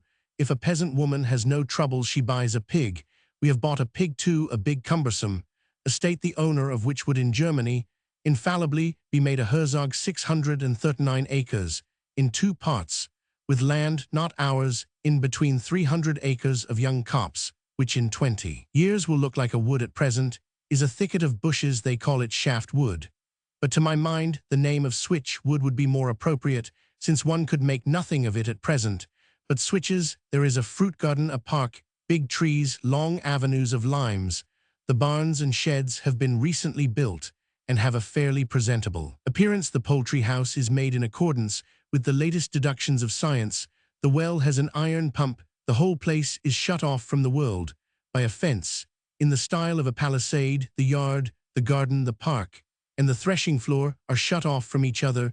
In the same way the house is good and bad. It's more roomy than our Moscow flat. It's light and warm, roofed with iron, and stands in a fine position, has a veranda into the garden, French windows, and so on, but it is bad in not being lofty, not sufficiently new, having outside a very stupid and naive appearance, and inside swarms with bugs and beetles, which could only be got rid of by one means, fire. Nothing else would do for them. There are flower beds in the garden. 15 paces from the house is a pond 35 yards long and 35 feet wide, with carp and tench in it, so that you can catch fish from the window beyond the yard. There is another pond which I have not yet seen in the other part of the estate. There is a river, probably a nasty one, 2 miles away. There is a broad river full of fish. We shall sow oats and clover. We have bought clover seed at 10 rubles a pood, but we have no money left for oats. The estate has been bought for 13,000. The legal formalities cost about 750 rubles total, 14,000. The artist who sold it was paid 4,000 down and received a mortgage for 5,000 at 5% for 5 years. The remaining 4,000 the artist will receive from the land bank. When in the spring I mortgage the estate to a bank, you see what arrangement. In 2 or 3 years I shall have 5,000 and shall pay off the mortgage, and shall be left with only the 4,000 debt to the bank. But I have got to live those 2 or 3 years. Hang it all, what matters is not the interest. That is small, not more than 500 rubles a year, but that I shall be obliged all the time to think about quarter days, and all sorts of horrors attendant on being in debt. Moreover, your honor, as long as I am alive and earning 4,000 or 5,000 a year, the debts will seem a trifle, and even a convenience, for to pay 470 interest is much easier than to pay 1,000 for a flat in Moscow. That is all true. But what if I depart from you sinners to another world? That is give up the ghost. Then the ducal estate with the debts would seem to my parents in their green old age, and to my sister such a burden that they would raise a wail to heaven. I was completely cleaned out over the move. If you could come and see us in the first place, it would be very delightful and interesting to see you. And in the second, your advice would save us from 1,000 idiocies. You know, we don't understand a thing about it, like Raspluv. All I know about agriculture is that the earth is black, and nothing more right. How is it best to sow clover among the rye or among the spring wheat? To Roman 1, Roman Sht Chekhov. Melihovo, March 9, 1892. Yes, such men as Rachinsky are very rare in this world. I understand your enthusiasm, my dear fellow. After the suffocation one feels in the proximity of A. and ban, the world is full of them. Rachinsky, with his ideas, his humanity, and his purity, seems like a breath of spring. I am ready to lay down my life for Rachinsky, but dear friend, allow me that, and don't be vexed, I would not send my children to his school.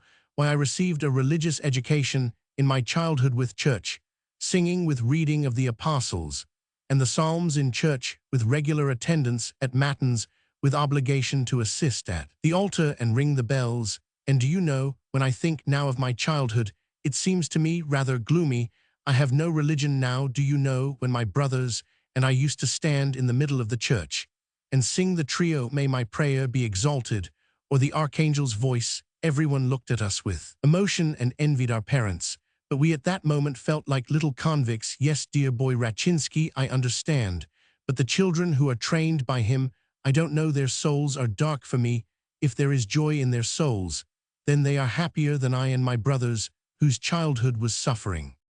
It is nice to be a lord. There is plenty of room. Its warm people are not continually pulling at the bell, and it is easy to descend from one's lordship and serve as concierge or porter. My estate, sir, cost 13,000, and I have only paid a third. The rest is a debt which will keep me long years on the chain. Come and see me, Jean, together with Suvorin. Make a plan with him. I have such a garden, such a naive courtyard, such geese. Write a little oftener. To a S. Suvorin. Melihovo, March 17, 1892. Ah, my dear fellow, if only you could take a holiday. Living in the country is inconvenient. The insufferable time of thaw and mud is beginning, but something marvelous and moving is taking place in nature, the poetry and novelty of which makes up for all the discomforts of life every day. There are surprises, one better than another. The starlings have returned everywhere. There is the gurgling of water in places where the snow has thawed. The grass is already green. The day drags on like eternity. One lives as though in Australia, somewhere at the ends of the earth. One's mood is calm, contemplative, and animal, in the sense that one does not regret yesterday or look forward to tomorrow. From here far away, people seem very good, and that is natural, for in going away into the country, we are not hiding from people, but from our vanity, which in town among people is unjust and active beyond measure. Looking at the spring, I have a dreadful longing that there should be paradise in the other world. In fact, at moments, I am so happy that I superstitiously pull myself up and remind myself of my creditors, who will one day drive me out of the Australia I have so happily won. To Madame Avilov's. Melihovo, March 19, 1892. Honored Lydia Alexievna, I have read your story on the road. If I were the editor of an illustrated magazine, I should publish the story with great pleasure. But here is my advice as a reader: when you depict sad or unlucky people and want to touch the reader's heart, try to be colder. It gives their grief, as it were, a background against which it stands out in greater relief, as it is your heroes weep, and you sigh. Yes, you must be cold. But don't listen to me. I am a bad critic. I have not the faculty of forming my critical ideas clearly. Sometimes I make a regular hash of it. To a S. Suvorin. Melihovo, March 1892. The cost of labor is almost nil, and so I am very well off. I begin to see the charms of capitalism, to pull down the stove in the servants' quarters and build up there a kitchen stove with all its accessories, then to pull down the kitchen stove in the house arid, put up a Dutch stove instead. Costs 20 rubles altogether, the price of 2 men to dig 25 kopecks. The ice cellar, it costs 30 kopecks a day to the workman, a young laborer who does not drink or smoke, and can read and write, whose duties are to work the land and clean the boots and look after the flower garden, costs 5 rubles a month. Floors, partitions, papering, Walsall, that is cheaper than mushrooms, and I am at ease. But if I were to pay for labor a quarter of what I get for my leisure, I should be ruined in a month, as the number of stove builders, carpenters, joiners, and so on threatens to go forever after the fashion of a recurring decimal. A spacious life, not cramped within four walls, requires a spacious pocket too. I have bored you already, but I must tell you one thing more. The clover seed costs 100 rubles a pood, and the oats needed for seed cost more than 100. Think of that. They prophesy a harvest and wealth for me. But what is that to me? Better 5 kopecks in the present than a ruble in the future. I must sit and work. I must earn at least 500 rubles. For all these trifles, I have earned half already. And the snow is melting. It is warm, the birds are singing, the sky is bright and spring-like. I am reading a mass of things. I have read Lyaskov's legendary characters, religious and piquant, a combination of virtue, piety, and lewdness. But very interesting. Read it. If you haven't read it, I have read again. Pisarev's criticism of Pushkin, awfully naive. The man pulls Onegin and Tatiana down from their pedestals, but Pushkin remains unhurt. Pisarev is the grandfather and father of all the critics of today, including Buranin. The same pettiness in disparagement, the same cold and conceited wit, and the same coarseness and indelicacy in their attitude to people. It is not Pisarev's ideas that are brutalizing, for he has none, but his coarse tone, his attitude to Tatiana, especially to her charming letter, which I love tenderly, seems to me simply abominable. The critic has the foul aroma of an insolent, captious procurator. We have almost finished furnishing, only the shelves for my books are not done yet. When we take out the double windows, we shall begin painting everything afresh, and then the house will have a very presentable appearance. There are avenues of lemon trees, apple trees, cherries, plums, and raspberries in the garden. Melihovo, April 6, 1892. It is Easter. There is a church here, but no clergy. We collected 11 rubles from the whole parish, and got a priest from the Davidov monastery, who began celebrating the service on Friday. The church is very old and chilly, with lattice windows. We sang the Easter service. That is my family and my visitors, young people. The effect was very good and harmonious. Particularly the Mass. The peasants were very much pleased, and they say they have never had such a grand service. Yesterday the sun shone all day. It was warm in the morning. I went into the fields, from which the snow has gone already, and spent half an hour in the happiest frame of mind. It was amazingly nice. The winter corn is green already, and there is grass in the copse. You will not like Melihovo, at least at first. Here everything is in miniature: a little avenue of lemon trees, a pond the size of an aquarium, a little garden, and park, little trees. But when you have walked about it once or twice, the impression of littleness goes off. There is great feeling of space. In spite of the village being so near, there is a great deal of forest. Around there are numbers of starlings, and the starling has the right to say of itself, "I sing to my God all the days of my life." It sings all day long without stopping. Melihovo, April 8, 1892. If Shapiro were to present me with the gigantic photograph of which you write, I should not know what to do with it. A cumbersome present. You say that I used to be younger. Yes, imagine. Strange as it may seem, I have passed 30 some time ago, and I already feel 40 close at hand. I have grown old, not in body only, but in spirit. I have become stupidly indifferent to everything in the world, and for some reason or other, the beginning of this indifference coincided with my tour abroad. I get up and go to bed feeling as though interest in life had dried up in me. This is either the illness called in the newspapers nervous exhaustion, or some working of the spirit, not clear to the consciousness, which is called in novels a spiritual revulsion. If it is the latter, it is all for the best, I suppose. The artist Leviton is staying with me. Yesterday evening I went out with him shooting. He shot at a snipe. The bird shot in the wing fell into a pool. I picked it up, a long beak, big black eyes, and beautiful plumage. It looked at me with surprise. What was I to do with it? Leviton scowled, shut his eyes, and begged me with a quiver in his voice, "My dear fellow, hit him on the head with the butt end of your gun." I said, "I can't." He went on nervously, shrugging his shoulders, twitching his head, and begging me to. And the snipe went on looking at me in wonder.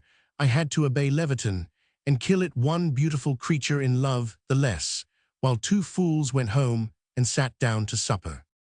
Jean Sht Chekhov, in whose company you were so bored for a whole evening, is a great opponent of every sort of heresy, and amongst others of feminine intellect.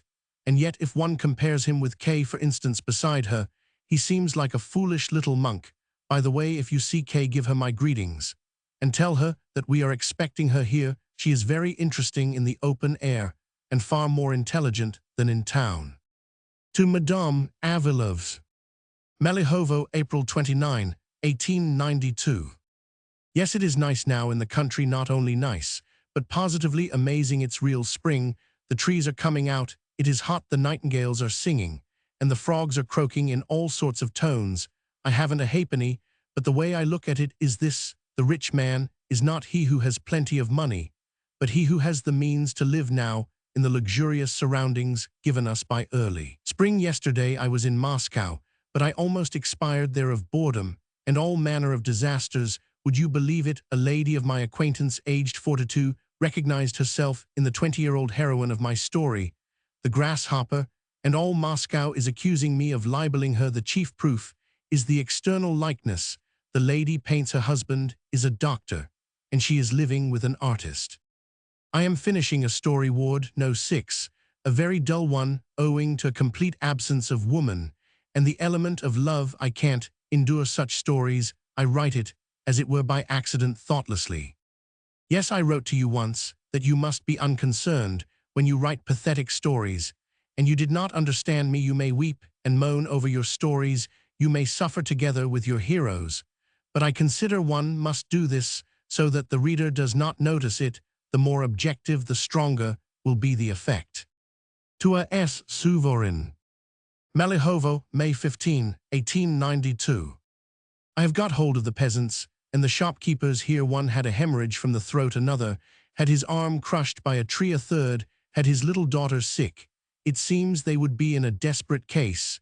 Without me, they bow respectfully to me, as Germans do to their pastor. I am friends with them, and all goes well.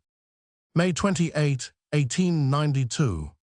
Life is short, and Chekhov, from whom you are expecting an answer, would like it to flash by brilliantly, and with dash he would go to Prince's Island, to Constantinople, and again to India and Sahalin. But in the first place, he is not free. He has a respectable family who need his protection. In the second, he has a large dose of cowardice. Looking towards the future, I call nothing but cowardice. I am afraid of getting into a muddle, and every journey complicates my financial position. No, don't tempt me without need. Don't write to me of the sea. It is hot here, there are warm rains, the evenings are enchanting. 3/4 of a mile from here there is a good bathing place and good sport for picnics, but no time to bathe or go to picnics. Either I am writing and gnashing my teeth, or settling questions of halfpence with carpenters and laborers. Misha was cruelly reprimanded by his superiors for coming to me every week instead of staying at home, and now there is no one but me to look after the farming, in which I have no faith, as it is on a petty scale, and more like a gentlemanly hobby than real work. I have bought 3 mousetraps, and catch 25 mice a day, and carry them away to the copse. It is lovely in the copse. Our starlings, old and young, suddenly flew away. This puzzled us, for it won't be time for their migration for ever so long. But suddenly we learned that the other day clouds of grasshoppers from the south, which were taken for locusts, flew over Moscow. One wonders, how did our starlings find out that on precisely such a day, and so many miles from Melihovo, these insects would fly past? Who told them about it? Truly, this is a great mystery. June 16. You want me to write my impressions to you. My soul longs for breadth and altitude, but I am forced to lead a narrow life, spent over trashy rubles and kopecks. There is nothing more vulgar than a petty bourgeois life, with its halfpence, its victuals, its futile talk, and its useless conventional virtue. My heart aches from the consciousness that I am working for money, and money is the center of all I do. This aching feeling, together with a sense of justice, makes my writing a contemptible pursuit in my eyes. I don't respect what I write. I am apathetic and bored with myself, and glad that I have medicine, which anyway I practice not for the sake of money. I ought to have a bath in sulfuric acid and flay off my skin, and then grow a new hide. Melihovo, August 1. My letters chase you, but do not catch you. I have written to you often, and among other places to St. Moritz. Judging from your letters, you have had nothing from me in the first place. There is cholera in Moscow and about Moscow, and it will be in our parts some day soon. In the second place, I have been appointed cholera doctor, and my section includes 25 villages, 4 factories, and 1 monastery. I am organizing the building of barracks, and so on, and I feel lonely, for all the cholera business is alien to my heart, and the work which involves continual driving about talking and attention to petty details is exhausting for me. I have no time to write. Literature has been thrown aside for a long time now, and I am poverty-stricken, as I thought it convenient for myself and my independence to refuse the remuneration received by the section doctors. I am bored, but there is a great deal that is interesting in cholera if you look at it from a detached point of view. I am sorry you are not in Russia. Material for short letters is being wasted. There is more good than bad, and in that cholera is a great contrast to the famine which we watched in the winter. Now all are working furiously at the fair at Nizhny. They are doing marvels which might force even Tolstoy to take a respectful attitude to medicine and the intervention of cultured people generally in life. It seems as though they had got a hold on the cholera. They have not only decreased the number of cases, but also the percentage of deaths in immense Moscow. The cholera does not exceed 50 cases a week, while on the Don it is 1,000 a day. An impressive difference. We district doctors are getting ready. Our plan of action is definite, and there are grounds for supposing that in our parts we too shall decrease the percentage of mortality from cholera. We have no assistants. One has to be doctor and sanitary attendant at one and the same time. The peasants are rude, dirty in their habits, and mistrustful. But the thought that our labors are not thrown away makes all that scarcely noticeable. Of all the Serpuhovo doctors, I am the most pitiable. I have a scurvy carriage and horses. I don't know the roads. I see nothing by evening light. I have no money. I am very quickly exhausted, and worst of all, I can never forget that I ought to be writing, and I long to spit on the cholera and sit down and write to you, and I long to talk to you. I am in absolute loneliness. Our farming labors have been crowned with complete success. The harvest is considerable, and when we sell the corn, Melihovo will bring us more than 1,000 rubles. The kitchen garden is magnificent. There are perfect mountains of cucumbers, and the cabbage is wonderful. If it were not for the accursed cholera, I might say that I have never spent a summer so happily as this one. Nothing has been heard of cholera riots, yet there is talk of some arrests, some manifestos, and so on. They say that the writer has been condemned to 15 years penal servitude. If the socialists are really going to exploit the cholera for their own ends, I shall despise them. Revolting means for good ends make the ends themselves revolting. Let them get a lift on the backs of the doctors and felchers. But why lie to the peasants? Why persuade them that they are right in their ignorance, and that their coarse prejudices are the holy truth? If I were a politician, I could never bring myself to disgrace my present for the sake of the future, even though I were promised tons of felicity. For an ounce of mean lying, write to me as often as possible in consideration of my exceptional position. I cannot be in a good mood now, and your letters snatch me away from cholera concerns and carry me for a brief space to another world. August 16. You'll be damned if I write to you again. I have written to Abazio to St. Moritz. I have written a dozen times at least so far. You have not sent me one correct address, and so not one of my letters has reached, and my long description and lectures about the cholera have been wasted. It's mortifying. But what is most mortifying is that after a whole series of letters from me about our exertions against the cholera, you all at once write me from gay Biarritz that you envy my leisure. Well, Allah forgive you. Well, I am alive and in good health. The summer was a splendid one, dry, warm, abounding in the fruits of the earth, but its whole charm was from July onwards spoilt by news of the cholera.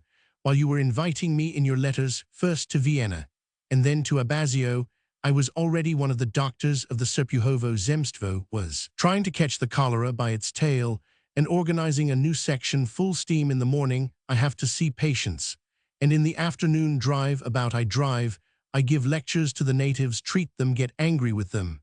And as the Zemstvo has not granted me a single kopeck for organizing the medical centers, I catch from the wealthy. First from one, and then from another. I turn out to be an excellent beggar. Thanks to my beggarly eloquence, my section has 2 excellent barracks with all the necessaries and 5 barracks that are not excellent, but horrid. I have saved the Zemstvo from expenditure even on disinfectants, lime vitriol, and all sorts of stinking stuff. I have begged from the manufacturers for all my 25 villages. In fact, Kolomin ought to be proud of having been at the same high school with me. My soul is exhausted. I am bored not to belong to oneself, to think about nothing but diarrhea, to start up in the night at a dog's barking and a knock at the gate. Haven't they come for me too? Drive with disgusting horses along unknown roads to read about nothing but cholera and to expect nothing but cholera, and at the same time to be utterly uninterested in that disease and in the people whom one is serving. That, my good sir, is a hash which wouldn't agree with anyone. The cholera is already in Moscow, and in the Moscow district one must expect it from hour to hour. Judging from its course in Moscow, one must suppose that it is already declining, and that the bacillus is losing its strength. One is bound to think, too, that it is powerfully affected by the measures that have been taken in Moscow, and among us, the educated classes are working vigorously, sparing neither themselves nor their purses. I see them every day and am touched, and when I remember how Zhitel and Buranin used to vent their acrid spleen on these same educated people, I feel almost suffocated. In Nizhny, the doctors and the cultured people generally have done marvels. I was overwhelmed with enthusiasm when I read about the cholera in the good old times, when people were infected and died by thousands. The amazing conquests that are being made before our eyes could not even be dreamed of. It's a pity you are not a doctor and cannot share my delight. That is fully feel and recognize and appreciate all that is being done, but one cannot tell about it briefly. The treatment of cholera requires of the doctor deliberation before all things. That is, one has to devote to each patient from 5 to 10 hours or even longer, as I mean to employ Cantani's treatment. That is clisters of tannin and subcutaneous injection of a solution of common salt. Me position will be worse than foolish while I am busying myself over one patient. A dozen can fall ill and die. You see, I am the only man for 25 villages, apart from a feldsher who calls me your honor, does not venture to smoke in my presence, and cannot take a step without me. If there are isolated cases, I shall be capital, but if there is an epidemic of only 5 cases a day, then I shall do nothing but be irritable and exhausted and feel myself guilty. Of course, there is no time even to think of literature. I am writing nothing. I refused remuneration so as to preserve some little freedom of action for myself, and so I have not a halfpenny. I am waiting till they have threshed and sold the rye. Until then, I shall be living on the bear and mushrooms, of which there are endless masses here. By the way, I have never lived so cheaply as now. We have everything of our own, even our own bread. I believe in a couple of years, all my household expenses will not exceed 1,000 rubles a year. When you learn from the newspapers that the cholera is over, you will know that I have gone back to writing again. Don't think of me as a literary man. While I am in the service of the Zemstvo, one can't do 2 things at once. You write that I have given up Sahalin. I cannot abandon that child of mine. When I am oppressed by the boredom of Belis letters, I am glad to turn to something else. The question when I shall finish Sahalin, and when I shall print, does not strike me as being important. While Galkin Vraski reigns over the prison system, I feel very much disinclined to bring out my book. Of course, if I am driven to it by need, that is a different matter. In all my letters, I have pertinaciously asked you one question, which of course you are not obliged to answer. Where are you going to be in the autumn?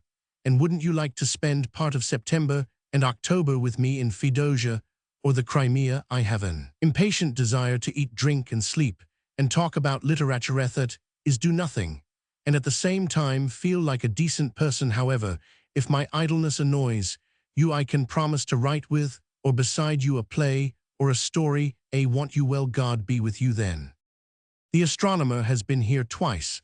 I felt bored with her on both occasions. Svobodin has been here too. He grows better and better. His serious illness has made him pass through a spiritual metamorphosis. See what a long letter I have written, even though I don't feel sure that the letter will reach you. Imagine my cholera boredom, my cholera loneliness, and compulsory literary inactivity, and write to me more and oftener your contemptuous feeling for France. I share that. Germans are far above them, though for some reason they are called stupid, and the Franco-Russian Entente cordiale I am as fond of as Tolstoy. Is there something nastily suggestive about these cordialities? On the other hand, I was awfully pleased at Virchow's visit to us. We have raised a very nice potato and a divine cabbage. How do you manage to get on without cabbage soup? I don't envy you your sea nor your freedom, nor the happy frame of mind you are in. Abroad the Russian summer is better than anything, and by the way I don't feel any great longing to be abroad after Singapore, Ceylon, and perhaps even our amour, Italy, and even the crater of Vesuvius do not seem fascinating after being in India and China. I did not see a great difference between other European countries and Russia. A neighbor of ours, the owner of the renowned Ottred Count X, is staying now at Biarritz, having run away from the cholera. He gave his doctor only 500 rubles for the campaign against the cholera. His sister, the countess who is living in my section, when I went to discuss the provision of barracks for her workmen, treated me as though I had come to apply for a situation. It mortified me, and I told her a lie pretending to be a rich man. I told the same lie to the archimandrite, who refuses to provide quarters for the cases which may occur in the monastery. To my question, what would he do with the cases that might be taken ill in his hostel, he answered me, they are persons of means and will pay you themselves. Do you understand? And I flared up and said I did not care about payment, as I was well off, and that all I wanted was the security of the monastery. There are sometimes very stupid and humiliating positions. Before the Count went away, I met his wife, huge diamonds in her ears, wearing a bustle, and not knowing how to hold herself, a millionaire. In the company of such persons, one has a stupid schoolboy feeling of wanting to be rude. The village priest often comes and pays me long visits. He is a very good fellow, a widower, and has some illegitimate children. Right, or there will be trouble. Melihovo. October 10, 1892. Your telegram telling me of Svobodin's death caught me just as I was going out of the yard to see patients. You can imagine my feelings. Svobodin stayed with me this summer. He was very sweet and gentle, in a serene and affectionate mood, and became very much attached to me. It was evident to me that he had not very long to live. It was evident to him, too. He had the thirst of the aged for everyday peace and quiet, and had grown to detest the stage and everything to do with the stage, and dreaded returning to Petersburg. Of course, I ought to go to the funeral, but to begin with, your telegram came towards evening, and the funeral is most likely tomorrow. And secondly, the cholera is 20 miles away, and I cannot leave my center. There are 7 cases in one village, and 2 have died already. The cholera may break out in my section. It is strange that with winter coming on, the cholera is spreading over a wider and wider region. I have undertaken to be the section doctor till the 15th of October. My section will be officially closed on that day. I shall dismiss my feldsher, close the barracks, and if the cholera comes, I shall cut rather a comic figure. Add to that, the doctor of the next section is ill with pleurisy, and so if the cholera appears in his section, I shall be bound from a feeling of comradeship to undertake his section. So far I have not had a single case of cholera, but I have had epidemics of typhus, diphtheria, scarlatina, and so on. At the beginning of summer, I had a great deal of work, then towards the autumn less and less. The sum of my literary achievement this summer, thanks to the cholera, has been almost nil. I have written little, and have thought about literature even less. However, I have written 2 small stories, tolerable, 1 bad.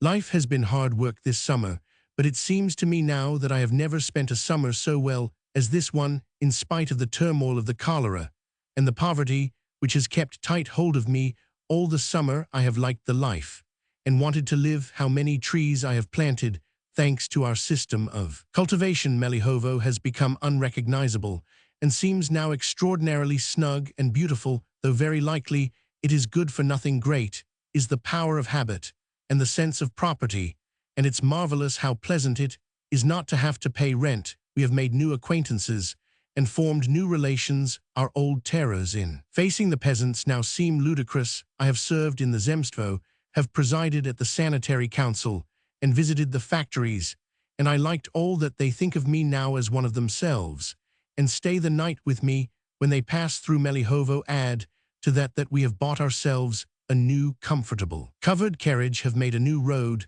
so that now we don't drive through the village, we are digging a pond, anything else. In fact, hitherto everything has been new and interesting, but how it will be later on I don't know. There is snow already, it is cold, but I don't feel drawn to Moscow. So far, I have not had any feeling of dullness. The educated people here are very charming and interesting. What matters most, they are honest, only the police are unattractive. We have 7 horses, a broad-faced calf, and puppies called Muir and Merrilees. November 22, 1892. Snow is falling by day, while at night the moon is shining its utmost, a gorgeous, amazing moon. It is magnificent, but nevertheless, I marvel at the fortitude of landowners who spend the winter in the country. There's so little to do that if anyone is not in one way or another engaged in intellectual work, he is inevitably bound to become a glutton or a drunkard or a man like Turgenev's Pigasov. The monotony of the snowdrifts and the bare trees, the long nights, the moonlight, the death-like stillness, day and night, the peasant women and the old ladies, all that disposes one to indolence, indifference, and an enlarged liver. November 25, 1892. It is easy to understand you, and there is no need for you to abuse yourself for obscurity of expression. You are a hard drinker, and I have regaled you with sweet lemonade. And you, after giving the lemonade, it's due justly observe that there is no spirit in it. That is just what is lacking in our productions, alcohol, which could intoxicate and subjugate. And you state that very well. Why not, putting aside Ward No. 6 and myself, let us discuss the matter in general, for that is more interesting. Let me discuss the general causes, if that won't bore you, and let us include the whole age. Tell me honestly, who of my contemporaries, that is men between 30 and 45, have given the world one single drop of alcohol? Are not Korolenko, Nadson, and all the playwrights of today lemonade? Have Ryapin's or Shishkin's pictures turned your head? Charming, talented, you are enthusiastic, but at the same time, you can't forget that you want to smoke. Science and technical knowledge are passing through a great period now, but for our sort it is a flabby, stale, and dull time. We are stale and dull ourselves. We can only beget guttapacha boys. Footnote: an allusion to Grigorovitch's well-known story. And the only person who does not see that is Stasov, to whom nature has given a rare faculty for getting drunk on slops. The causes of this are not to be found in our stupidity, our lack of talent, or our insolence, as Buranin imagines, but in a disease which for the artist is worse than syphilis or sexual exhaustion. We lack something that is true, and that means that lift the robe of our muse, and you will find within an empty void. Let me remind you that the writers who we say are for all time or are simply good, and who intoxicate us, have one common and very important characteristic: they are going towards something and are summoning you towards it too, and you feel not with your mind, but with your whole being that they have some object, just like the ghost of Hamlet's father who did not come and disturb the imagination for nothing. Some have more immediate objects: abolition of serfdom, the liberation of their country, politics, beauty, or simply vodka, like Denis Davidov. Others have remote objects: God, life, beyond the grave, the happiness of humanity. And so on. The best of them are realists and paint life as it is, but through every line's being soaked in the consciousness of an object you feel besides life, as it is, the life which ought to be, and that captivates you. And we paint life as it is, but beyond that nothing at all flog us, and we can do no more. We have neither immediate nor remote aims, and in our soul there is a great empty space. We have no politics, we do not believe in revolution, we have no God, we are not afraid of ghosts, and I personally am not afraid even of death and blindness. One who wants nothing, hopes for nothing, and fears nothing cannot be an artist. Whether it is a disease or not, what it is does not matter, but we ought to recognize that our position is worse than a governor's. I don't know how it will be with us in 10 or 20 years. Then circumstances may be different, but meanwhile, it would be rash to expect of us anything of real value, apart from the question whether we have talent or not. We write mechanically, merely obeying the long-established arrangement, in accordance with which some men go into the government service, others into trade. Others write Grigorovitch. And you think I am clever? Yes, I am, at least so far clever as not to conceal from myself my disease, and not to deceive myself, and not to cover up my own emptiness with other people's rags, such as the ideas of the 60s, and so on. I am not going to throw myself like Garshin over the banisters, but I am not going to flatter myself with hopes of a better future either. I am not to blame for my disease, and it's not for me to cure myself for this disease, it must be supposed, has some good purpose hidden from us, and is not sent in vain. February 1893. My God, what a glorious thing, fathers and children, is it is positively terrifying. Bazarov's illness is so powerfully done that I felt ill and had a sensation as though I had caught the infection from him and the end of Bazarov.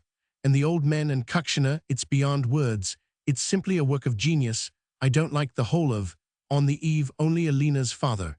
And the end is full of tragedy. The dog is very good. The language is wonderful. In it, please read it. If you have forgotten it, Asia is charming. A quiet backwater is too compressed and not satisfactory. I don't like smoke at all. The house of gentlefolk is weaker than fathers and children.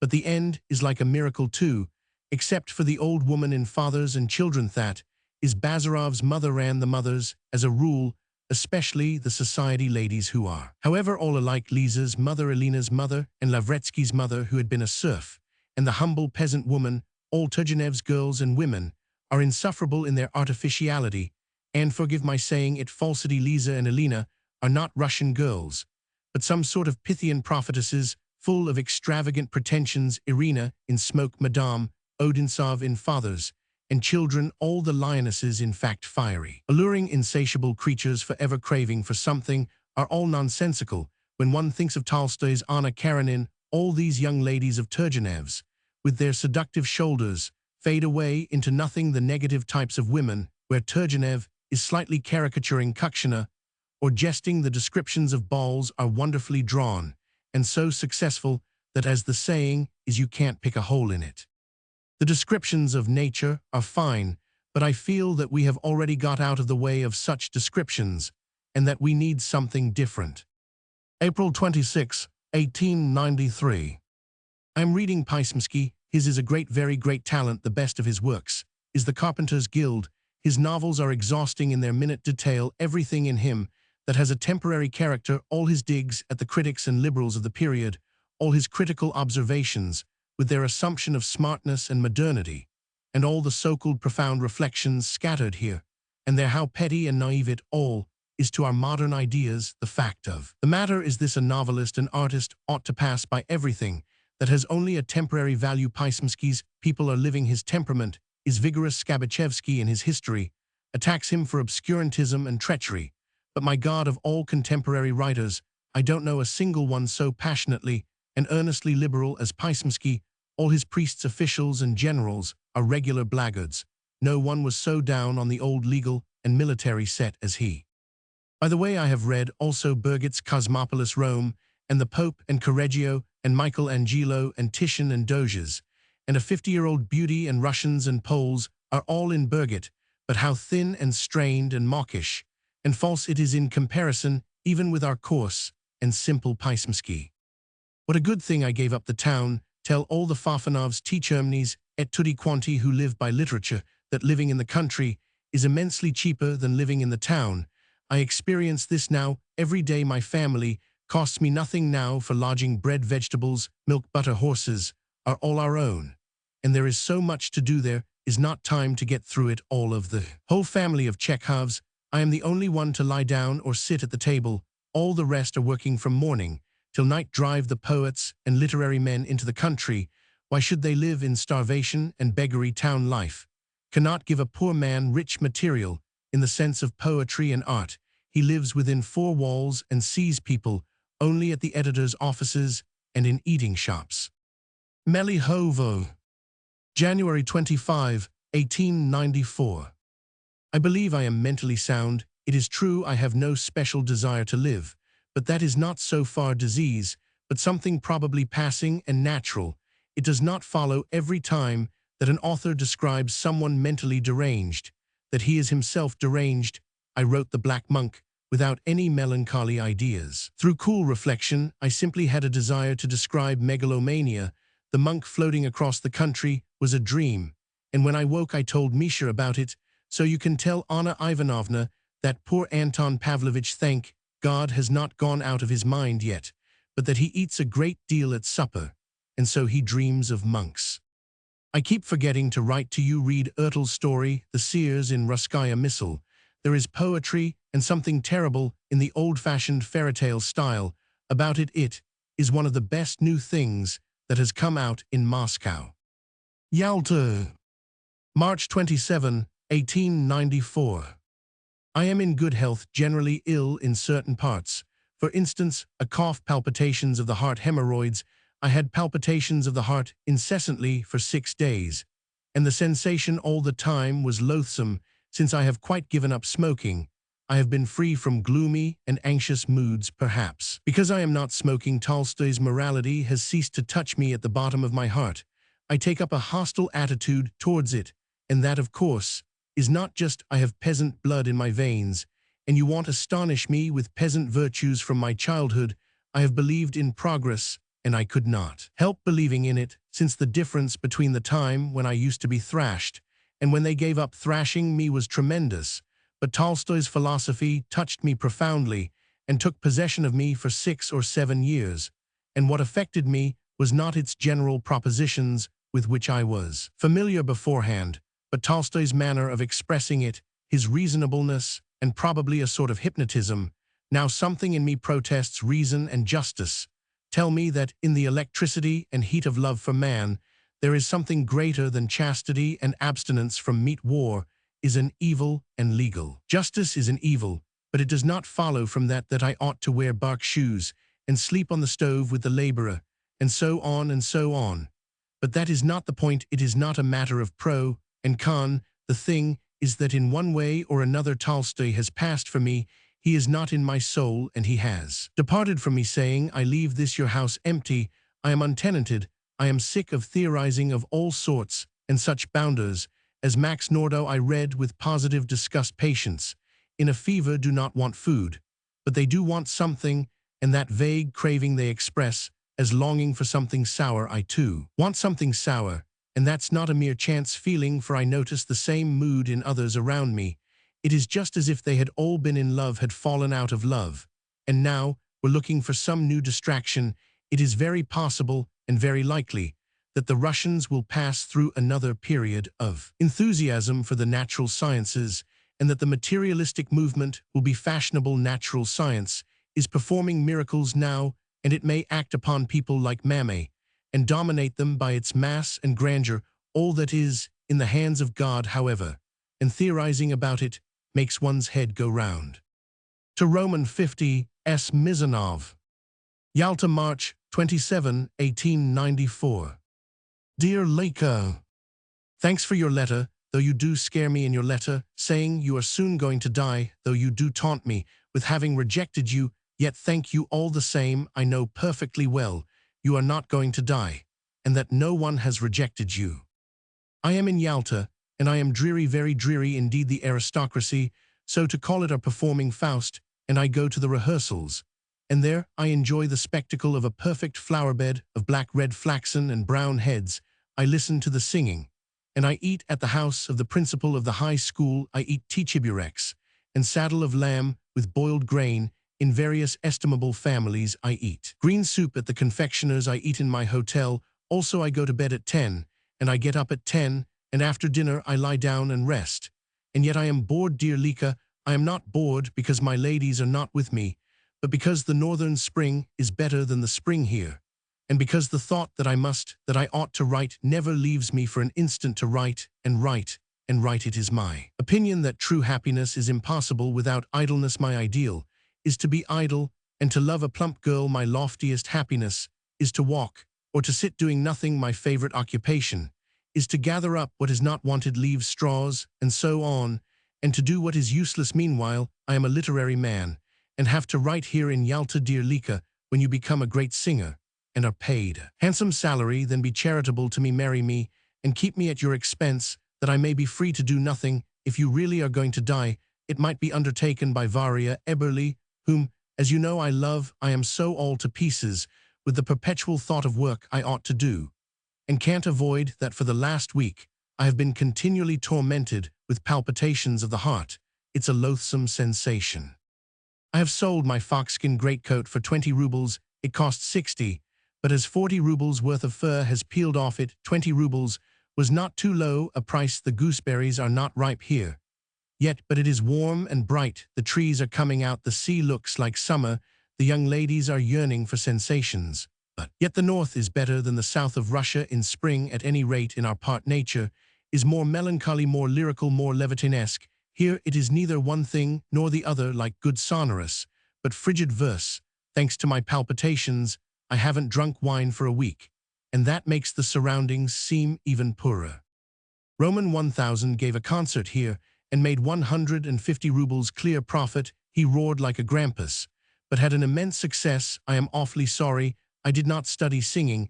I could have roared too, as my throat is rich in husky elements, and they say I have a real octave. I should have earned money and been a favorite with the ladies. To his brother, Alexander. Melihovo, April 15, 1894. I have come back from the flaming Tavrida, and am already sitting on the cool banks of my pond. It's very warm, however. The thermometer runs up to 26. I am busy looking after the land. I am making new avenues, planting flowers, chopping down dead trees, and chasing the hens and the dogs out of the garden. Literature plays the part of a racket, who is always in the background. I don't want to write, and indeed it's hard to combine a desire to live and a desire to write. To a S. Suvorin. Melihovo, April 21, 1894.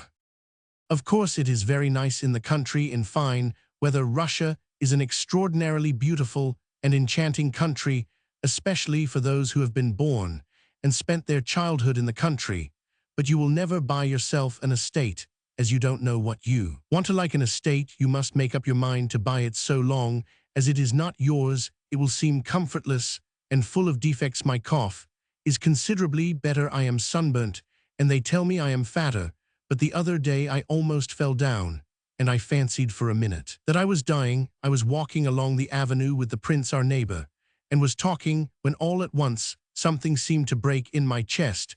I had a feeling of warmth and suffocation. There was a singing in my ears. I remembered that I had been having palpitations for a long time and thought they must have meant something. Then I went rapidly towards the veranda on which visitors were sitting, and had one thought, that it would be awkward to fall down and die before strangers. But I went into my bedroom, drank some water, and recovered. So you are not the only one who suffers from staggering. I am beginning to build a pretty large. May 9th. I have no news. The weather is most exquisite, and in the foliage near the house, a nightingale is building and shouting incessantly.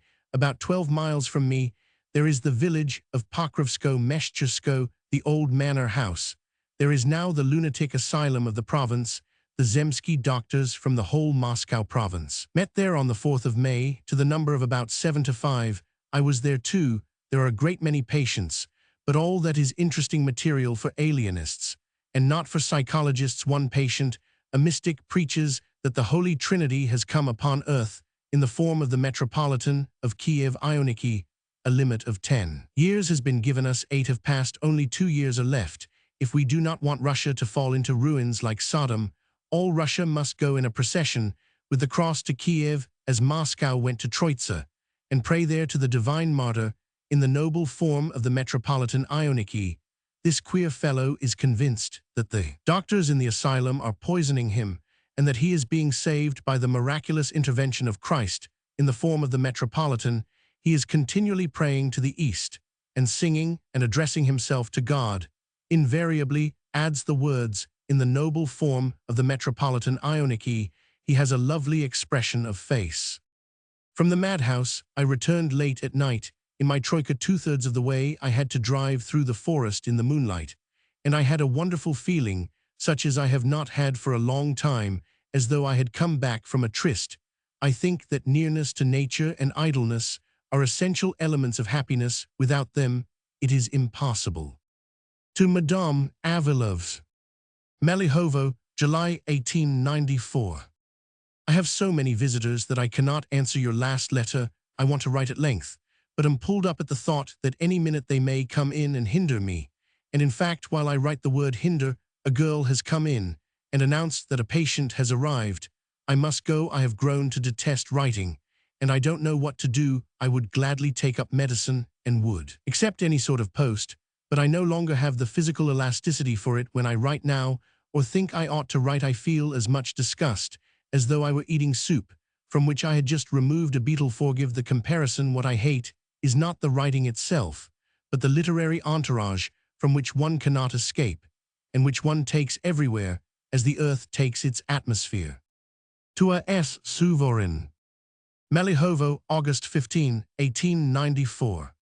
Our trip on the Volga turned out rather a queer one in the end. Potapenko and I went to Yaroslav to take a steamer, from there to Tsaritsyn, then to Kalach, from there by the Don to Taganrog.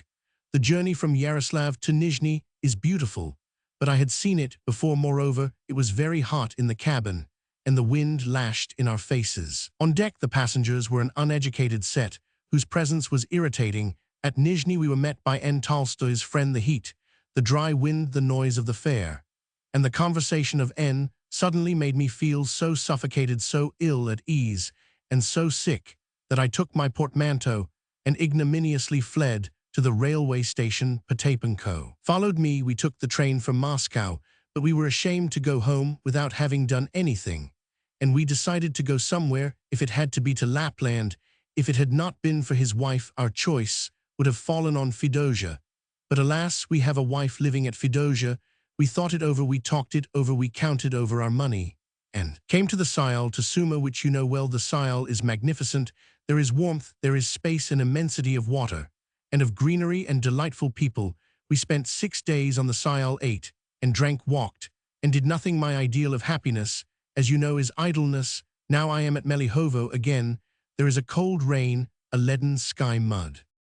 It sometimes happens that one passes a third-class refreshment room and sees a cold fish cooked long before, and wonders carelessly who wants that unappetizing fish, and yet undoubtedly that fish is wanted and will be eaten, and there are people who will think it nice. One may say the same of the works of N. He is a bourgeois writer, writing for the unsophisticated public who travel third class. For that public, Tolstoy and Turgenev are too luxurious, too aristocratic, somewhat alien, and not easily digested.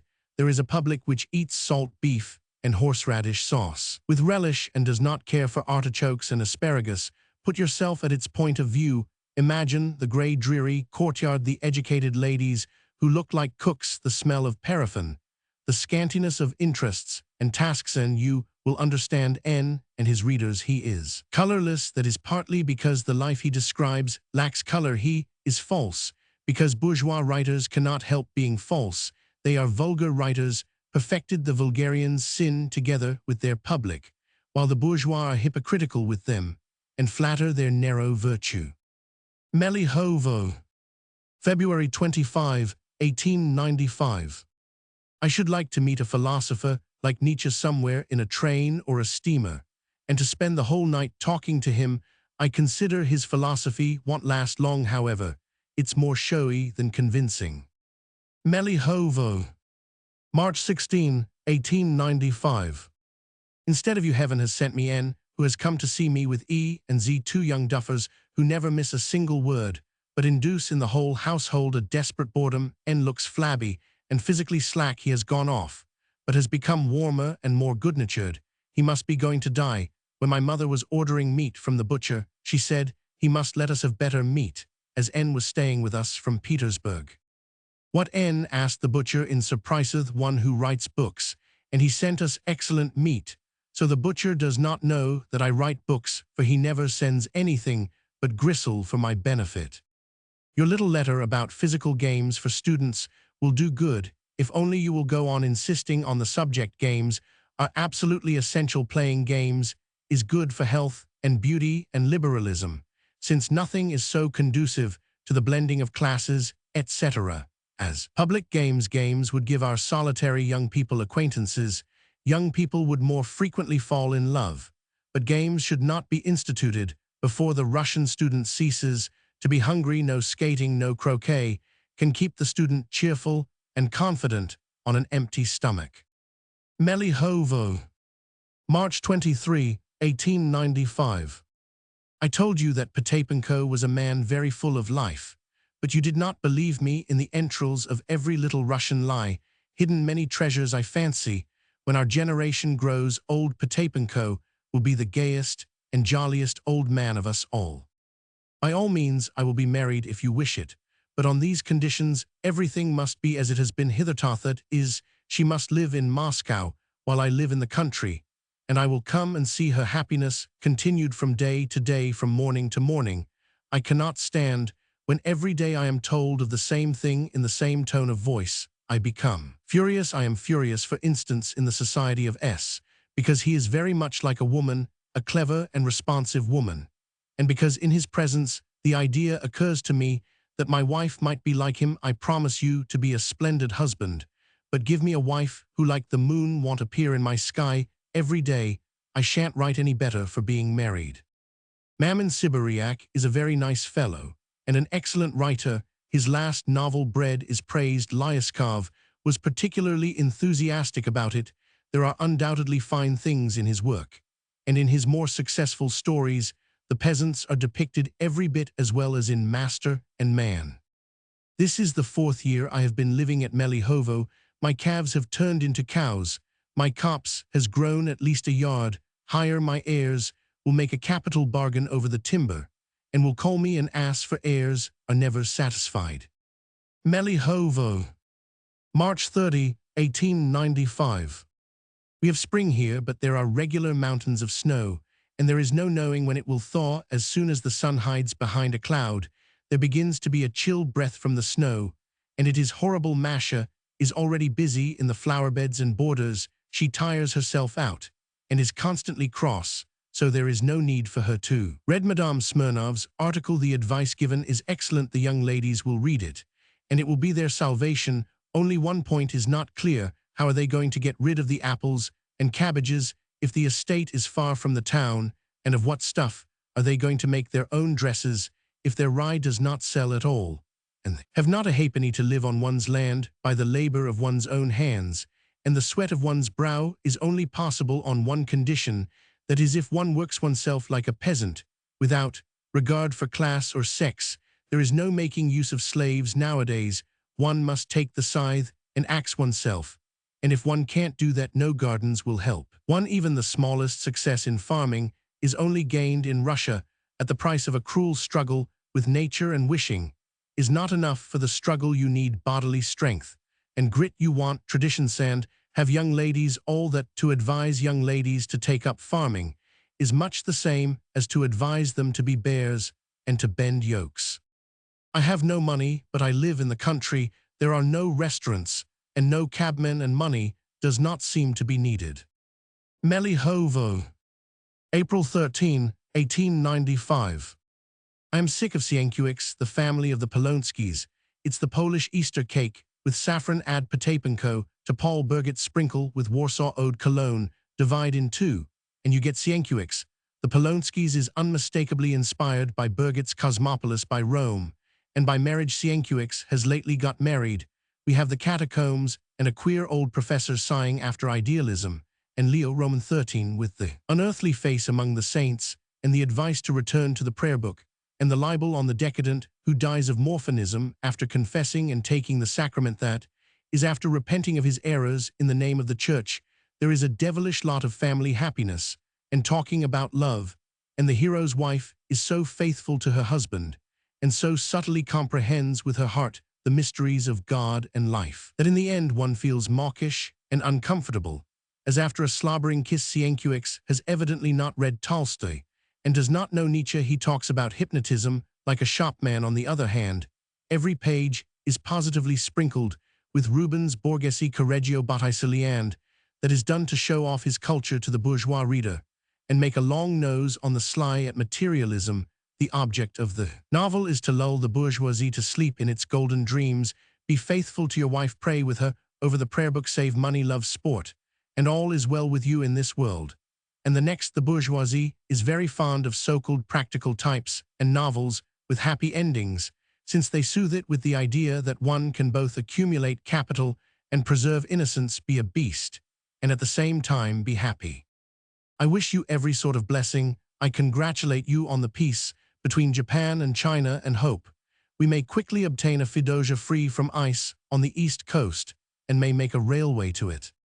The peasant woman had not troubles enough, so she bought a pig, and I fancy we are saving up a lot of trouble for ourselves with this ice-free port footnote prophetic of Port Arthur. And the Japanese war, it will cost us dearer than if we were to take it into our heads to wage war on all Japan, however futura sunt in manibus deorum. Melihovo. October 21, 1895. Thanks for your letter, for your warm words, and your invitation. I will come, but most likely not before the end of November, as I have a devilish lot to do. First, in the spring, I am going to build a new school in the village, where I am school warden. Before beginning, I have to make a plan and calculations, and to drive off here and there. And so on. Secondly, can you imagine it? I am writing a play which I shall probably not finish before the end of November. I am writing it not without pleasure, though I swear fearfully at the conventions of the stage. It's a comedy. There are 3 women's parts, 6 men's, 4 acts, landscapes, view over a lake, a great deal of conversation about literature, little action, tons of love. Footnote: the seagull. I read of Ozrova's failure, and was sorry, for nothing is more painful than failing. I have read of the success of The Powers of Darkness in your theater. When I was at Tolstoy's in August, he told me as he was wiping his hands after washing that he wouldn't alter his play, and now remembering that I fancy that he knew even then that his play would be passed by the censor in toto. I spent 2 days and a night with him. He made a delightful impression. I felt as much at ease as though I were at home, and our talks were easy. Moscow. October 26, 1895. Tolstoy's daughters are very nice. They adore their father and have a fanatical faith in him, and that means that Tolstoy really is a great moral force, for if he were insincere and not irreproachable, his daughters would be the first to take up a skeptical attitude to him, for daughters are like sparrows. You don't catch them with empty chaff. A man can deceive his fiancée or his mistress as much as he likes, and in the eyes of a woman he loves, an ass may pass for a philosopher, but a daughter is a different matter. Melihovo. November 21, 1895. Well, I have finished with the play. I began it forte and ended it pianissima, contrary to all the rules of dramatic art. It has turned into a novel. I am rather dissatisfied than satisfied with it, and reading over my newborn play, I am more convinced than ever that I am not a dramatist. The acts are very short. There are 4 of them, though it is so far only the skeleton of a play, a plan which will be altered 1,000,000 times before the coming season. I have ordered 2 copies to be typed, and will send you one, only don't let anyone read it. To his brother Mihail. Petersburg, October 15, 1896. My seagull comes on the 17th of October. Madame Komissarzhevsky acts amazingly. There is no news. I am alive and well. I shall be at Melihovo about the 25th, or towards the end of October. On the 29th is the meeting of the Zemstvo, at which I must be present, as there will be a discussion about roads. To a S. Suvorin. Petersburg, October 18, 1896. I am off to Melihovo. All good wishes. Stop the printing of the plays. I shall never forget yesterday evening. But still, I slept well, and am setting off in a very tolerable good humor. Write to me. I have received your letter. I am not going to produce the play in Moscow. I shall never either write plays or have them acted. To his sister. Petersburg, October 18, 1896. I am setting off to Melihovo. I shall be there tomorrow between 1 or 2 o'clock in the afternoon. Yesterday's adventure did not astonish or greatly disappoint me, for I was prepared for it by the rehearsal sand. I don't feel particularly bad. When you come to Melihovo, bring Lika with you. To his brother Mihail. Petersburg, October 18, 1896. The play has fallen flat and come down with a crash. There was an oppressive, strained feeling of disgrace and bewilderment in the theater. The actors played abominably, stupidly. The moral of it is one ought not to write plays. To a S. Suvorin. Melihovo, October 22, 1896. In your last letter of October 18, you 3 times call me womanish, and say that I was in a funk. Why this libel? After the performance, I had supper at Romanov's, on my word of honor.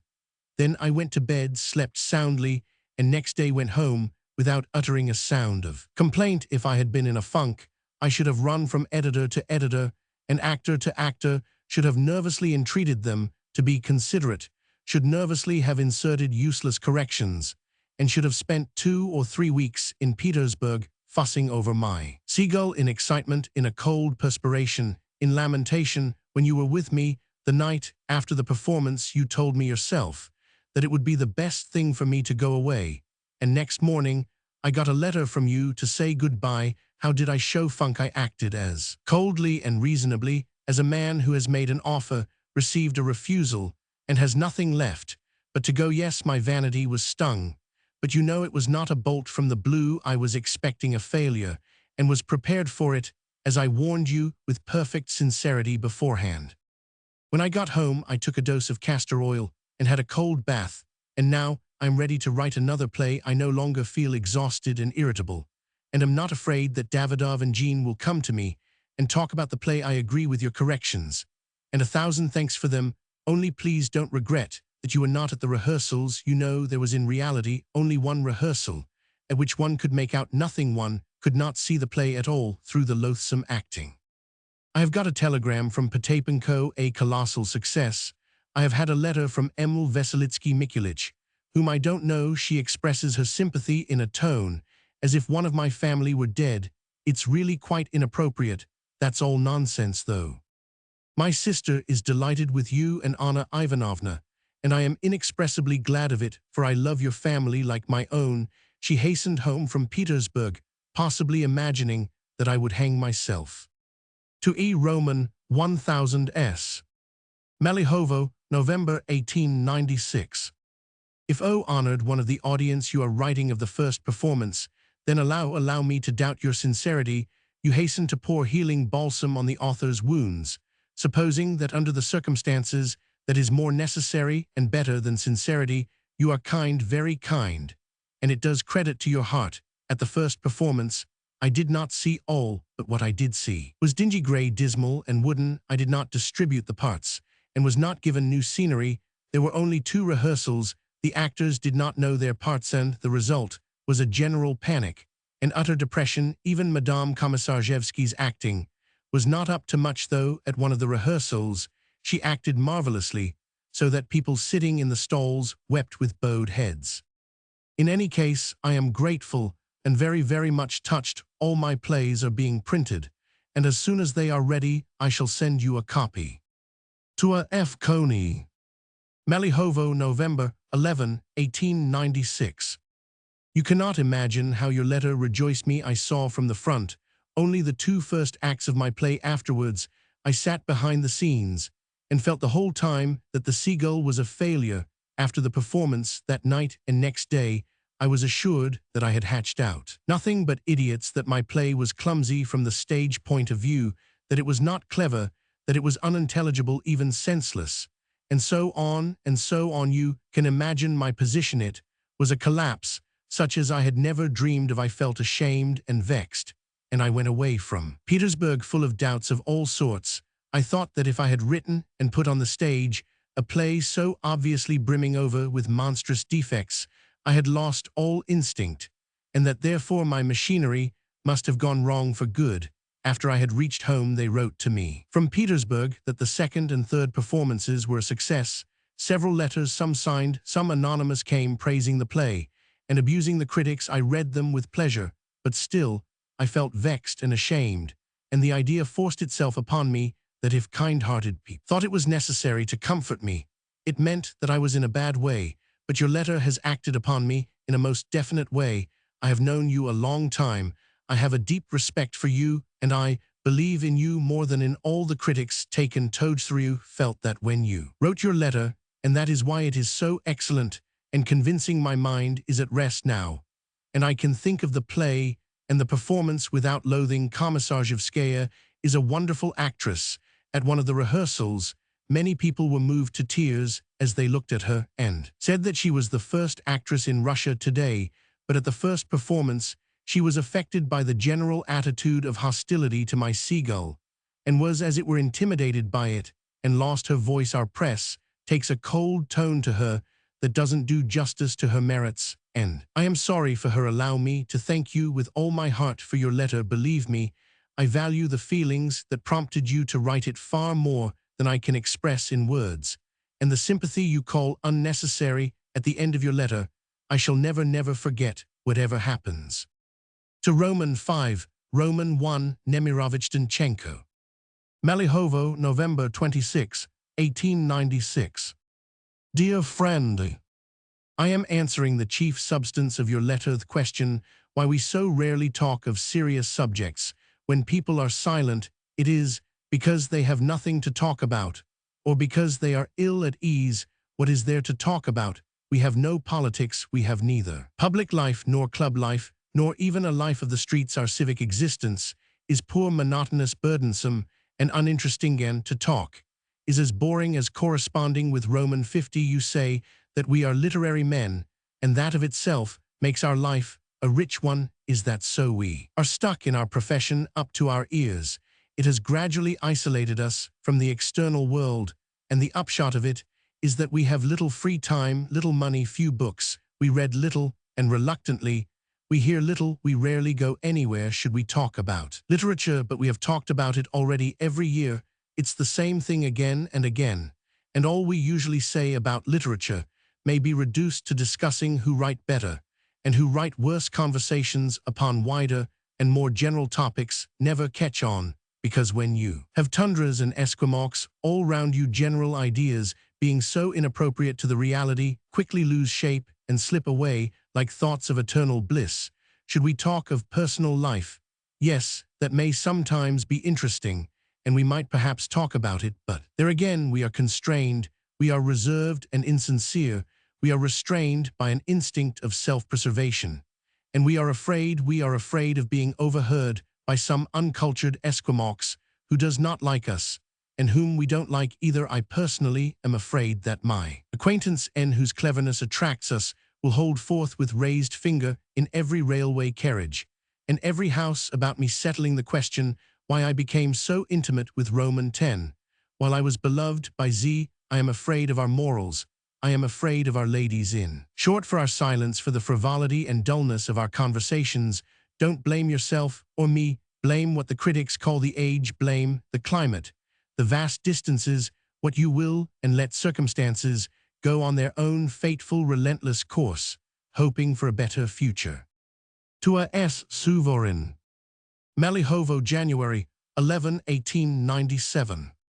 We are having a census. They have served out to the numerators detestable inkpots, detestable clumsy badges, like the labels of a brewery, and portfolios, into which the census forms will not fit, giving the effect of a sword that won't go into its sheath. It is a disgrace. From early morning I go from hut to hut, and knock my head in the low doorways, which I can't get used to, and as a luck will have it, my head aches hellishly. I have migraine and influenza. In one hut a little girl of 9 years old, boarded out from the Foundling Hospital, wept bitterly, because all the other little girls in the hut were Mihailovnas, while she was called Elvovna after her godfather. I said, call yourself Mihailovna. They were all highly delighted, and began thanking me. That's what's called making friends with the mammon of unrighteousness. The Journal of Surgery has been sanctioned by the censor. We are beginning to bring it out. Be so good as to do us a service. Have the enclosed advertisement printed on your front page, and charge it to my account. The journal will be a very good one, and this advertisement can lead to nothing but unmistakable and solid benefit. It's a great benefit, you know, to cut off people's legs.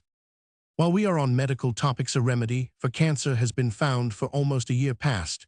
Thanks to a Russian doctor, Denisenko, they have been trying the juice of the celandine, and one reads of astonishing results. Cancer is a terrible, unbearable disease.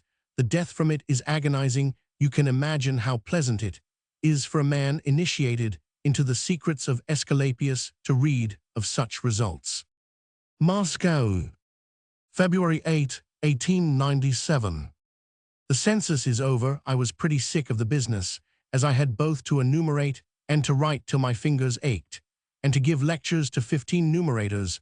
The numerators worked excellently with a pedantic exactitude, almost absurd. On the other hand, the Zemsky Nachalniks, to whom the census was entrusted in the districts, behaved disgustingly. They did nothing, understood little, and at the most difficult moments used to report themselves sick. The best of them turned out to be a man who drinks and draws the long bow. A la H. Lestakov. Translators note a character in Gogol's Inspector General, but was all the same a character, if only from the point of view of comedy, while the others were colorless beyond words, and it was annoying beyond words to have anything to do with them. I am in Moscow at the Great Moscow Hotel. I am staying a short time, 10 days, and then going home the whole of Lent, and the whole of April after it. I shall have to be busy again with carpenters, and so on. I am building a school again. A deputation came to me from the peasants begging me for it, and I had not the courage to refuse. The Zemstvo is giving 1,000 rubles. The peasants have collected 300. And that is all, while the school will not cost less than 3,000. So again, I shall have all the summer to be thinking about money and scraping it together here and there. Altogether, life in the country is full of work and care. The police have made a raid upon Chekhov. The well-known Tolstoyan have carried off all that the Tolstoyans had collected relating to the Duhabas and sectarians, and so all at once, as though by magic, all evidence against Pobyednostsev and his angels has vanished. Gormakin called upon Chekhov's mother and said, "Your son must make the choice, either the Baltic province, where Prince Hilkov is already living in exile, or a foreign country." Chekhov has chosen London. He is setting off on the 13th of February, Roman 50, and Tolstoy has gone to Petersburg to see him off, and yesterday they sent his winter overcoat after him. A great many are going to see him off, even Sitten, and I am sorry that I cannot do the same. I don't cherish tender sentiments for Chekhov, but the way he has been treated fills me with intense indignation. Moscow, April 1, 1897. The doctors have diagnosed tuberculosis in the upper part of the lungs and have ordered me to change my manner of life. I understand their diagnosis, but I don't understand their prescription, because it is almost impossible. They tell me I must live in the country, but you know, living permanently in the country involves continual worry with peasants, with animals, with elementary forces of all kinds, and to escape from worries and anxieties in the country is as difficult as to escape burns in hell. But still, I will try to change my life as far as possible, and have already through Masha announced that I shall give up medical practice in the country. This will be at the same time a great relief and a great deprivation to me. I shall drop all public duties in the district, shall buy a dressing gown, bask in the sun, and eat a great deal. They tell me to eat 6 times a day, and are indignant with me for eating, as they think very little. I am forbidden to talk much, to swim, and so on and so on. Except my lungs, all my organs were found to be healthy hitherto. I fancied I drank just so much as not to do harm. Now, it turns out on investigation that I was drinking less than I was entitled to. What a pity. The author of Ward No. 6 has been moved from Ward No. 16 to Ward No. 14. There is plenty of room here, 2 windows, lighting a la Potapenko, 3 tables. There is very little hemorrhage after the evening. When Tolstoy was here, we talked for a long time. At 4 o'clock in the morning, I had violent hemorrhage again. Melihovo is a healthy place. It stands exactly on a watershed on high ground, so that there is never fever or diphtheria in it.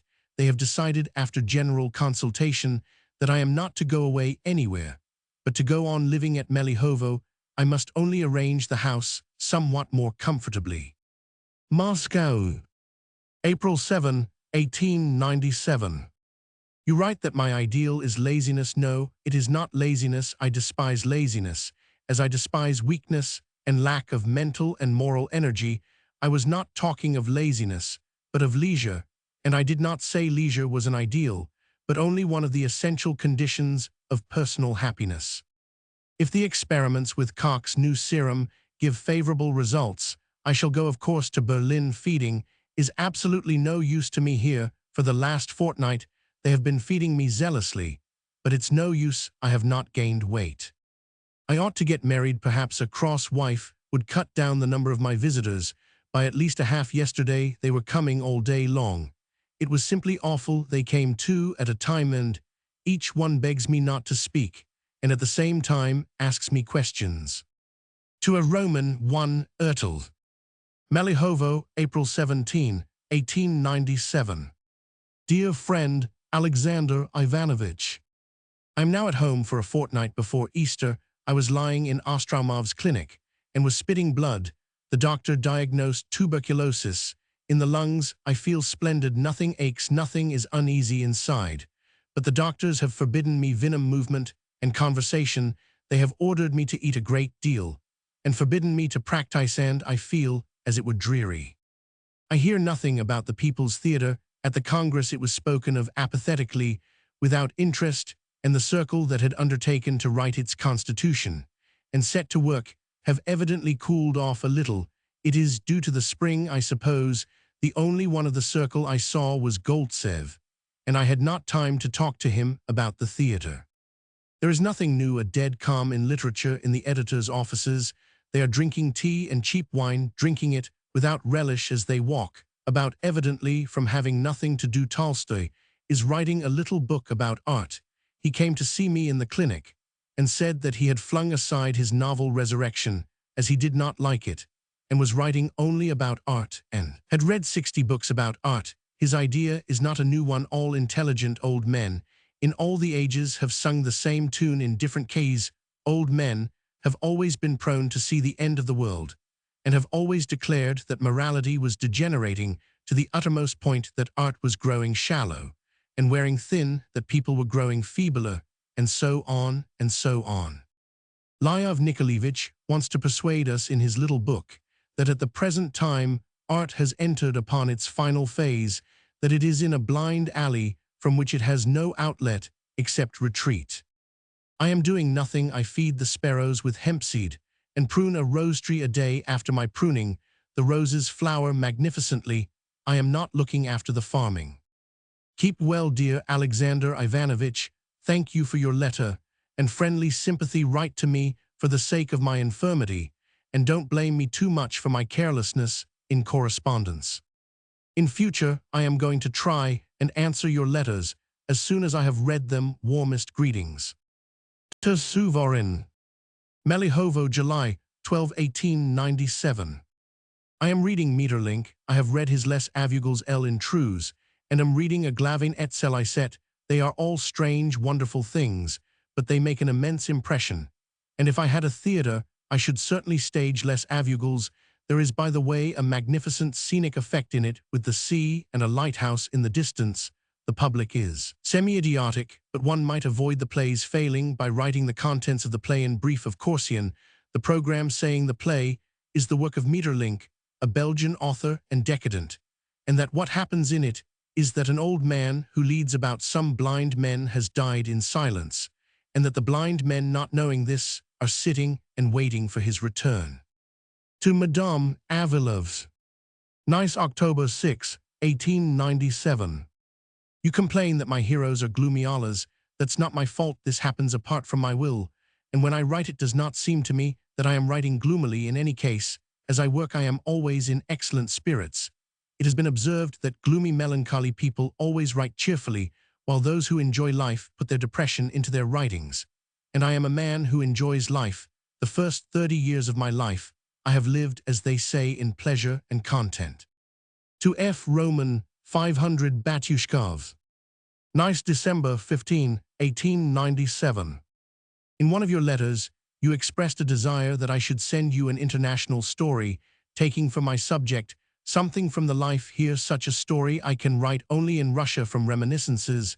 I can only write from reminiscences, and I have never written directly from nature.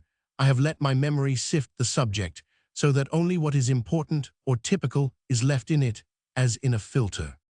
To A. S. Suvorin. Nice, January 4, 1898.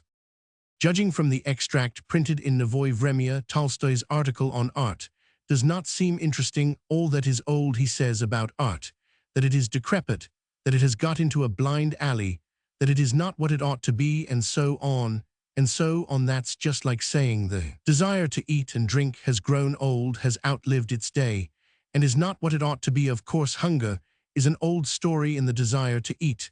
We have got into a blind alley, but still eating is necessary, and we shall go on eating however the philosophers and irate old men moralize. To F. Roman 500 Batyushkov. Nice, January 28, 1898. We talk of nothing here but Zola and Dreyfus. The immense majority of educated people are on Zola's side and believe that Dreyfus is innocent. Zola has gained immensely in public esteem. His letters of protest are like a breath of fresh air, and every Frenchman has felt that, thank God, there is still justice in the world, and that if an innocent man is condemned, there is still someone to champion him. The French papers are extremely interesting, while the Russian are worthless. Novoye Vremya is simply loathsome. To a S. Suvorin. Nice, February 6, 1898. You write that you are annoyed with Zola, and here everyone has a feeling as though a new better Zola had arisen in his trial. He has been cleansed, as though in turpentine from grease spots, and now shines before the French in his true brilliance. There is a purity and moral elevation that was not suspected in him. You should follow the whole scandal from the very beginning. The degradation of Dreyfus, whether it was just or not, made on all. You were of the number. I remember a painful and depressing impression. It was noticed that at the time of the sentence, Dreyfus behaved like a decent, well-disciplined officer, while those present at the sentence, the journalists, for instance, shouted at him, "Hold your tongue, Judas, that is behaved badly and indecently." Everyone came back from the sentence dissatisfied, and with a troubled conscience. Dreyfus' counsel, Demange, an honest man who even during the preliminary stages of the trial felt that something shifty was being done behind the scenes, was particularly dissatisfied, and then the experts who, to convince themselves that they had not made a mistake, kept talking of nothing but Dreyfus, of his being guilty, and kept wandering all over Paris. Of the experts, one turned out to be mad. The author of a monstrously absurd project, two were eccentric creatures. People could not help talking of the intelligence department at the War Office, that military consistory which is employed in hunting for spies and reading other people's letters. It began to be said that the head of that department, Sandhin, was suffering from progressive paralysis. Patey de Clam has shown himself to be something after the style of Tausch of Berlin. Pickford suddenly took his departure, mysteriously causing a lot of talk. All at once a series of gross judicial blunders came to light. By degrees, people became convinced that Dreyfus had been condemned on the strength of a secret document, which had been shown neither to the accused man nor his defending counsel, and decent law-abiding people saw in this a fundamental breach of justice. If the latter were the work not simply of Wilhelm, but of the center of the solar system, it ought to have been shown to Demange. All sorts of guesses were made as to the contents of this letter. The most impossible stories circulated. Dreyfus was an officer. The military were suspect. Dreyfus was a Jew. The Jews were suspect. People began talking about militarism, about the Jews, such utterly disreputable people. As Drumont held up their heads, little by little they stirred up a regular pother on a substratum of antisemitism, on a substratum that smelt of the shambles. When something is wrong with us, we look for the causes outside ourselves and readily find them. It's the Frenchman's nastiness, it's the Jews, it's Wilhelm's capital brimstone, the Freemasons, the syndicate, the Jesuits. They are all bogies. But how they relieve our uneasiness. They are of course a bad sign. Since the French have begun talking about the Jews, about the syndicate, it shows they are feeling uncomfortable, that there is a worm gnawing at them, that they feel the need of these bogies to soothe their overexcited conscience. Then this Esterhazy, a duelist in the style of Turgenev's duelists, an insolent ruffian who had long been an object of suspicion and was not respected by his comrades. The striking resemblance of his handwriting with that of the bordereau, the Uhlans, letters, his threats, which for some reason he does not carry out. Finally, the judgment, utterly mysterious, strangely deciding that the bordereau was written in Esterhazy's handwriting, but not by his hand, and the gas has been continually accumulating. There has come to be a feeling of acute tension, of overwhelming oppression. The fighting in the court was a purely nervous manifestation, simply the hysterical result of that tension, and Zola's letter and his trial are a manifestation of the same kind.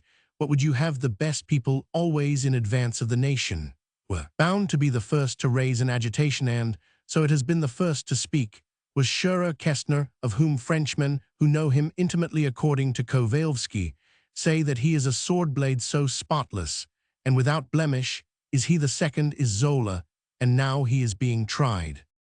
Yes, Zola is not Voltaire, and we are none of us Voltaires, but there are in life conjunctions of circumstances when the reproach that we are not Voltaire's is least of all appropriate, think of Korolenko, who defended the Multanovsky natives and saved them from penal servitude. Dr. Haas is not a Voltaire either, and yet his wonderful life has been well spent up to the end.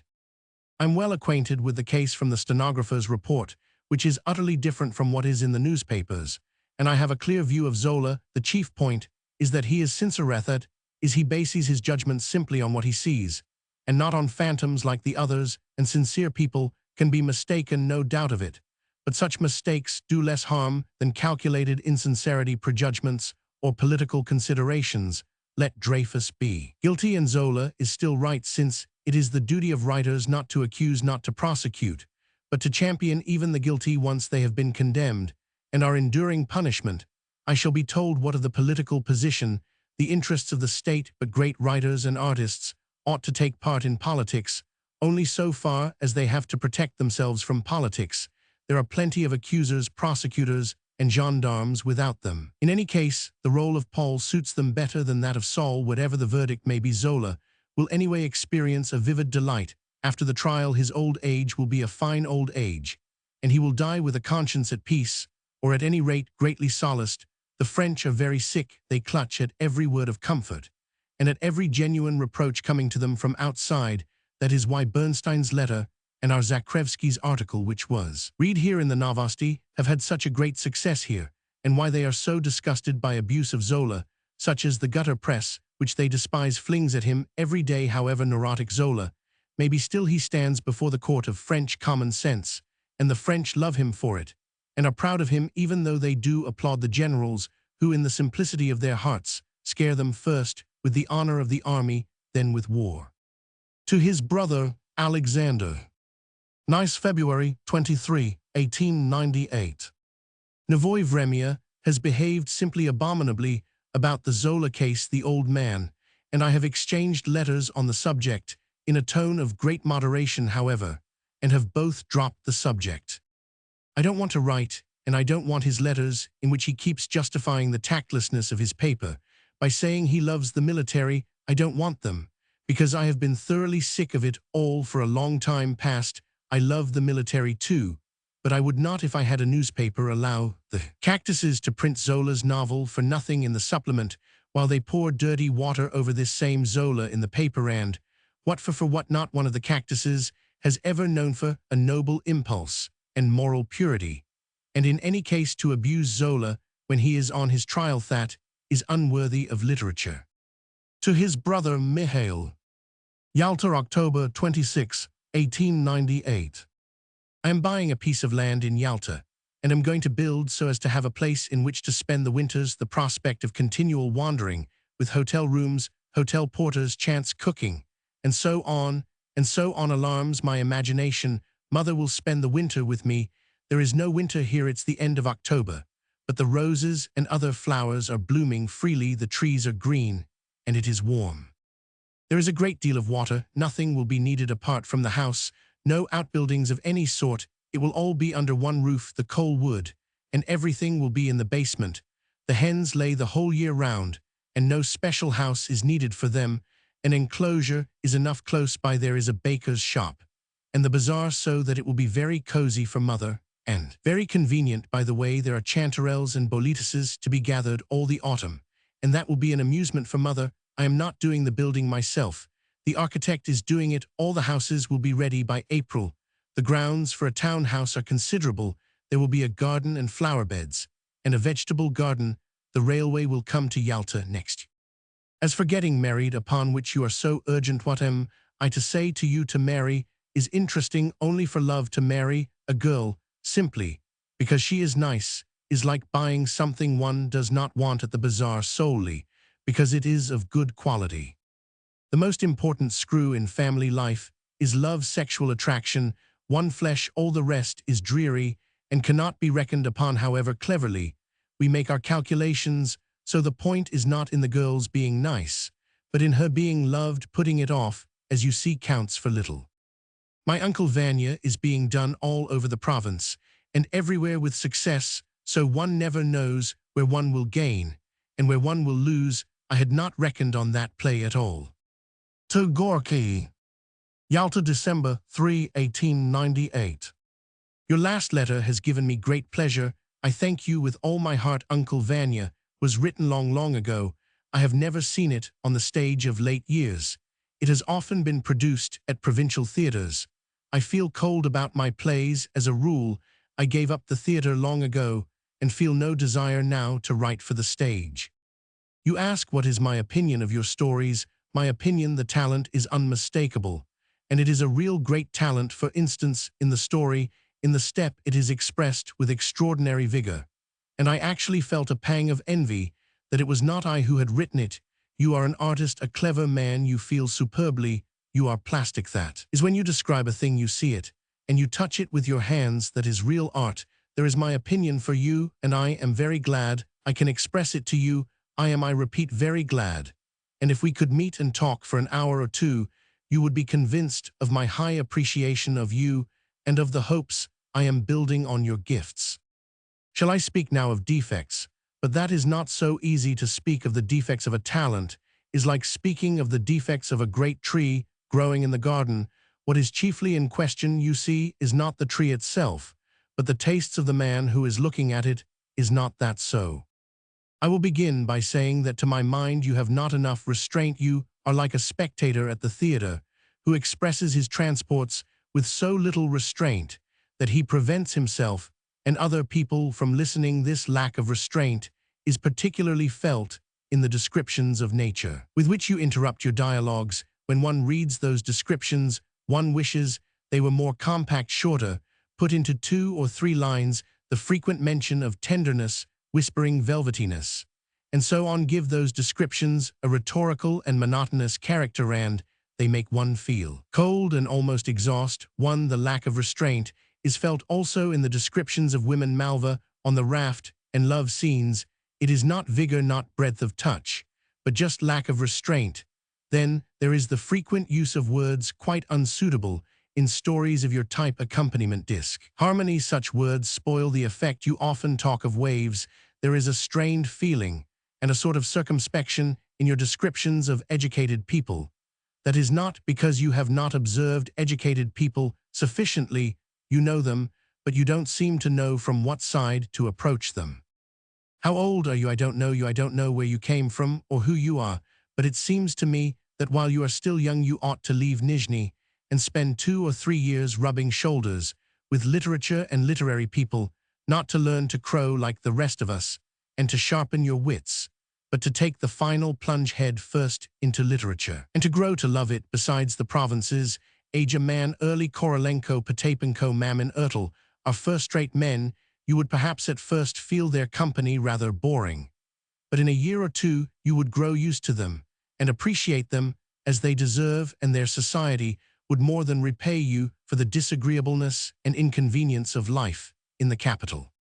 Yalta, January 3, 1899. Apparently you have misunderstood me a little. I did not write to you of coarseness of style, but only of the incongruity of foreign, not genuinely Russian or rarely used words in other authors. Such words as, for instance, fatalistically pass unnoticed, but your things are musical, harmonious, and every crude touch jars fearfully. Of course it is a question of taste, and perhaps this is only a sign of excessive fastidiousness in me, or the conservatism of a man who has adopted definite habits for himself. Long ago I am resigned to a collegiate assessor and a captain of the second rank in descriptions, but flirt and champion, when they occur in descriptions, excite repulsion in me. Are you self-educated in your stories? You are completely an artist, and at the same time an educated man in the truest sense. Nothing is less characteristic of you than coarseness. You are clever and subtle and delicate in your feelings. Your best things are in the step and on the rafted. I write to you about that. They are splendid things, masterpieces. They show the artist who has passed through a very good school. I don't think that I am mistaken. The only defect is the lack of restraint, the lack of grace. When a man spends the least possible number of movements over some definite action, that is grace. One is conscious of superfluity in your expenditure. The descriptions of nature are the work of an artist. You are a real landscape painter. Only the frequent personification, anthropomorphism. When the sea breathes, The sky gazes, the steppe barks, nature whispers, speaks, mourns, and so on. Such metaphors make your descriptions somewhat monotonous. Sometimes sweetish, sometimes not. Clear beauty and expressiveness in nature are attained only by simplicity, by such simple phrases as "the sun set, it was dark, it began to rain," and so on. And that simplicity is characteristic of you in the highest degree, more so perhaps than of any other writer. To A. S. Suvorin. Yalta, January 17, 1899. I have been reading Tolstoy's son's story, The Folly of the Mere. The construction of the story is poor indeed. It would have been better to write it simply as an article. But the thought is treated with justice and passion. I am against the commune myself. There is sense in the commune when one has to deal with external enemies who make frequent invasions, and with wild animals. But now it is a crowd artificially held together, like a crowd of convicts. They will tell us Russia is an agricultural country. That is so, but the commune has nothing to do with that. At any rate, at the present time, the commune exists by husbandry. But once husbandry begins to pass into scientific agriculture, the commune begins to crack at every seam. As the commune and culture are not compatible ideas, our national drunkenness and profound ignorance are by the way sins of the commune system. To his brother Mihail. Yalta, February 6, 1899. Being bored, I am reading the Book of My Life by Bishop Porphyry. This passage about war occurs in it. Standing armies in time of peace are locusts devouring the people's bread and leaving a vile stench in society, while in time of war they are artificial fighting machines. And when they grow and develop, farewell to freedom, security, and national glory. They are the lawless defenders of unjust and partial laws, of privilege and of tyranny. That was written in the 40s. To Roman 1 Orlov. Yalta, February 22, 1899. In your letter there is a text from Scripture to your complaint. In regard to the tutor and failures of all sorts, I will reply by another text. Put not thy trust in princes nor in any sons of man. And I recall another expression in regard to the sons of man, those in particular who so annoy you. They are the sons of their age. Not the tutor but the whole educated class that is to blame, my dear sir. While the young men and women are students, they are a good honest set. They are our hope. They are the future of Russia. But no sooner do those students enter upon independent life and become grown up than our hope and the future of Russia vanishes in smoke, and all that is left in the filter is doctors owning house property, hungry government clerks, and thieving engineers. Remember that Chekhov, Pobyedonoscev, Vishnegradsky were nurslings of the universities, that they were our professors, not military despots, but professors, luminaries. I don't believe in our educated class, which is hypocritical, false, hysterical, badly educated, and indolent. I don't believe in it even when its suffering and complaining for its oppressors come from its own entrails. I believe in individual people. I see salvation in individual personalities scattered here, and there all over. Russie-educated people or peasants, they have strength. Though they are few, no prophet is honored in his own country, but the individual personalities of whom I am speaking play an unnoticed part in society. They are not domineering, but their work can be seen anyway. Science is advancing, and advancing social self-consciousness is growing. Moral questions begin to take an uneasy character, and so on and so on. And all this is being done in spite of the prosecutors, the engineers, and the tutors, in spite of the intellectual class en masse, and in spite of everything. To Madame Avilov's. Yalta, March 9, 1899. I shall not be at the Writers' Congress. In the autumn I shall be in the Crimea or abroad. That is, of course, if I am alive and free. I am going to spend the whole summer on my own place, in the Serpukhov district. Footnote, Melihovo. By the way, in what district of the Tula province have you bought your estate? For the first 2 years, after buying an estate, one has a hard time at moments. It is very bad indeed. But by degrees, one is led to nirvana by sweet habit. I bought an estate and mortgaged it. I had a very hard time, the first year's famine, cholera. Afterwards, everything went well. And now it is pleasant to remember that I have somewhere near the Oka a nook of my own. I live in peace with the peasants. They never steal anything from me, and when I walk through the village, the old women smile and cross themselves. I use the formal address to all except children and never shout at them. But what has done most to build up our good relations is medicine. You will be happy on your estate, only plays, don't listen to anyone's advice, and gloomy prognostications, and don't at first be disappointed or form an opinion about the peasants. The peasants behave sullenly and not genuinely to all newcomers, and especially so in the Tula province. There is indeed a saying, he's a good man, though he is from Tula. So here's something like a sermon for you. You see, madam, are you satisfied? Do you know Roman 50 N Talst? Will your estate be far from Tolstoy's? If it is near, I shall envy you. I like Tolstoy very much. Speaking of new writers, you throw Melchin in with a whole lot. That's not right. Melchin stands apart. He is a great and unappreciated writer, an intelligent, powerful writer.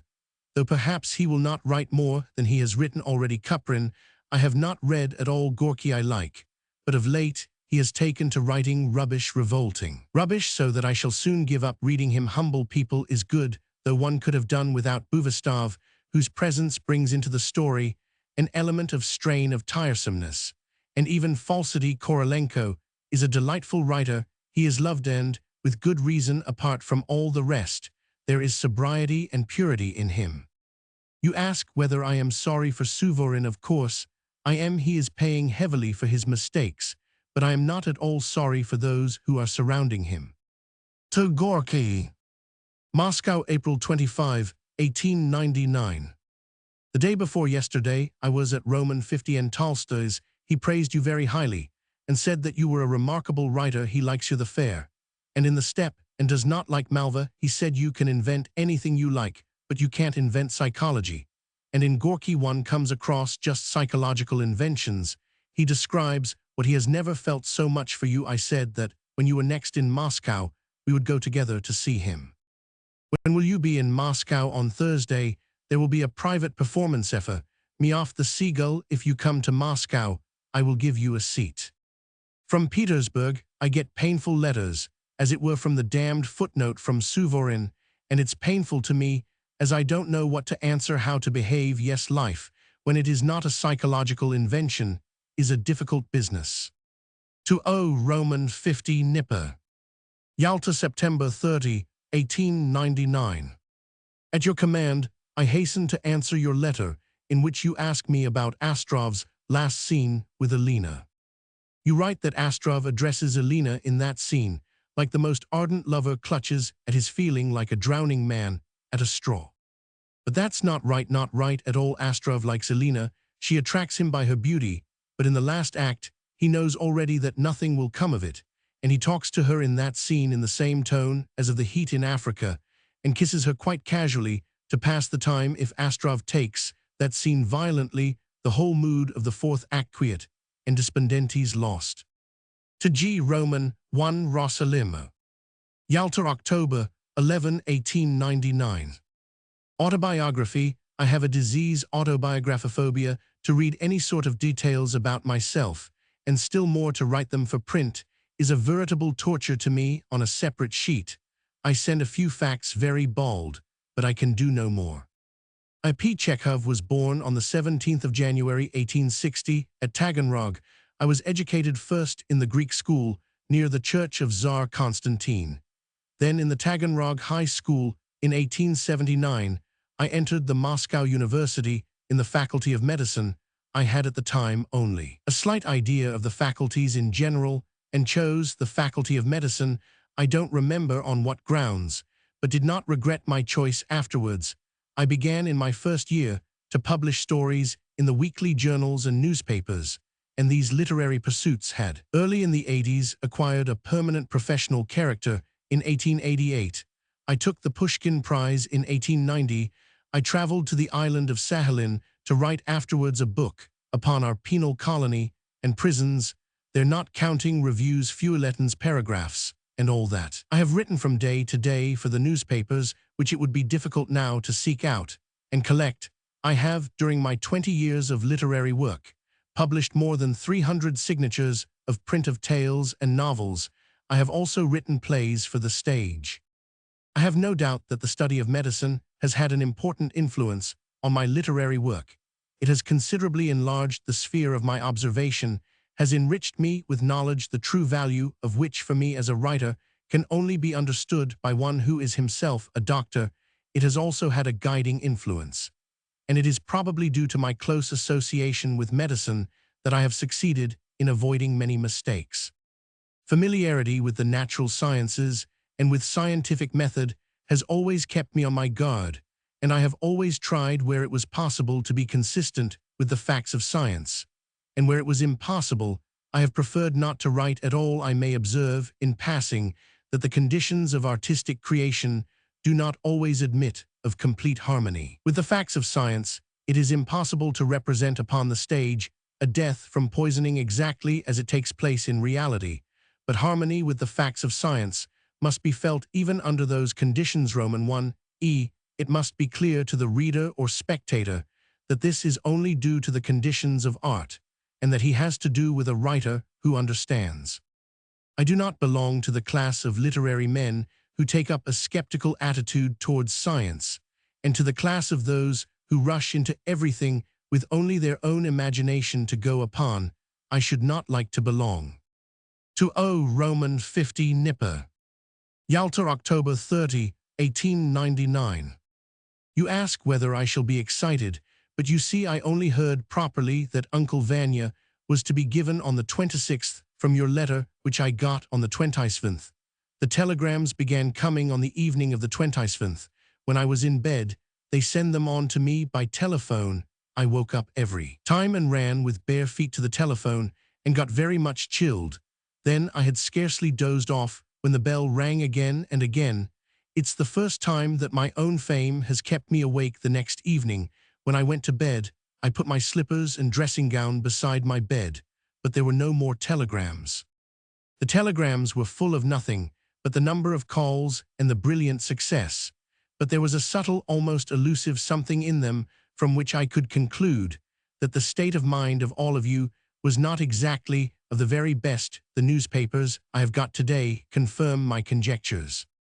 Yes, dear actress, ordinary medium success is not enough now for all you artistic players. You want an uproar, big guns, dynamite. You have been spoiled at last, deafened by constant talk about successes, full and not full houses. You are already poisoned with that drug, and in another 2 or 3 years you will be good for nothing. So much for you. How are you getting on? How are you feeling? I am still in the same place, and am still the same. I am working and planting trees. But visitors have come. I can't go on writing. Visitors have been sitting here for more than an hour. They have asked for tea. They have sent for the samovar. Oh, how dreary. Don't forget me, and don't let your friendship for me die away, so that we may go away together somewhere again this summer. Goodbye. For the present, we shall most likely not meet before April. If you would all come in the spring to Yalta, would act here, and risk that would be wonderfully artistic. A visitor will take this letter and drop it into the postbox. P.S. Dear actress, write for the sake of all that's holy. I am so dull and depressed I might be in prison, and I rage and rage.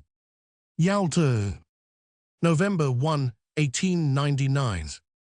I understand your mood, dear actress. I understand it very well, but yet in your place I would not be so desperately upset. Both the part of Anna footnote in Hauptmann's Lonely Lives and the play itself are not worth wasting so much feeling and nerves over. It is an old play. It is already out of date, and there are a great many defects in it.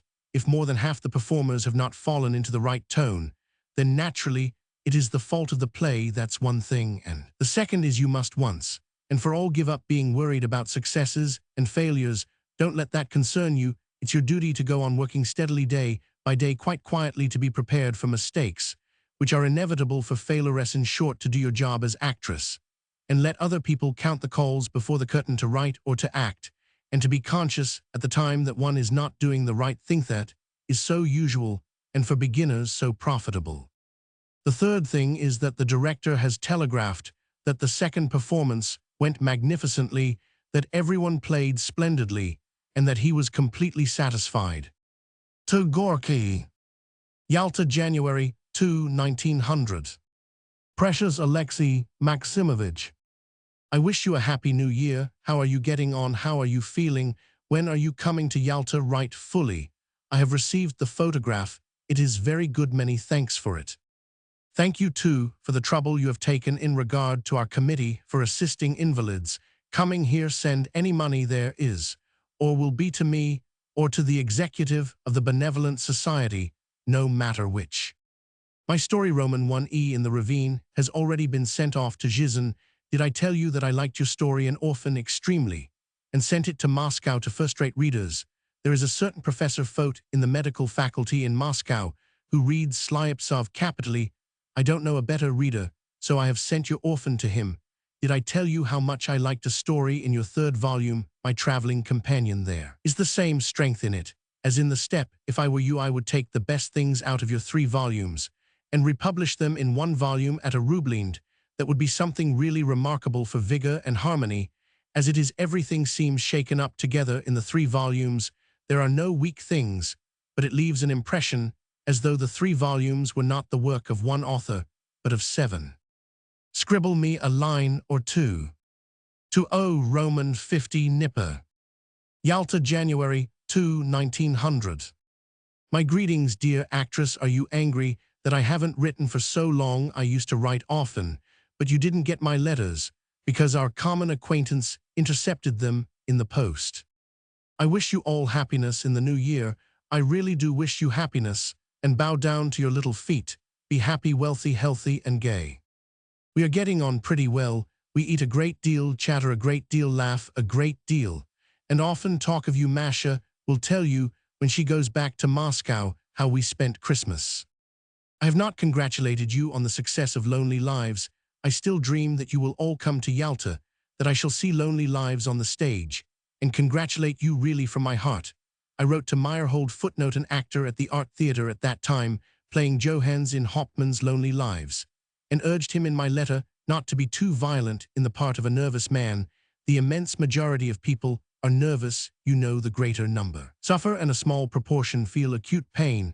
But we're in streets, and in house-do you see people tearing about, leaping up and clutching at their heads. Suffering ought to be expressed, as it is expressed in life, that is not by the arms and legs, but by the tone and expression, not by gesticulation, but by grace. Subtle emotions of the soul in educated people must be subtly expressed. In an external way, you will say stage conditions, no conditions allow falsity. My sister tells me that you played Anna exquisitely. Ah, if only the Art Theatre would come to Yalta. Nevoy Vremya highly praised your company. There is a change of tactics in that quarter. Evidently, they are going to praise you all even in Lent. My story, a very queer one, will be in the February number of Zhizn. There are a great number of characters. There is scenery too. There's a crescent moon. There's a bittern that cries far, far away, boo, boo, like a cow shut up in a shed. There's everything in it. Leviton is with us over my fireplace. He has painted a moonlight night in the hayfield cocks of hay forest in the distance, a moon reigning on high above it all. Well, the best of health to you, dear, wonderful actress. I have been pining for you. And when are you going to send me your photograph? What treachery! To a S. Suvorin. Yalta, January 8, 1900. My health is not so bad. I feel better than I did last year, but yet the doctors won't let me leave Yalta. I am as tired and sick of this charming town as of a disagreeable wife. It's curing me of tuberculosis, but it's making me 10 years older. If I go to Nice, it won't be before February. I am writing a little. Not long ago, I sent a long story to Zhizn. Money is short. All I have received so far from marks for the plays is gone by now.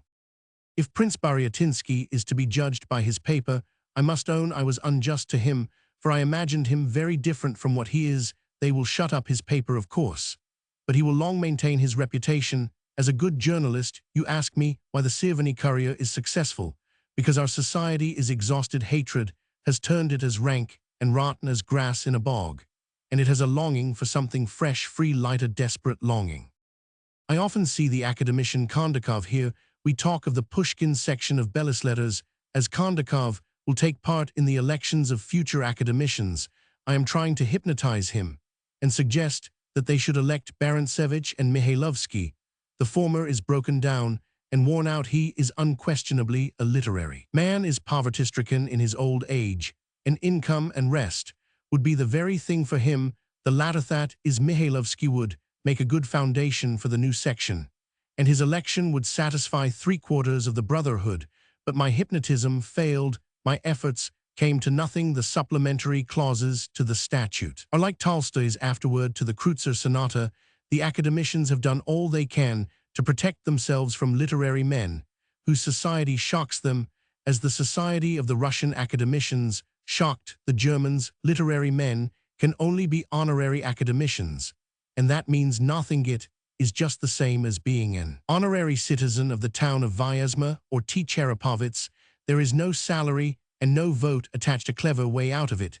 The professors will be elected real academicians, and those of the writers will be elected honorary academicians who do not live in Petersburg, and so cannot be present at the sittings and abuse the professors.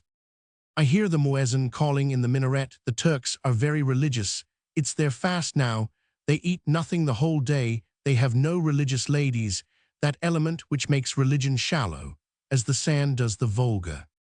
You do well to print the martyrology of Russian towns, avoided by the extortionate railway contractors. Here is what the famous author Chekhov wrote on the subject in his story My Life. Footnote appended to the letter was a printed cutting. Railway contractors are revengeful people. Refuse them a trifle, and they will punish you for it all your life, and it's their tradition. Thanks for your letter. Thanks for your indulgence. To P. Roman 1 Kirkins. Yalta, January 18, 1900. Dear Pyotr Ivanovich, thank you for your letter. I have long been wanting to write to you, but have never had time under the load of business and official correspondence. Yesterday was the 17th of January, my name day, and the day of my election to the Academy. What a lot of telegrams, and what a lot of letters still to come, and I must answer all of them, or posterity will accuse me of not knowing the laws of good manners. There is news, but I won't tell you it now. No time, but later on. I am not very well. I was ailing all yesterday. I press your hand heartily. Keep well. To Roman 5, Roman 1000 Sabovsky. Yalta, January 1900. Dear Vasily Mihailovich, in November I wrote a story. Footnote in the ravine, fully intending to send it to Ruskia Vyadomosti, but the story lengthened out beyond the 16 pages, and I had to send it elsewhere than Elpatievsky, and I decided to send you a telegram on New Year's Eve, but there was such a rush and a whirl that we let the right moment slip, and now I send you my New Year wishes. Forgive me my many transgressions. You know how deeply I love and respect you, and if the intervals in our correspondence are prolonged, it's merely external causes that are to blame. I am alive and almost well. I am often ill, but not for long at a time, and I haven't once been kept in bed this winter.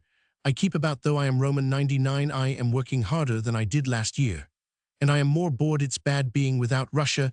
In every way all the evergreen trees look as though they were made of tin, and one gets no joy out of them, and one sees nothing interesting, as one has no taste for the local life. Elpatievsky and Kondakov are here. The former has run up a huge house for himself, which towers above all Yalta.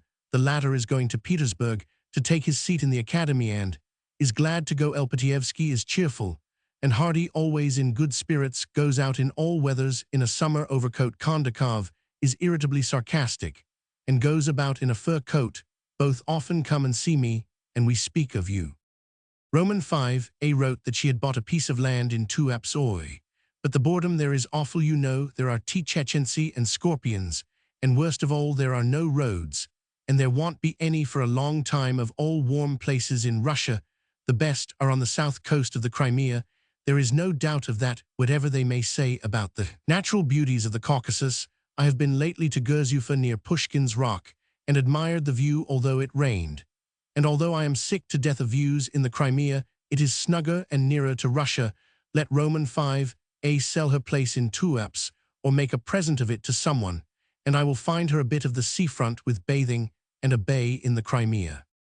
When you are in Vostvizhenka, give my respects and greetings to Varvara Alexievna, Varia, Natasha, and Glyeb. I can fancy how Glyeb and Natasha have grown now. If only you would all come here for Easter, I could have a look at you all. Don't forget me, please, and don't be angry with me. I send you my warmest good wishes. I press your hand heartily and embrace you. To G. Roman 1 Rosalima. Yalta, January 21, 1900. Dear Grigory Ivanovich, I send you in a registered parcel what I have that seems suitable for childrento stories of the life of a dog. And I think I have nothing else of the sort. I don't know how to write for children. I write for them once in 10 years. And so-called children's books I don't like and don't believe in. Children ought only to be given what is suitable also for grown-up people. Anderson, the frigate Palada Gogol are easily read by children, and also by grown-up people. Books should not be written for children. But one ought to know how to choose from what has been written for grown-up people. If that is from real works of art, to be able to select among drugs and to administer them in suitable doses is more direct and consistent than trying to invent a special remedy for the patient because he is a child. Forgive the medical comparison. It's in keeping with the moment, perhaps. As for the last 4 days, I have been occupied with medicine, doctoring my mother and myself. Influenza, no doubt fever and headache. If I write anything, I will let you know in due time, but anything I write can only be published by one man. Marks. For anything published by anyone else, I have to pay a fine of 5,000 rubles per signature. To O. Roman 50 Nipper. Yalta, January 22, 1900. Dear actress, on January 17th, I had telegrams from your mother and your brother, from your uncle Alexander Ivanovich, signed Uncle Sasha, and from N.N. Sokolovsky. Be so good as to give them my warm thanks and the expression of my sincere feeling for them. Why don't you write what has happened, or are you already so fascinated? Well, there is no help for it. God be with you. I am told that in May you will be in Yalta. If that is settled, why shouldn't you make inquiries beforehand about the theater? The theater here is let on lease, and you could not get hold of it without negotiating with the tenant, Novikov the actor. If you commission me to do so, I would perhaps talk to him about it. The 17th, my name day, and the day of my election to the academy, passed dingily and gloomily. As I was unwell, now I am better, but my mother is ailing, and these little troubles completely took away all taste and inclination for a name day or election to the academy, and they too have hindered me from writing to you and answering your telegram at the proper time. Mother is getting better now. I see the Esradins at times. They come to see us, and I go to them very, very rarely, but still, I do go. So then you are not writing to me, and not intending to write very soon either. Roman 10 is to blame for all that. I understand you. I kiss your little hand. To F. Roman 500 Batyushkov. Yalta, January 24, 1900. Much respected F. Roman 500. Roch asks me to send him the passages from Peasants which were cut out by the censor, but there were no such passages. There is one chapter which has not appeared in the magazine nor in the book. It was a conversation of the peasants about religion and government, but there is no need to send that chapter to Paris, as indeed there was no need to translate Peasants into French at all. I thank you most sincerely for the photograph. Ryapin's illustration is an honor I had not expected or dreamed of. It will be very pleasant to have the original. Tell Ilya Efimovich. Footnote: Ryapin, who was at the request of Roch, the French translator, illustrating the French edition of Chekhov's Peasants, that I shall expect it with impatience, and that he cannot change his mind now, as I have already bequeathed the original to the town of Taganrogin, which, by the way, I was born. In your letter you speak of Gorky. How do you like Gorky? I don't like everything he writes, but there are things I like very, very much, and to my mind, there is not a shadow of doubt that Gorky is made of the dough of which artists are made. He is the real thing. He's a fine man, clever, thinking, and thoughtful, but there is a lot of unnecessary ballast upon him, and in him, for example, his provincialism. Thanks very much for your letter, for remembering me. I am dull here. I am sick of it, and I have a feeling as though I have been thrown overboard, and the weather's bad too, and I am not well. I still go on coughing. All good wishes. To Roman 1000 O. Menshikov. Yalta, January 28, 1900. I can't make out what Tolstoy's illness is. T. Cheranov has sent me no answer, and from what I read in the papers and what you write me now, I can draw no conclusion. Ulcers in the stomach and intestines would give different indications. They are not present, or there have been a few bleeding wounds, caused by gallstones which have passed and lacerated the walls. There is no cancer, either it would have shown itself first in the appetite, in the general condition, and above all the face would have betrayed cancer. If he had had it, the most likely thing is that Roman 50N is in good health apart from the gallstones, and will live another 20 years. His illness frightened me, and kept me on tenterhooks. I am afraid of Tolstoy's death. If he were to die, there would be a big empty place in my life to begin with. Because I have never loved any man as much as him, I am not a believing man, but of all beliefs, I consider his the nearest and most akin to me. Secondly, while Tolstoy is in literature, it is easy and pleasant to be a literary man, even recognizing that one has done nothing and never will do anything is not so dreadful, since Tolstoy will do enough for all his work, is the justification of the enthusiasms and expectations built upon literature. Thirdly, Tolstoy takes a firm stand. He has an immense authority. And so long as he is alive, bad tastes in literature, vulgarity of every kind, insolent and lachrymose, all the bristling, exasperated vanities will be in the far background, in the shade, nothing. But his moral authority is capable of maintaining a certain elevation in the moods and tendencies of literature, so called. Without him, they would be a flock without a shepherd, or a hodgepodge, in which it would be difficult to discriminate anything. To finish with Tolstoy, I have something to say about Resurrection, which I have read not piecemeal in parts, but as a whole at one go. It is a remarkable artistic production. The least interesting part is all that is said of Neludov's relations with Katusha, and the most interesting the princes, the generals, the ants, the peasants, the convicts, the warders, the scene in the house of the general, in command of the Peter Paul fortress. The spiritualist I read, with a throbbing heart, it is so good, and Madame Korchagin in the easy chair. And the peasant, the husband of Fedosya, the peasant calls his grandmother an artful one. That's just what Tolstoy's pen is, an artful one. There's no end to the novel. What there is you can't call an end to write, and then to throw the whole weight of it on a text from the Gospel that is quite in the theological style. To settle it all by a text from the Gospel is as arbitrary as dividing the convicts into 5 classes. Why into 5 and not into 10? He must make us believe in the Gospel, in its being the truth, and then settle it all by texts. They write about Tolstoy as old women talk about a crazy saint, all sorts of unctuous nonsense. It's a mistake for him to talk to those people. They have elected Tolstoy, footnote, an honorary academician against the grain according to notions there. He is a nihilist anyway. That's what he was called by a lady, the wife of an actual privy councillor, and I heartily congratulate him upon it. To Roman 50 S. Mizanov. Yalta, January 29, 1900.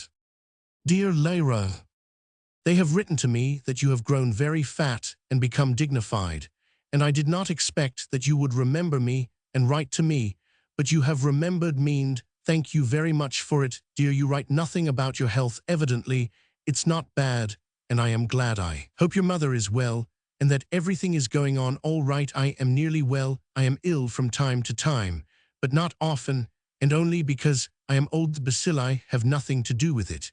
And when I see a lovely woman now, I smile in an aged way and drop my lower lip. That's all. Lika, I am dreadfully bored in Yalta. My life does not run or flow, but crawls along. Don't forget me. Write to me now and then anyway in your letters, just as in your life. You are a very interesting woman. I press your hand warmly. To Gorky. Yalta, February 3, 1900. Dear Alexei Maximovich, thank you for your letter, for the lines about Tolstoy and about Uncle Vanya, which I haven't seen on the stage. Thanks altogether for not forgetting me here in this blessed Yalta. One could hardly keep alive without letters. The idleness, the idiotic winter with the temperature always above freezing point, the complete absence of interesting women, the pig faces on the Seafrontal. This may spoil a man and wear him out in a very short time. I am tired of it. It seems to me as though the winter had been going on for 10 years. You have pleurisy. If so, why do you stay on in Nizhny? Why, what do you want with that Nizhny? By the way, what glue keeps you sticking to that town? If you like Moscow as you write, why don't you live in Moscow? In Moscow, there are theaters and all the rest of it.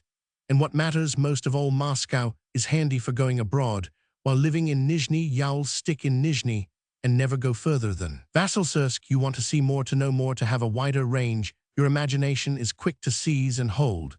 But it is like a big oven which is not provided with fuel enough. One feels this in general, and in particular in the stories. You present 2 or 3 figures in a story, but these figures stand apart outside the mass. One sees that these figures are living in your imagination. But only these figures mass is not grasped except from this criticism.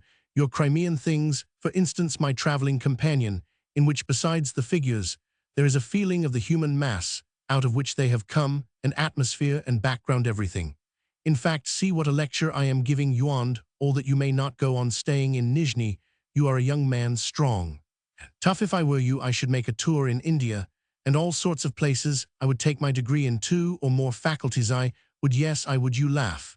But I do feel so badly treated at being 40 already, at having asthma and all sorts of horrid things, which prevent my living freely anyway. Be a good fellow and a good comrade, and don't be angry with me for preaching at you like a head priest.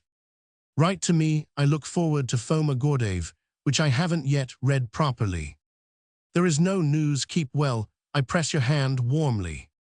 To O. Roman 50 Nipper. Yalta, February 10, 1900. Dear actress, the winter is very cold. I am not well. No one has written to me for nearly a whole month, and I had made up my mind that there was nothing left for me but to go abroad where it is not so dull. But now it has begun to be warmer and it's better, and I have decided that I shall go abroad only at the end of the summer for the exhibition. And you, why are you depressed? What are you depressed about? You are living, working, hoping, drinking. You laugh when your uncle reads aloud to you. What more do you want? I am a different matter. I am torn up by the roots. I am not living a full life. I don't drink, though I am fond of drinking. I love noise and don't hear it. In fact, I am in the condition of a transplanted tree, which is hesitating whether to take root or to begin to wither. If I sometimes allow myself to complain of boredom, I have some grounds for doing so. But you and Meyerhold is complaining of the dullness of his life too. By the way, about Meyerhold, ought to spend the whole summer in the Crimea. His health needs it, only it must be for the whole summer. Well, now I am all right again. I am doing nothing, because I intend to set to work. I dig in the garden. You write that for you little people the future is wrapped in mystery. I had a letter from your chief Nemirovich not long ago. He writes that the company is going to be in Sevastopol, then in Yalta, at the beginning of May. In Yalta there will be 5 performances, then evening rehearsals. Only the precious members of the company will remain for the rehearsals. The others can have a holiday where they please. I trust that you are precious to the director. You are precious to the author. You are priceless. There is a pun for a titbit for you. I won't write another word to you till you send me your portrait. Thank you for your good wishes in regard to my marriage. I have informed my fiancée of your design of coming to Yalta in order to cut her out a little. She said that if that horrid woman comes to Yalta, she will hold me tight in her embrace.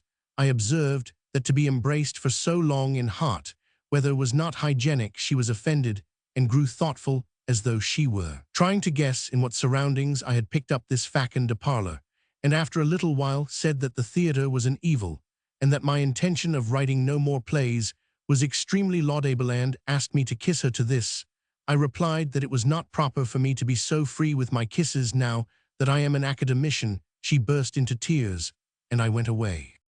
In the spring, the company will be in Kharkov too.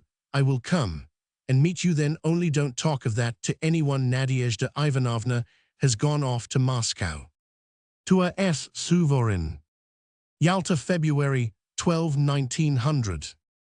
I have been racking my brains over your 4th act and have come to no conclusion, except perhaps that you must not end it up with nihilists. It's too turbulent, and screaming a quiet, lyrical, touching ending would be more in keeping with your play when your heroine begins to grow old without arriving at anything or deciding anything for herself, and sees that she is forsaken by all, that she is uninteresting and superfluous, when she understands that the people around her were idle, useless, bad people, her father too, and that she has let her life slip. Is not that more dreadful than the nihilists? Your letters about the Rusalka and Korsh are very good. The tone is brilliant, and they are wonderfully written. But about Konovalov and the jury I think you ought not to have written, however alluring the subject. Let it write as much as he likes about it, but not you, for it is not your affair to treat such questions boldly. And with conviction, one must be a man with a single purpose, while you would go off at a tangent, halfway through the letter as you have done, seeing suddenly that we all sometimes desire to kill someone, and desire the death of our neighbors, when a daughter-in-law feels sick, and tired of an invalid mother-in-law, a spiteful old woman. She, the daughter-in-law, feels easier at the thought that the old woman will soon die, but that's not desiring her death, but weariness and exhausted spirit, vexation, longing for peace. If that daughter-in-law were ordered to kill the old woman, she would sooner kill herself, whatever desire might have been brooding in her heart. Why, of course, jurymen may make a mistake, but what of that? It does happen by mistake that help is given to the well-fed instead of to the hungry. But whatever you write on that subject, you will reach no result, but harm to the hungry, whether from our point of view the jury are mistaken or not. Mistaken, we ought to recognize that in each individual case, they form a conscious judgment and make an effort to do so conscientiously. And if a captain steers his steamer conscientiously, continually consulting the chart and the compass, and if the steamer is shipwrecked, all the same would it not be more correct to put down the shipwreck not to the captain, but to something else, for instance, to think that the chart is out of date, or that the bottom of the sea has changed? Yes, there are 3 points the jury have to take into consideration, one apart from the criminal law, the penal code, and legal procedure. There is a moral law which is always in advance of the established law, and which defines our actions precisely when we try to act on our conscience. Thus, for instance, the heritage of a daughter is laid down by law as a 7th part, but you, acting on the dictates of purely moral principle, go beyond the law and in opposition to it, and bequeath her the same share as your sons, for you know that to act otherwise would be acting against your conscience. In the same way, it sometimes happens to the jury to be put in a position in which they feel that their conscience is not satisfied by the established law, that in the case they are judging there are fine shades and subtleties which cannot be brought under the provisions of the penal code, and that obviously something else is needed for a just judgment, and that for the lack of that something they will be forced to give a judgment in which something is lacking too. The jury know that acquittal is not pardon, and that acquittal does not deliver the prisoner from the day of judgment in the other world, from the judgment of his conscience, from the judgment of public opinion. They decide the question only so far as it is a judicial question, and leave it to decide whether it is good to kill children or bad. 3. The prisoner comes to the court already exhausted by prison and examination, and he is in an agonizing position at his trial, so that even if he is acquitted, he does not leave the court unpunished. Well, be that as it may, my letter is almost finished, and I seem to have written nothing. We have the spring here in Yalta, no news of interest.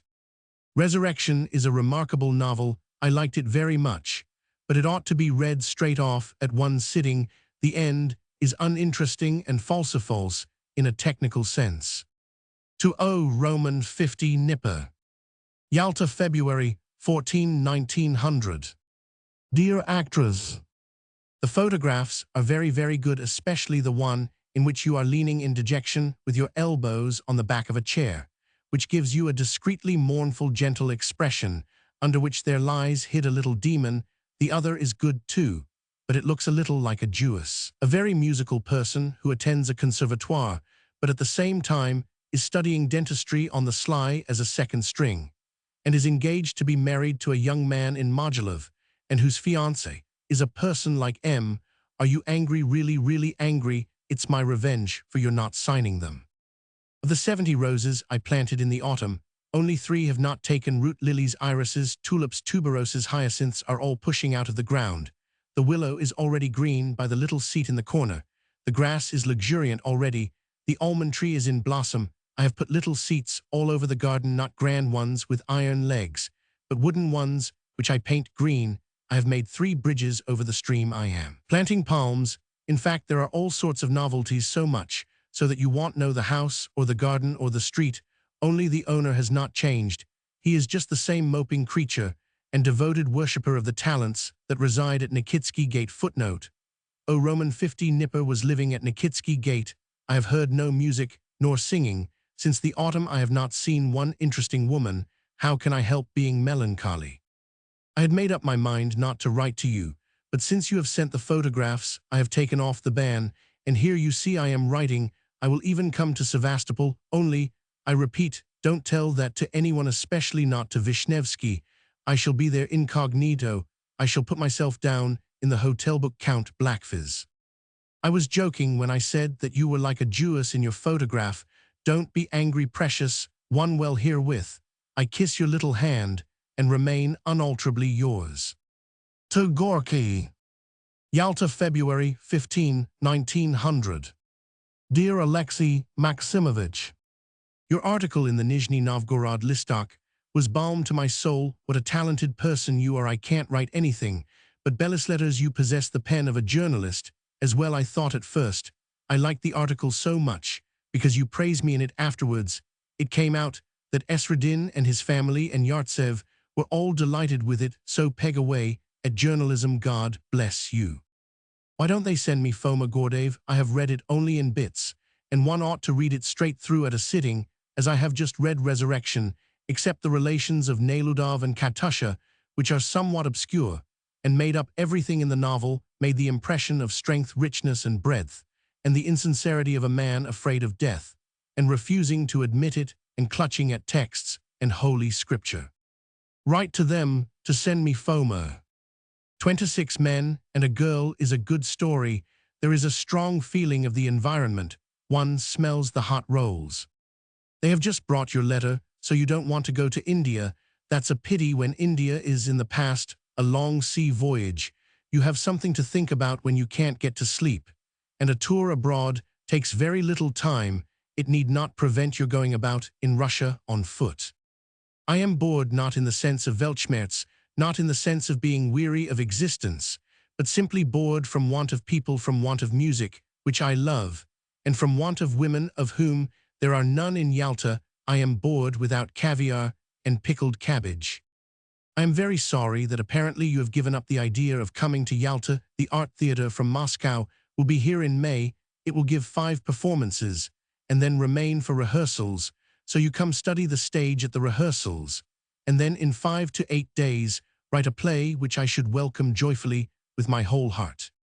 Yes, I have the right now to insist on the fact that I am 40, that I am a man, no longer young. I used to be the youngest literary man, but you have appeared on the scene, and I became more dignified at once, and no one calls me the youngest now. To Roman 5, A Parsi. Yalta, February 15, 1900. Much respected Vladimir Alexandrovich. Foma Gordeev, and in a superb binding too, is a precious and touching present. I thank you from the bottom of my heart. 1,000 thanks. I have read Foma only in bits now. I shall read it properly. Gorky should not be published in parts either. He must write more briefly, or you must put him in whole, as the Vyasnik Everpy does with Boborik in Foma. By the way, is very successful, but only with intelligent, well-read peoplewith. The young also. I once overheard in a garden the conversation of a lady from Petersburg with her daughter. The mother was abusing the book, the daughter was praising it. Yalta, February 29, 1900. Foma Gordeev is written all in one tone, like a dissertation. All the characters speak alike, and their way of thinking is alike too. They all speak not simply, but intentionally. They all have some idea in the background, as though there is something they know. They don't speak out, but in reality there is nothing they know, and it is simply their facon de parler. There are wonderful passages in Foma. Gorky will make a very great writer, if only he does not weary, does not grow cold and lazy. To a S. Suvorin. Yalta, March 10, 1900. No winter has ever dragged on so long for me as this one, and time merely drags and does not move, and now I realize how stupid it was of me to leave Moscow. I have lost touch with the north, without getting into touch with the south, and one can think of nothing in my position but to go abroad after the spring-winter has begun here again, in Yalta. Snow, rain, cold, mud, simply disgusting. The Moscow Art Theater will be in Yalta in April. It will bring its scenery and decorations. All the tickets for the 4 days advertised were sold in one day. although the prices have been considerably raised. They will give, among other things, Hauptmann's Lonely Lives, a magnificent play in my opinion. I read it with great pleasure, although I am not fond of plays, and the production at the Art Theatre, they say, is marvelous. There is no news. There is one great event, though N.S. Socrates is printed in the Neva supplement. I have read it, but with great effort. It is not Socrates, but a dull-witted, captious, opinionated man, the whole of whose wisdom and interest is confined to tripping people up over words. There is not a trace or vestige of talent in it, but it is quite possible that the play might be successful, because there are words in it such as Amphora, and Karpov says it would stage well. How many consumptives there are here, what poverty, and how worried one is with them. The hotels and lodging houses here won't take in those who are seriously Roman 99. You can imagine the awful cases that may be seen here. People are dying from exhaustion, from their surroundings, from complete neglect. And this in blessed Torrida. One loses all relish for the sun and the sea. To O. Roman 50 Nipper. Yalta, March 26, 1900. There is a feeling of black melancholy about your letter, dear actress. You are gloomy, you are fearfully unhappy, but not for long, one may imagine. As soon, very soon, you will be sitting in the train eating your lunch with a very good appetite. It is very nice that you are coming first with Masha before all the others. We shall at least have time to talk a little, walk a little, see things, drink and eat. But please don't bring with you. I haven't a new play. It's a lie of the newspapers. The newspapers never do tell the truth about me. If I did begin a play, of course, the first thing I should do would be to inform you of the fact. There is a great wind here. The spring has not begun properly yet, but we go about without our goloshes and fur caps. The tulips will soon be out. I have a nice garden, but it is untidy, moss-grown, dilettante garden. Gorky is here. He is warm in his praises of you and your theater. I will introduce you to him. Oh dear, someone has arrived. A visitor has come in. Goodbye for now, actress. To his sister. Yalta, March 26, 1900. Dear Masha. There is no news. There is no water in the pipes. Either I am sick to death of visitors. Yesterday, March 25. They came in an incessant stream all day. Doctors keep sending people from Moscow and the provinces with letters asking me to find lodgings, to make arrangements, as though I were a house agent. Mother is well. Mind you keep well too, and make haste and come home. To O. Roman 50 Nipper. Yalta, May 20, 1900. Greetings to you, dear enchanting actress. How are you? How are you feeling? I was very unwell on the way back to Yalta. Footnote: Chekhov went to Moscow with the Art Theatre Company. On their return from Yalta, I had a bad headache and temperature. Before I left Moscow, I was wicked enough to conceal it from you. Now I am all right. How is Leviton? I feel dreadfully worried at not knowing. If you have heard, please write to me. Keep well and be happy. I heard Masha was sending you a letter, and so I hasten to write these few lines. Footnote: Chekhov's later letters to O. Roman 50 Nipper have not been published. To his sister. Yalta, September 9, 1900. Dear Masha, I answer the letter in which you write about mother. To my thinking, it would be better for her to go to Moscow now in the autumn, and not after December. She will be tired of Moscow and pining for Yalta in a month, you know. And if you take her to Moscow in the autumn, she will be back in Yalta before Christmas. That's how it seems to me. But possibly I am mistaken. In any case, you must take into consideration that it is much drearier in Yalta before Christmas than it is after. Infinitely drearier. Most likely I will be in Moscow after the 20th of September, and then we will decide from Moscow. I shall go, I don't know where, first to Paris, and then probably to Nice, from Nice to Africa. I shall hang on somehow to the spring, all April or May, when I shall come to Moscow again.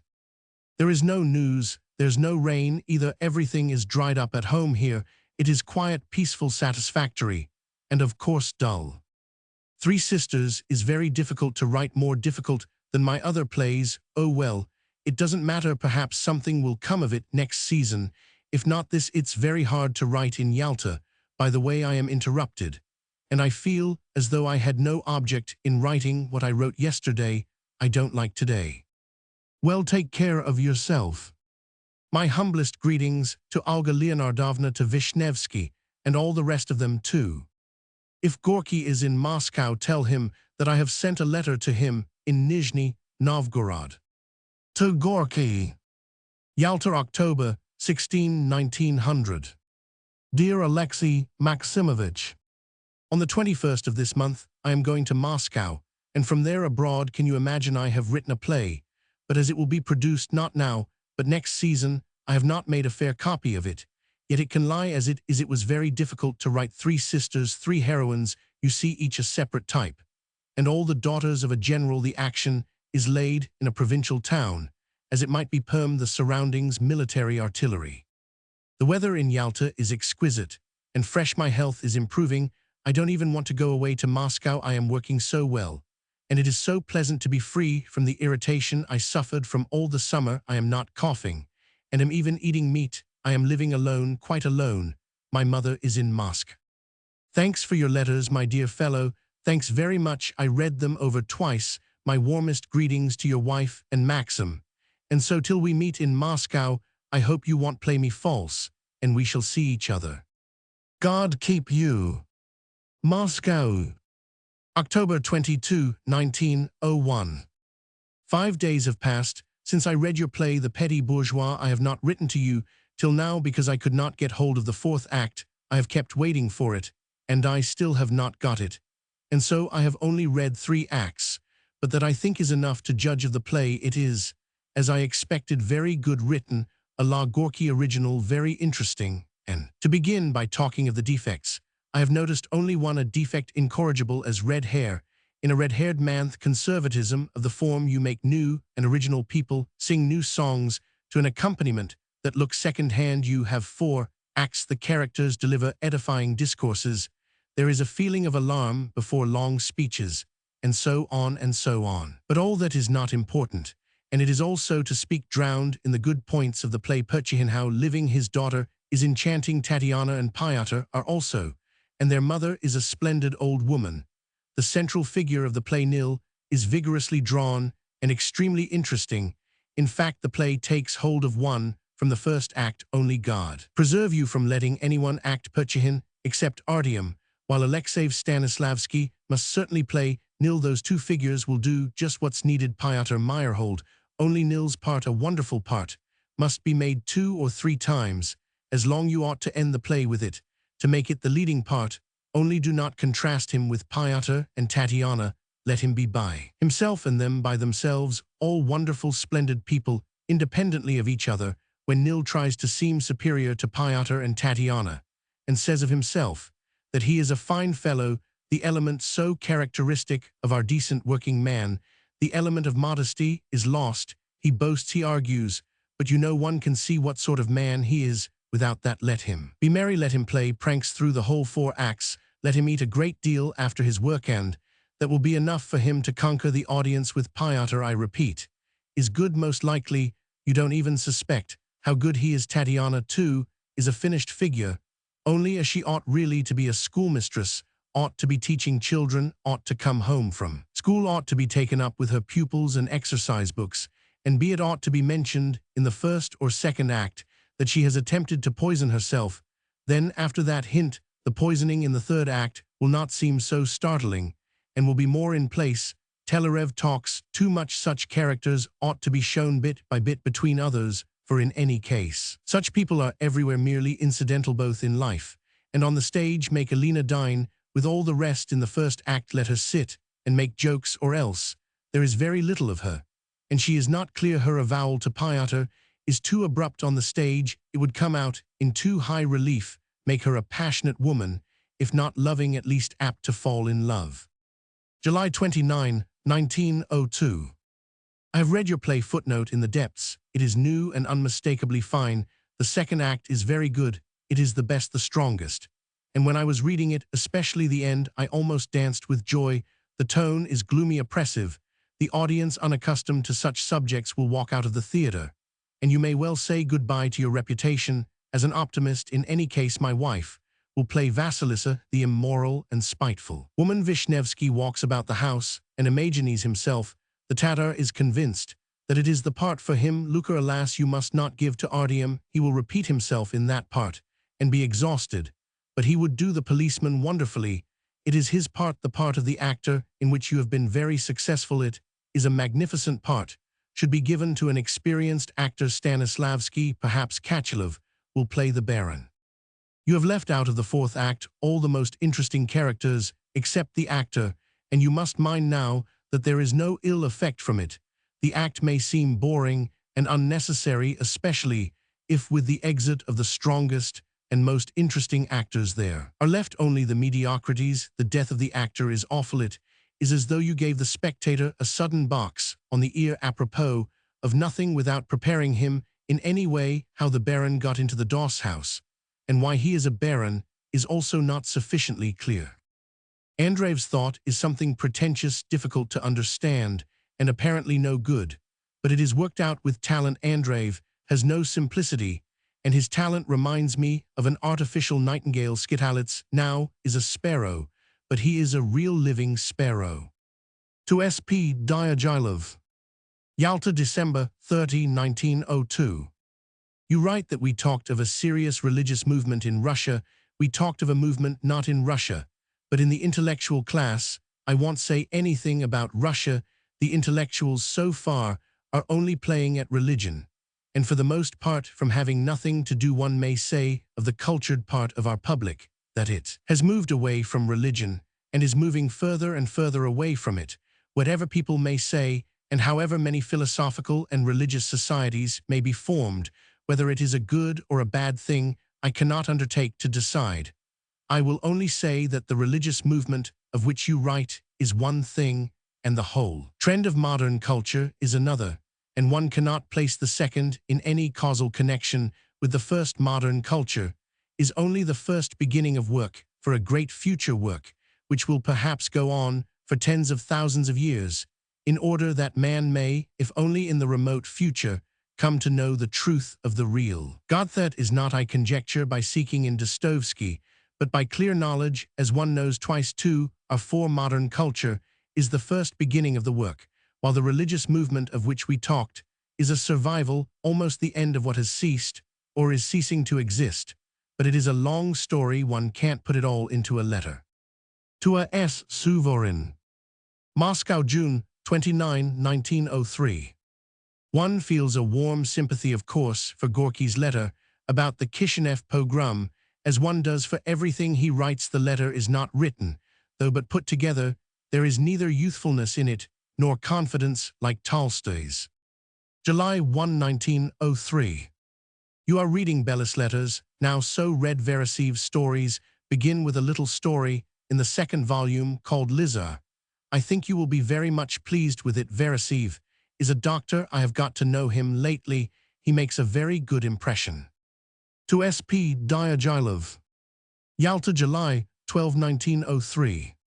I have been thinking over your letter for a long time, and alluring as your suggestion or offer is, yet in the end I must answer it as neither you nor I would wish. I cannot be the editor of the World of Art, as I cannot live in Petersburg. That's the first point, and the second is that just as a picture must be painted by one artist and a speech delivered by one orator, so a magazine must be edited by one man. Of course, I am not a critic, and I dare say I shouldn't make a very good job of the reviews, but on the other hand, how could I get on in the same boat with Merezhkovsky, who definitely believes, didactically believes, while I lost my faith years ago, and can only look with perplexity at any intellectual who does believe. I respect Merezhkovsky and think highly of him both as a man and as a writer, but we should be pulling in opposite directions. Don't be cross with me, dear Sergei Pavlovich. It seems to me that if you go on editing the magazine for another 5 years, you will come to agree with me. A magazine, like a picture or a poem, must bear the stamp of one personality, and one will must be felt in it. This has been hitherto the case in the world of art, and it was a good thing, and it must be kept up. To K. S. Stanislavski. Yalta, July 28, 1903. My play The Cherry Orchard is not yet finished.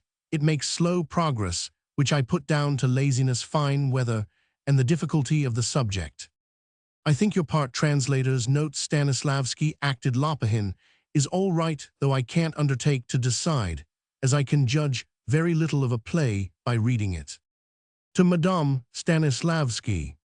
Yalta, September 15, 1903.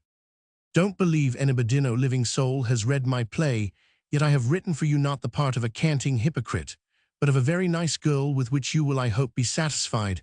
I have almost finished the play, but 8 or 10 days ago I was taken ill, with coughing and weakness. In fact, last year's business over again. Now that is diet is warmer, and I feel better, but still, I cannot write as my head is aching. Olga will not bring the play. I will send the 4 acts together as soon as it is possible for me to set to work for a whole day. It has turned out not a drama, but a comedy, in parts a farce indeed, and I am afraid I shall catch it from Vladimir Ivanitch, footnote, Nemirovich Danchenko. I can't come for the opening of your season. I must stay in Yalta till November. Olga, who has grown fatter and stronger in the summer, will probably come to Moscow on Sunday. I shall remain alone, and of course, shall take advantage of that. As a writer, it is essential for me to observe women, to study them. And so I regret to say I cannot be a faithful husband, as I observe women chiefly for the sake of my plays. In my opinion, the art theater ought to increase my wife's salary or give her a pension. To K.S. Stanislavski.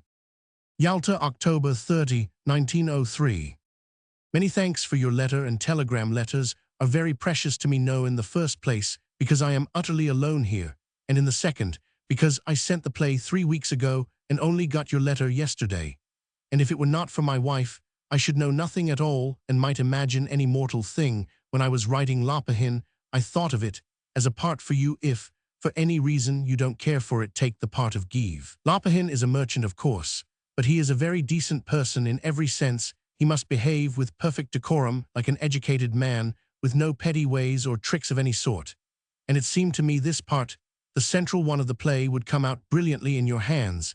In choosing an actor for the part, you must remember that Varia, a serious and religious girl, is in love with Lopahin. She wouldn't be in love with a mere moneygrubber. To Roman 5, Roman 1, Nemirovich Danchenko. Yalta, November 2, 1903. About the play. Anya can be played by anyone you like, even by a quite unknown actress, so long as she is young and looks like a girl and speaks in a youthful singing voice. It is not an important part. Gorky is younger than you or I. He has his life before him. As for the Nizhny Theatre, that's a mere episode. Gorky will try it, sniff it, and reject it. And while we are on this subject, the whole idea of a people's theatre and people's literature is foolishness and lollipops. For the people, we mustn't bring Gogol down to the people, but raise the people up to Gogol. To a Roman 50, Vishnevsky. Yalta, November 7, 1903. As I am soon coming to Moscow, please keep a ticket for me for the Pillars of Society. I want to see the marvelous Norwegian acting, and I will even pay for my seat. You know, Ibsen is my favorite writer. To K.S. Stanislavski. Yalta, November 10, 1903. Dear Konstantin Sergeyevich, of course the scenery for Roman 3 and Roman 4 can be the same. The hall and the staircase, please do just as you like. About the scenery, I leave it entirely to you. I am amazed and generally sit with my mouth wide open at your theater. There can be no question about it. Whatever you do will be excellent, 100 times better than anything I could invent. To F. Roman 500 Batyushkov. Moscow, January 1904. At the first performance of The Cherry Orchard on the 17th of January, they gave me an ovation so lavish, warm, and really so unexpected that I can't get over it even now. To Madame Avilov's. Moscow, February 14, 1904. All good wishes. Above all, be cheerful. Don't look at life so much as a problem. It is most likely far simpler, and whether it life of which we know nothingi's worth, all the agonizing reflections which wear out our Russian wits, is a question. To Father Sergei S.H.T. Chukin. Moscow, May 27, 1904. Dear Father Sergei, yesterday I talked to a very well-known lawyer about the case in which you are interested, and I will tell you his opinion. Let Mr. N immediately put together all the necessary documents, let his fiancée do the same, and go off to another province, such as Kherson, and there get married. When they are married, let them come home, and live quietly, saying nothing about it. It is not a crime, there is no consanguinity, but only a breach of a long-established tradition. If in another 2 or 3 years someone informs against them or finds out and interferes, and the case is brought into court anyway, the children would be legitimate. And when there is a lawsuit, a trivial one anyway, then they can send in a petition to the sovereign. The sovereign does not sanction what is forbidden by law, so it is no use to petition for permission for the marriage. But the sovereign enjoys the fullest privilege of pardon, and does, as a rule, pardon what is inevitable. I don't know whether I am putting it properly. You must forgive me, I am in bed ill, and have been since the 2nd of May. I have not been able to get up once all this time. I cannot execute your other commissions. To his sister. Berlin, Sunday, June 6, 1904. I write to you from Berlin, where I have been now for 24 hours. It turned very cold in Moscow. After you went away we had snow, and it was most likely through that I caught cold. I began to have rheumatic pains in my arms and legs. I did not sleep for nights, got very thin, had injections of morphia, took thousands of medicines of all sorts, and remember none of them with gratitude, except heroin, which was once prescribed me by Altschuler. On Thursday I set off for foreign parts, very thin, with very lean skinny legs. We had a good and pleasant journey here in Berlin.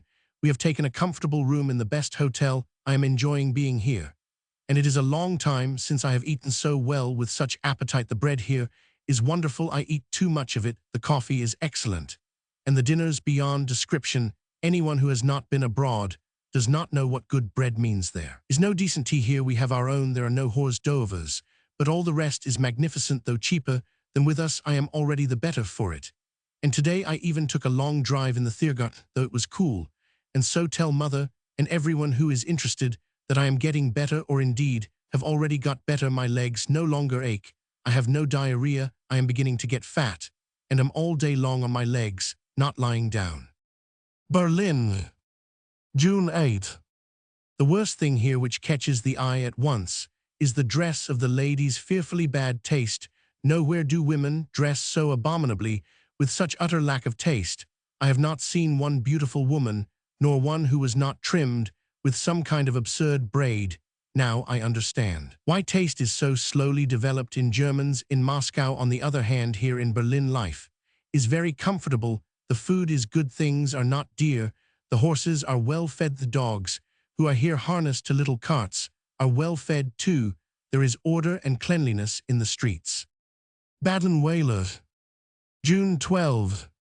I have been for 3 days settled here. This is my address, Germany, Baden-Weiler, Villa Frederick. This Villa Frederick, like all the houses and villas here, stands apart in a luxuriant garden in the sun, which shines and warms us till 7 o'clock in the evening, after which I go indoors. We are boarding in the house for 14 or 16 marks a day.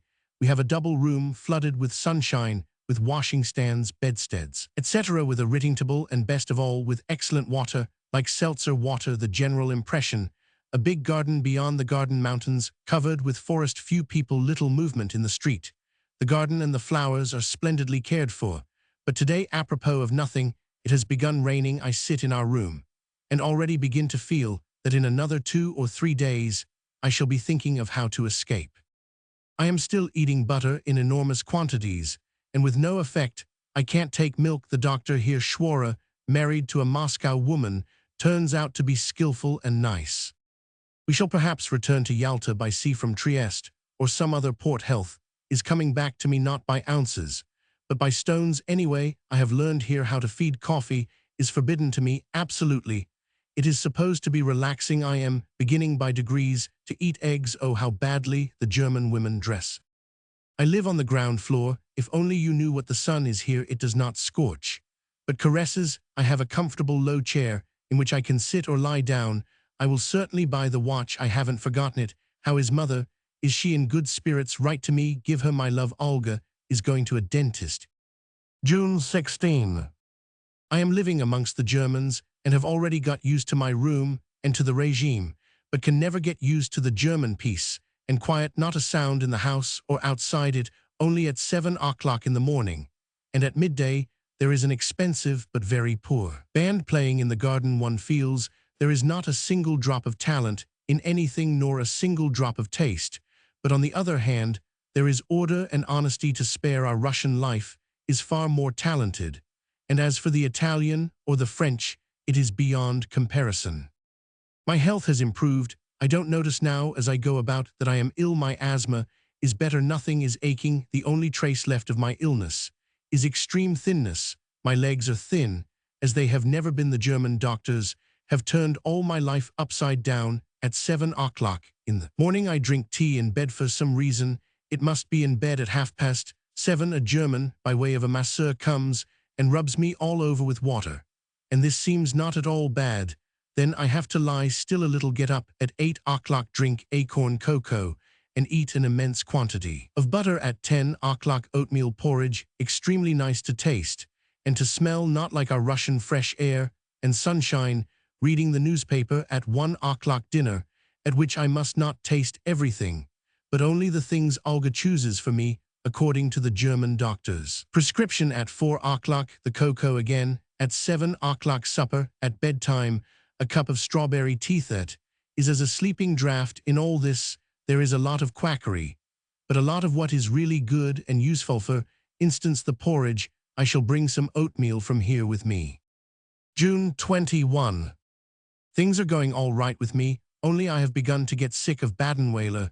There is so much German peace and order here. It was different in Italy today at dinner. They gave us boiled mutton. What a dish! The whole dinner is magnificent, but the maîtres d'hôtel look so important that it makes one uneasy. June 28. It has begun to be terribly hot here. The heat caught me unawares. As I have only winter suits here, I am gasping and dreaming of getting away. But where to go? I should like to go to Italy, to Como, but everyone is running away from the heat. There, it is hot. Everywhere in the south of Europe.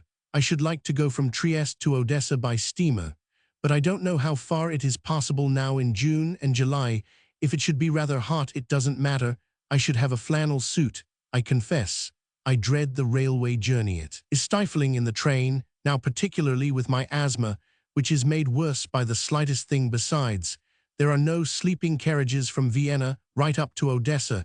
It would be uncomfortable, and we should get home by railway sooner than we need, and I have not had enough holiday, yet it is so hot one can't bear one's clothes. I don't know what to do. Olga has gone to Freiburg to order a flannel suit for me. There are neither tailors nor shoemakers in Badenweiler. She has taken the suit Dusha made me as a pattern. I like the food here very much, but it does not seem to suit me. My stomach is constantly being upset. I can't eat the butter here. Evidently, my digestion is hopelessly ruined. It is scarcely possible to cure it by anything but fasting. That is eating nothing, and that's the end of it. And the only remedy for the asthma is not moving. There is not a single decently dressed German woman. The lack of taste makes one depressed. Well, keep well and happy, my love, to Mother Vanya, George, and all the rest. Right. I kiss you and press your hand. Yours. The end.